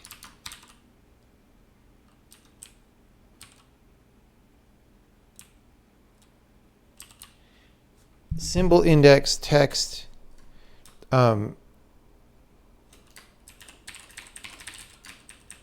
that's literally the only one.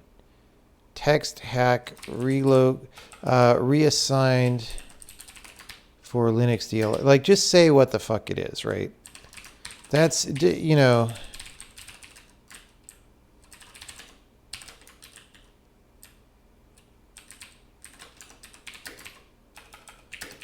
Okay.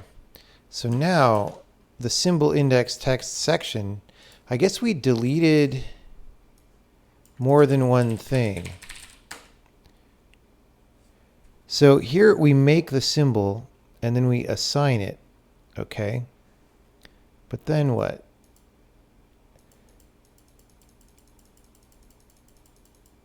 Maybe we assign text but not text section. Oh, we do, don't we?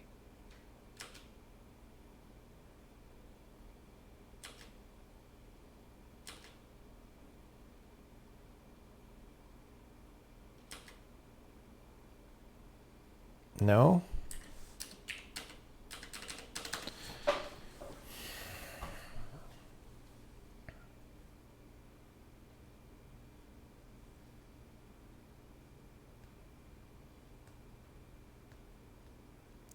What is going on? Was it only that one commit? I mean, I think only that commit really involved this. Let me just see, because we deleted the section one, so if there's a change to text, it would be still visible in the code. Like, do we change it?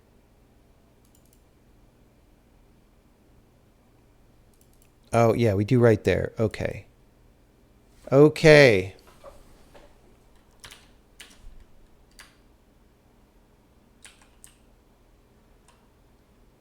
Okay.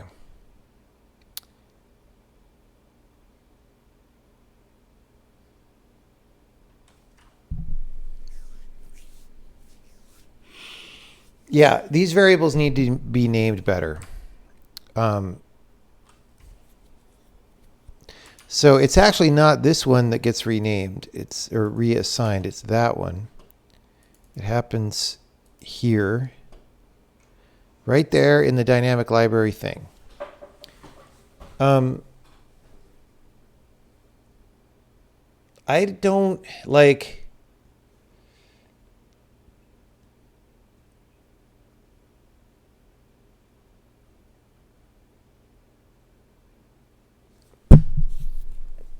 How about if we say 4 relocations or whatever?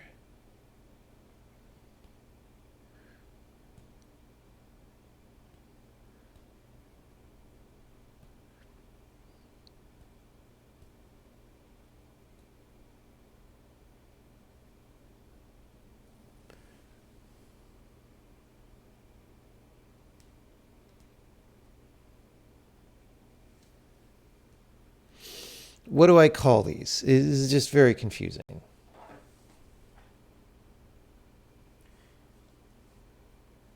Dude, this one choice made by Linux Torvalds just makes my life hell.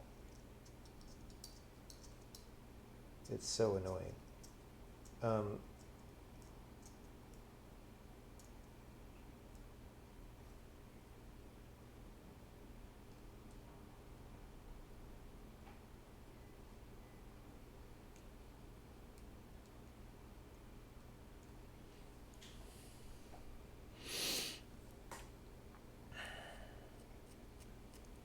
How do we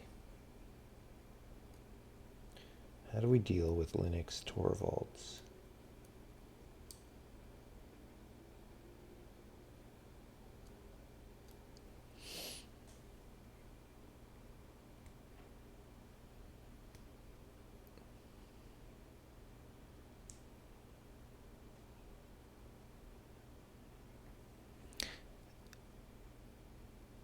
So one of these, we'll call this one symbol index text that does not get remapped. That does not get remapped for Linux DLL hacks. Okay.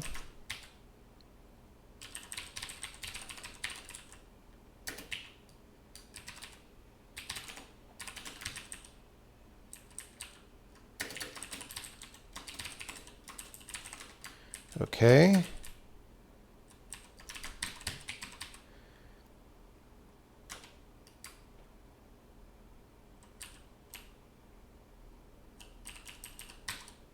Okay. That will hopefully solve our problem.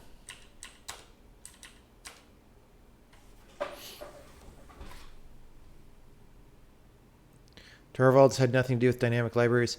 Yeah, but like the problem is that they're happening in user space. That is why they're fucked. Because you can't, like, the whole problem is that you can't have read-only data in a dynamic library because it doesn't have permissions to, like, write the address patches. And it's bizarre and stupid and causes all kinds of problems.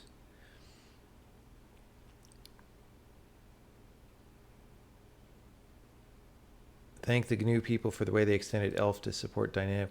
I don't think that has anything to do with it. Like, okay, I mean, maybe ELF format could be better or not, but like, look, just frickin' do my address relocations. Like, what's your problem, right? But they won't do it if it's a read-only data segment because it's purely a function of like, they wanted it to be a user space link process or something like that.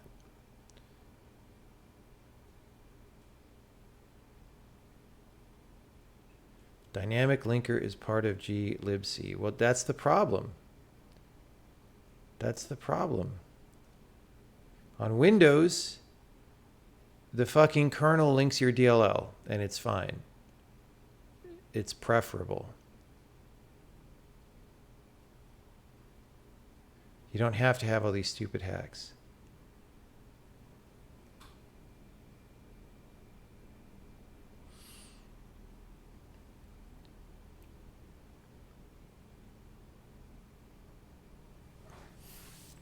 All right, anyway, so this at least is running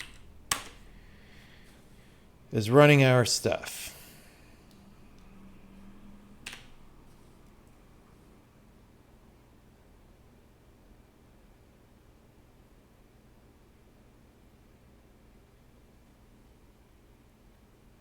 Maybe this is part of why no one makes Linux games. Not really. Like, in game development, this doesn't really come up.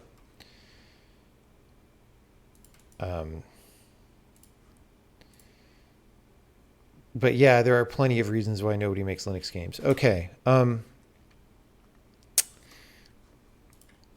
Fix question mark Linux DLL thing. We actually got off pretty easy that was the only problem, or the only apparent problem.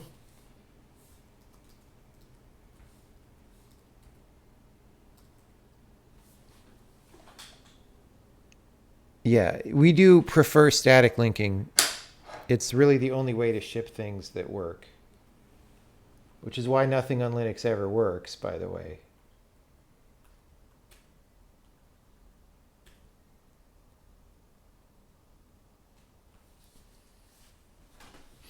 All right, that has succeeded. Okay, that's great. That is great.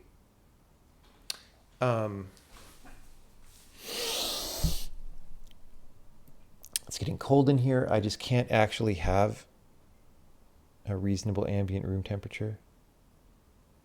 Do Linux users pay for software? Not really.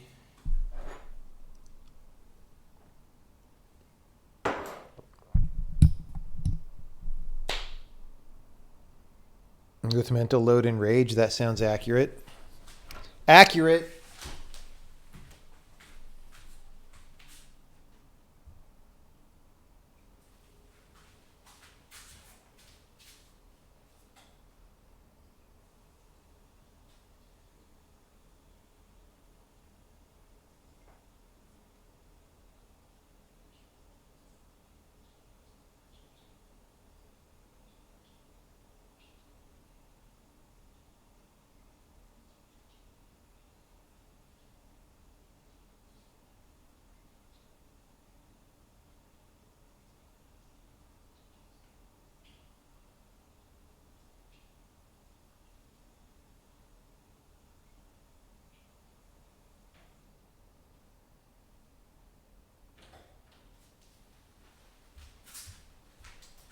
I have eaten so much pizza today. Okay, now.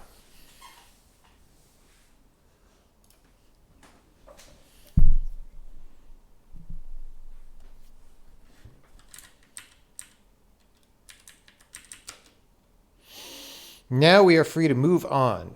Press onward. Now, the point that we were making before that came up was, it's like, okay, we've properly accounted, it seems, for all the places where, you know, if we insert some stuff into the file, that the offsets are going to change.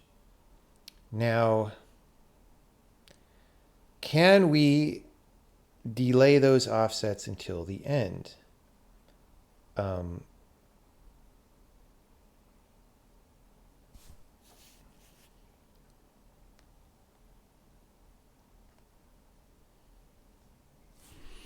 Let's take a look at what they are.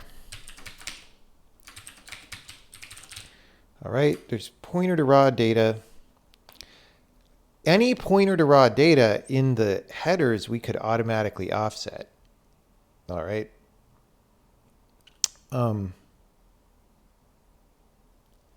We could change it to pointer to raw data minus header size, right?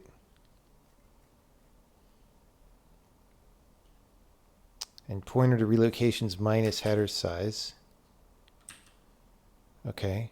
Pointer to raw data. Pointer to relocations. That's just an assertion. Pointer to raw data. Pointer to raw data. File size.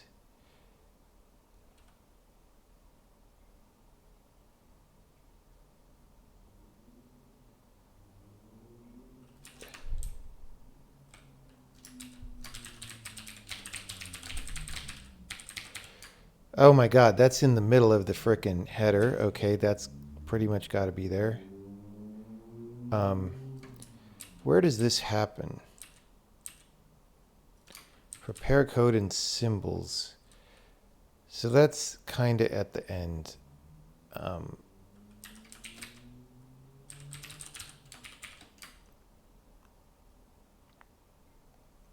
Pointer to raw data, right? Pointer to raw data. That's the file size thing.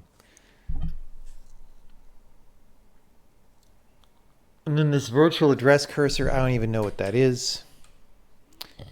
Pointer to symbol table.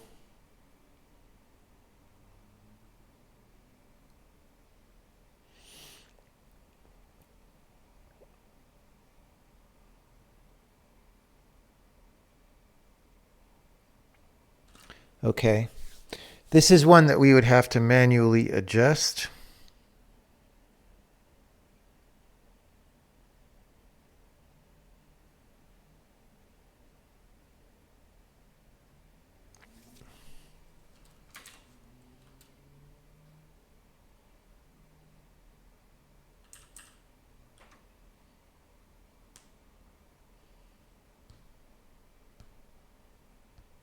Pointer to raw data, pointer to raw data. Okay, so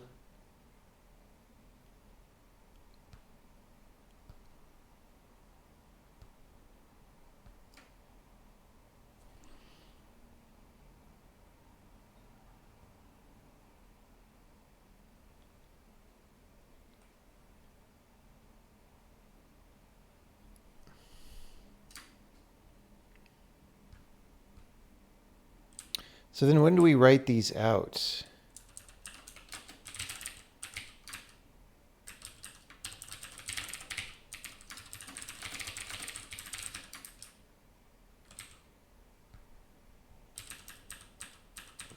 It's the add segment raw data and oh, that's what we were just looking at. So modify section header.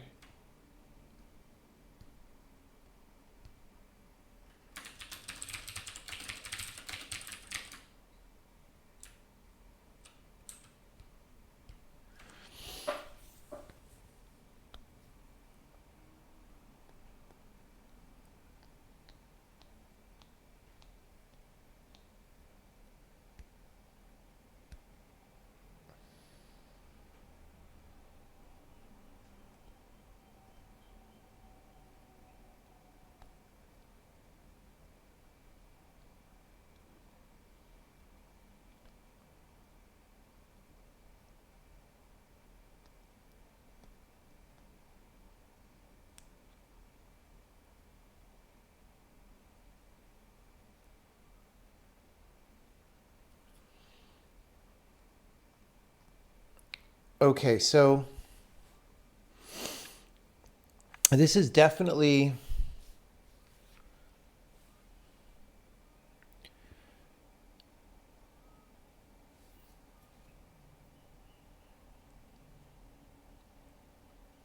like we're just writing over all the pointers right here. That's really all we're doing in modify section header. So we could do this at the very end, right? Where we add this frickin' thing.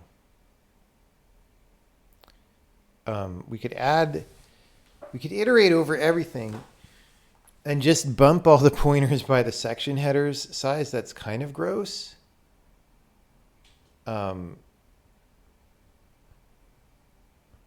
But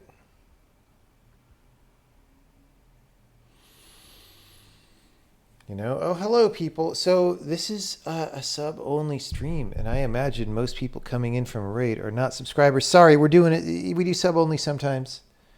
We're chilling. We're working on the compiler. It's very grindy. We had been hoping to make faster progress, but we're running into architectural issues that are solvable, but kind of grindy to solve. Yeah. So everybody gets their 1 minute or 5 minute preview and then they're sad. Sorry. That's the thing is when you raid, it should say, this is a sub only stream or the chat is set to sub. We'll turn the chat to not sub only for a little bit and see how that goes.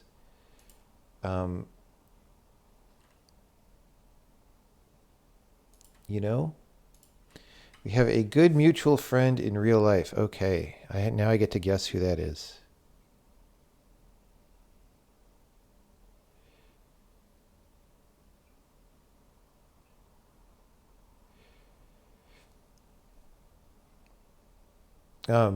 Anyway, hello raiding people. We'll be back on non-sub streams tomorrow probably.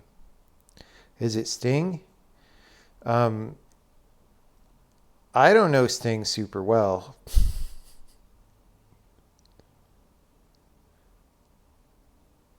Oh, it's Devin. Okay. Oh, right on. Okay. Cool. I gotcha.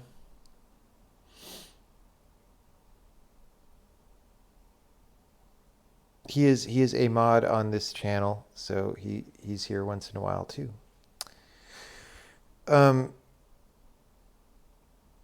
What am I going to do when Win 11 doesn't let taskbar side dock? Maybe that's the time to make a new operating system. I don't know. All right, have a good evening. Have a good evening.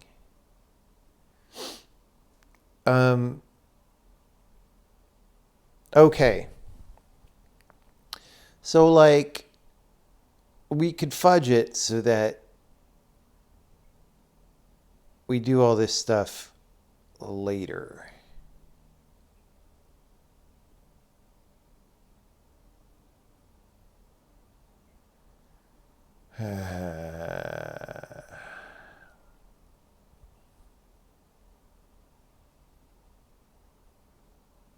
When do we call this? Prepare data for type table.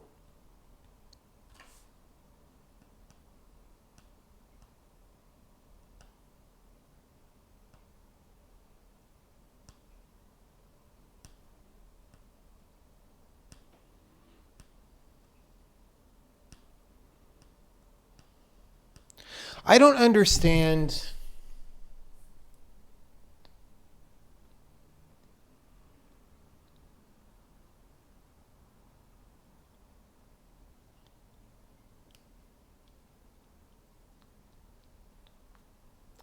I do not understand what's going on here. Okay. Why are we combining this into one section?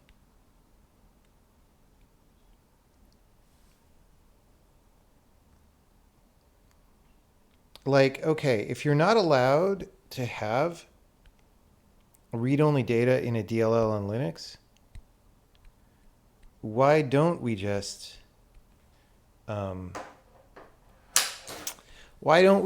make it not read-only, but why are we compacting the sections?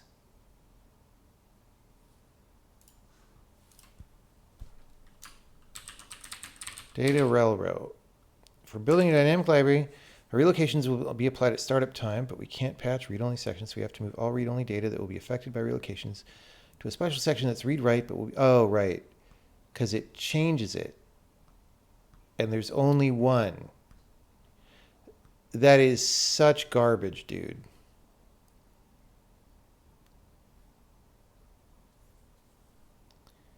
It's like they couldn't even make a different bit for that. It's just like,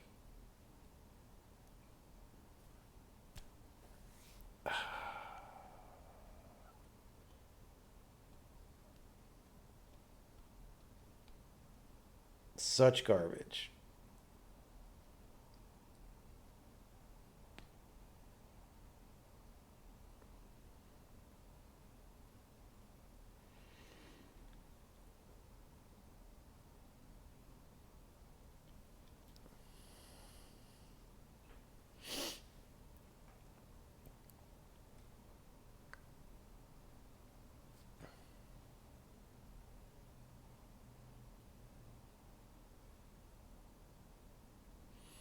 Okay, well, that explains why we don't just change the flags.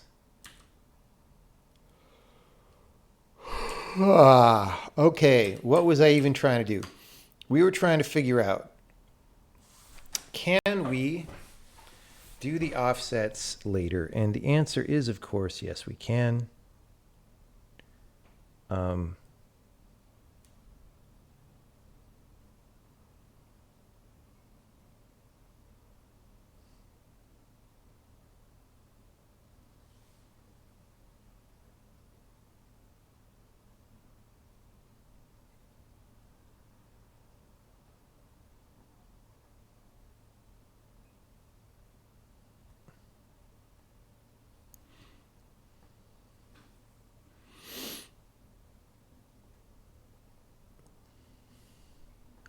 Don't worry, they're just going to disable the mouse in the next Windows 11 because everyone should use touch screens.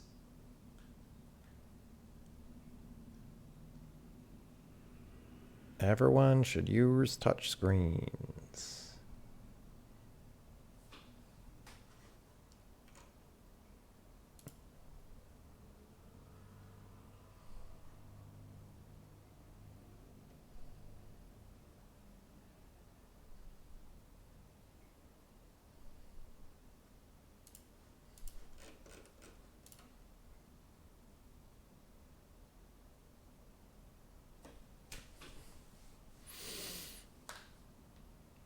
Okay.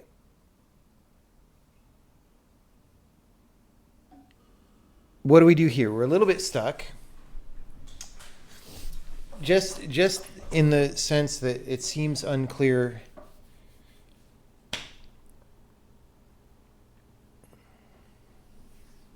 Because the problem is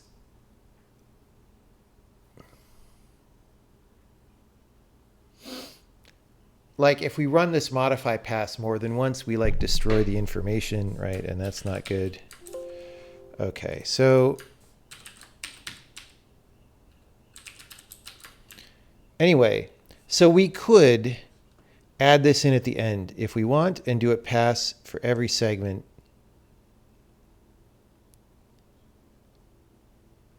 And just rewrite the frickin' things and do modify section headers on all of them.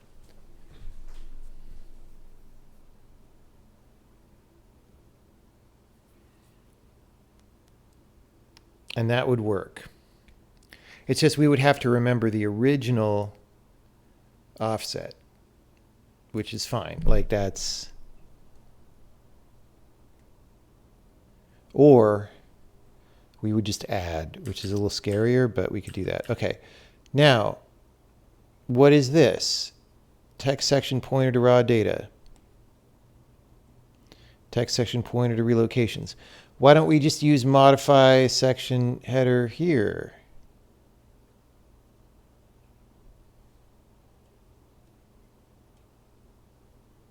Like why are we doing this?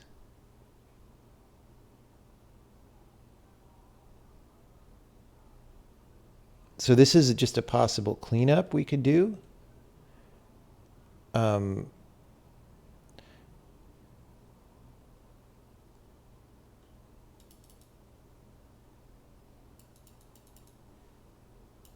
This is the directive. Like, why don't we just say modify section header here?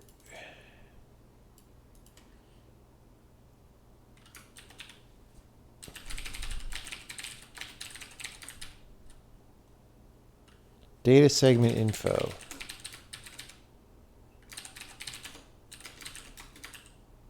Pointer to raw data, size of raw data, pointer to number of relocations, pointer to relocations. Right.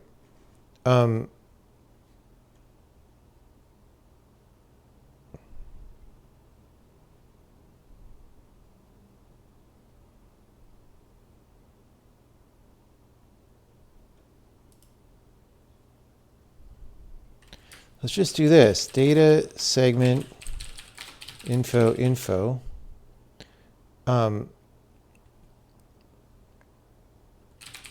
Segmentin. Info dot pointer to raw data equals start. Info dot size of raw data equals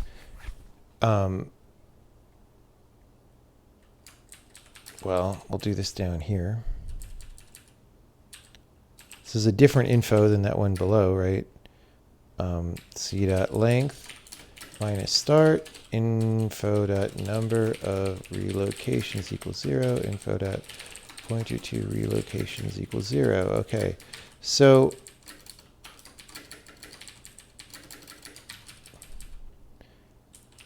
then we could say modify section header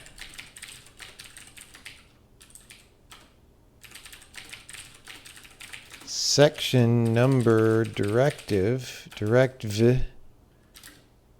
with info. Okay, and that's just a cleaner way to do it.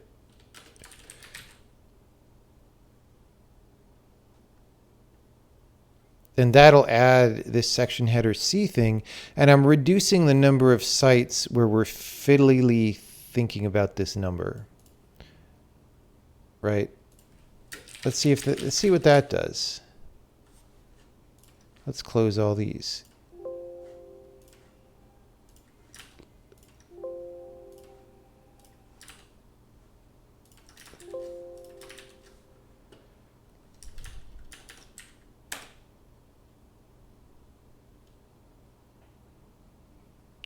Dang it. I messed it up. Okay, why? Why? What I could actually do is keep this code for a second and then see what we write that's different. Yeah.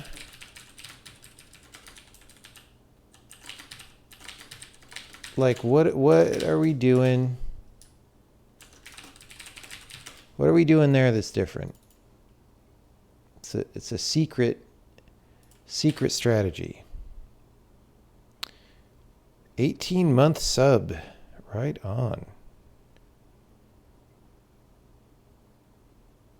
Yeah, it's been a slow Restructureganza. We're, however, being unafraid. Okay.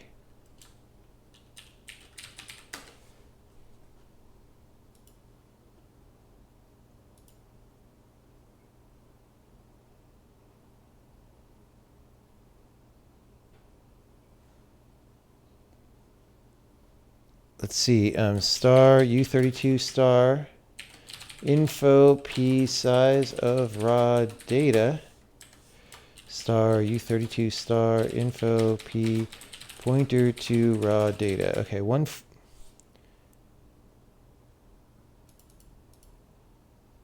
underscore info 13029422. Okay.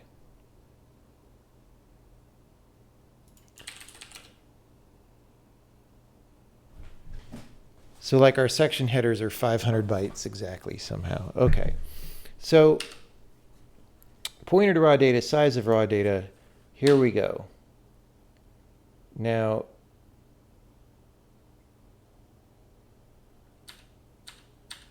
we're going to modify the section header. Dude. Int k equals 1. So lame. Visual Studio. Okay, 140.130.30278. Okay. Why are we writing a different thing in the pointer to raw data, right? So here it's start plus section header c dot length. Okay.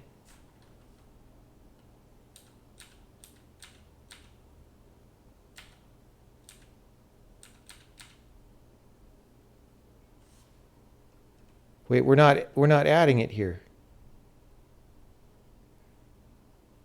Oh, because, okay, never mind. Modify section header.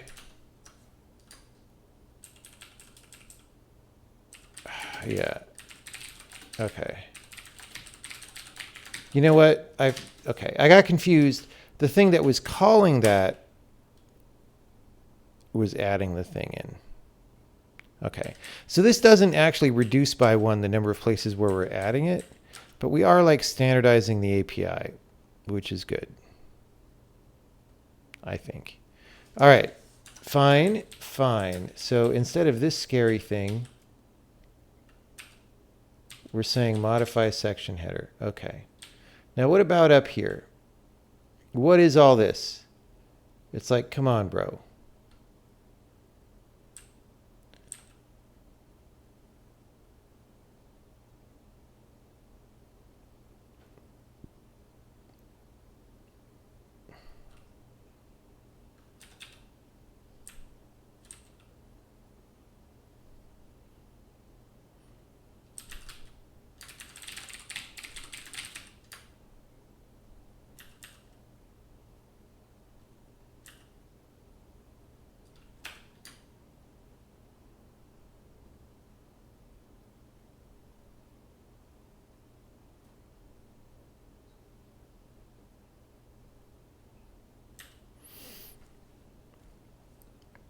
Okay. So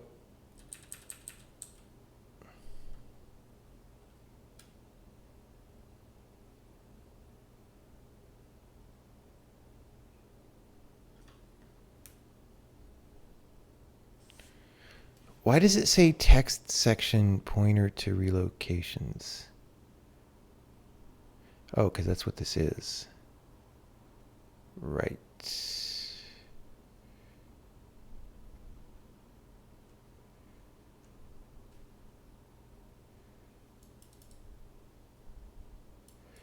Okay, so why don't we do modify section header here?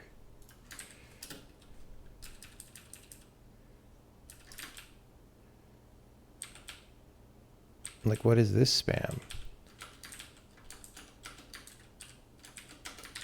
Info to, okay, and this is section number,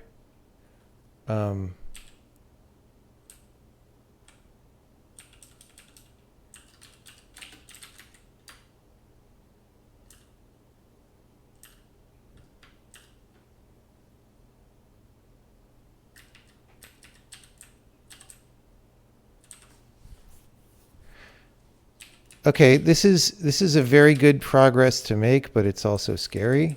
I didn't realize we were still doing stuff like this. So we have relocations length.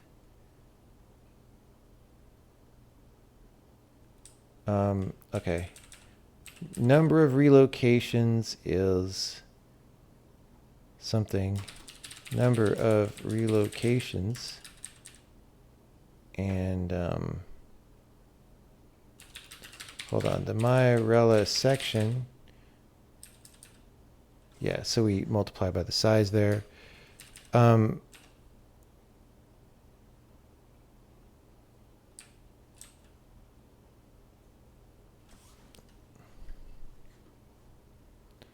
then this is text section pointer to relocations.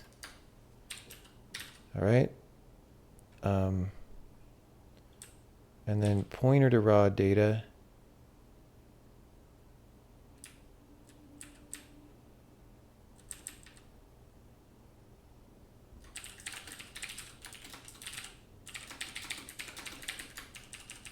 And then we could move this down here.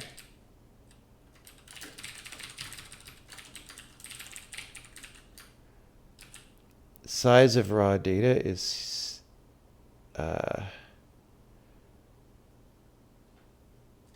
text section size of raw data. Sectino section. And that this is section number text, right? The header is, what is this virtual address?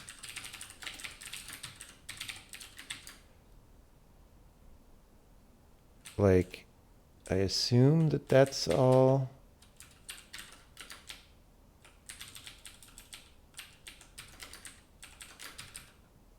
And this is section number text.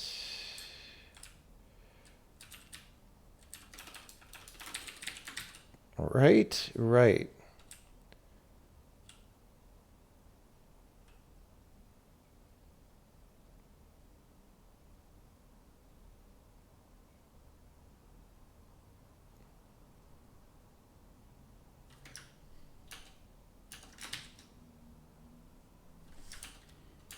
What's going to happen here?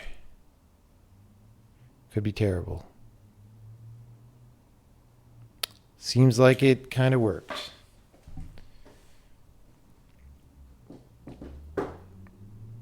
Seems like it kind of worked. So what we're trying to do is make it so that we can compile functions into machine code while the rest of the compiler is running, right? And even before you try to thread that, that just involves like even being able to do that if the whole program was single threaded, and that by itself is just gnarly enough. But I think that we're cleaning out enough of the major issues to make that start to be possible. Okay, so this seems like it's working.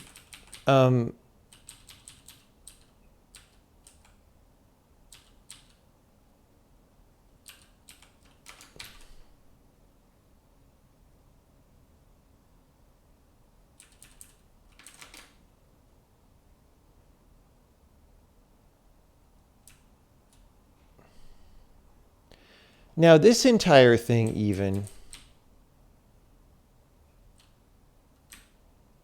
well, we'll go ahead and delete it. We'll see if it doesn't work on Linux or something. Let's delete all this weird profiling because we have telemetry and stuff. Like,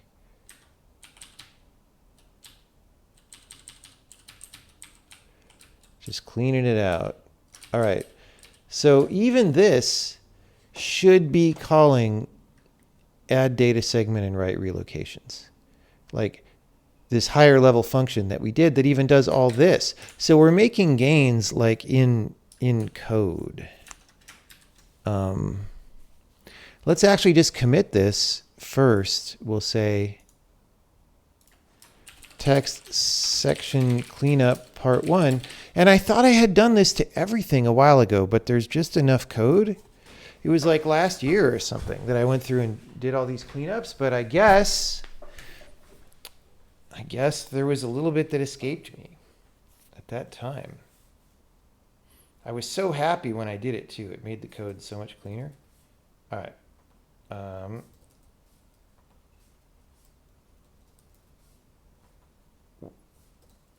We're on the Linux machine. We're doing a make.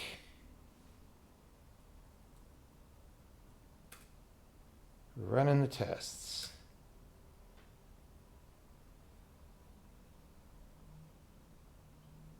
Great, that works. Okay.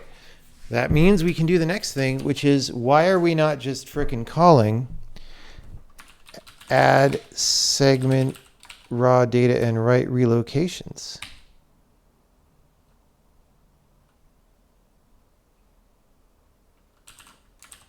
Whoops.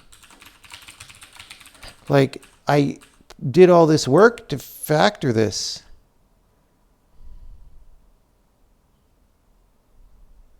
Oh, because we don't have a data segment?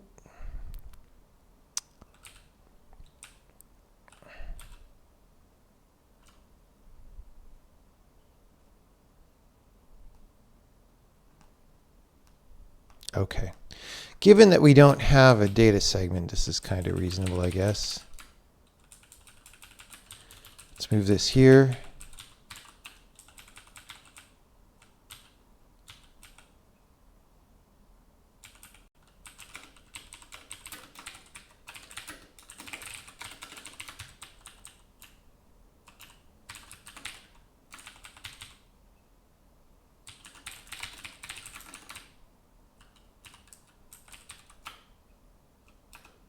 Let's just make this be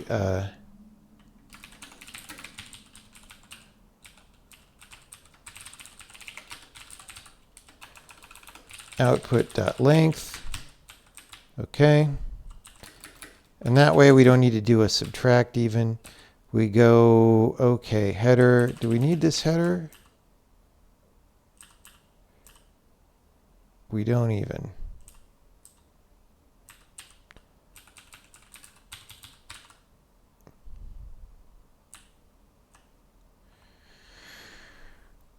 So the relocations, we do some padding for elf, and then we say pointer to relocations and number of relocations.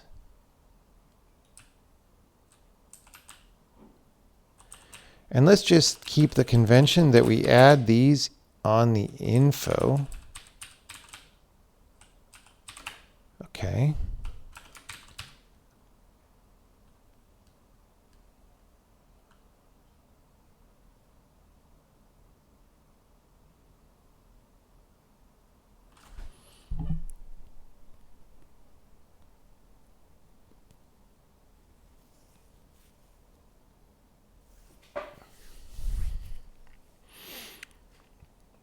And then if this works, we'll use definitely steal because we don't want to do maybe steal. That's kind of dumb. Oh yeah.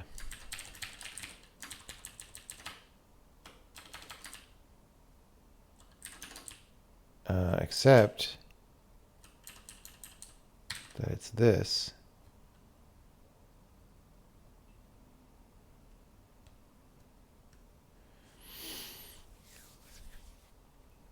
Okay. Pointer to raw data, size of raw data. And we add this thing there with both of those. Okay. Let's see what that does.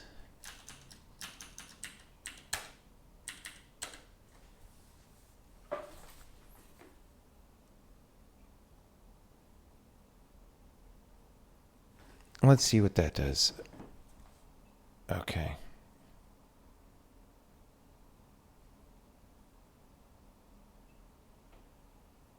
Seems like it's doing pretty good.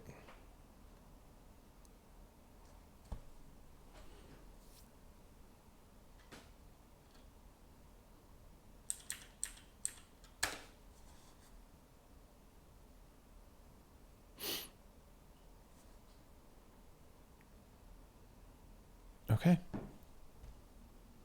Well, now what? Do we check that in? It's pretty good progress.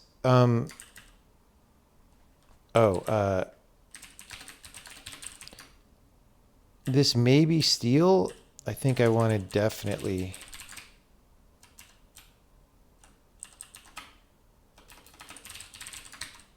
Like, I think we just want to be in the mode that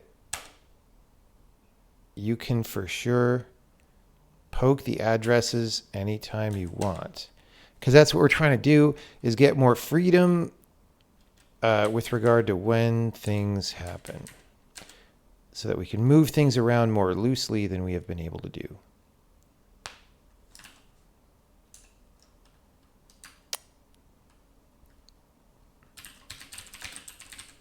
What maybe steals do we have? Just this one.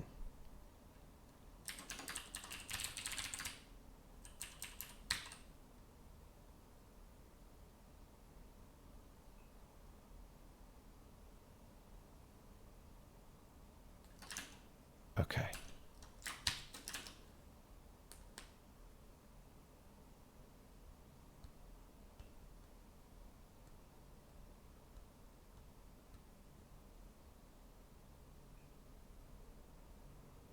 Okay.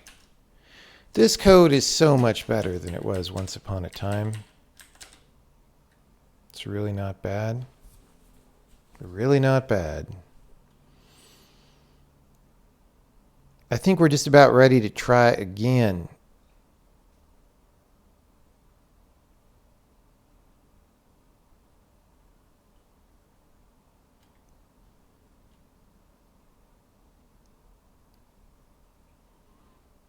I'll just check this in and run on Linux.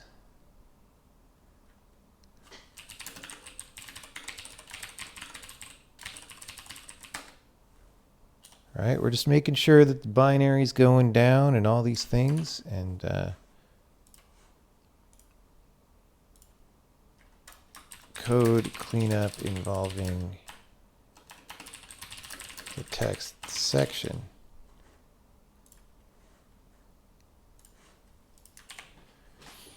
What's the current wins at? Well, time wins we're not really making right now. We're making structural wins such that we will be able to make time wins.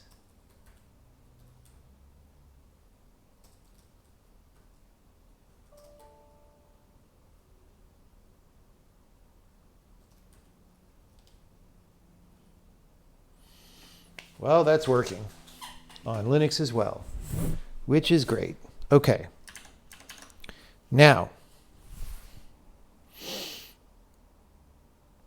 what do we do? What do we do now?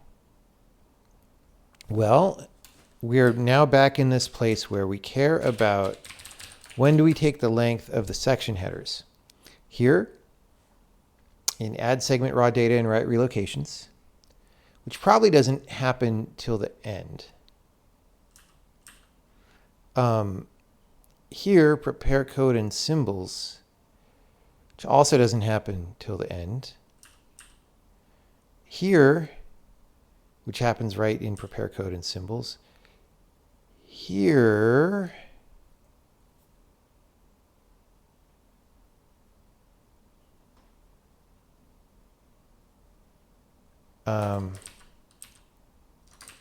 Let's also prepare code and symbols.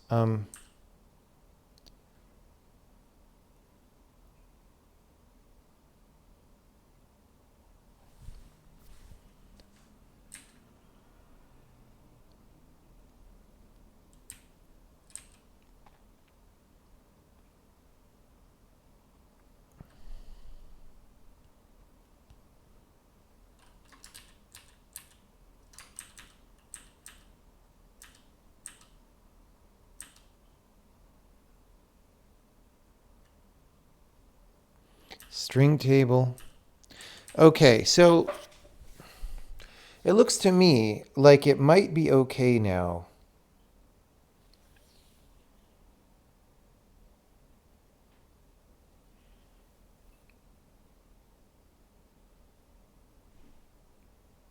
Now we're gonna, okay, so we're gonna put a comment here. No check-in comment about section header length. All right. But it looks to me like we're actually kind of okay. So for example,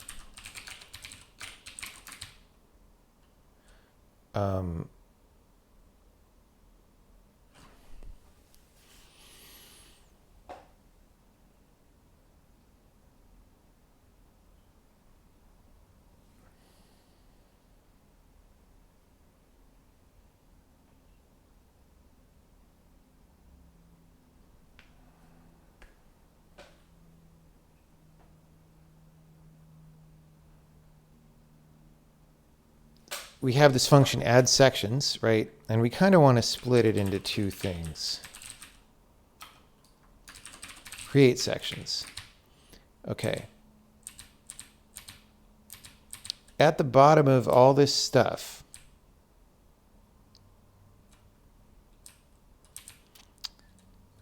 we do this added data segments here.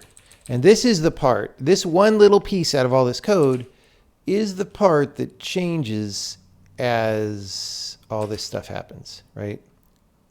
So firstly, I think I could do this down here and it won't change anything, right? Whoops. And then secondly, I think we could do this as long as we store these off the stack, right? We could come in later and do this at the end, right?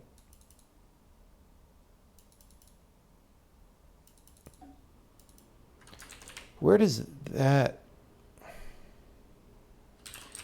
added data segments? Okay, here we actually, whoa. Okay, no, not good. Not good, fucking horse shit.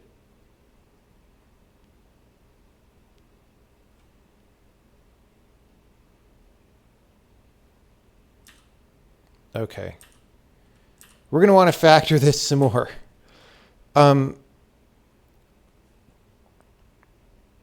So we're actually adding the headers up here. Okay, cool.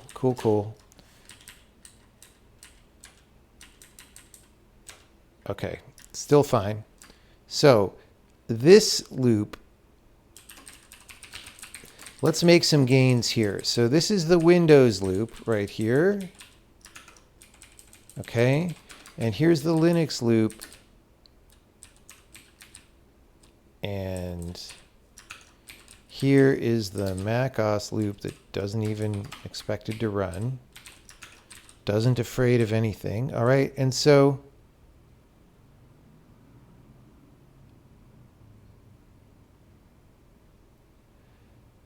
this is the same, right? Okay.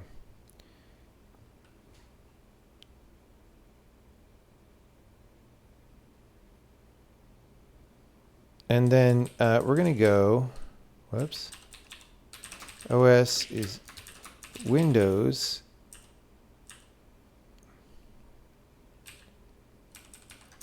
if target is equal to OST Windows, right? Else if target is equal to OST Linux, right? Else target is equal to OST macOS. All right.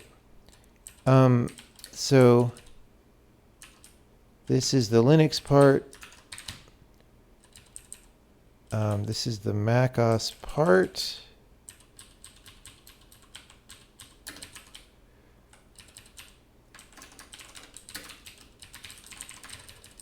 Okay. And then we probably put the symbol in the same loop, right?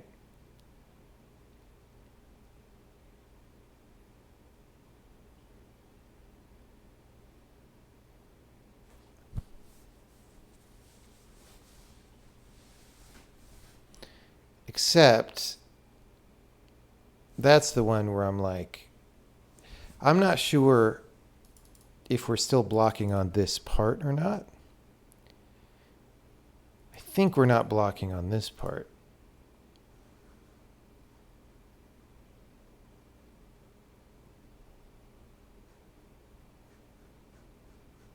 Like, if there's no delay between these two, we don't need this storage. Like, yeah, okay.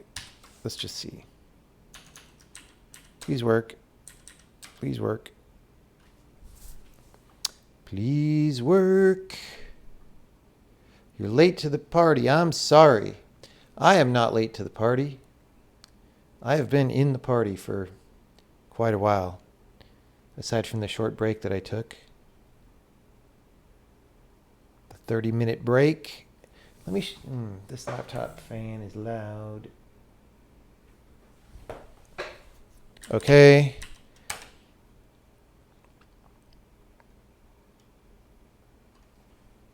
Okay, now, this part.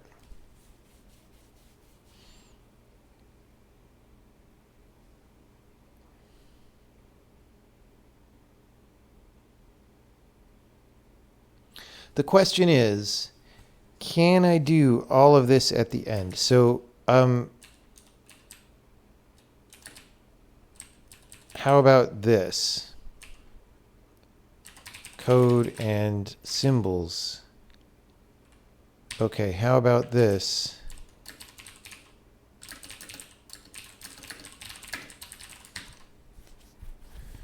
Like, what's num sections?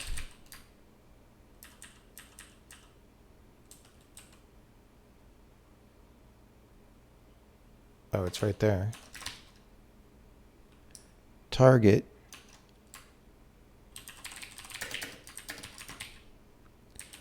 Okay. Number of sections pointer.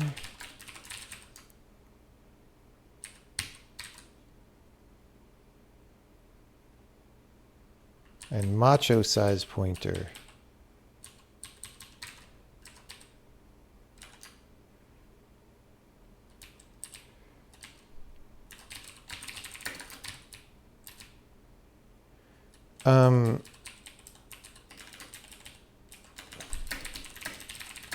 Are set at the beginning and written into at the end after we have filled out all our user sections, etc.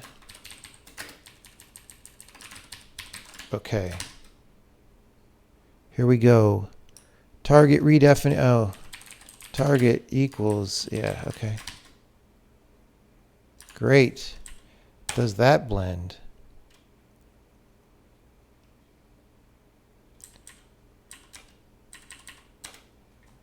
Okay, this is pretty interesting.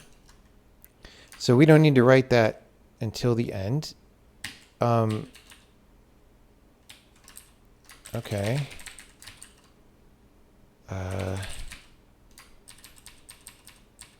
Here in create sections, we have added data segments here. We create symbol, all this stuff. Can I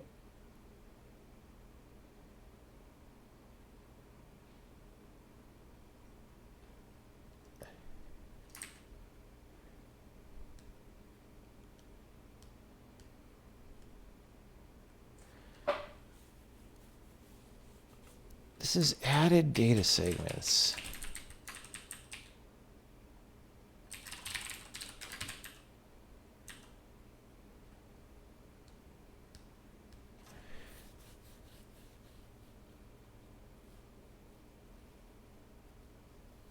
Like, okay, I feel like we do need to create these symbols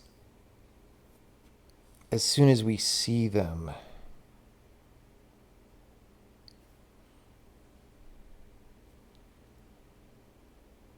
So here's what we could do.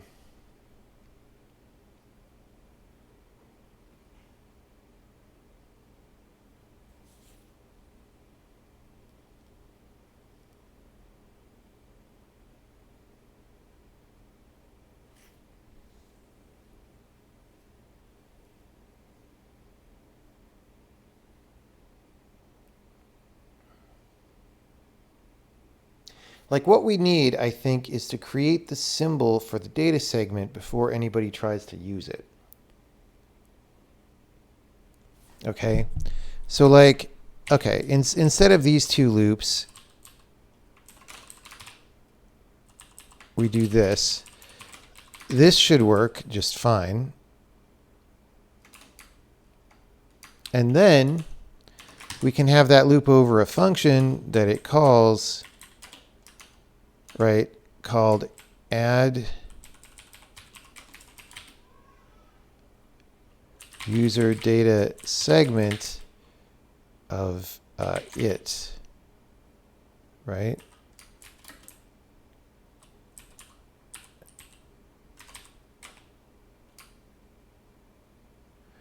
It's an array of data segment pointer, but I casted it to a reference. I guess that's legal. Okay. Void obj writer add user section. Let's just say add user section.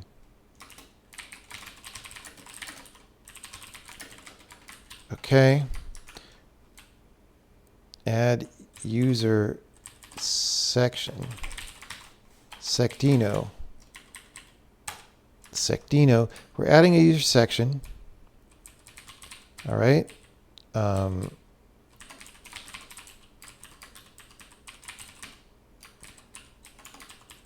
Add user section.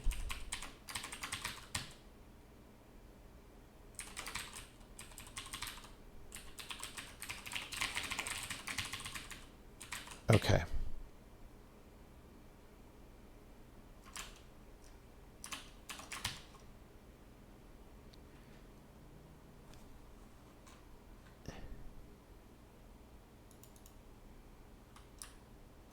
Whoops, I made it const pointer again. I don't know why I did that. I knew that I just wanted it to be pointer, especially because we modify them. We modify them. Okay. 936. No, maybe it's a reference to a pointer.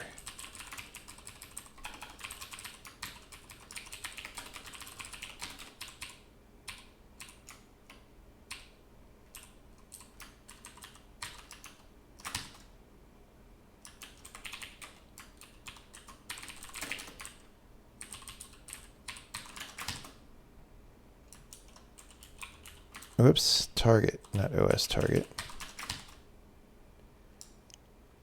941. H. Ah, yes.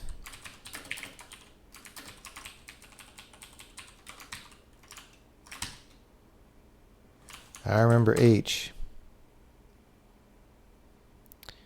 Okay, so we're not yet at the scary part, but it does seem to be working, which is good. We're going to get to the scary part.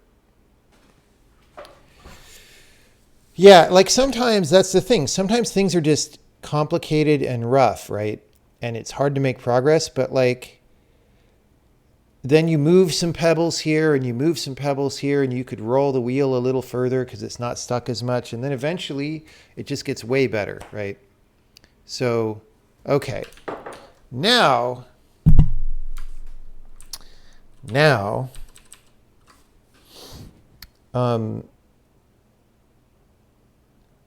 we're in a pretty good spot.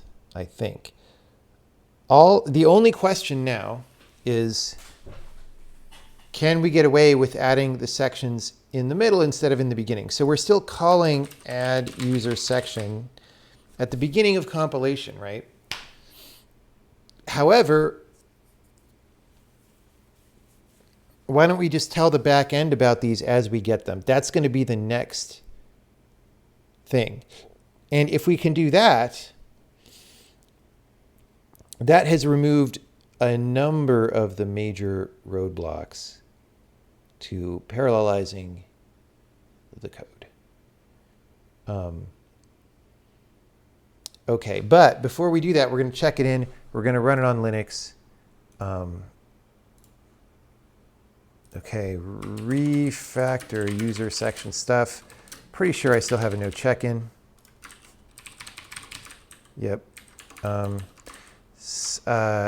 Below, we do a lot of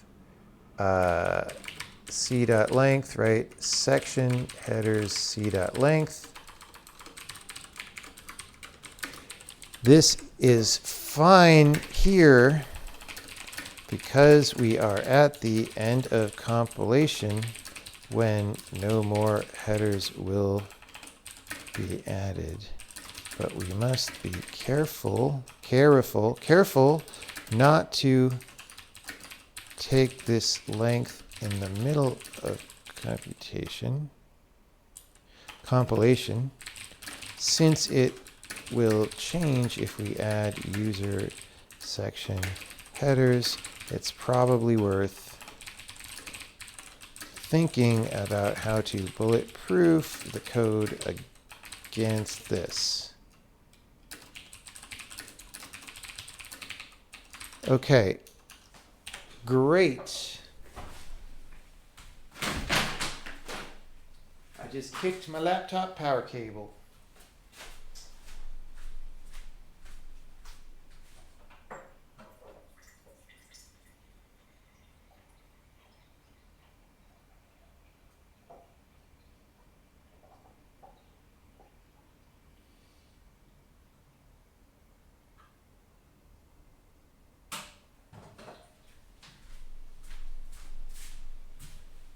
Okay, so we're going to check this in, and then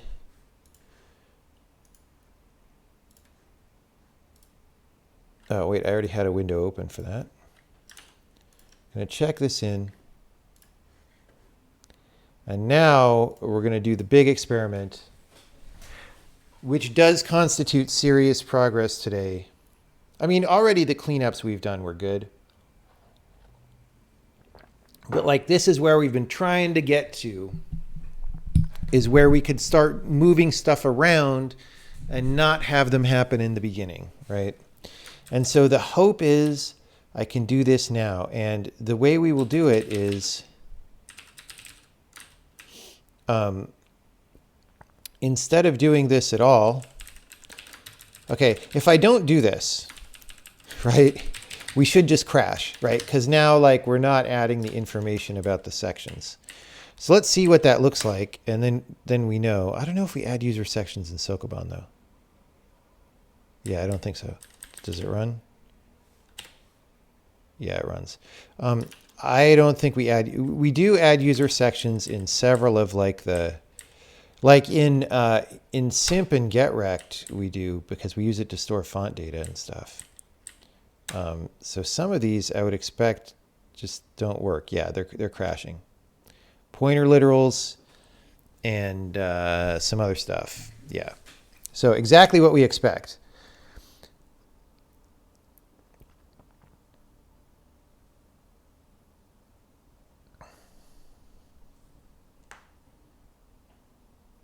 Yeah, I mean, to be honest, like, look, in my mind, I wanted this stream to be like an exciting, well, no, because I always knew it was going to be painful, but I thought it was going to be a painful restructuring of global data structures that would still be like kind of exciting in some way because we were making big progress. And it's like, no, it turned out there were other issues that were smaller and would have to be resolved no matter what. And they're annoying. And what do you do?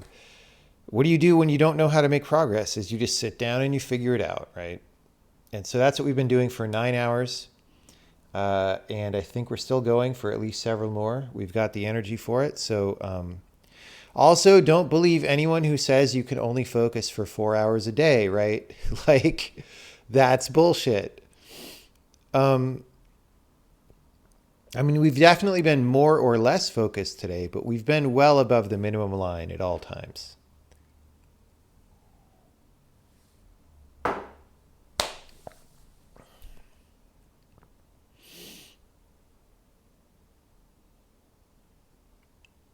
Yeah, like here's the thing. So you're right. So the last hour or so is serious progress, and that's true. And the reason, like, anybody can factor stuff around, right?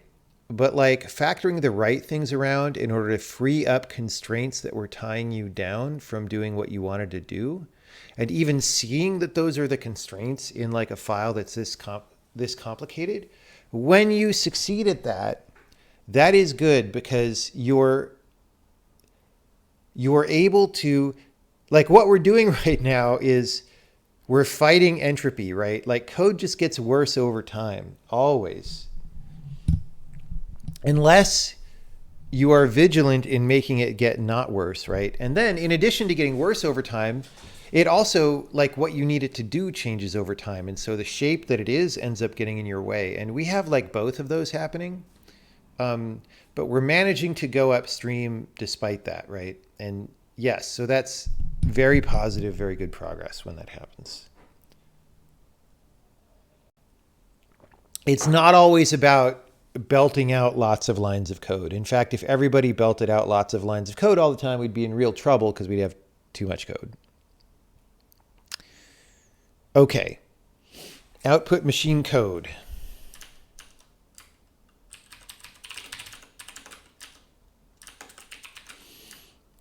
So yeah, it's crashing in load effective address like we thought, because it's like, hey, there's a segment, it doesn't have a symbol assigned, so we can't emit a patch to this symbol for this instruction. Now, okay, we're going to write a comment that says that we would have an alternate strategy of delaying the, like, so what we're going to do is just try to make sure these sections appear before any code ever tries to use them. And that should be pretty easy. But if we couldn't do that, we could always reverse it and say, we're going to generate the code, but we're just also going to generate a bunch of address patches or symbol patches that have to go in later, right? The reason I don't want to do that is just like, you might emit a lot of these and then it's just a lot of patches, and we don't want to do that if we could help it. So, right on. So now we have a thing here where we say we're added data segments. And by the way, all of this that we've been doing right here is just to support a programming language feature that we only added like in the past year, past 6 months. And it's a nice feature that I really like. But this is the way that adding more features to your language just makes it harder, right? Like, it just, stuff comes up that you need to handle. Okay. Added data segments. And then we're going to say backend add data segment. And we're going to put this comment here. We're going to say, tell the backend directly about this segment because code generation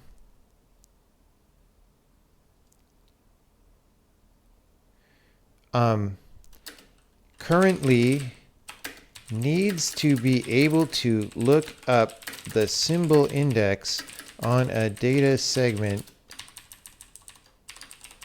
the first time we generate a Lee instruction.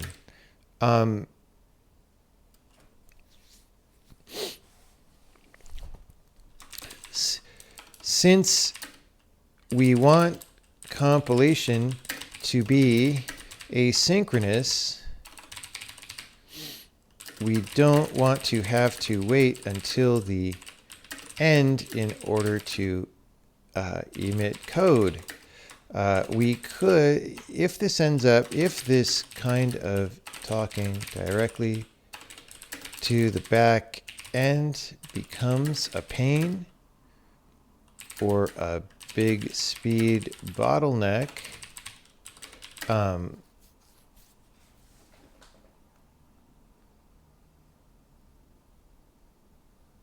this is interesting because this is going to be like a threading issue, right? It's like, hey,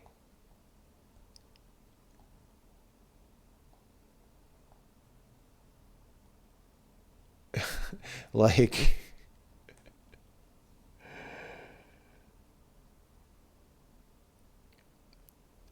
we need to make sure you do this before this other thread keeps going, right?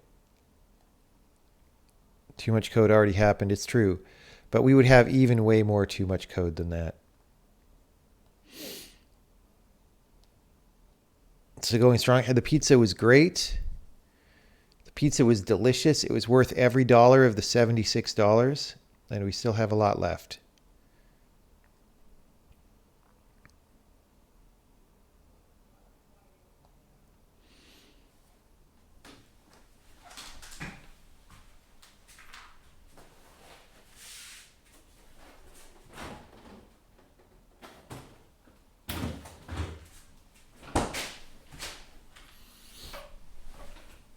Yum. Okay. So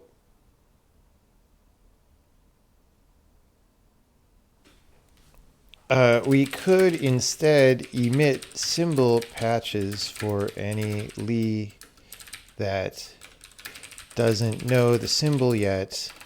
You know, this would be a fine thing to do. Actually, when I was saying, oh, we don't want to do that because we might generate a lot of patches, we would only need to do that for user data segments.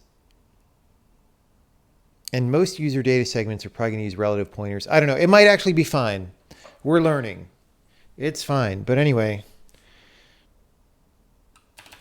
I had initially thought this would generate tons of patches and be slow, but it is only necessary for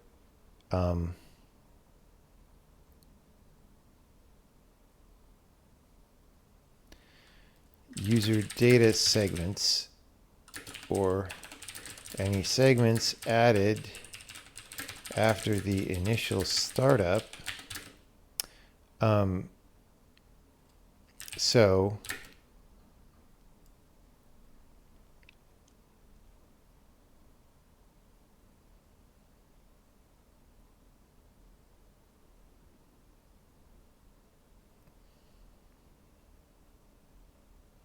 it is probably fine. It is probably fine, but you know what? We made good structural progress. Okay, so backend add data segment.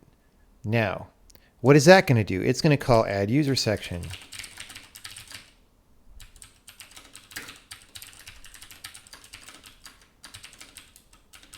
This will need to be inside mutex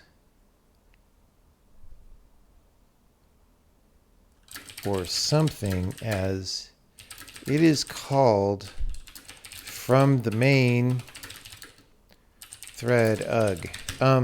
Yeah, we're gonna have to figure this out.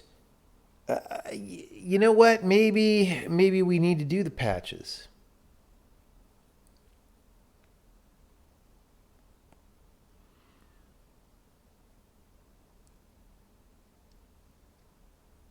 Maybe we need to do the patches and it's fine, right? I'm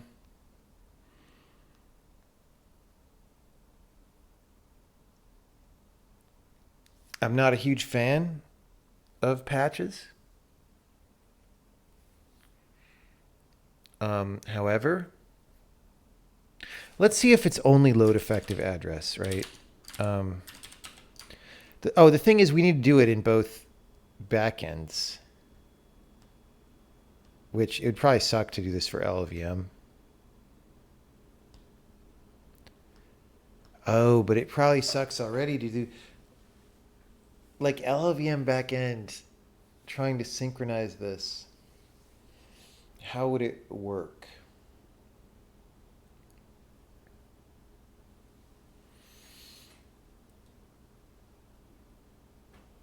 We would say if it's a user data segment, we would probably just do an atomic read on the pointer.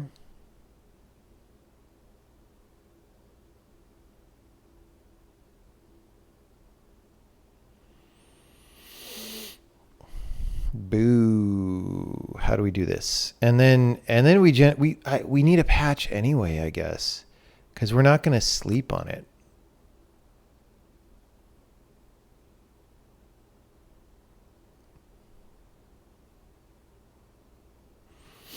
Is this the only place? Where do we say section symbol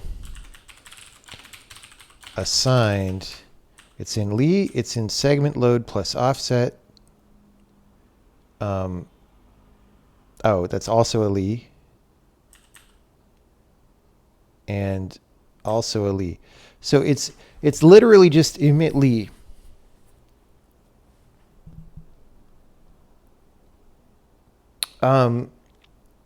So what we could be saying is we're going to permit symbol to be -1. And if that happens and we emit a Lee,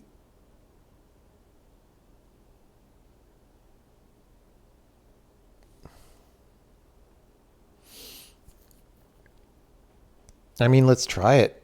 It's actually not that hard to try.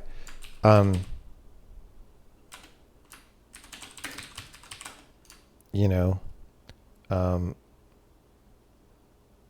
so here where we add user section,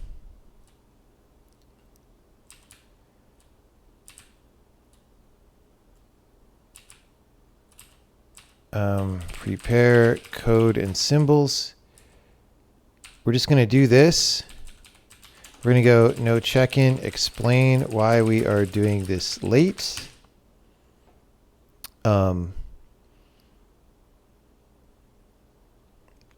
And then for any Lee, we will generate symbol is allowed to be -1. Emit Lee will generate a patch in that case.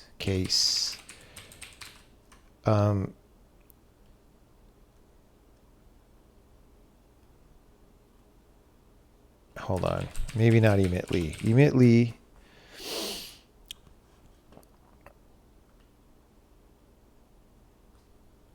Yeah, so symbol index, but we need to know the segment.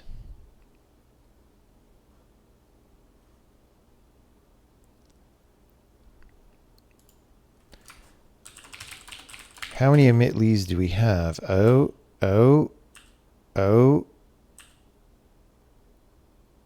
And then these. Okay. So we could say if you pass the owning segment,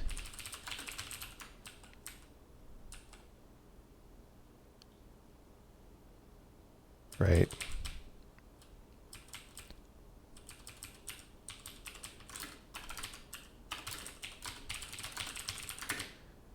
All right.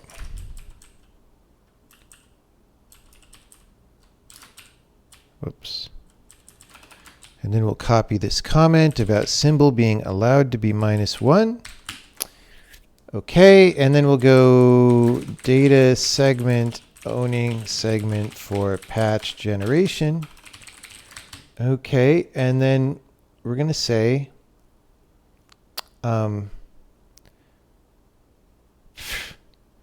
we already have an add 64-bit symbol patch.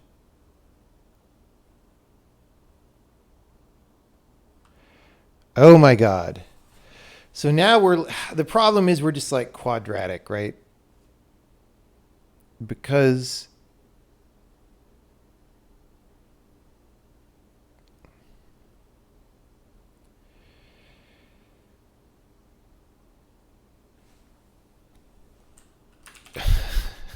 let's try to not make it quadratic. Add 32-bit rip relative.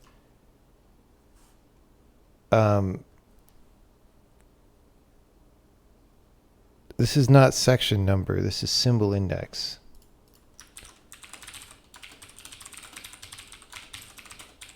Okay.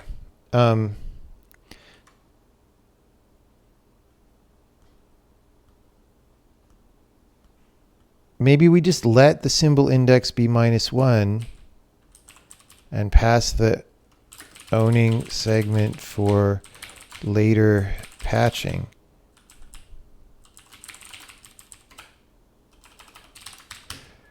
Yeah, like we generate a patch here anyway. That was the thing I didn't realize. Of course we do.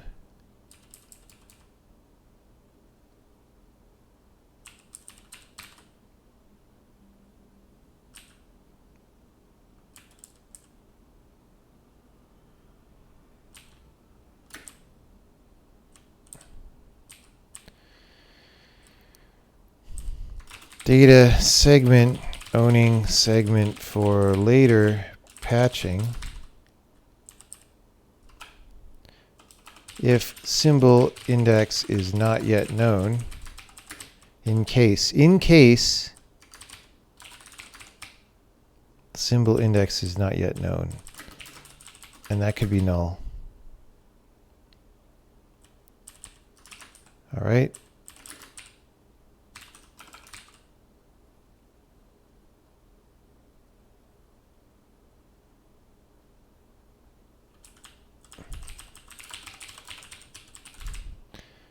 This is offset within symbol, from symbol. Okay.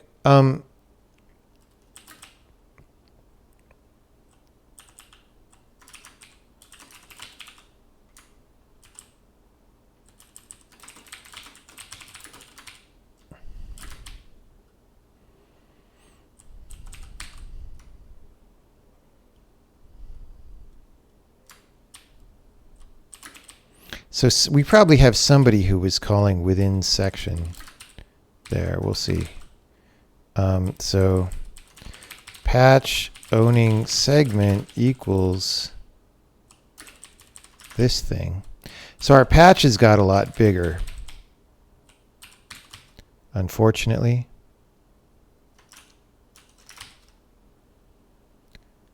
Okay, symbol patch, symbol patch. Benedict symbol patch.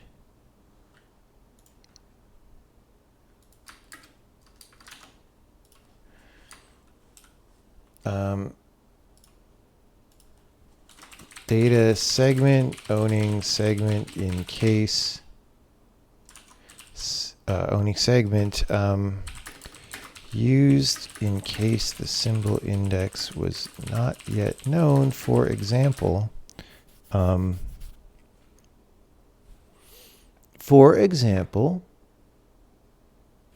with user data sections,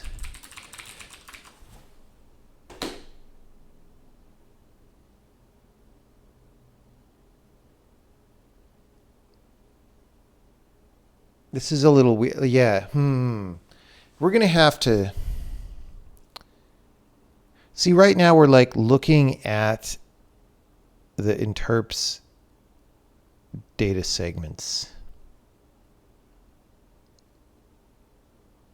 It's actually not okay to do that.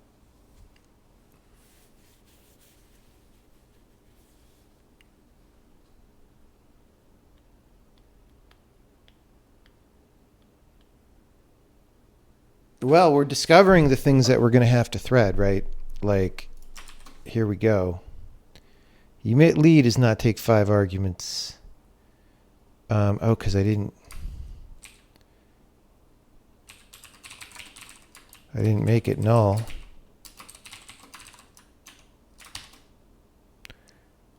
Yeah, I knew it. 2644. So here we wanted a null here. Okay. What is within section 4? Okay. Cool.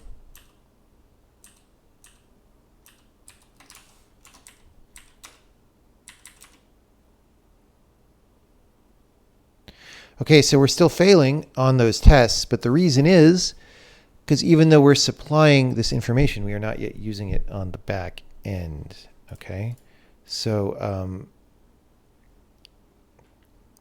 we're going to do this. Apply symbol patches.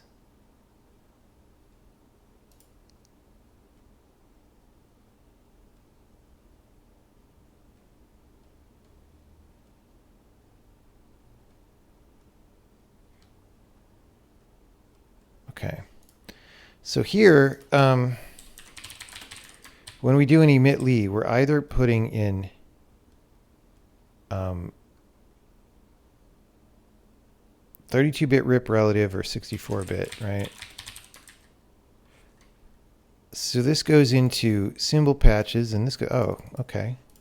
For all symbol patches, symbol index. If symbol index is equal to -1, we assert it dot owning segment not equal to null. Symbol index equals it dot owning segment dot whatever it's called.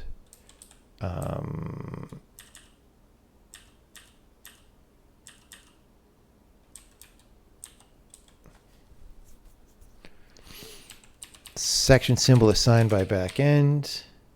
And we assert that's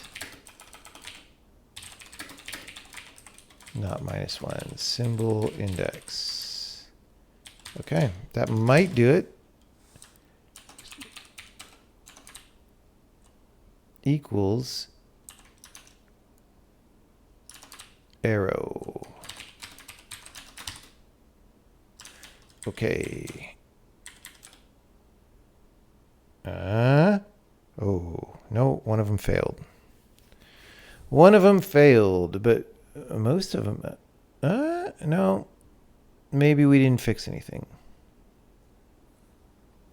Why? It's some other place besides those emit leads generating this. Okay.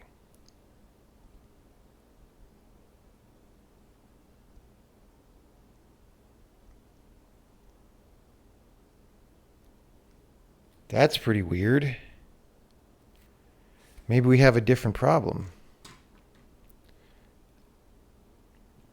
I is less than, so it's probably being treated as unsigned FFFF or signed FFFF, right?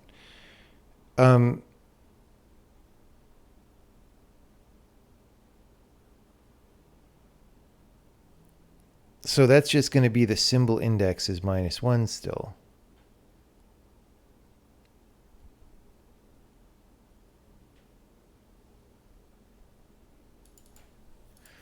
$12.86.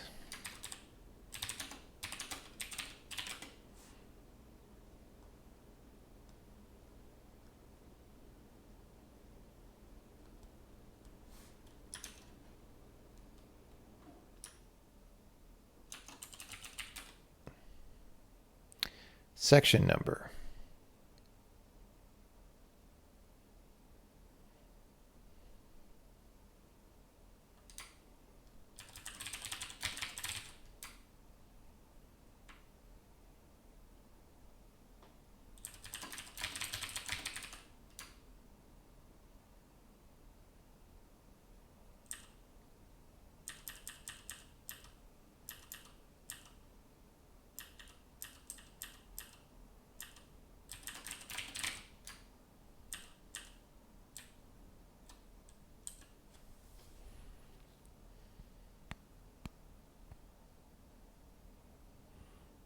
Where do we do the adding the actual data?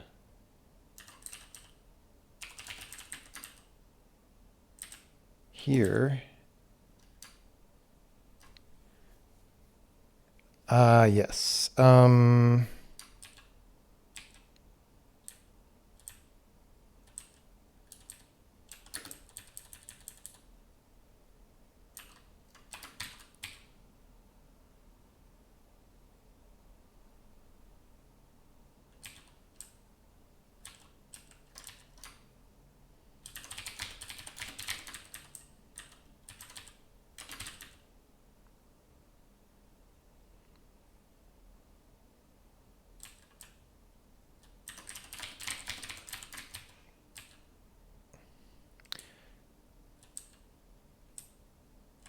So prepare code and symbols happens much later than this thing did.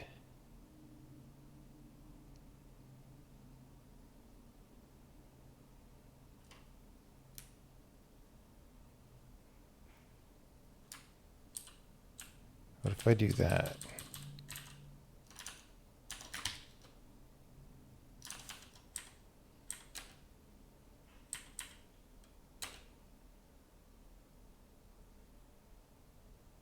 Nope. Nope. So there's a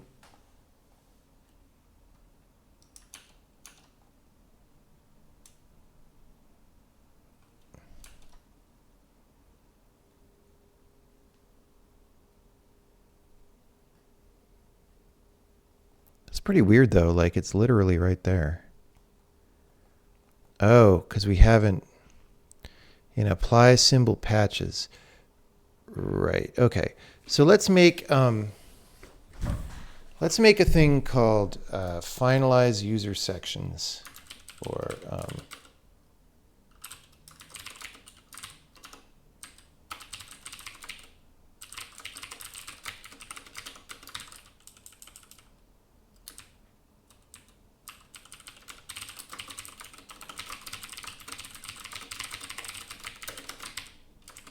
okay.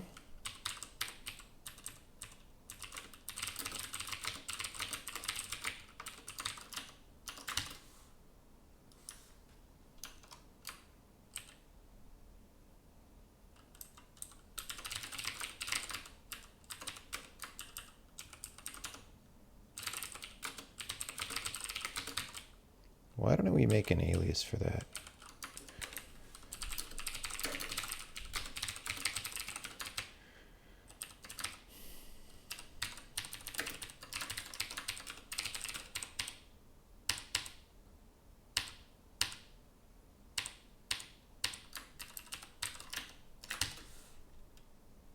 Okay. Nope, still no good. Still no good. Restructureganza is going well, although we're, it's grindy sometimes. It is grindy, but we are making things happen. I feel like we're down to one fail now. No, same fails. Symbol index, apply symbol wait.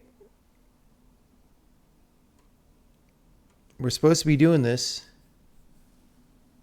Oh, that's the new assert that we added actually.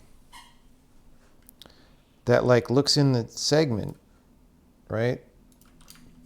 So like apply symbol patches is there.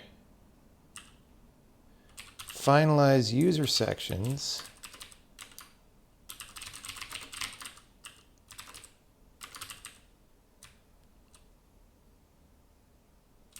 Should assign the symbol indices.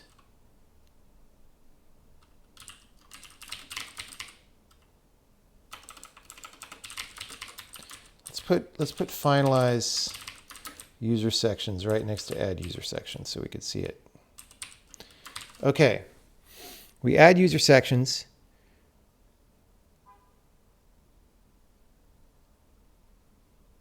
We add segment raw data and write relocations. No problemo. No problemo. No problemo.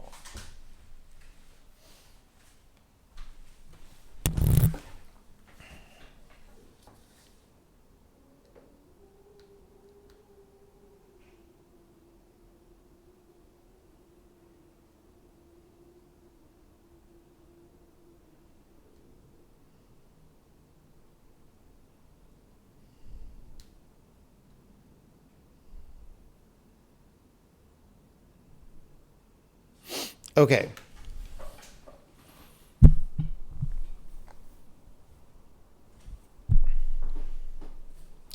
I guess I don't quite understand what is happening here anymore.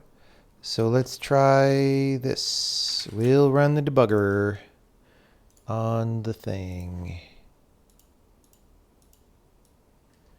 Run the debugger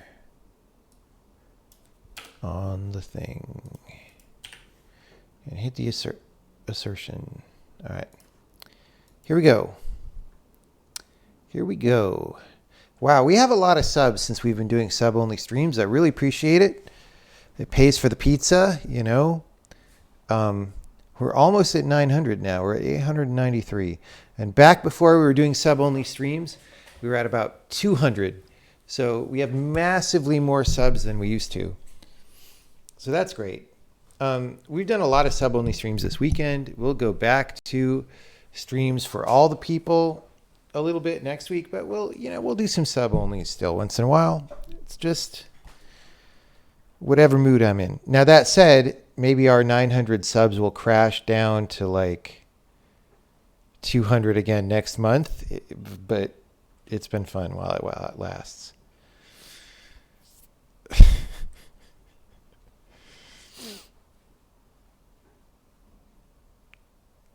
It's kind of like to pay for the compiler ID a little bit, except, you know, I mean, even 900 Twitch subs is actually, like if you were in high school or something and you had 900 Twitch subs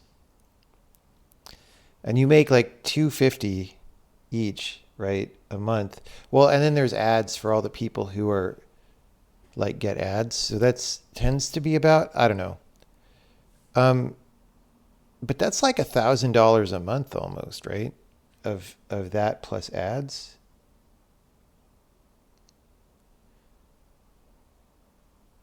Wait. No, it's way more than that. Hold on. 900 subs times like 250 is 2,200 plus some ad money. That's like 3,000. Oh, dude, if you were in high school, you don't need to go to college if you have 900 subs. That's pretty good. Before California tax. Yeah, well, you know, you have to move to Tennessee or somewhere good like that. So we're kind of making the big time in the streaming world is what we're saying. You know? We're definitely in pro streamer territory now. We're going to go squad with Ninja tomorrow and win the tournament.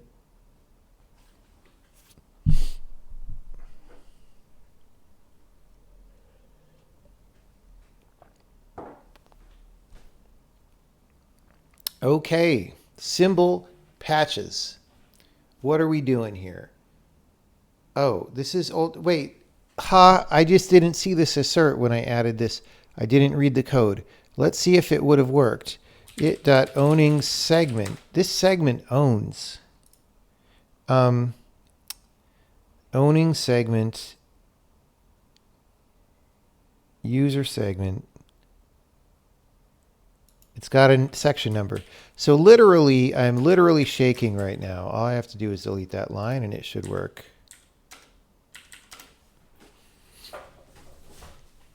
Nope. One of them crashed. Same one crashed. Weird.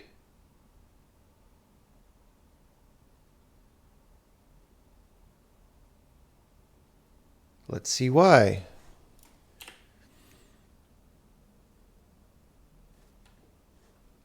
Well, we got further, actually.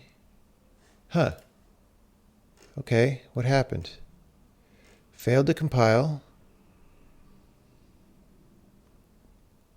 Okay, it's a different problem. Invalid fix-up found.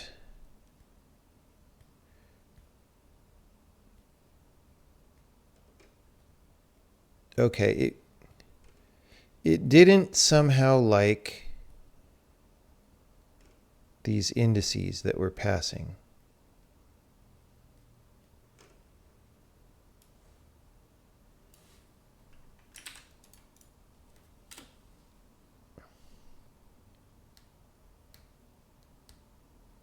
It does not like our symbol index substitution.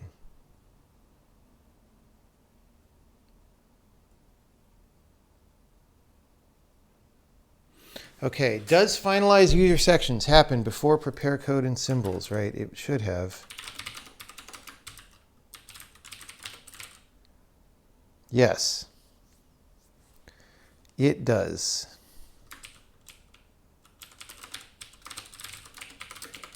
Okay.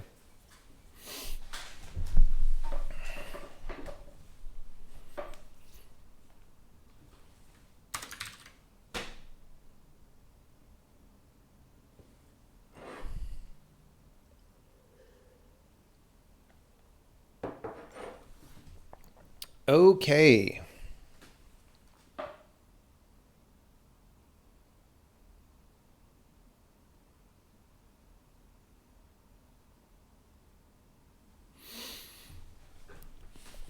We are at 10.5 hours of streaming goodness.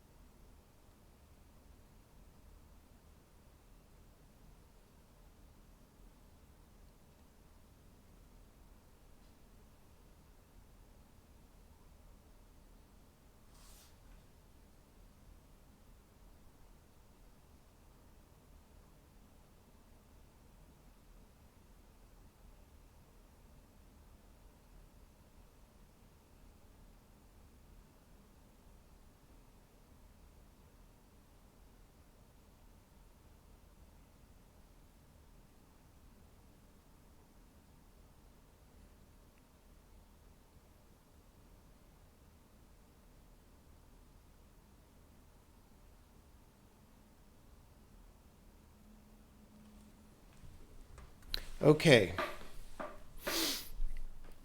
What do we think is the problem here now? Well, either I'm not adding the user sections correctly,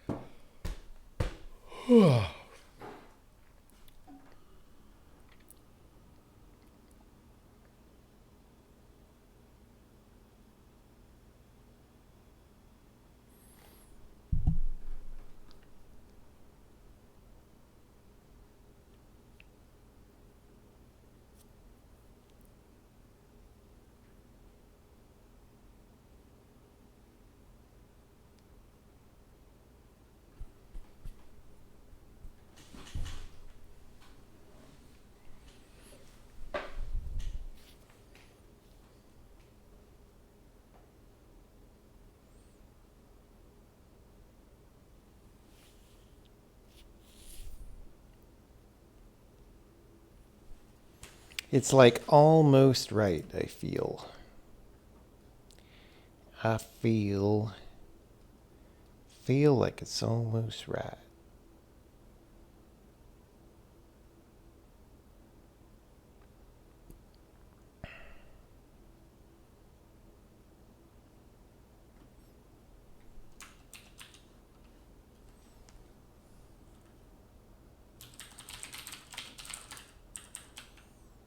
Hmm.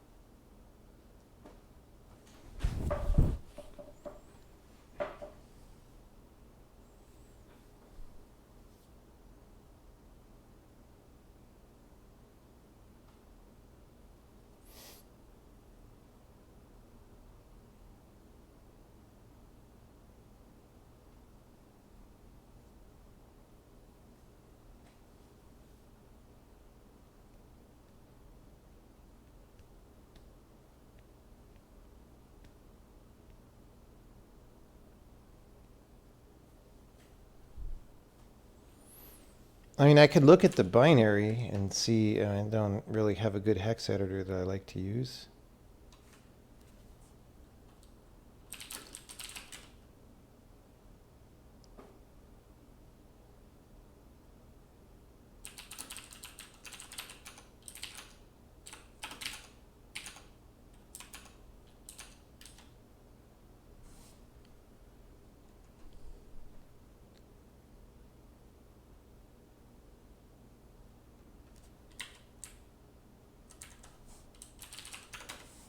Okay.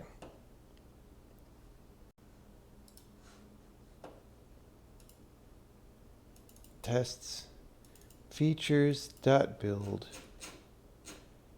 pointer literals, dot obj. Okay, so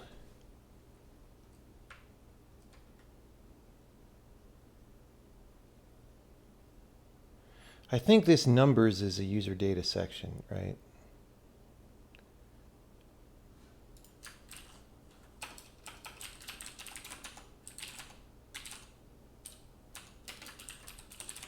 Yeah. Add data segment with the name numbers. It's read only. So that data segment exists.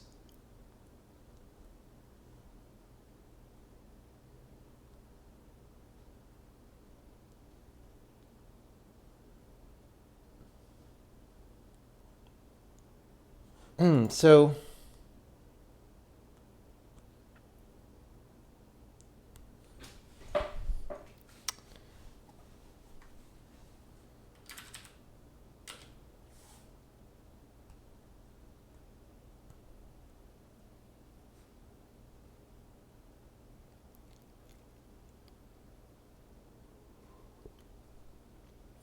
starting to get tired again after only 10 and a half hours of sleep streaming.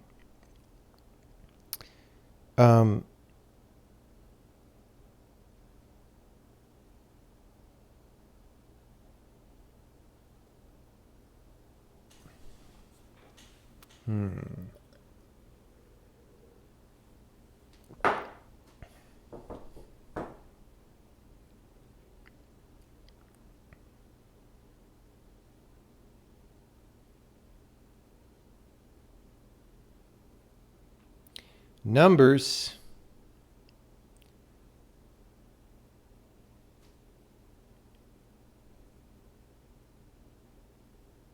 Let's just print it out when we compile the thing, right?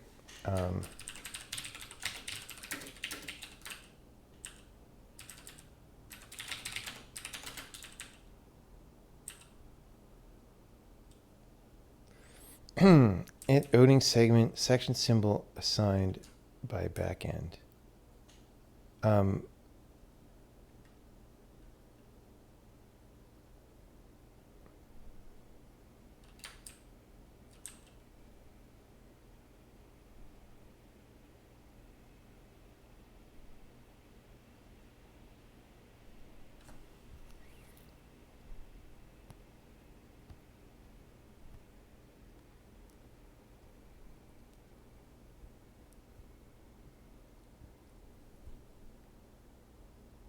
Rough on the eye muscles. Yeah, I don't understand why this is the highlighting that they chose. It doesn't seem good to me. But okay. Ah! Okay.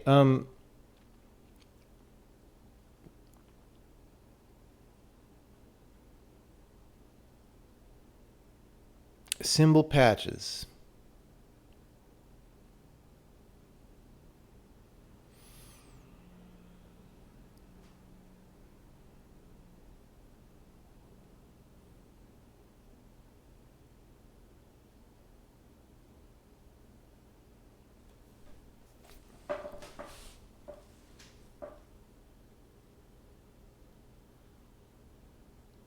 Symbol Patch Kids. That's right. It's the Symbol Patch Kids.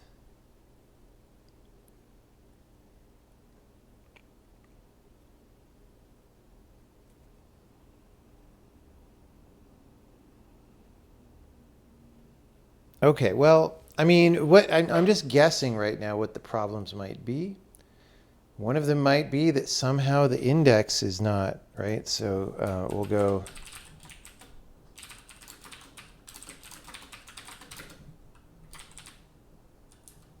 Whoops, we want %s.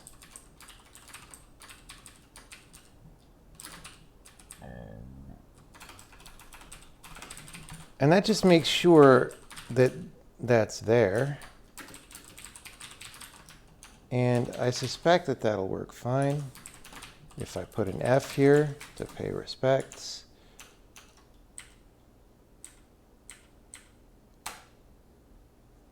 index 43? That's not right. Why is it 43? There's no... 24 is the highest number. 24 is the highest number.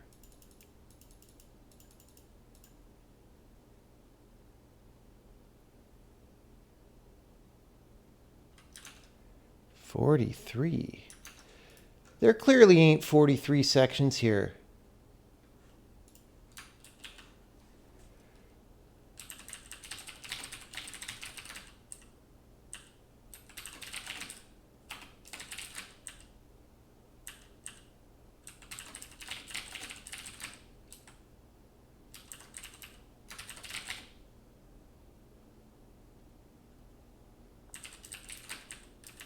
Finalize, why can't I, oh, I'm in the wrong file, that's why. So confusing. Finalize sections, add user section. Okay. We're going to say,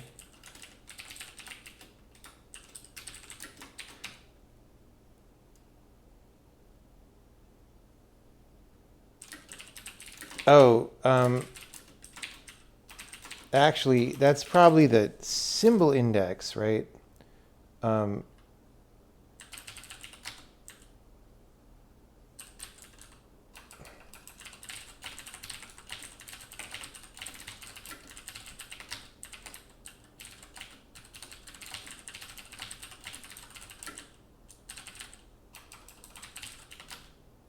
Segment section name assigned by backend. Okay, so there's something going on there.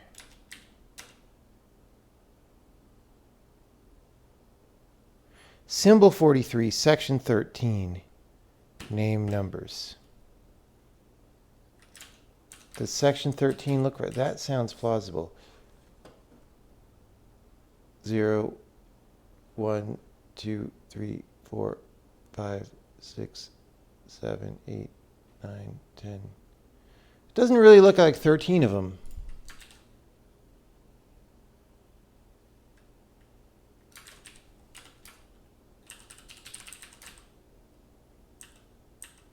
I'm looking for the symbol down here.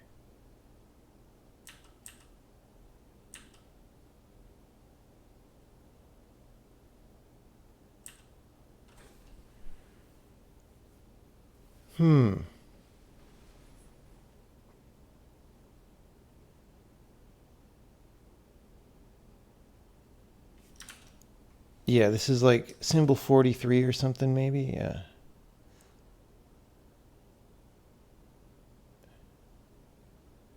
We have a lot of very short symbols. I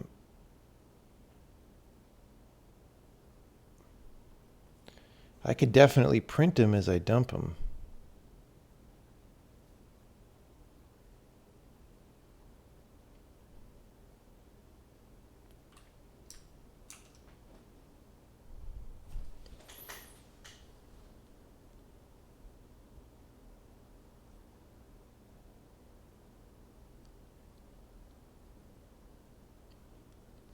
But the section number being 13 is weird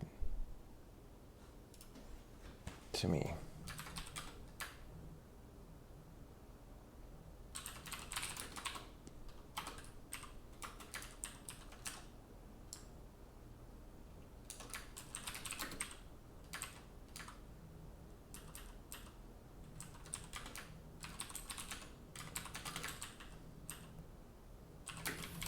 Got to remember to put the no check in on there. Okay. All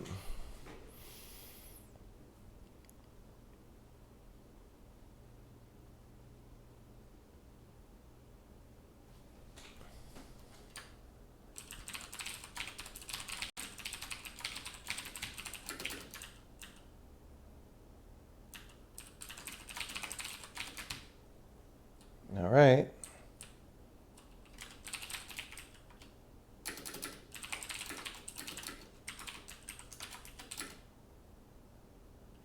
section number and name with 0 padding. All right.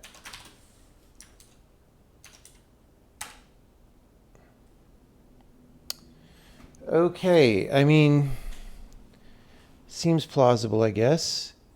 Our data types, data, no reset, BSS, text, etc.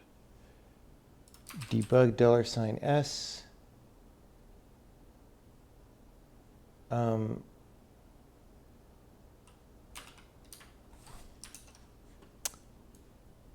Debug S, debug T, directive, P data, X data, DLL init, text, BSS, no reset, data. So that seems fine.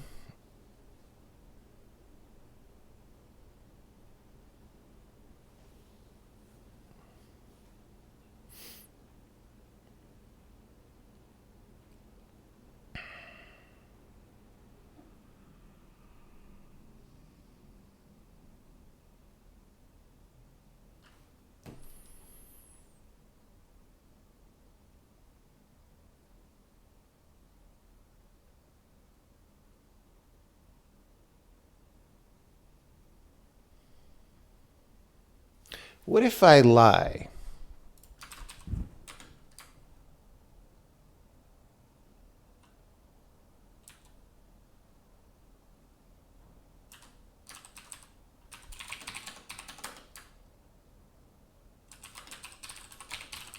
What if I just say it's read-only data always? What happens?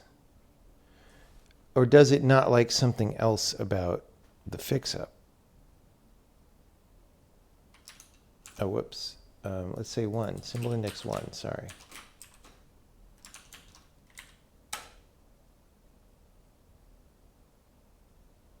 See, it doesn't like it no matter what. Why is that?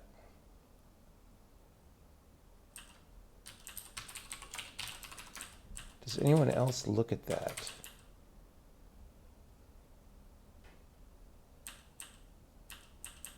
Not that I can tell.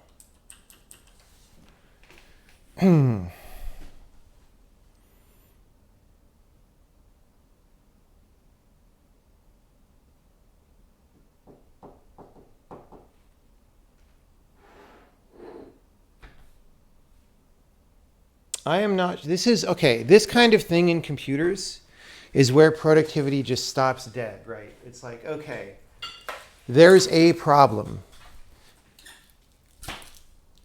What is which field of the thing does it not like, right? I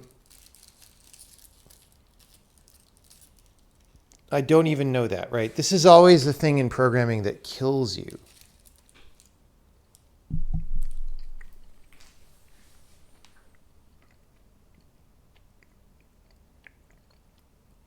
It kills you and you spend days on stuff like this.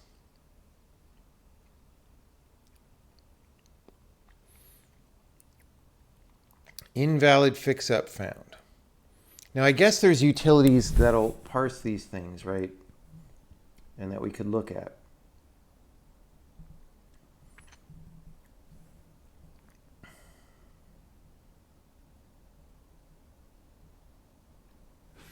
Let's go back to emit leave for a second. Is there something...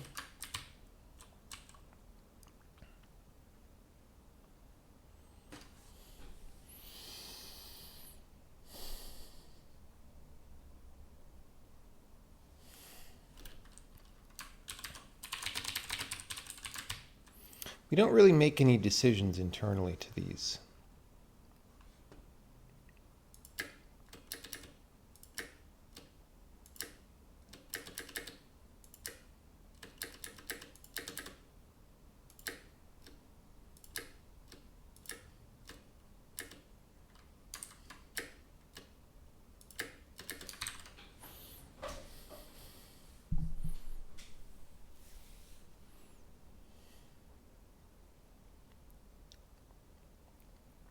Yeah, this is exactly the kind of thing I talk about, where if the person who had output this error message in the linker,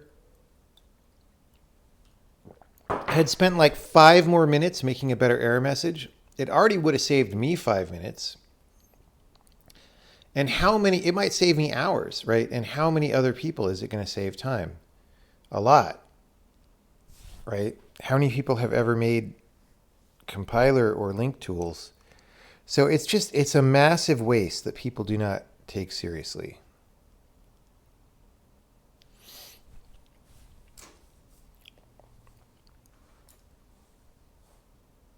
Massive waste.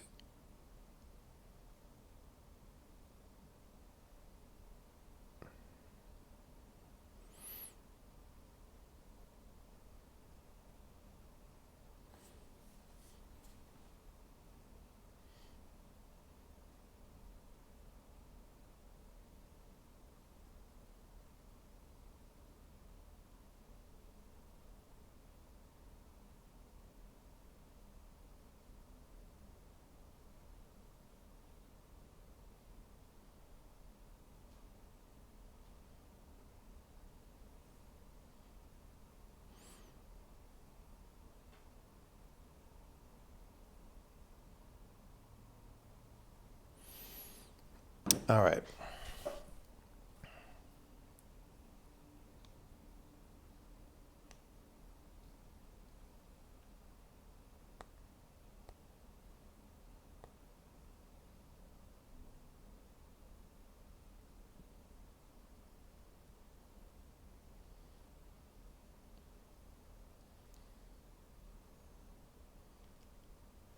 Fell asleep at the computer 4 hours 30 minutes. Why are you falling asleep at the computer?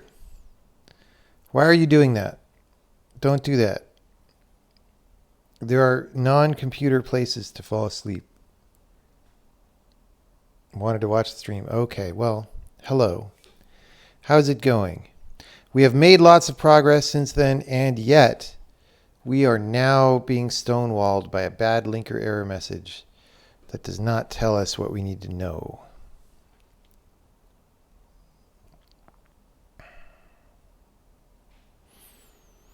I'm trying to remember, like, isn't there some like LLVM object file parsing tool or whatever that happens sometimes that people use?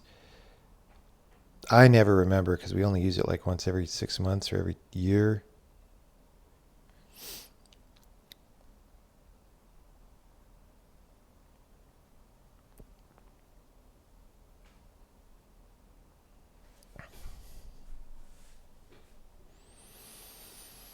Okay.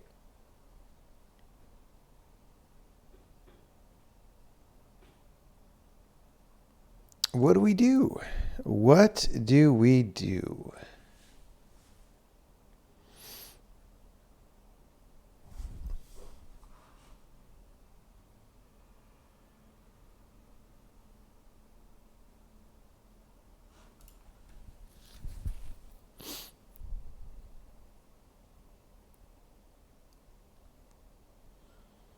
It doesn't seem to have to do with the, and that's why, okay, this is like one of those bugs. It's probably something really simple, right?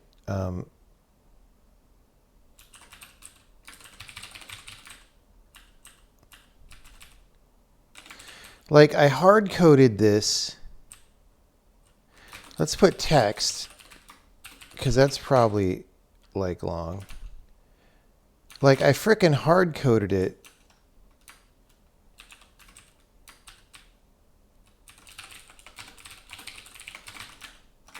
And it's still erroring, right? With exactly the same error, which is weird. No matter what thing we put in there. Why would that be?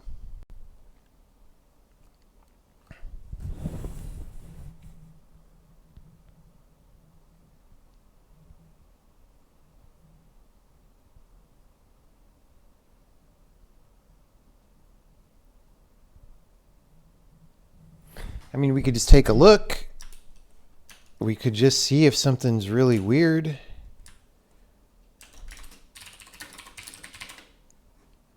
Right? Okay.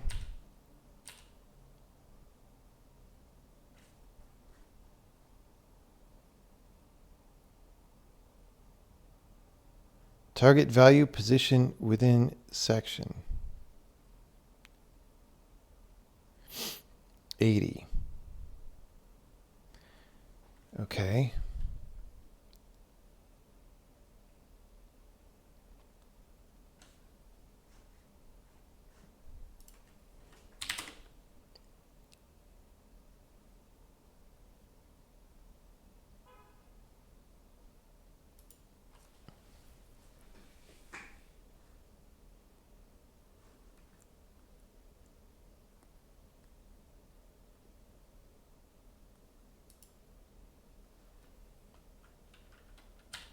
Boom.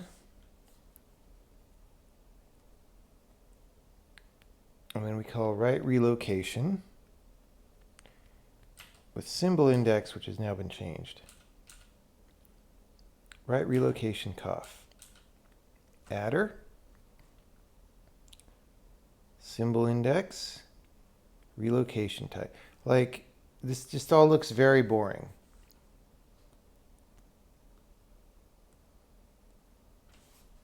Except maybe adder. Why is adder so huge? Oh, this is like, oh, I said before I don't use adder, but it's in this code. So I guess I used it a long time ago. Pointer location. This is where in the program text the pointer is.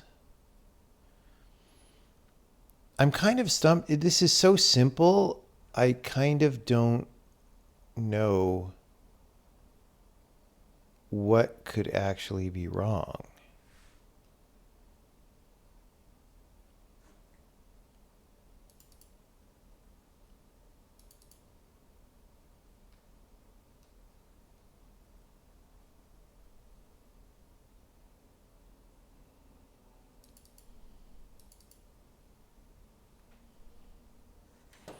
Would this help? LLVM obj dump.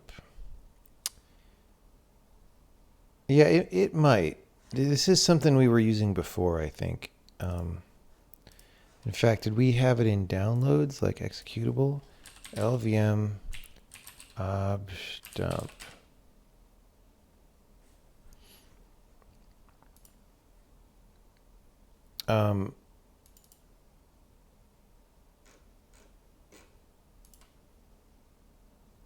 Sup LVM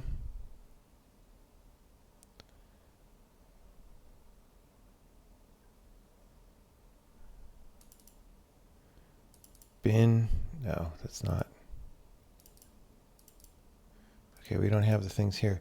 I thought we had downloaded an LLVM obj dump a long time ago and spent like an hour figuring out how to run it. Oh, LLVM read obj. That's what it is.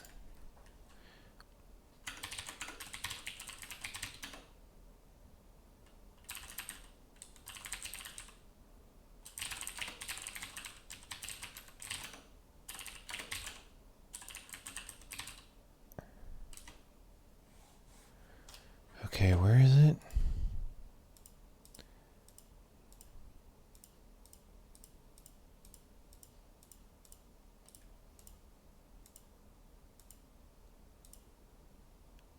Tests features dot build.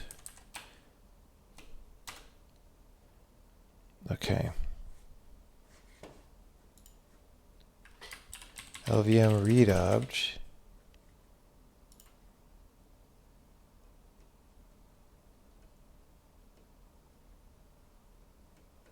Dash dash all. Wow. Okay.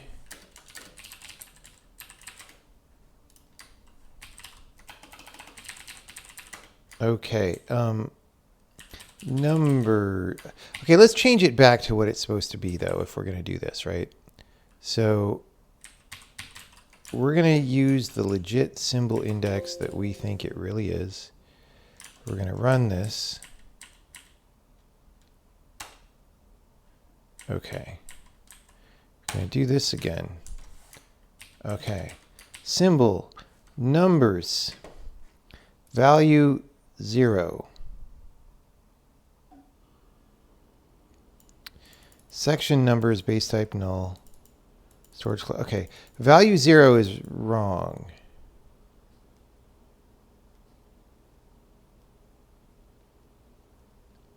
Oh, no, it's not. Section numbers, value, it's offset 0, section 13. Okay. That looks actually fine.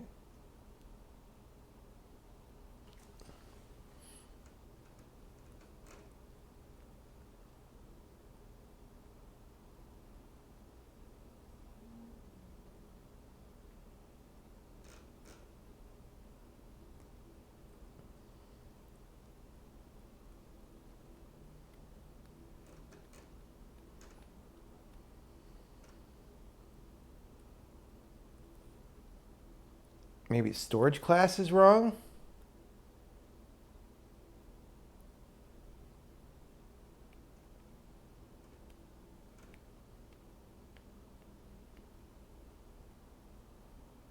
But when I tried changing to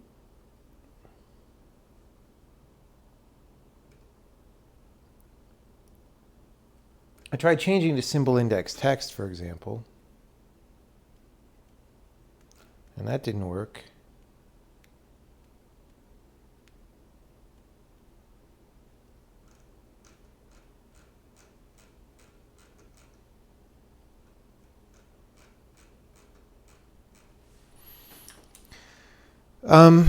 Section 13. Numbers. Size 0. Oh, wait, virtual size. That's fine. Raw data size 180. Pointer to raw data, blah. Oh, that doesn't. Pointer to relocation 15C30.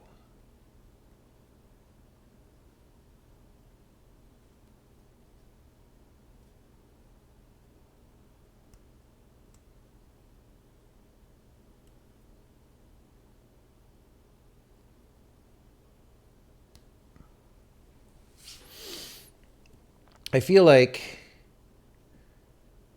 maybe we didn't correctly add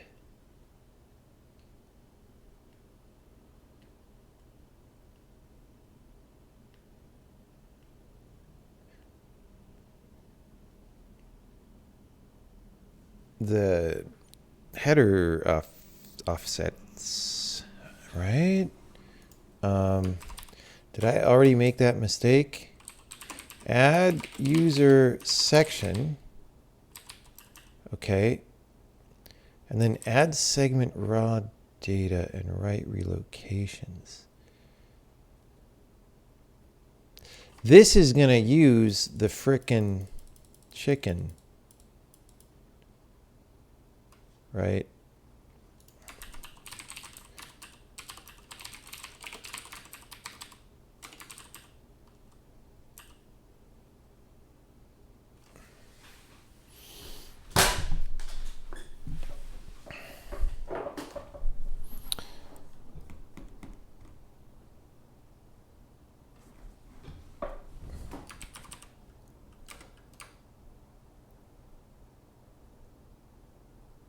Which should be final as of here, right?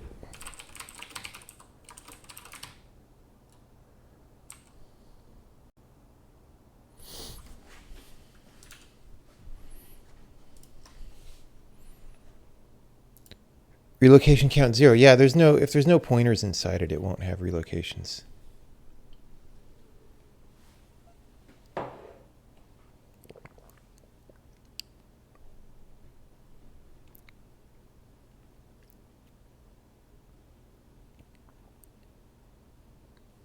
Okay. Numbers.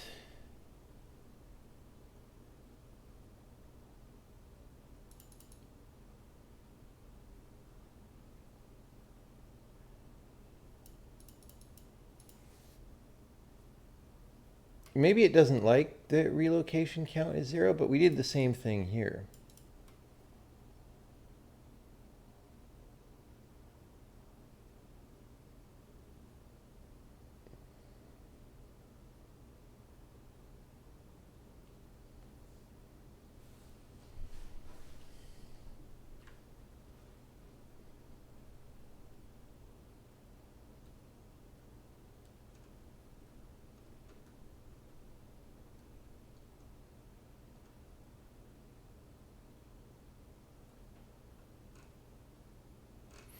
Like all these pointer to raw data. Oh, there we go. No reset is low.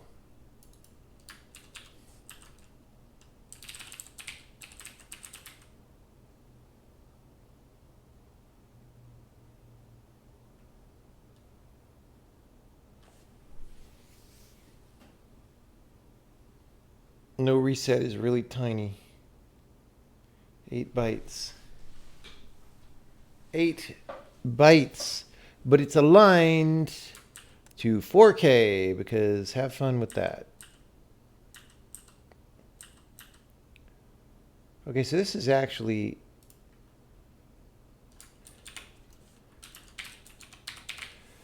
So this ends right where text begins.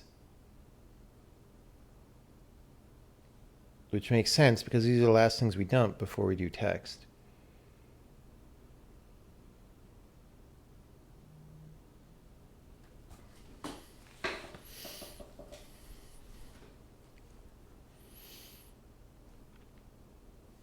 I mean, this looks fine. What am I not seeing?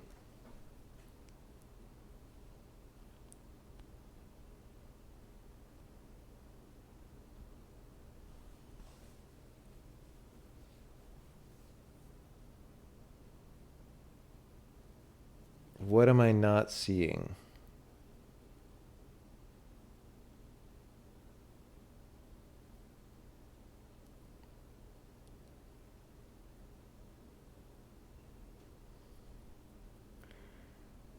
What am I not seeing?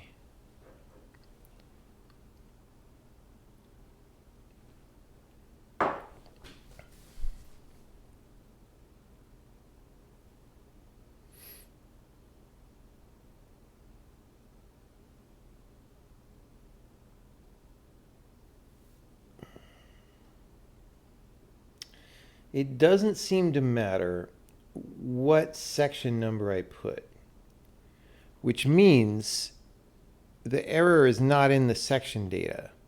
The error is in the actual relocation.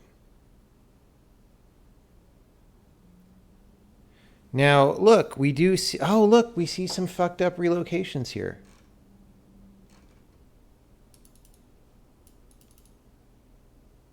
Like what? I thought we set that shit to something besides -1.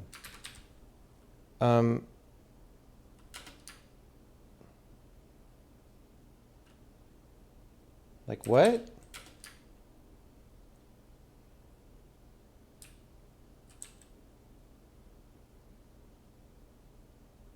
Right relocation, right relocation.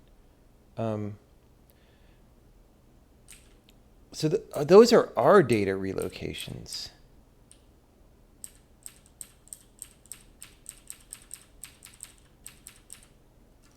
Okay, so this is interesting. The problem, this is what's confusing. The problem isn't here, I don't think. Because this is in the text section. The problem is we have pointers to that thing from the R data section, and code is not handling that somehow. That is the problem. That's why I'm so mystified.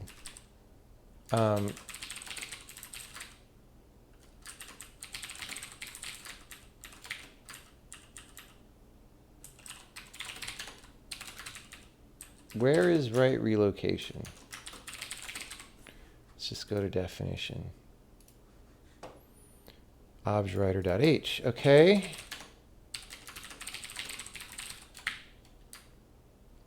Assert symbol index not equal to minus. How hard was that? I even thought about doing that at some point, and I was like, didn't happen.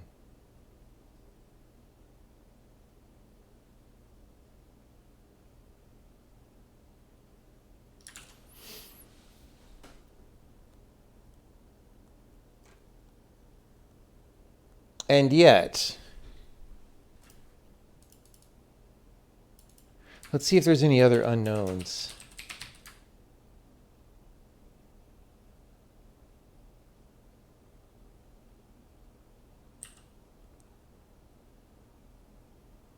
Dude, we have -1s all over the place.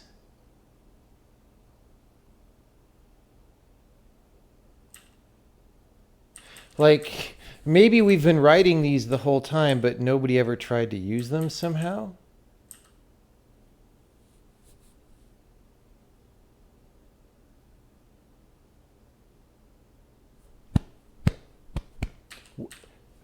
If these are not being written here, where are they being written?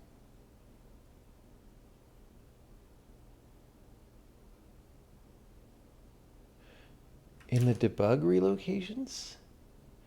No, okay. So for the R data section, we should be able to break here for R data. And the first relocation that it writes is a -1, right? So section number,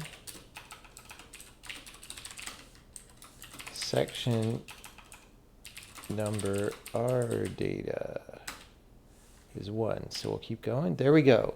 Here we go. Number of relocations.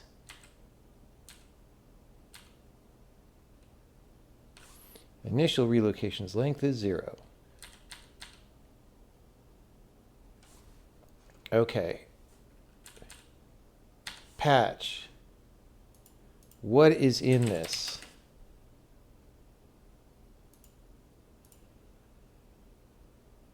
Where pointer lives. Explicit add-end buffer position -1. That doesn't sound good. But maybe we don't use that. It's a lambda patch.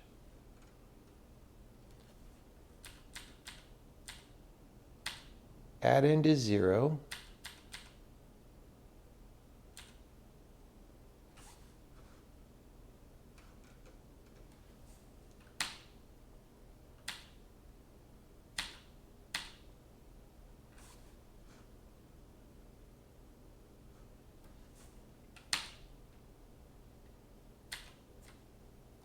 Like what?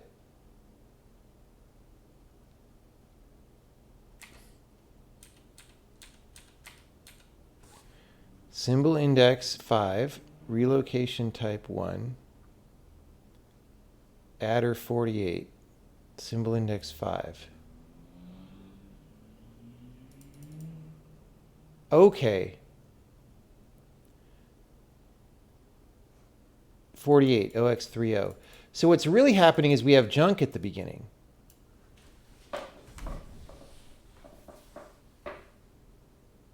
We have 4 symbols worth of junk.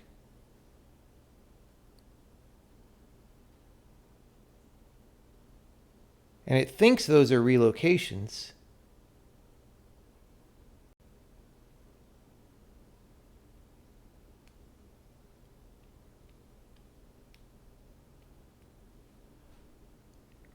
So like I messed that up.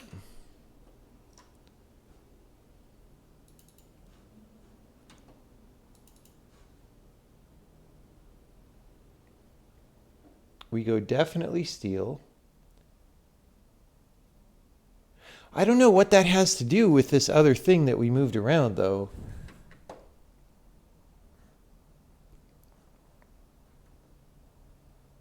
Pointer to relocations. C.length plus section header C.length. Definitely steal the relocations. Like, this thing was empty.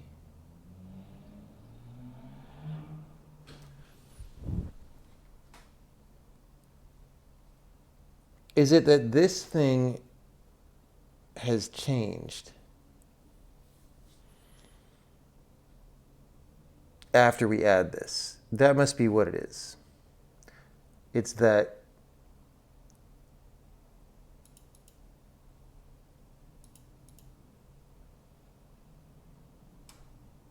oh, of course. Okay, duh. No, we add the user sections down here.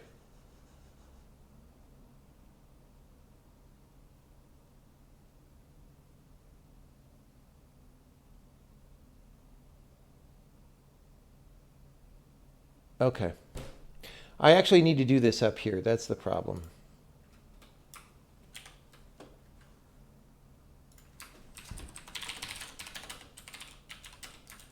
Okay, here's what we're going to do. Add data for all sections. Okay. And here we're going to go add user sections. Okay. Now what I really need to do is no check-in, harden the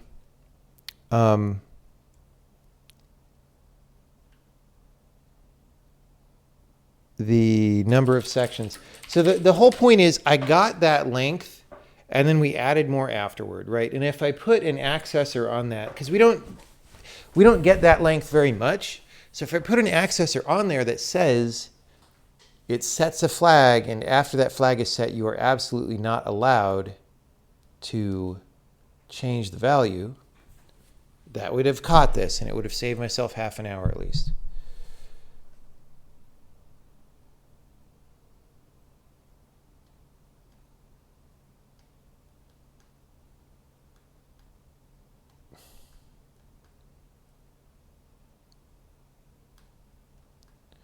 Why does everyone freak out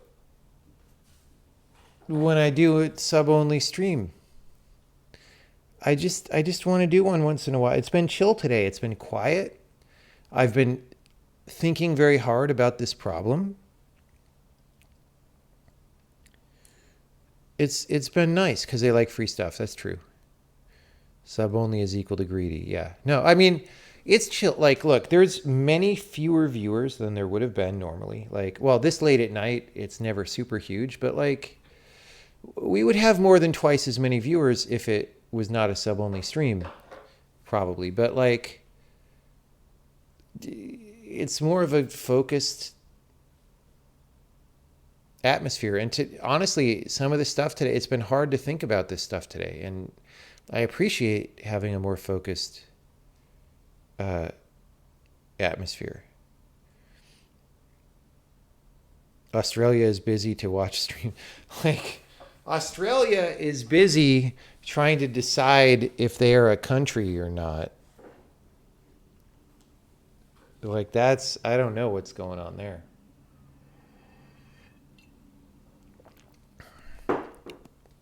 Are you, like, dude, it looks banana nut balls from here.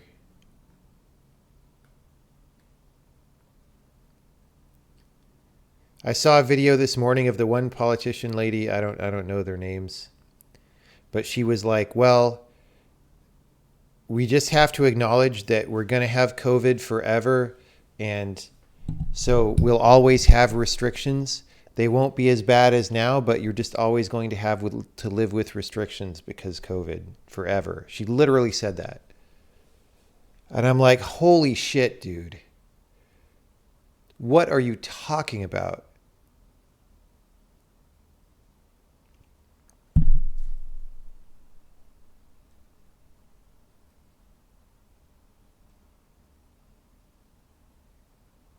Like, not even anyone in the U.S. has been nuts enough to say that. And there's plenty of greedy, power-hungry people in the U.S. Like, it's crazy. If anyone wants to dig up that video, I'm sure it went all around the internet.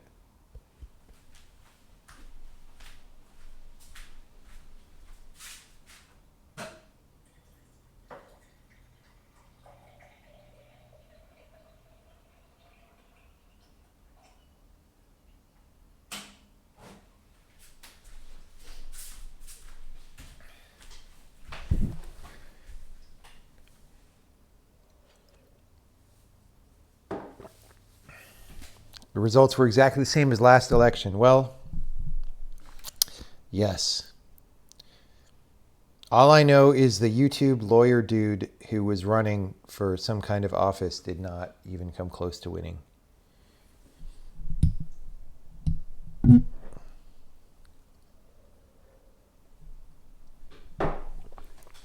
How is the camera, Ben? You mean this camera that I'm using to record? I mean, normally it's great. As I guess you saw this morning, it went out a couple times, but it's been better. I don't know if it was a heat thing or what. It's been good most of the time. I don't think it was a battery thing. I think it was heat.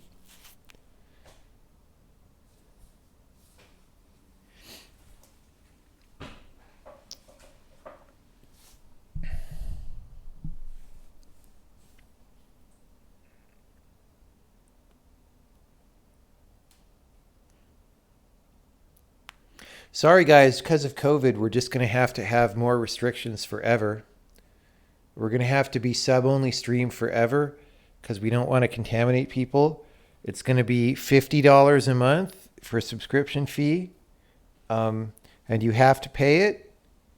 And if you don't pay it, you're not allowed to eat at a restaurant or drive a car or ride in a ride share.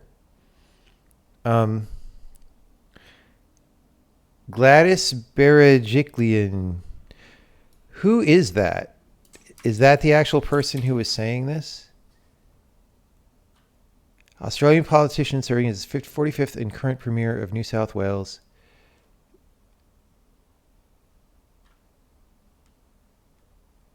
Yeah, I don't know.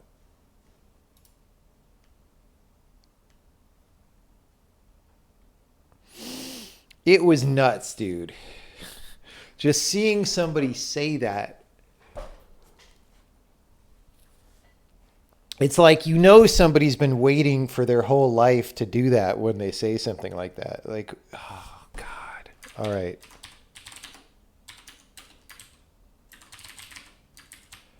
Add user sections. Okay. And then this thing about the data. This is for all sections. And we do this here. Okay, so now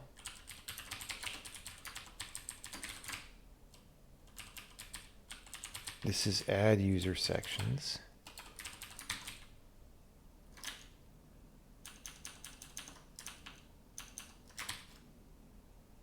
Yeah, this was a case where I put something kind of error prone in my program.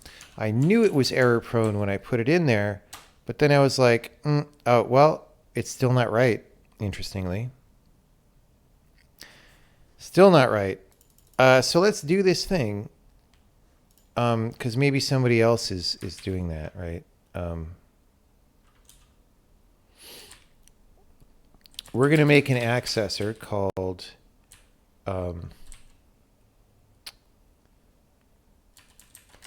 S64 get locked section headers size, right?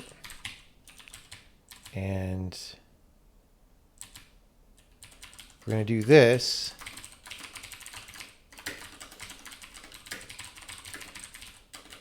Return section headers c.length. Okay, so we just want to call this anytime we're doing this. Headers size is get locked, right? And this is header size. All right. And this is header size. Okay.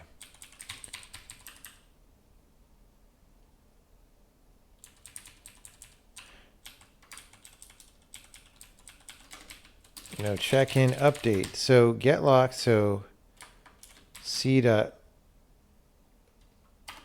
length. This is header size. This is header size. In fact,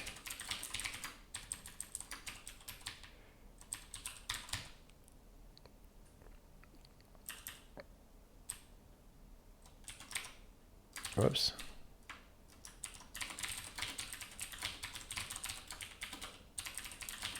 Now,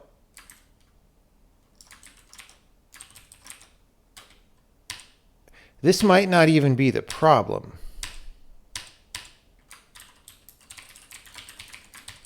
Okay, so if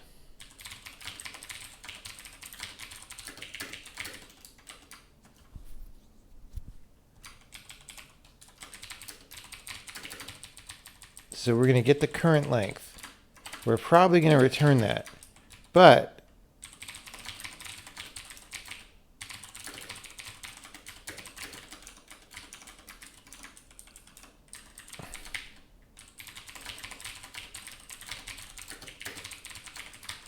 okay.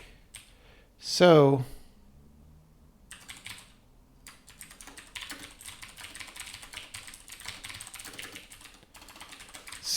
once we get that for the first time, we stash the value, and every time we get it afterward, we ensure that it's the same value. And there we go. There we go.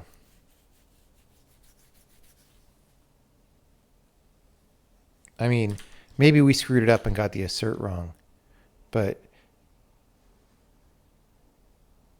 okay, let's see.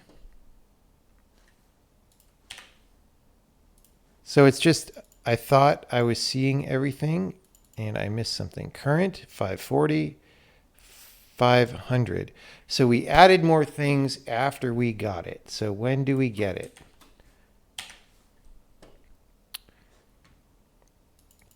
Prepare data for type table.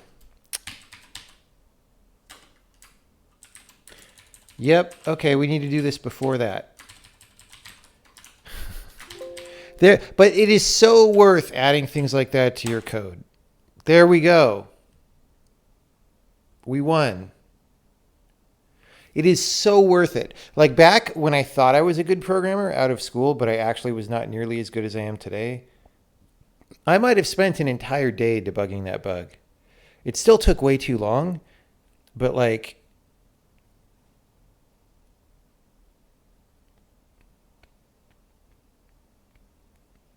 yeah.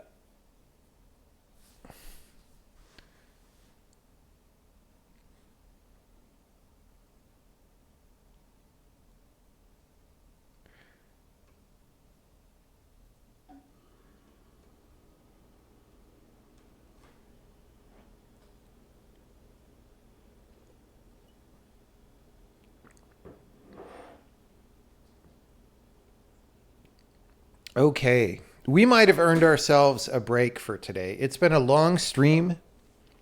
We could keep going a bit. I don't know. Okay, let's we've got to delete some no check-ins and write some comments. Like that. Okay, see, the preemptive lesson here is I knew that I should have done that. Like as soon as I started putting this thing in and I was like, oh, we're going to get the length. I knew I should have, but I was like, I think it's fine. And it totally wasn't fine.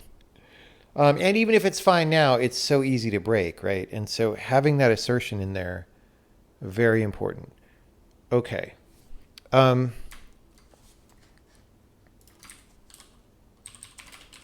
Currently, we need to finalize the number of user sections before ever adding any data from any section, because doing so will cause us to lock, to call get locked section headers size because we use that. Okay. That said, we could instead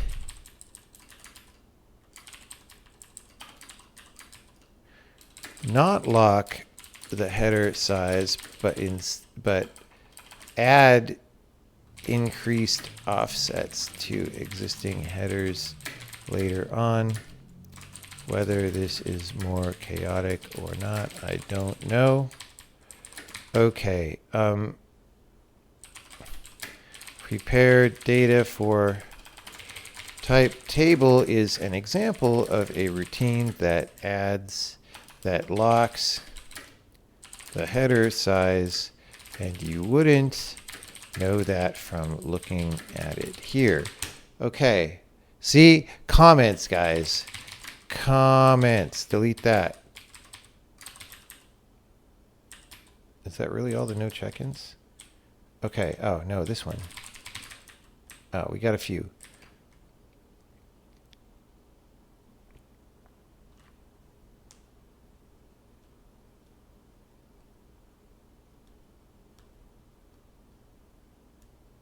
Okay.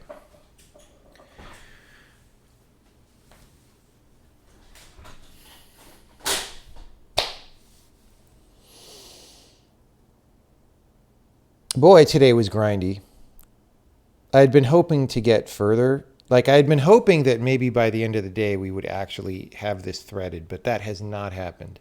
But we're in a much better place. And we did some cleanups we didn't expect to do, which is great. Like, we made some gains in code cleanliness. Okay. Because we don't add all headers at once, user headers flow in during compilation.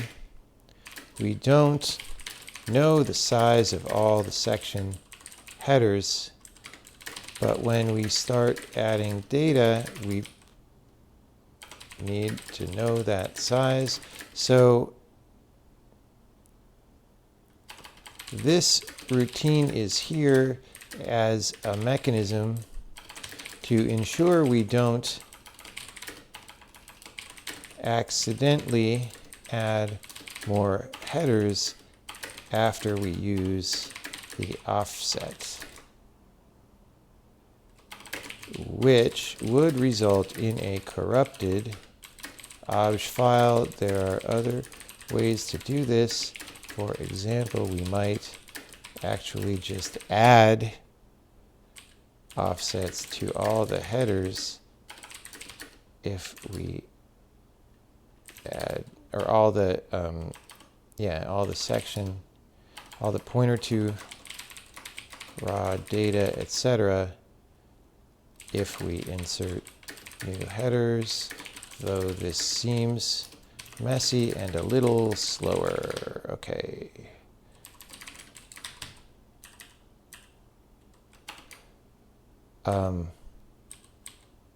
I don't think we need that explanation anymore.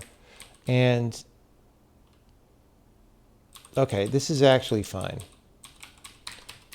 Okay, we've explained. Now we got to run the tests on everything, which we haven't done yet. Maybe I'm celebrating too soon.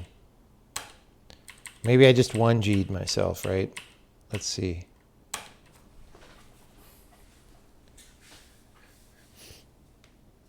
"24-hour stream?" No.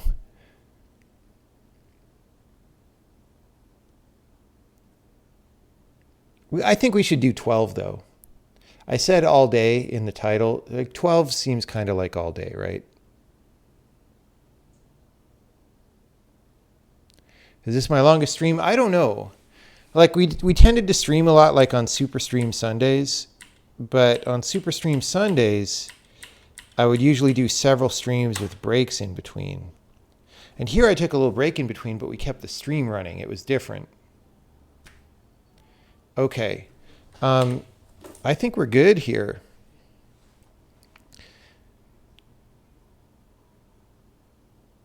So I think next I check this in and look at it on Linux.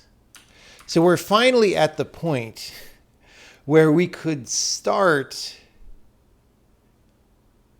doing some of this stuff async, I think. In print, or at least, okay, one of the major problems has been identified.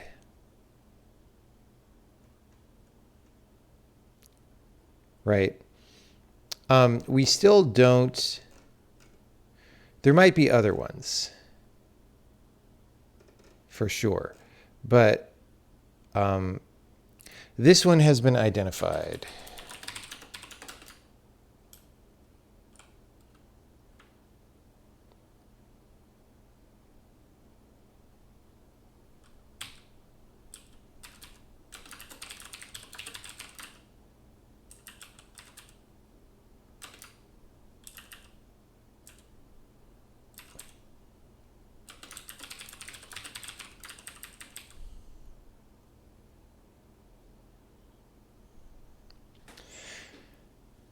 Yeah. Okay. So we're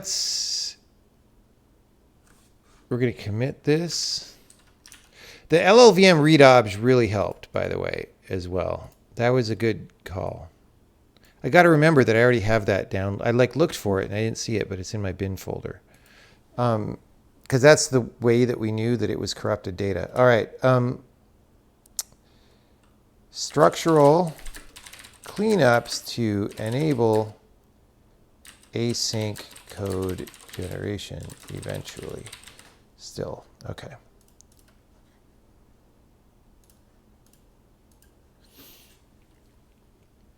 Hope there has been good value delivered to the people. Well, we're investing in future value to deliver to the people, right?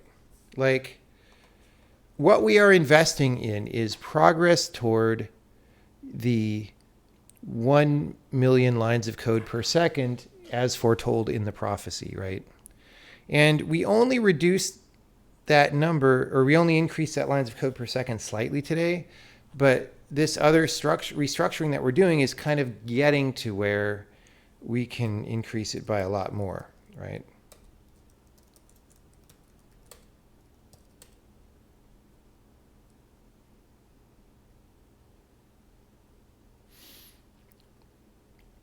Okay.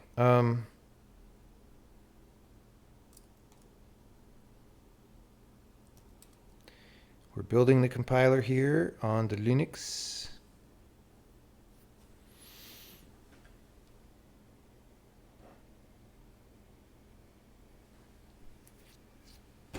Is the new Dune show good? Like, I don't know if I believe anyone who says anything's good, but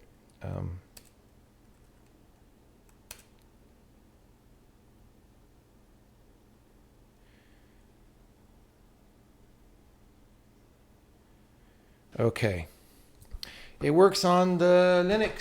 So we officially have a working thing again, which is great. It's a little more flexible than it ever was. It's a little more clean than it ever was. The next step, let's go ahead and do the next step. There's this emit code. Like, it's always been a little messy. Like, we go down into here, which is supposed to be a submodule of interp, but then we do like call back up to emit code, which is not emit code. Where is it? It's in pump. Where is it? It's in pipes for some reason. Okay, so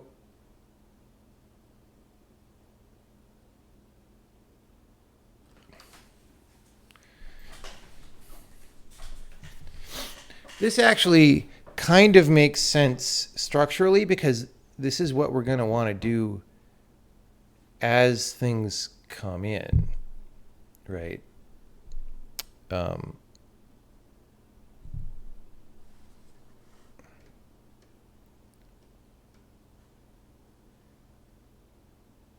Like, we don't really need this headers bodies. Like, there's no reason for that.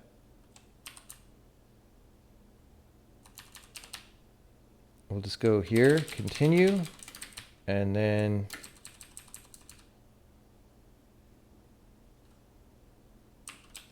we're going to do this.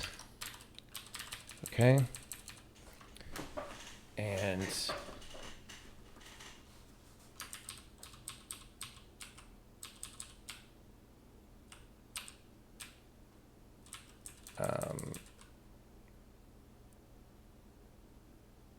set lambda body count. Why do we need that?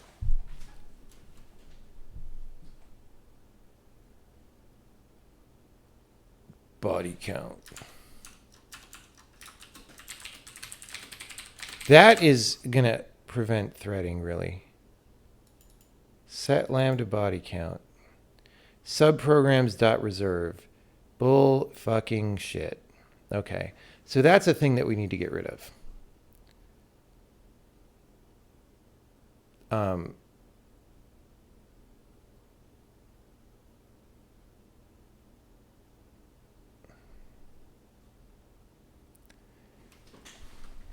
Yeah, because this is like, well, we need to know how many bodies there are, but you're not going to know because they're coming through over time. And you know what?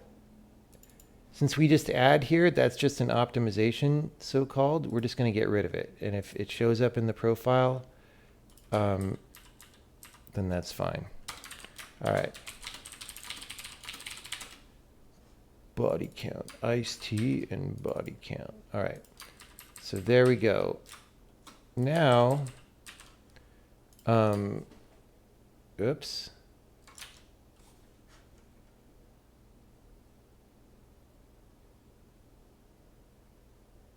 All right. It looks like I did save. I don't know what was going on here. Okay. Oh, it was moving this line. We don't want headers or bodies anymore. And for bodies, we're going to do the same thing here. We're going to continue. We're going to get rid of that. Oh, wait. No, because we want that. Okay.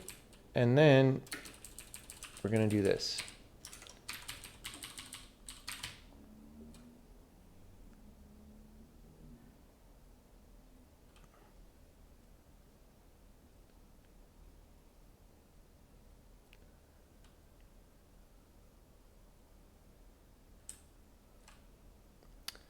Program export procedure declarations. I think it's fine to do this here.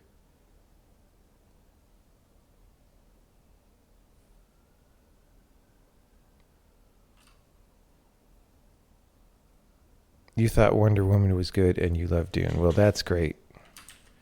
I thought the Wonder Woman pitch meetings were pretty good.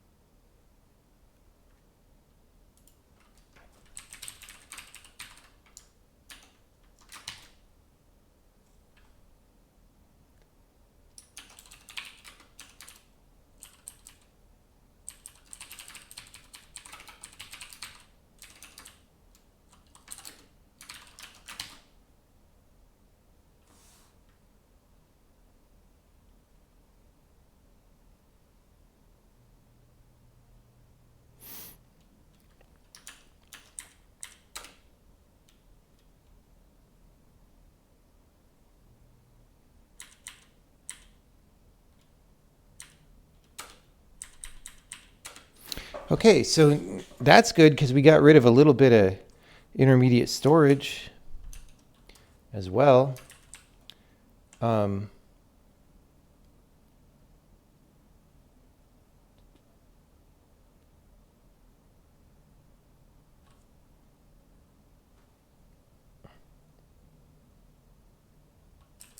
What do we do for note lambda?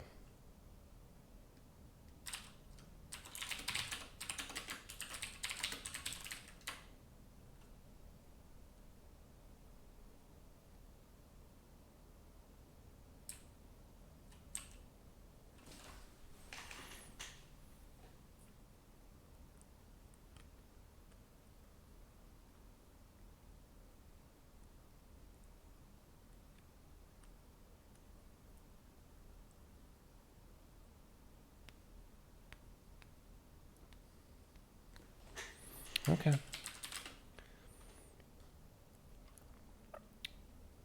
So I think we're going to check this in, and then we're going to fix the structure here that's all messed up.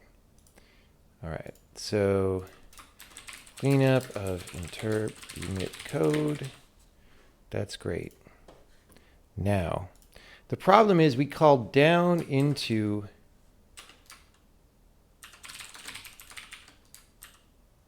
compile, and that calls up into emit code, which is really not good. So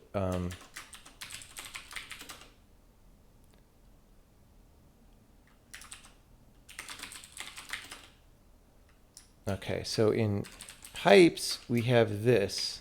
And in pump, we have this right here. And this goes down and does stuff and then comes back. And I don't think that's good.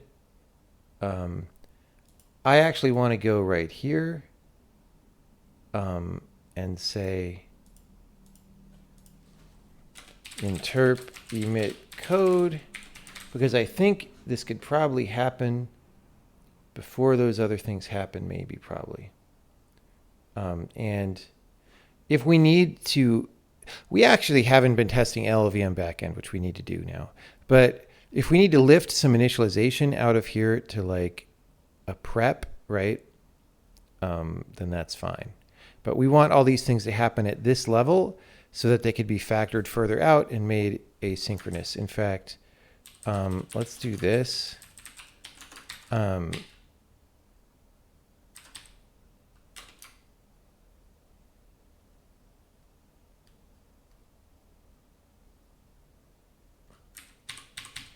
we delete that.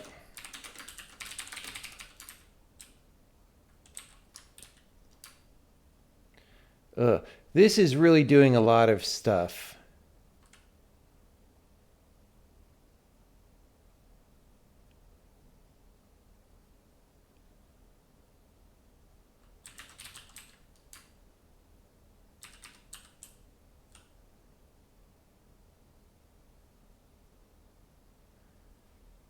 This is going to maybe be a little challenging. Okay. Let's make a start, right? Because the start is something we're going to move much earlier into compile time, right? So we do start, we do this emit code loop, which, I mean, honestly, let's just do this. All right.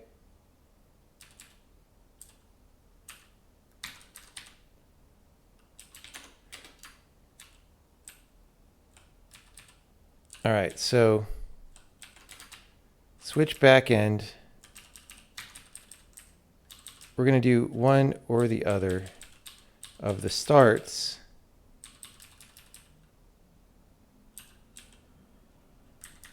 Actually, we're going to do this.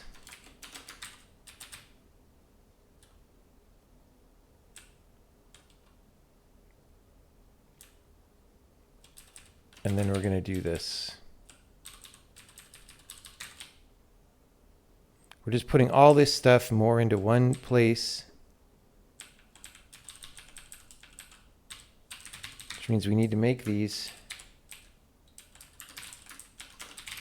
void start and x64.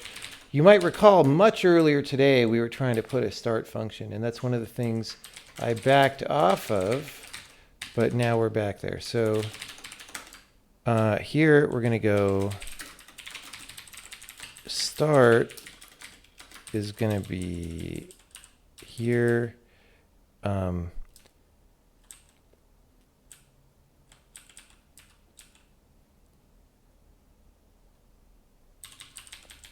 Do this, and we'll just chop this out and put it here. And add user sections and all that stuff, I think, comes later.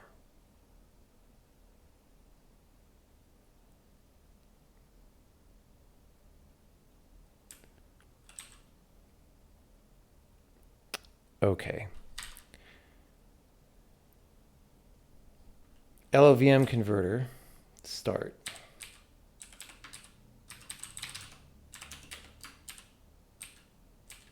Right? So that's got to have some stuff. What is that going to have? Well, I think we're going to at least do all this stuff, right?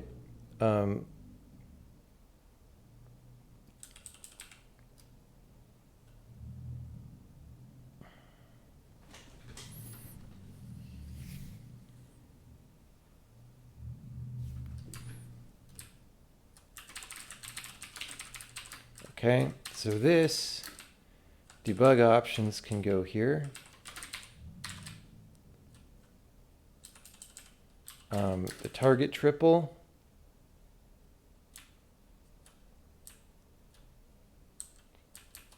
ARch64 Nintendo NX Elf. Wonder what that is. Target triple. Lookup target. Num modules.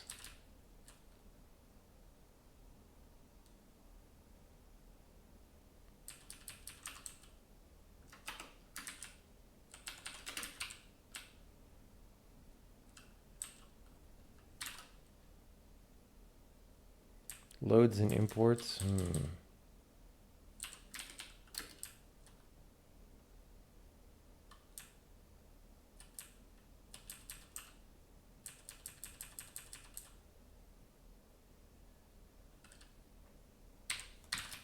And then emit code is gone. And then run IR threads is after all that. Yuck. Okay. Well, let's see what happens. Start already defined. Oops.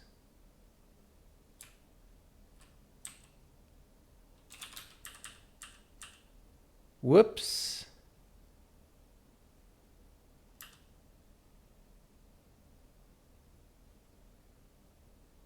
I didn't realize this was happening now. All right.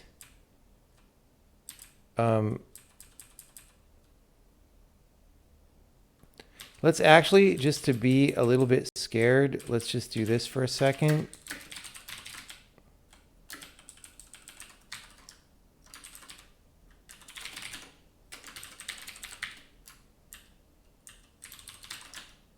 Where are we calling that from?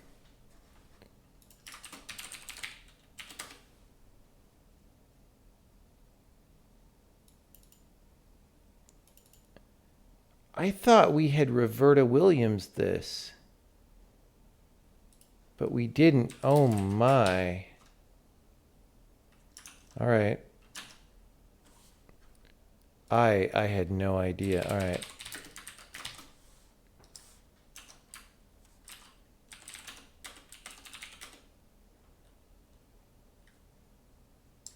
Sorry, it's not interp arrow.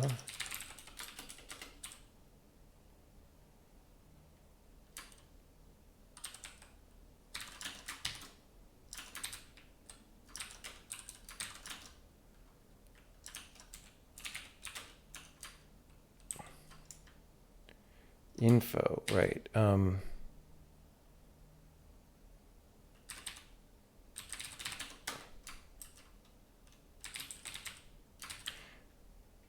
What is this function called? Emit code. Who? Oh, it was in pump.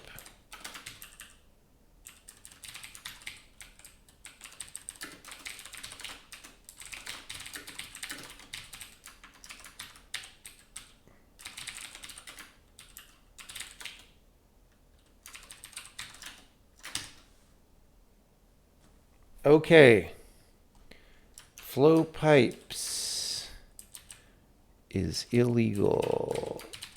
It is a sick bird.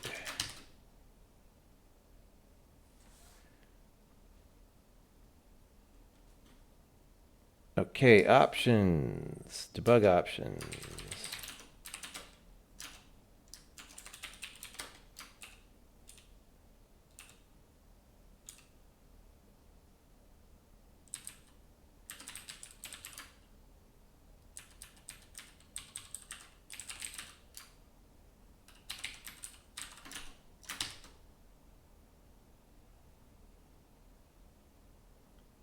Well, let's see what that does. Dang it.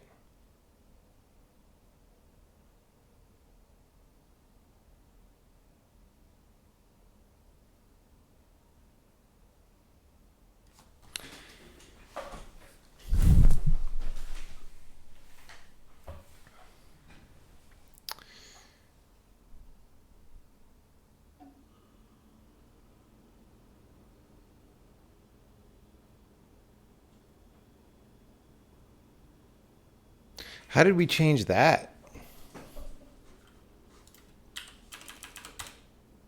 Let's try LLVM.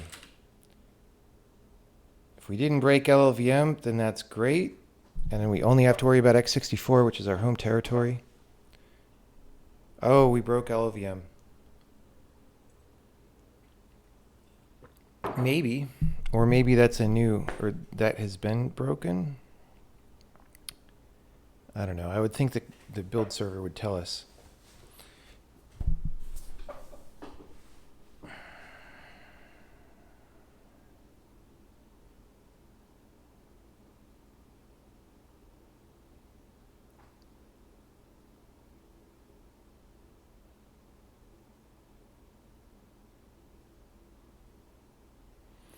Okay, it.owning segment, same problem. Why did this change? Oh, wait, no. ASM x86 doesn't, like, it launches something that does x64 even if it's LLVM, I guess. Okay, that's fine. That's fine. So it's really does seem to be only x64 is broken. That's good news. Not as good news as nothing being broken. Okay. Apply. What did I not do? Apply symbol patches. Owning segment. Symbol. Okay, we're doing this like before. We're in emit code. Okay. We did start. Right?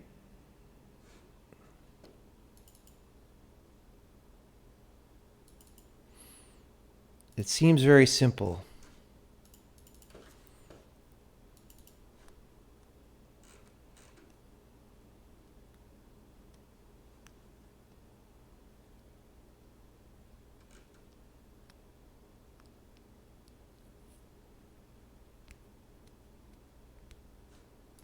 Okay, what's going on?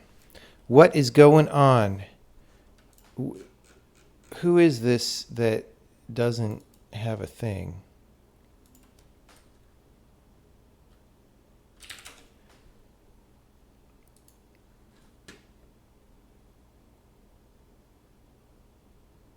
Okay, we need to catch this at the time when it is set.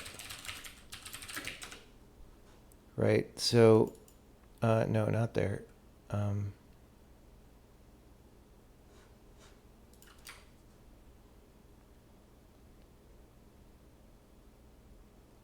Where is it? Symbol patch. Patch. Okay. If symbol index is equal to -1, assert patch owning segment not equal to null. Okay.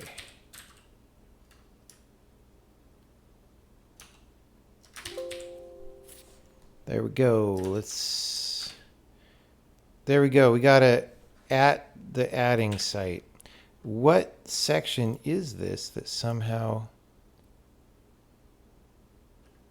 is not initialized?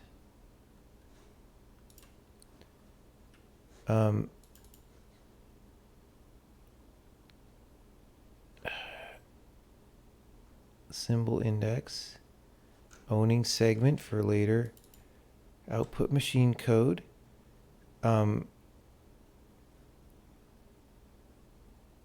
It's a move. Oh no, it's here. Symbol index R data. Wait, what?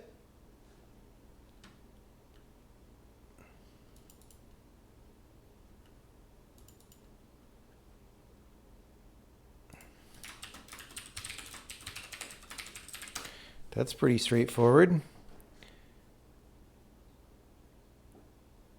Symbol index R data gets set here, so I bet we just never hit that breakpoint, right? Nope. Why not? This is in create sections. Aren't we past create sections though? Emit code.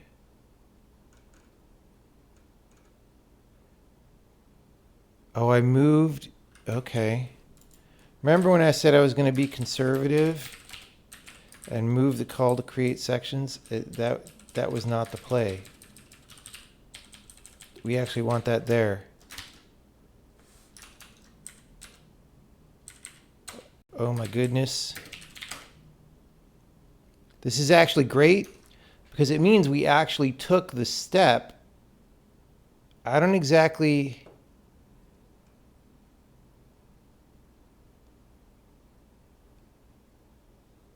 Anyway, I thought this was down here before, but now we've actually moved it up here. Okay, now sort of the experiment. The experiment is, can we move it there?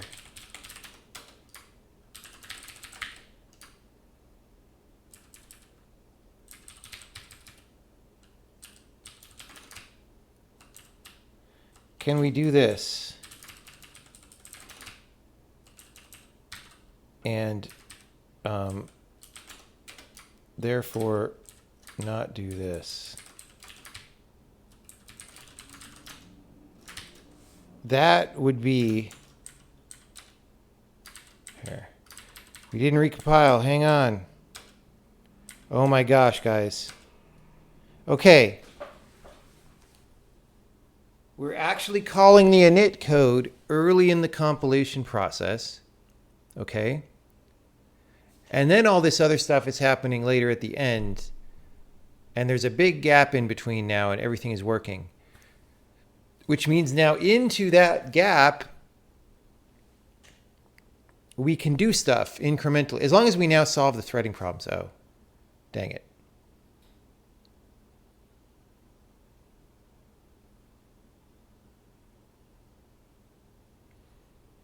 It doesn't work for everything. It works for almost everything.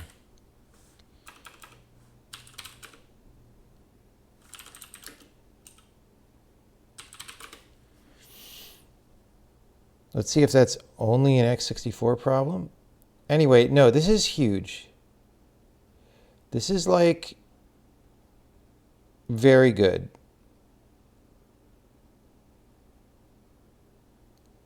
Since we're over the 12-hour mark, I'm starting to feel the mental energy kind of, not be so sharp. So,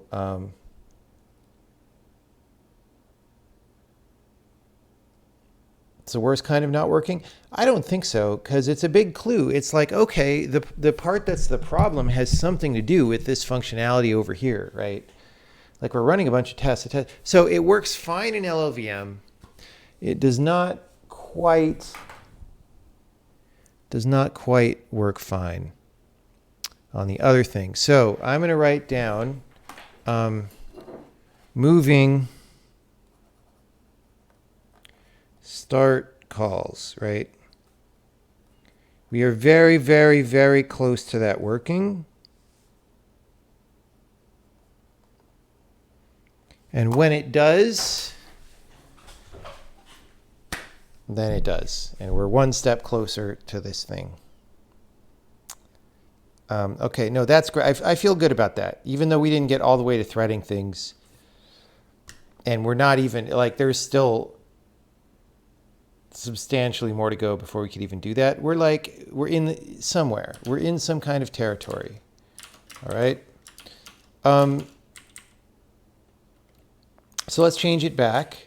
We're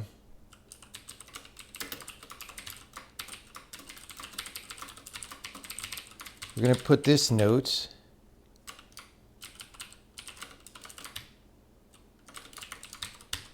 It's possible that we're not calling backend start 100% of the time. So if I'm debugging that, the first thing I would do is just assert that it's actually happening.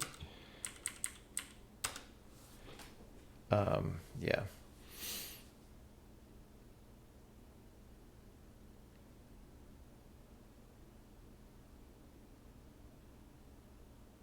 it kind of feels like a messy stream where I was just like getting bogged down and caught up in details and stuff a lot that I felt like nobody else in the universe, in the viewing universe, would have any idea about.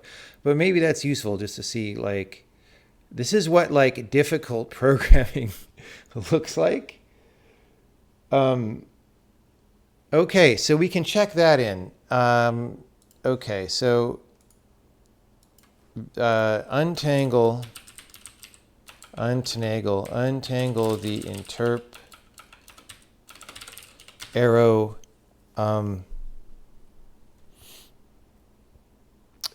emit code snarl. That was good. That's been bugging me for like a couple years, honestly.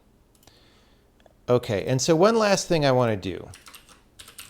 So we have this maybe steal, and I don't think we should ever use that. I think we should always steal, and then we can just delete this function. It's not that big of gains.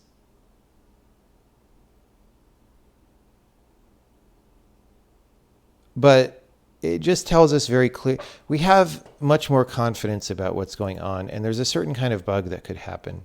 So if we can just do definitely steal in these two lines, and this is just for debug output. This doesn't even matter. So we're just going to do it. Like, definitely steal.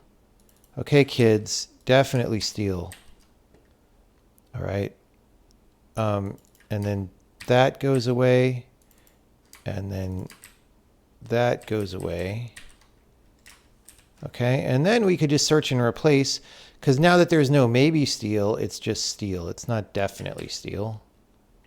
It's not Remington steal. Just steal. Kids, just steal.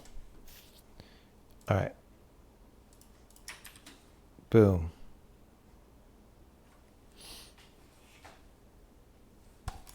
That's also something I've been wanting to do for a while. Now that means if we record any pointer position, it's just always valid. We could even comment this.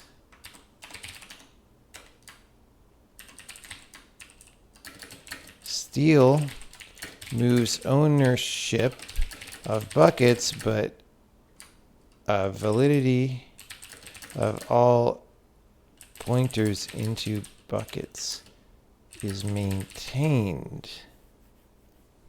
Very useful. Great.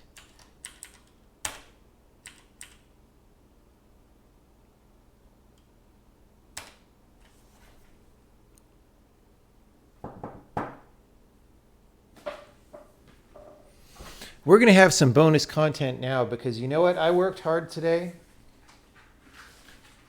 at programming. I also worked hard at eating pizza. And so that means we get to play a hit game off Steam now. We're going to turn off sub only. Do I normally work this many hours a day? Sometimes.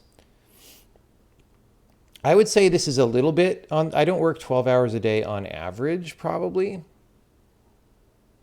But sometimes I work 14 hours a day, you know, depending on where we are in development and what counts as work and all that. All right. So we're going to get rid of maybe steal. Okay, are we able to turn off sub-only mode for the people? Oh, we're at 899 subs. So close to 900. Does this count as crunching? No, this is not crunching. Crunching is like sustained amount of long hours work for a long time. Okay, you know what? It won't let me turn off sub only.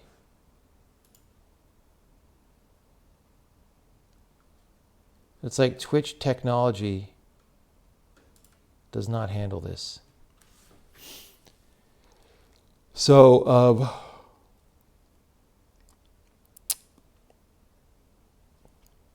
well, we're just going to have to stay sub only for the bonus gaming. Yeah.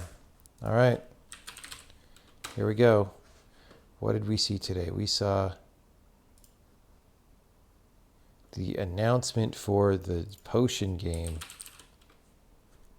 Alchemist Simulator. Wait, there's also Potion Permit? What's that? Should we like play all the potion games to learn about them?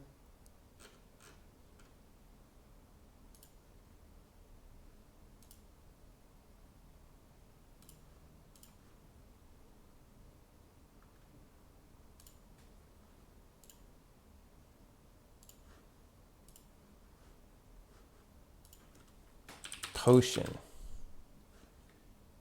Potion Permit. Oh, this looks like it's trying to be Stardew Valley. Potion Tycoon.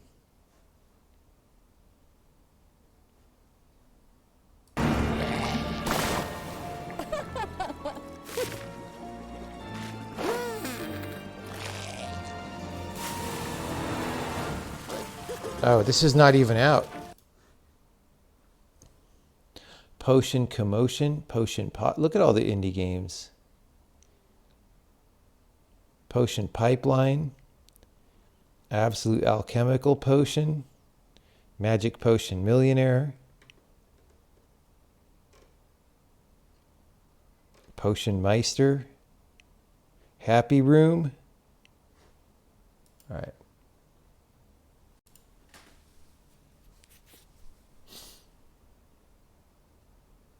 Does a cycle of smooth sailing, good productivity, and then hours, days of slower debugging ever become tiresome? Sometimes, but then you take a little bit of a break, and then you're good. You know?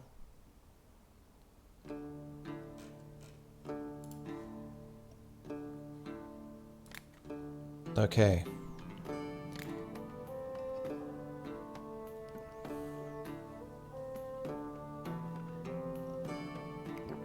Oh, dude, this could be like Power Wash Simulator for potions.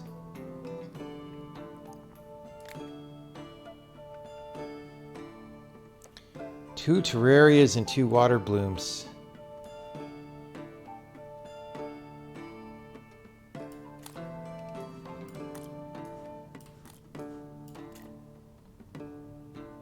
You can stir the potion. Oh, yeah.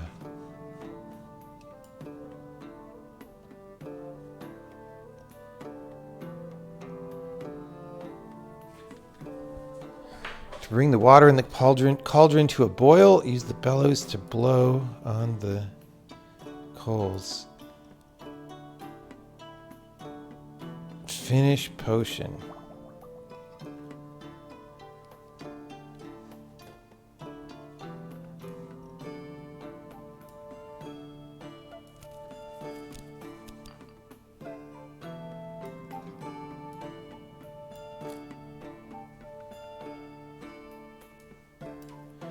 Is this going to make us super healing?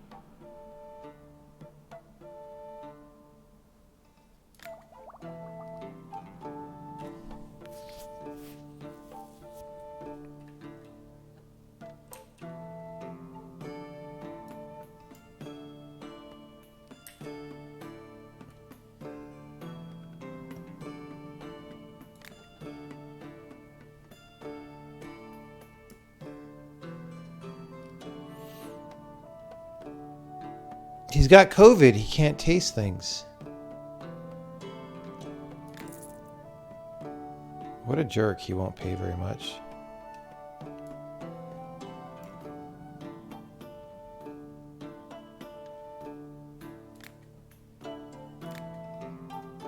Wait.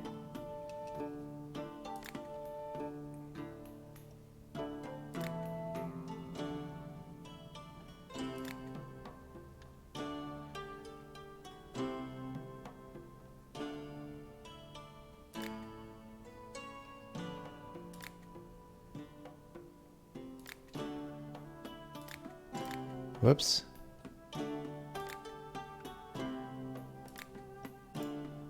How much? Like what? Sell for 8. We started at 10. Haggling sucks. Mice have infested my hut. Rat poison.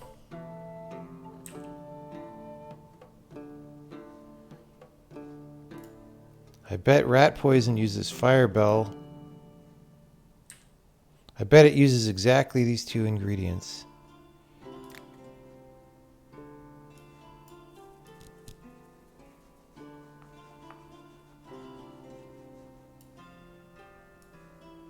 Whoops.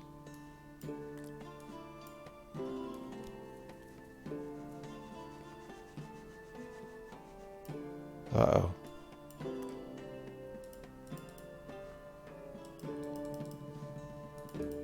That's not good. We missed. We've got a whole lot of nothing.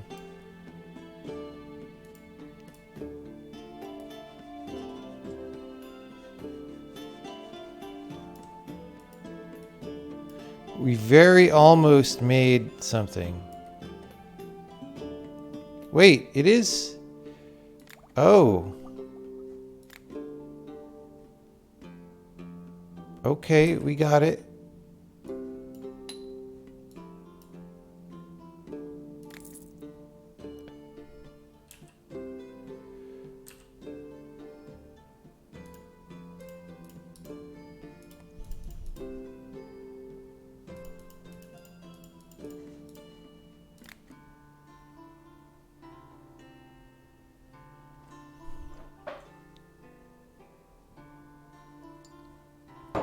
Okay, this is my potion shop now.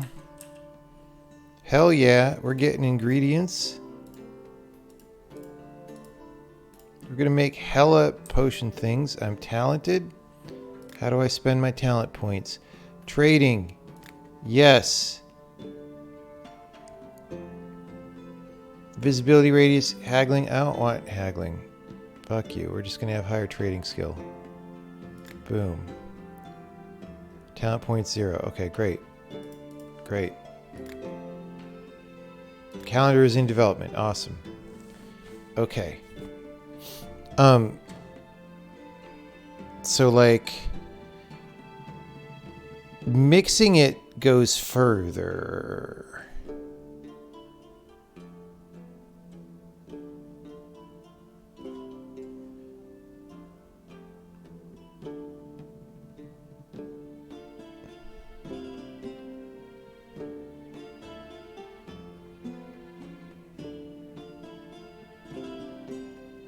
So we really can't see up there very well at all.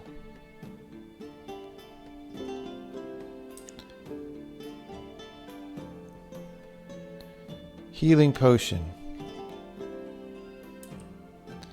We can do healing potion, right? We can go here, ba-bam, ba-bam, bam.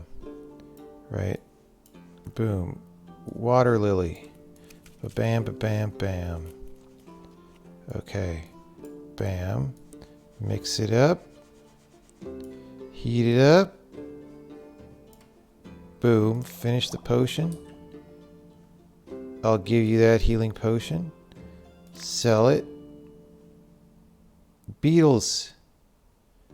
Poison. Okay, poison was the fire bell, right? Wait, no.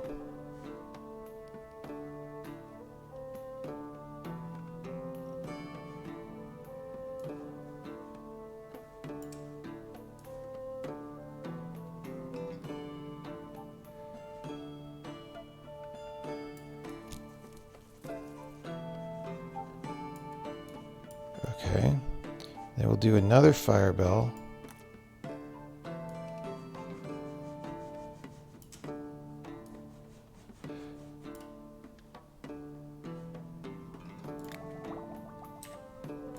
There you go.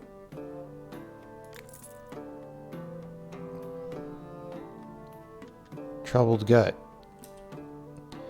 These beans will fix up your old gut.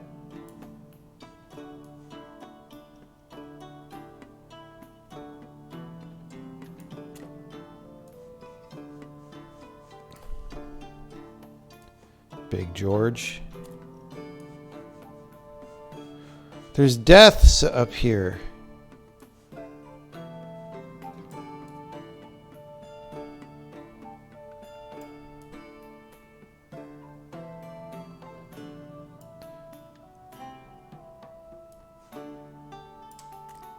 I used my only red mushrooms.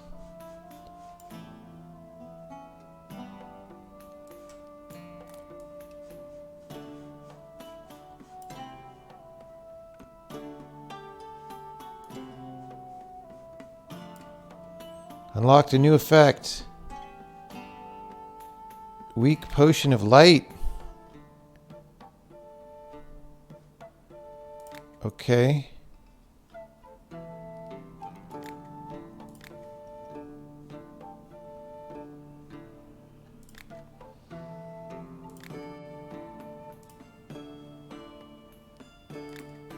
All right. No mortar. I was looking at where the X's were. I didn't realize you could go through the books. I was trying to land on the books.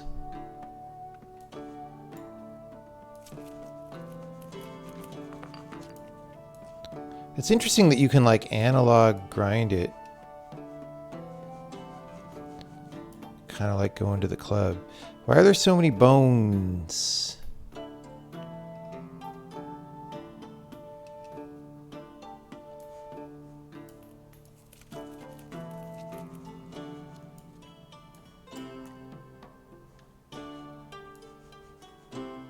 Potion fail. Oh, because of the bones. The bones are their money.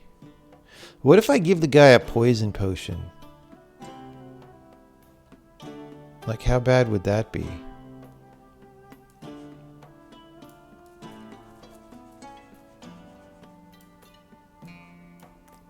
And I tell him it'll fix up his old gut, Big George.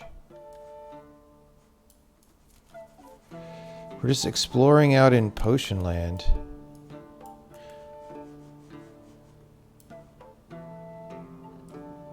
Okay, so here I want to mix it, but only about that far. Okay. Weak potion of fire. Oh, that'll fix up your old gut, Big George.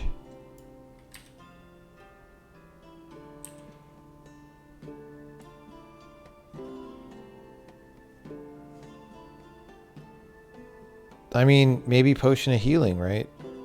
Is that what he wants? Let's give him a potion of healing.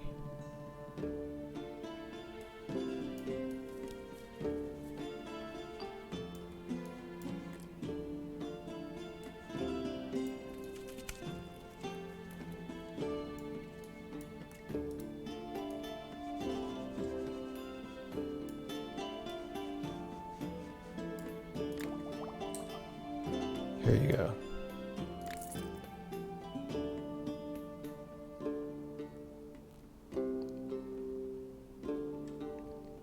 Show me your wares. Do you sell anything besides herbs? What's that supposed to mean? All right. I have 300 stacks. Terraria, tangleweed. I ain't got none of that in my garden.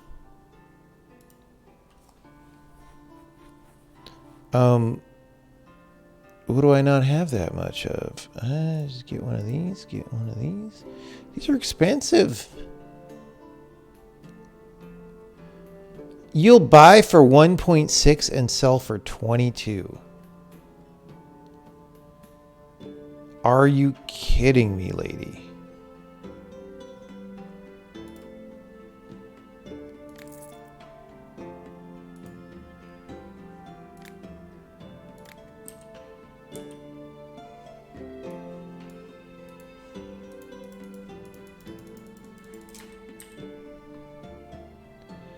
Strong and fast-acting poison. I'm not going to give you a poison. Necessarily. Let's at least figure out where it is. Like if we go more in poison direction. Oh, geez. Tangleweed.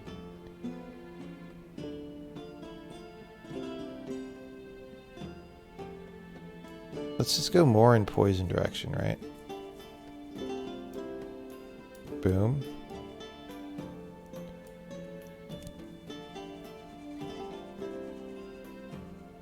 Boom.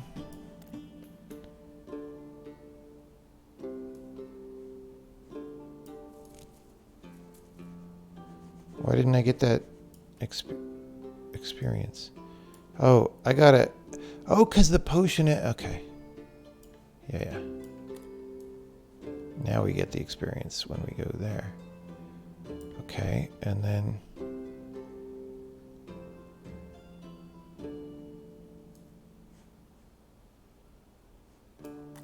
Put that in without even mixing.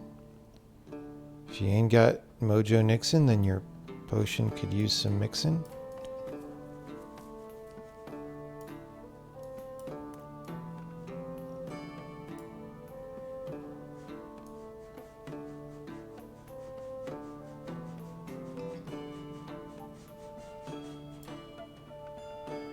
What? Why did it arrow that way? What?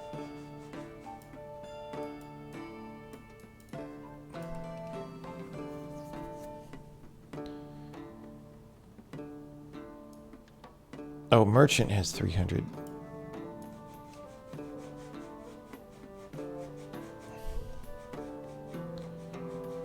Okay, this is clearly not a new discovery. It's just a whirlpool. I don't... Maybe it just magnets you and that's what you're supposed to like about it?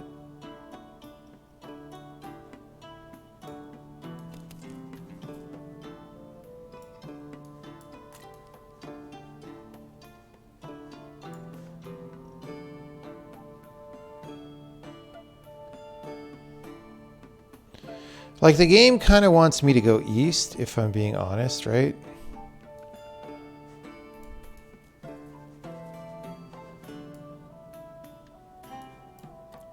The game is giving me a lot of eastward ho. And I'm going this way. Because there's got to be something real cool out here, right? Because it's hard to go this way. We do these things not because they are easy, but because they are hard.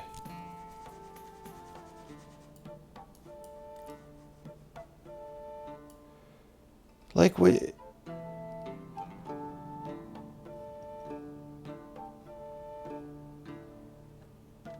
How is Babby even formed right now? I'm using all my plants, guys. I'm not going to be able to do. I'm going to be out of the alchemy business. What does that mean? Oh, that's bad. Okay, my potion is still here. I freaked out for a second. I was like, my trail's gone. There's a double XP. It's a bonus double XP weekend.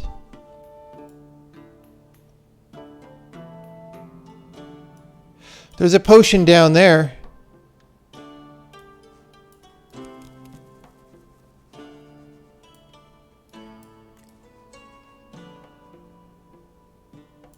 Potion down there.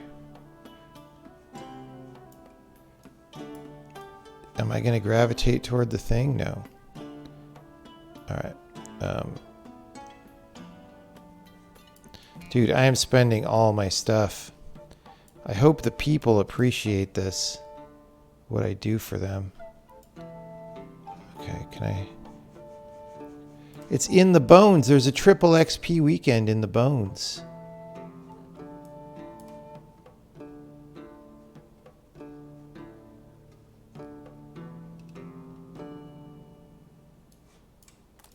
Dude, there's so much crap in this potion right now.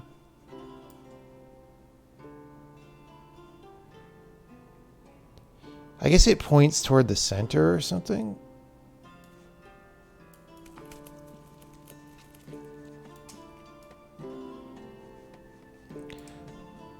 Oh.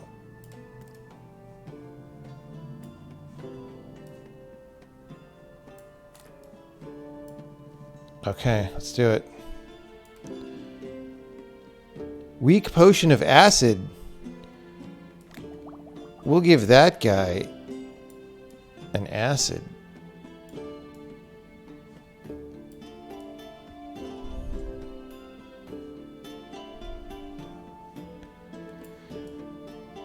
Okay, well we don't even know what this is over here, so let's try to do that.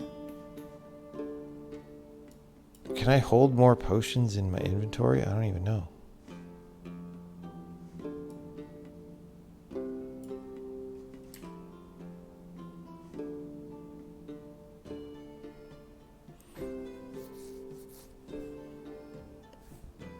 I don't have a strong poison for you.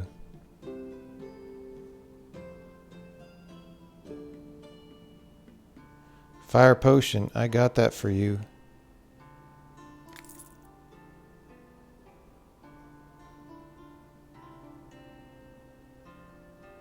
Anything that can cool down a fire elemental.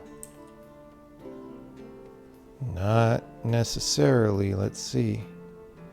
Let's see though.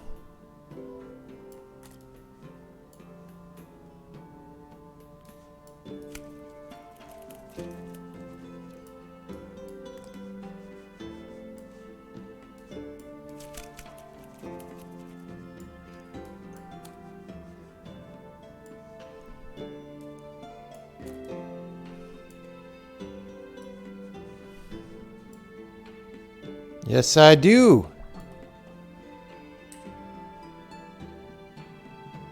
I do have.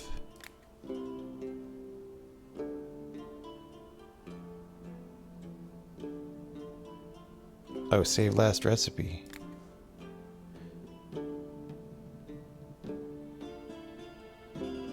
Oh, I didn't save a bunch of these recipes, honestly. But I could probably get there better.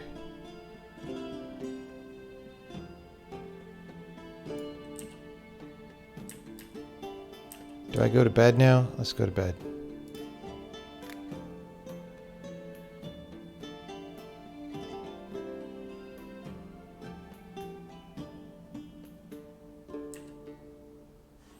I've got XP.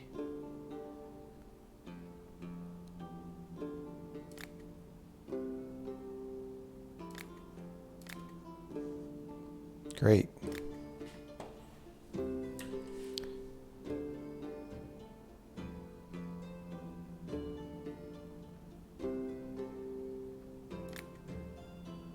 I completed the first chapter. Okay.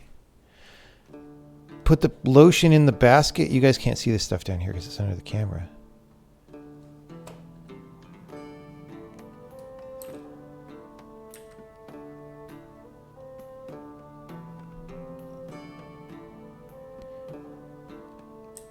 Okay, well you need a potion of healing, sir. Let's get you that. We know how to do healing. Okay, that's a thing that we do here.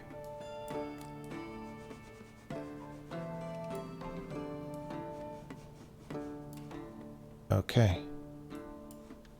Finish potion. There you go. Boom.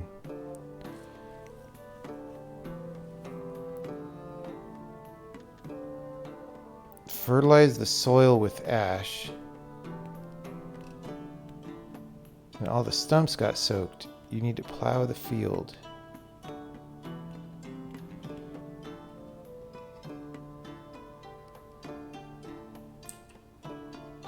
Fire potion, I guess? I don't know.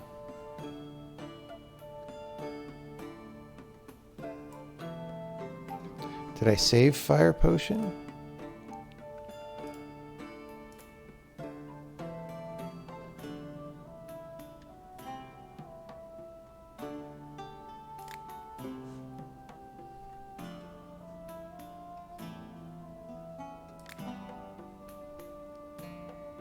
I didn't even save fire potion.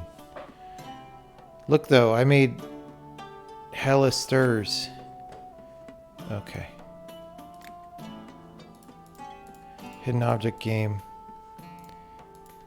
Things grow real fast around here. Okay. I guess I'll make this guy a fire potion. I don't know.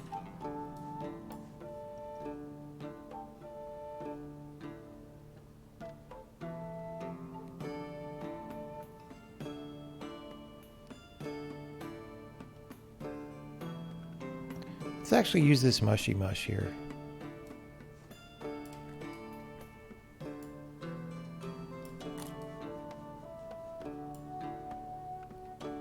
And then we'll try to go right.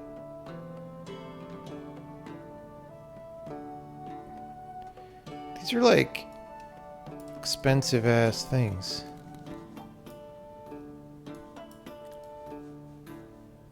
Oh yeah. Oh yeah, we got a new one. Weak potion of mana.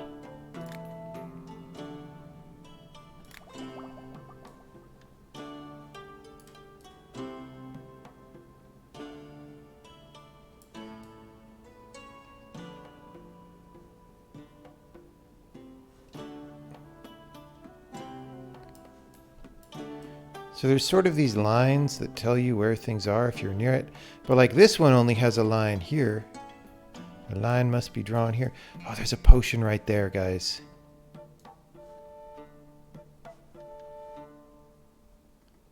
Do I try to thread the needle here? I think that is the way. It's so hard to go left. I don't have enough left fuel to go that way. We gotta go up a lot.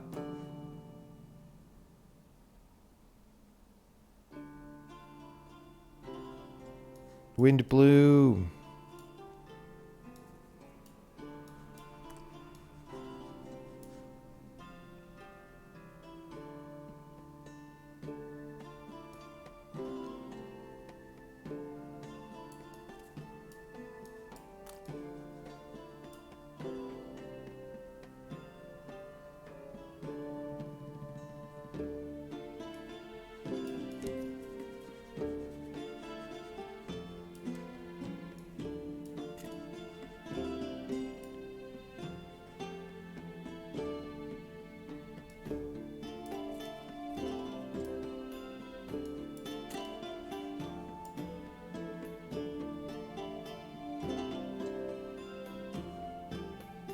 Dang it, we can't do that.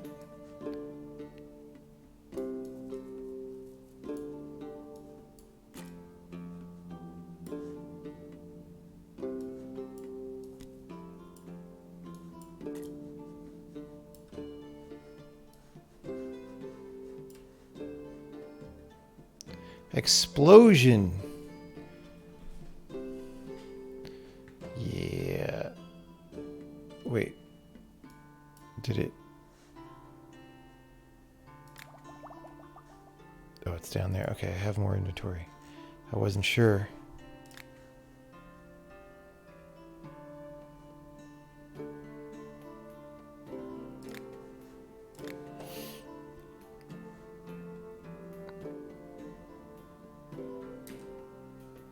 Try the light? Why would light help? I think he wants a fire potion. We could give him an explosion potion. But like, if we could get back over to fire, I think we could do that. One.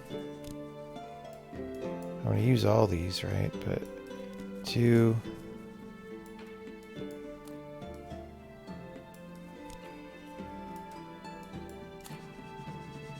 Jamba, jamba, jamba. Mamba. Finish potion. Here you go, buddy.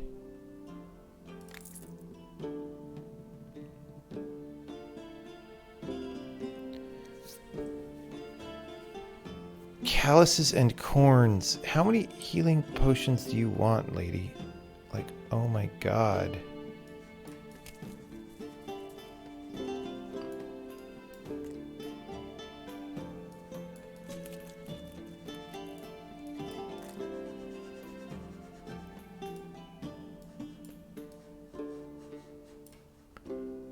we go. Finish that potion.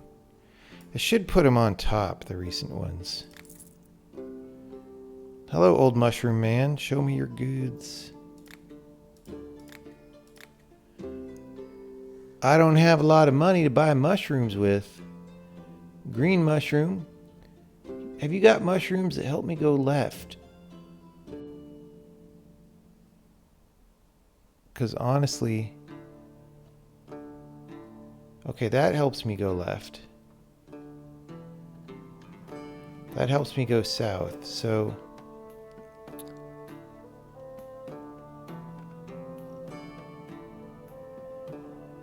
I mean...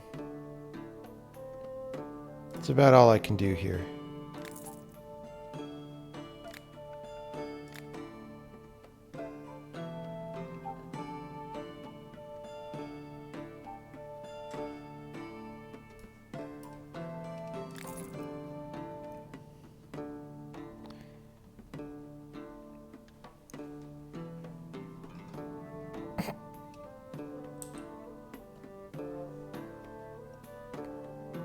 I've seen that movie.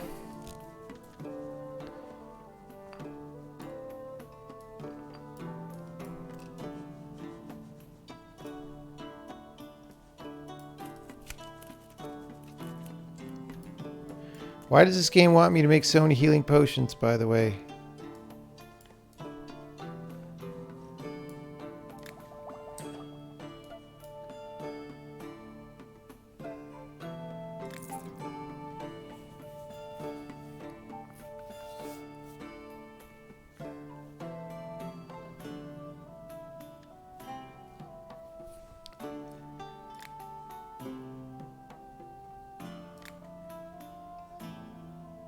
Well, I'll give her poison. Why not? We aim to please. We aim to please.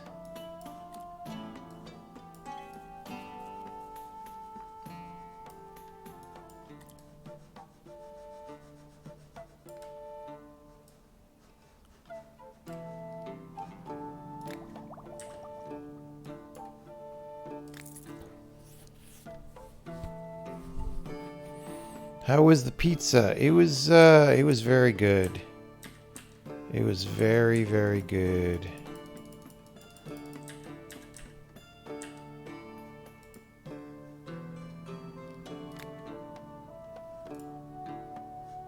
Okay, I need to save money and not spend it all on plants.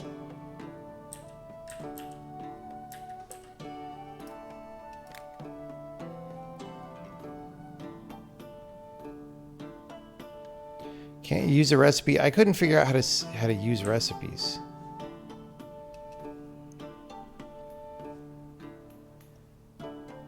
Like, I have a recipe book, but like, oh, brew the recipe. I see. But like, it's so annoying to just go to this page. I get, okay, all right. Boom, give me the things. Give me all the things in the hidden object game. Ooh, weird shroom.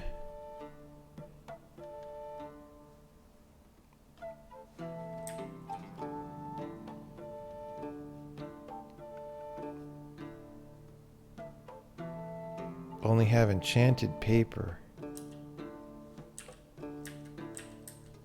Oh, my recipe book is full. 180, I can't afford that. All right, I can't save more recipes, sorry.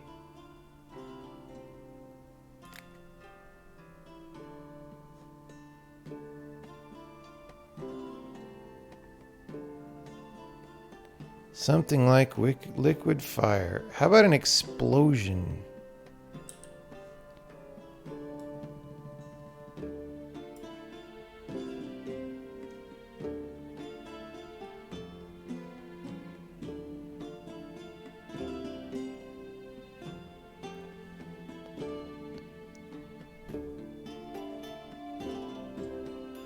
So this is like worth like 2 of these almost.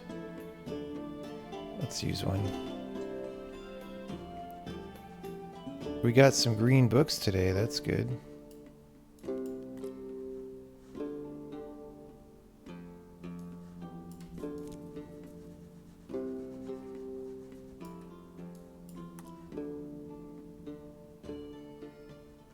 I don't know if that'll put me on the thing. Oh, I missed that book though. And then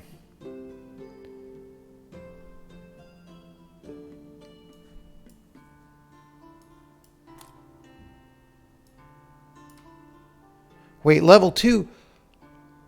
You get level 2 by being more in the middle or what?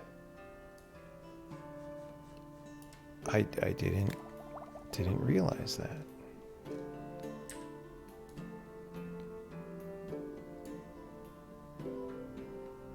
Pay more for something higher grade. So you have to like hit it right in the middle.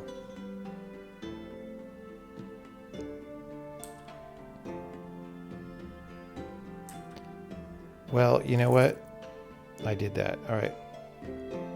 Twisted his ankle. I'm running out of stuff to make healing potions with, by the way.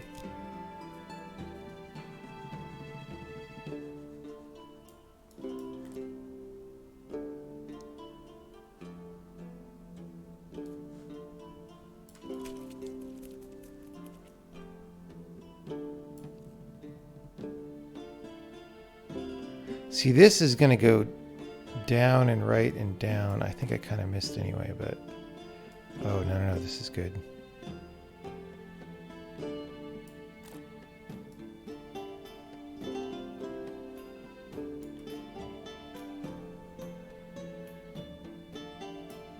Yeah. Strong potion of healing. I'll give you a real good... How do you know the potion is perfect? You don't know nothing about alchemy.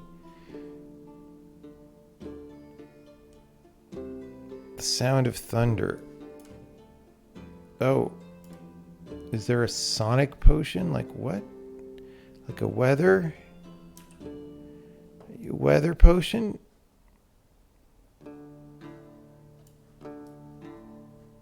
Rain?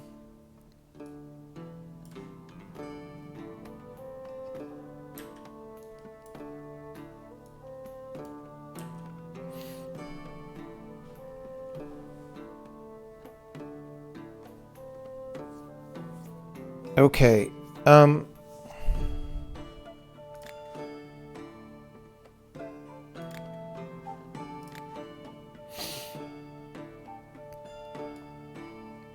don't know how to do thunder, my man.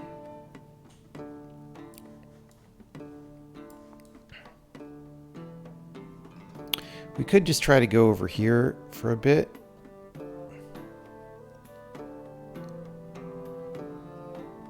Like we can go right, so we could go down and right.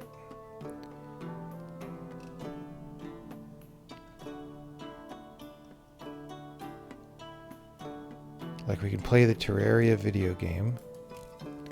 Okay. Okay, and that goes in. And then we go... Could use Tangleweed. I guess Tangleweed is good for like hitting targets that are here, right? That takes us to the evil. Let's do one of these.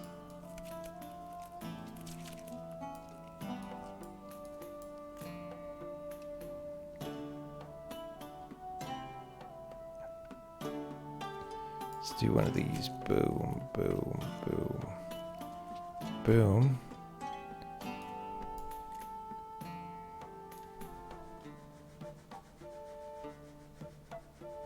Give me the books. Give me the books. I need more optics radius. Do I use another Tangleweed? Do I use... Let's use that. Even though that's my only one. Let's do it. do it. Yeah. Oh, yummy mushrooms. I guess we'll go to that.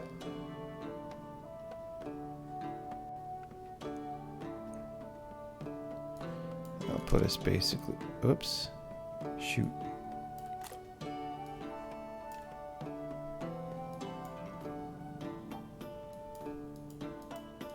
I think we'll take level 2 of whatever this is. Potion of sleep. We'll put your monster to sleep.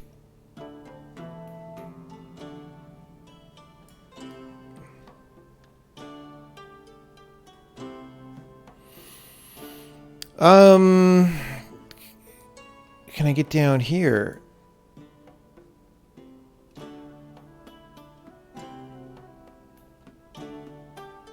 I mean, we can use the weird shroom. So we can go left pretty far. We'll get that greenie.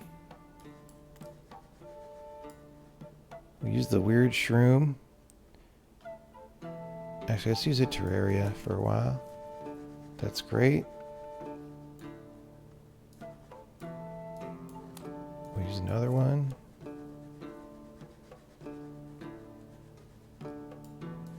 See what's down there. Oh boy. So maybe another Terraria for a bit. Oh, weird shroom is perfect actually. Let's burn that sucker.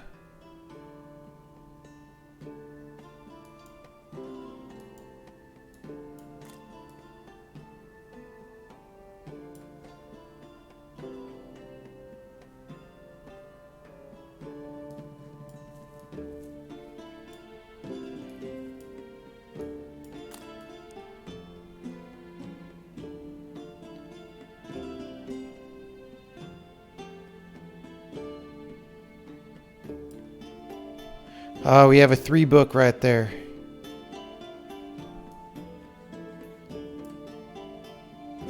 Stone skin. I got 200 books. Wait, what are my achievements?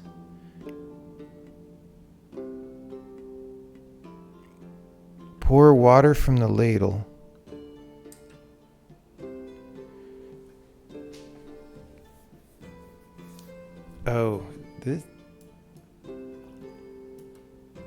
This dilutes you, so you can always go toward the middle. I see. I get it.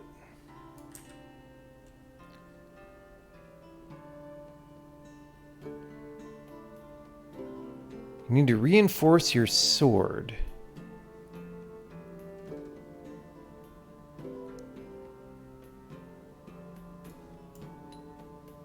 Why don't you like explosion?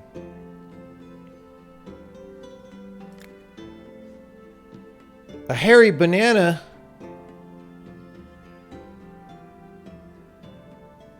Ice fruit, that's pretty cheap. It's on sale.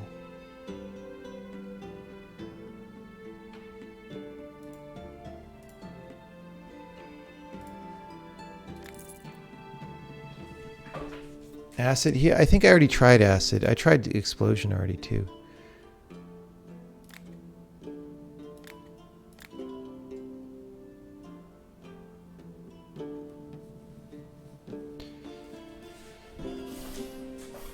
Oh yeah, we got that for you.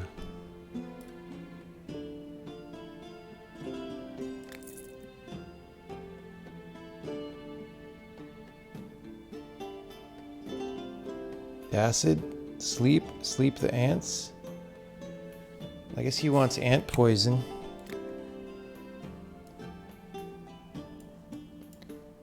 How do I get to poison? Pretty easily. Just these two again really do it, right?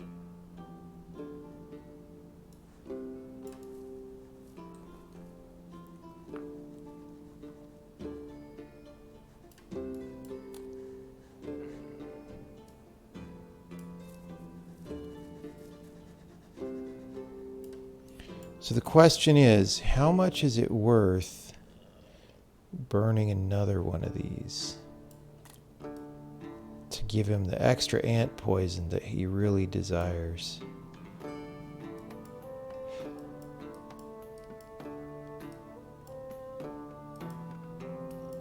See, if I had overshot it going down, I could dilute. That would be the baller move.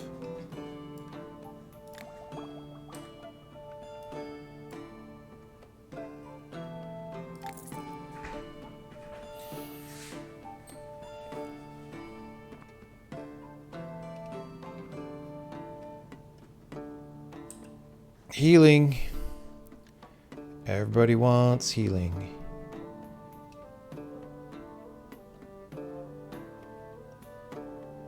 Let's get these books over here. Even if that's not the most efficient thing. I'm going to be out of watercress soon.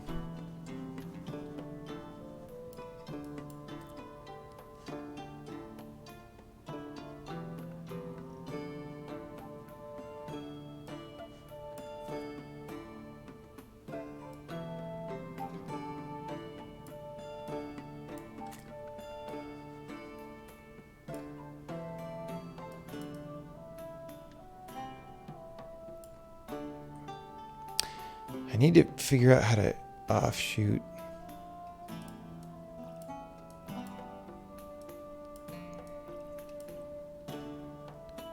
There we go. 100 books! That's so many books. I should have brewed a potion from the rest. I didn't know it was worth 100 books. Haggle for a better deal. Oh my god. Alright.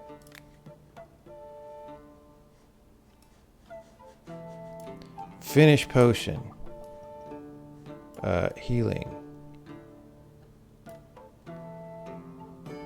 Haggle for a better deal. Wait, what? How does this work? Haggle. We like the book. We like the lady. The lady. Oh, lady. Lady. Lady. Thing. I see. So haggling is like fast. I didn't get that part before. You want to like hit all the targets, agree.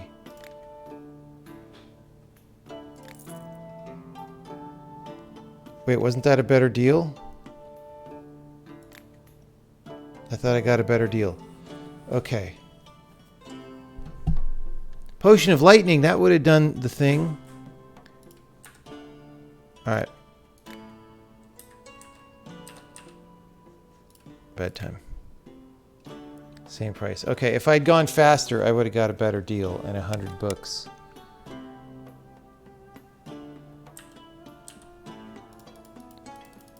Easy clap. Wait, I didn't get that much stuff today. Whoa.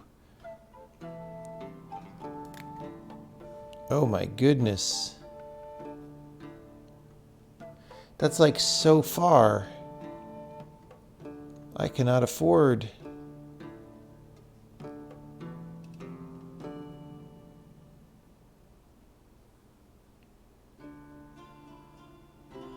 I'll buy one of these.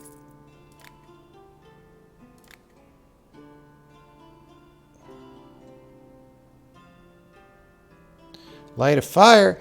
I just got a fire crystal. Wait, where'd my fire crystal go?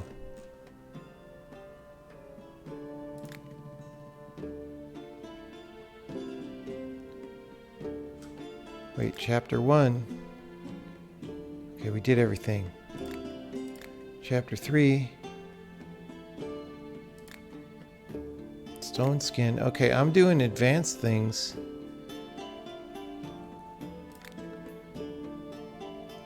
Fire potion was there. Oh, this is the fire crystal. It's not as far as I thought. Okay. I thought fire crystal was going to go super far, but it doesn't. Unless the dots mean something different than the dots. I mean, we could do it just for knowledge, but I did sure kind of waste money.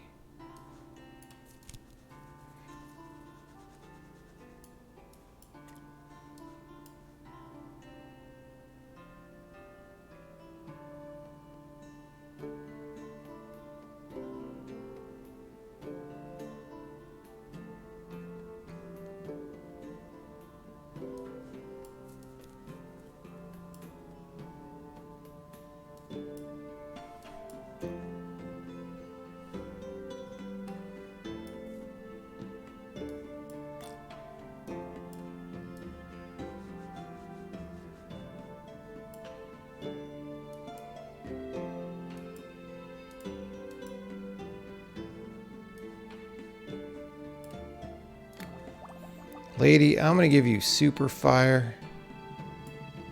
Boom. Bam. So much money for the super fire.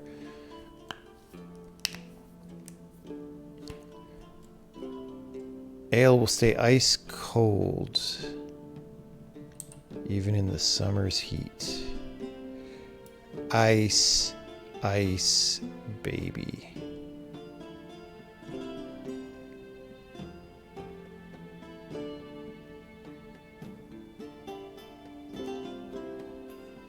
Wait.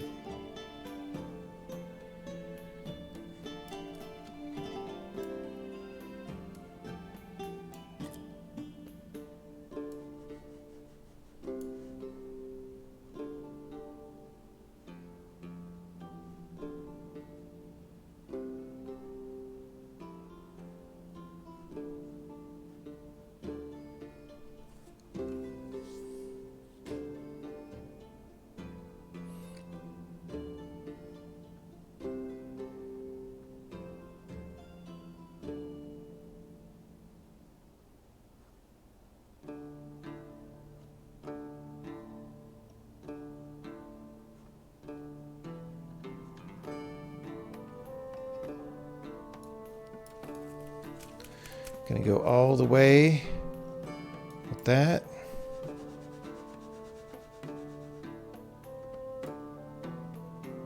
Wait, can I stop in one place and then move my potion? That's how you do it.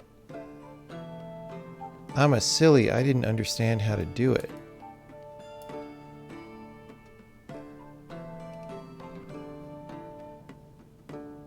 Okay, I really didn't plan this out very well.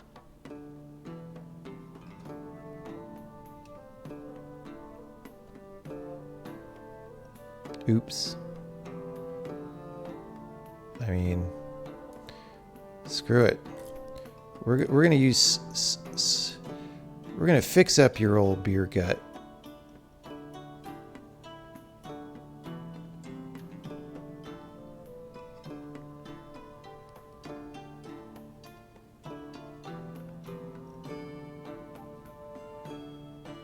Big George.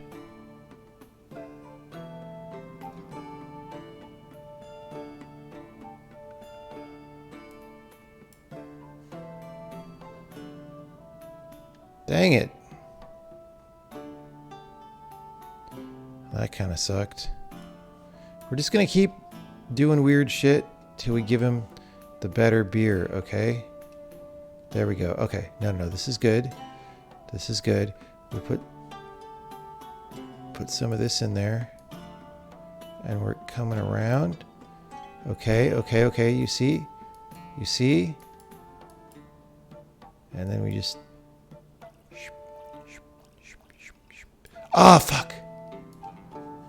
I ruined it. Alright, it's fine. It's fine. Keep the beer cold.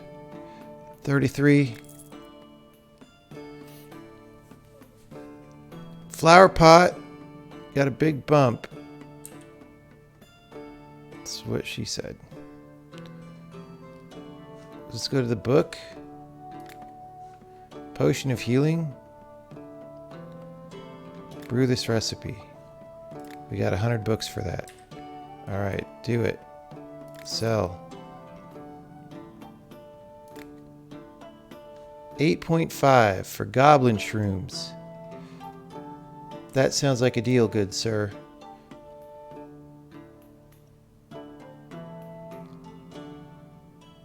Let's haggle.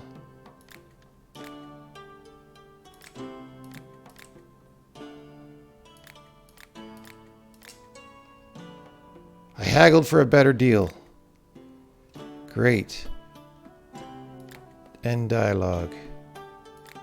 How do I get more books?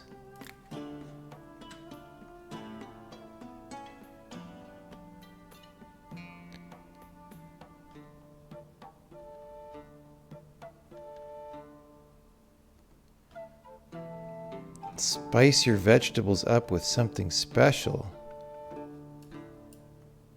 You don't like explosions? You don't like acid? What?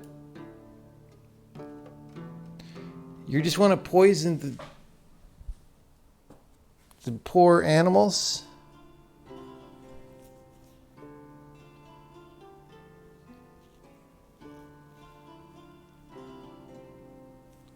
I didn't accept the trade. What? Okay, well, oops. It's fine. I got the Chivo. I don't like this guy. I don't want to sell him anything.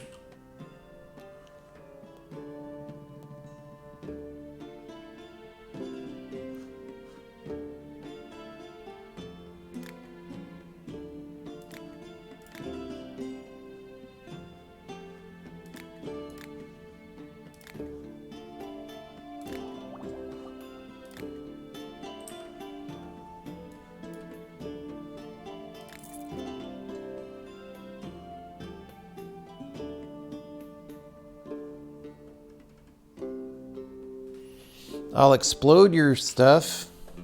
Alright, this game's starting to get boring. No troll. Kind of tired of it.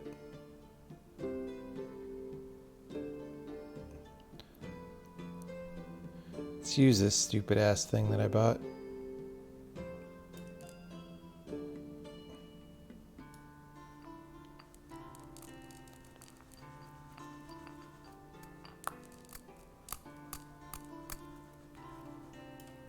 Not worth.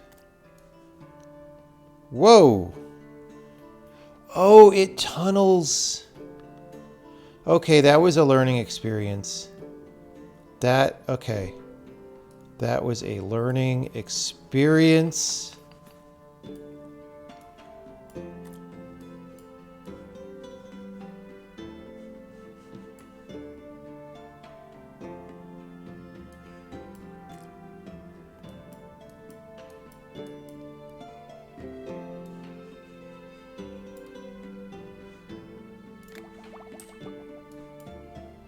Hell yeah.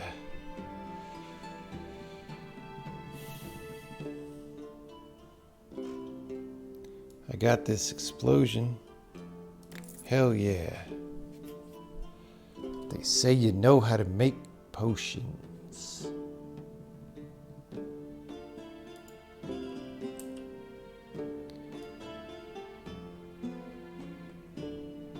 Okay, we ain't got down there yet.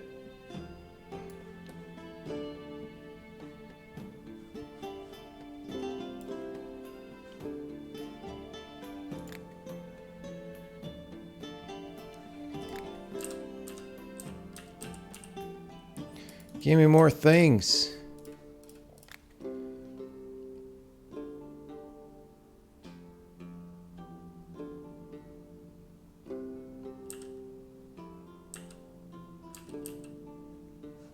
Give me the things. You know, not as much stuff is growing in my garden no more. All right. Who's here? Show me your wares.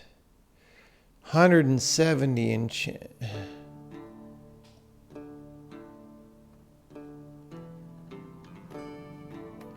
Can clear the page at any time.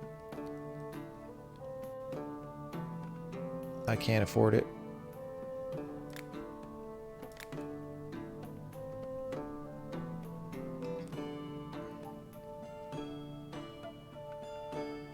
You always want beers that stay cold. What? How many beers do you want from me? that stay fucking cold. Terraria and 3 water blooms.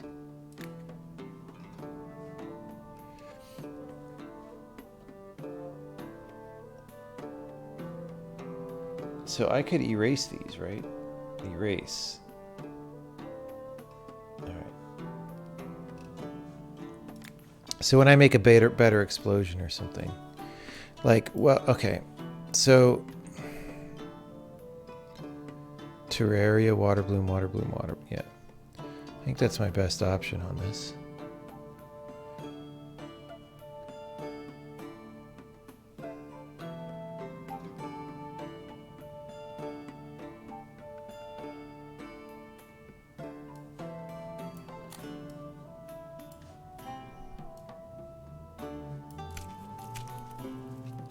Poor little plant. Didn't do nothing to deserve.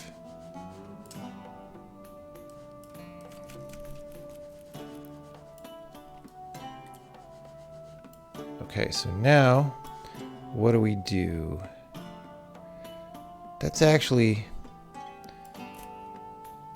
like, not bad.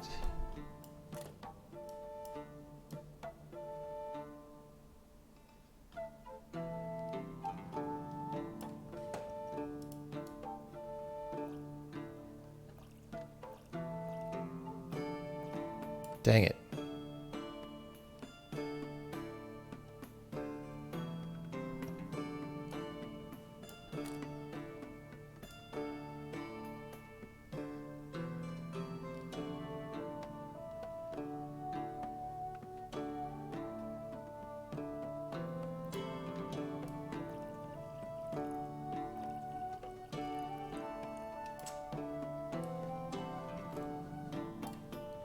This'll keep your beer cold, Big George. Oh, Big George. Bam.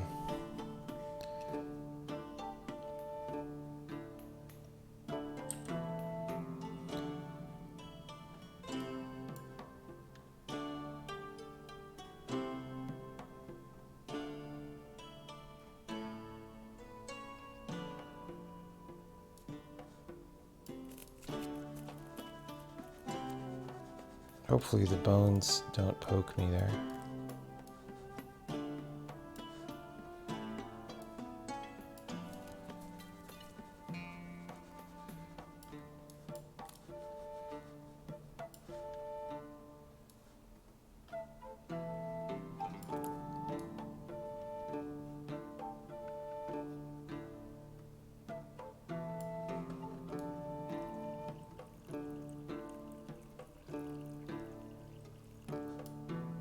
Okay.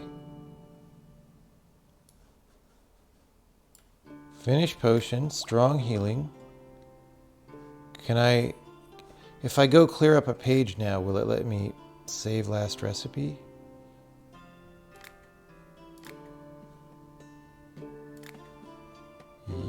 Yes. So now, now I have strong potion of healing. That is better.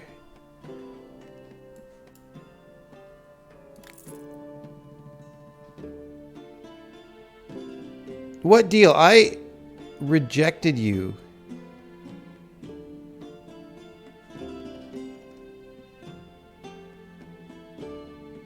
No. I don't care about you.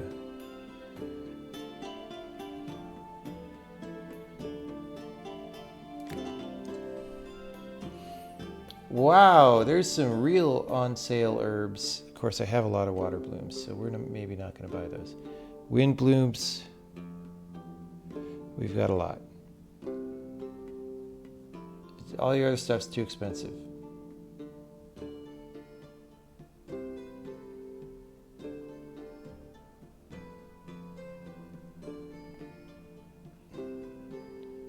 You know what? I'll buy one of these.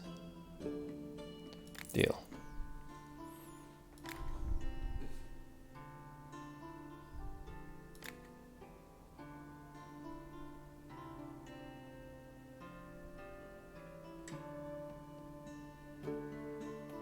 Some kind of glowing potion.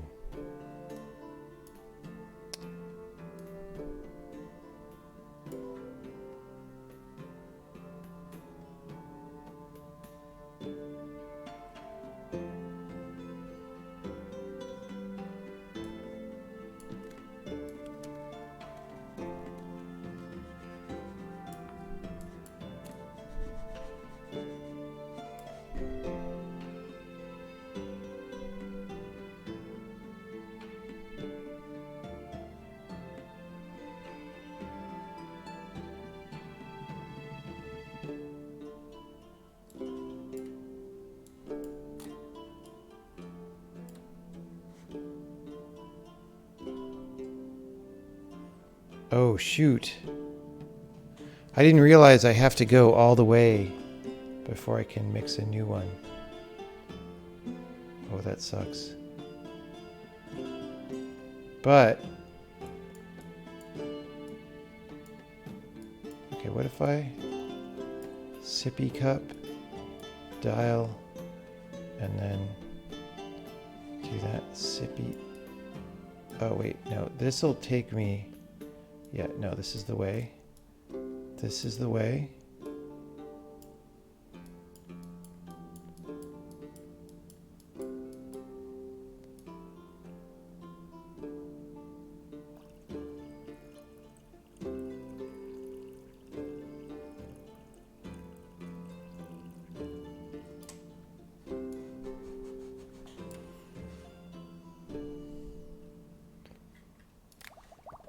I don't think we'll save that one because it's a little weird, but there we go. Boom.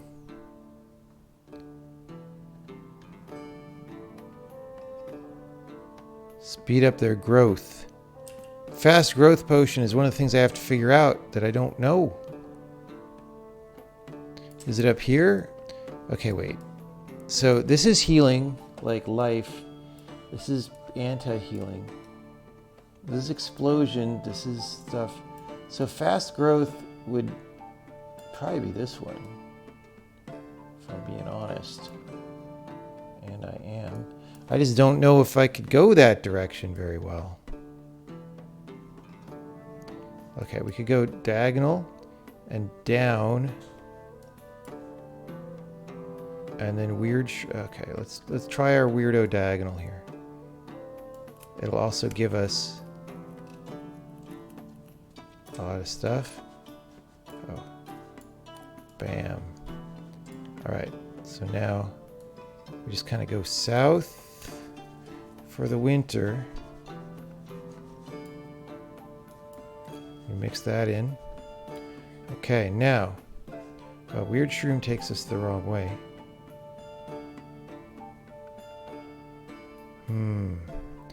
I could go down a little bit more and then take this hooky guy. Or up a little bit more, right? No. Down a little. Oh, this is scary. But we're going to do it. So we kind of can't. Like, I'm going to have to put a little water. Right? But then. Okay. Okay, it's fine. This is fine. Right? And then we put this in. Oh, shoot. I went too far.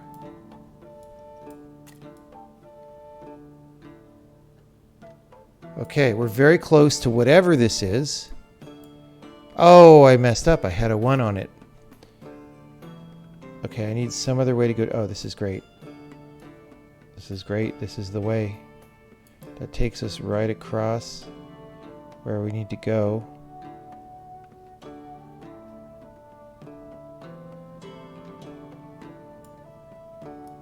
Put some water.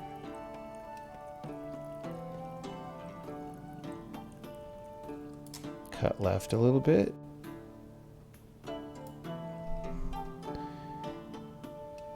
Maybe?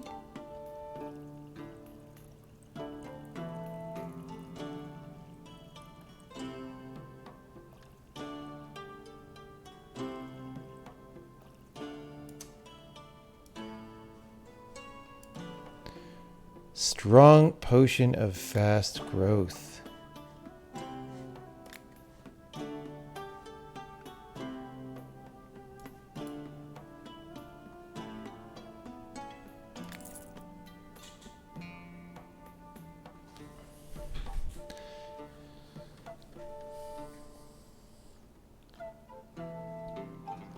Okay, I don't have things to make multiple ingredients. I need to get around. Sword strike true, but also imbues it with magic power. So we need mana potion. All right. What would like increase the damage?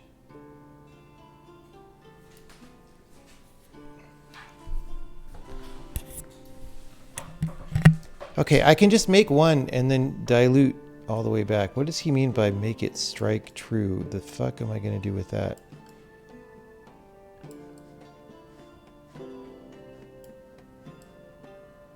We just don't know what that is.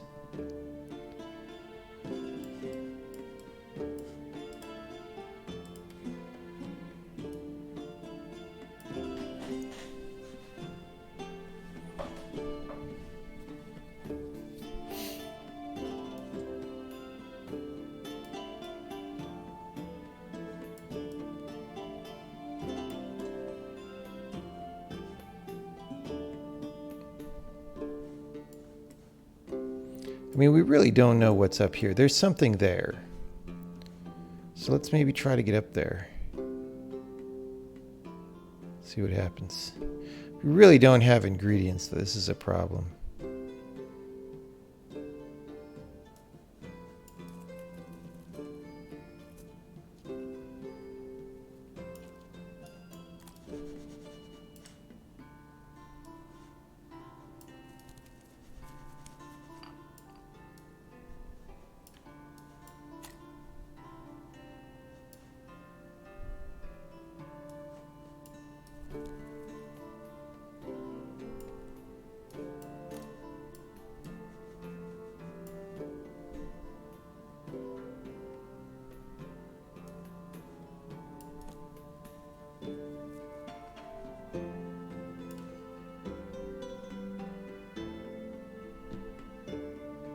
I think that's good.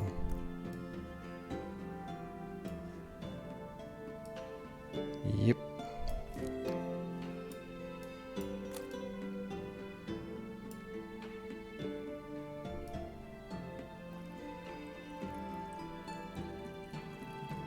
I might have missed 3.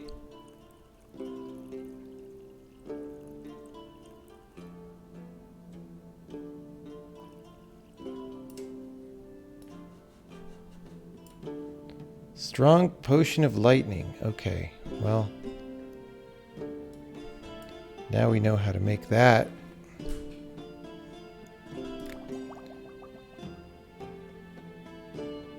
Oh wait, was that what I wanted to shoot? Maybe that would have been the sword striking true.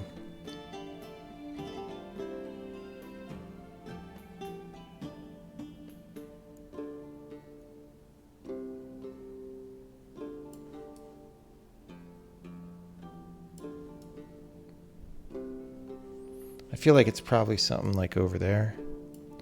Fire, I don't know. Things in this game previously that were kind of like loose associations didn't really work out.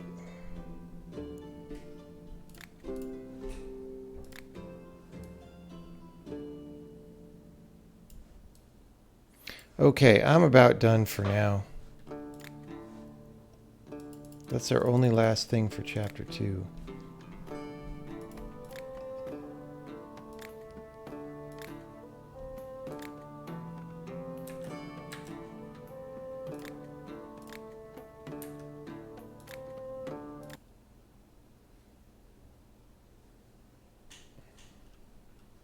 All right, everybody, we have done a 13-hour and 23-minute stream.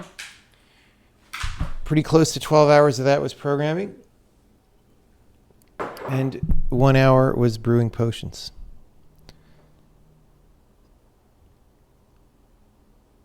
Can you finish a potion at any point by blowing and adding fire?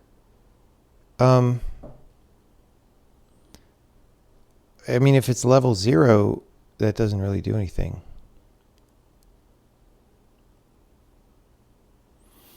All right, thank you everybody for coming by. We had a fun day of sub-only stream. I see that we took it over the edge. We have 902 subscribers. That's great.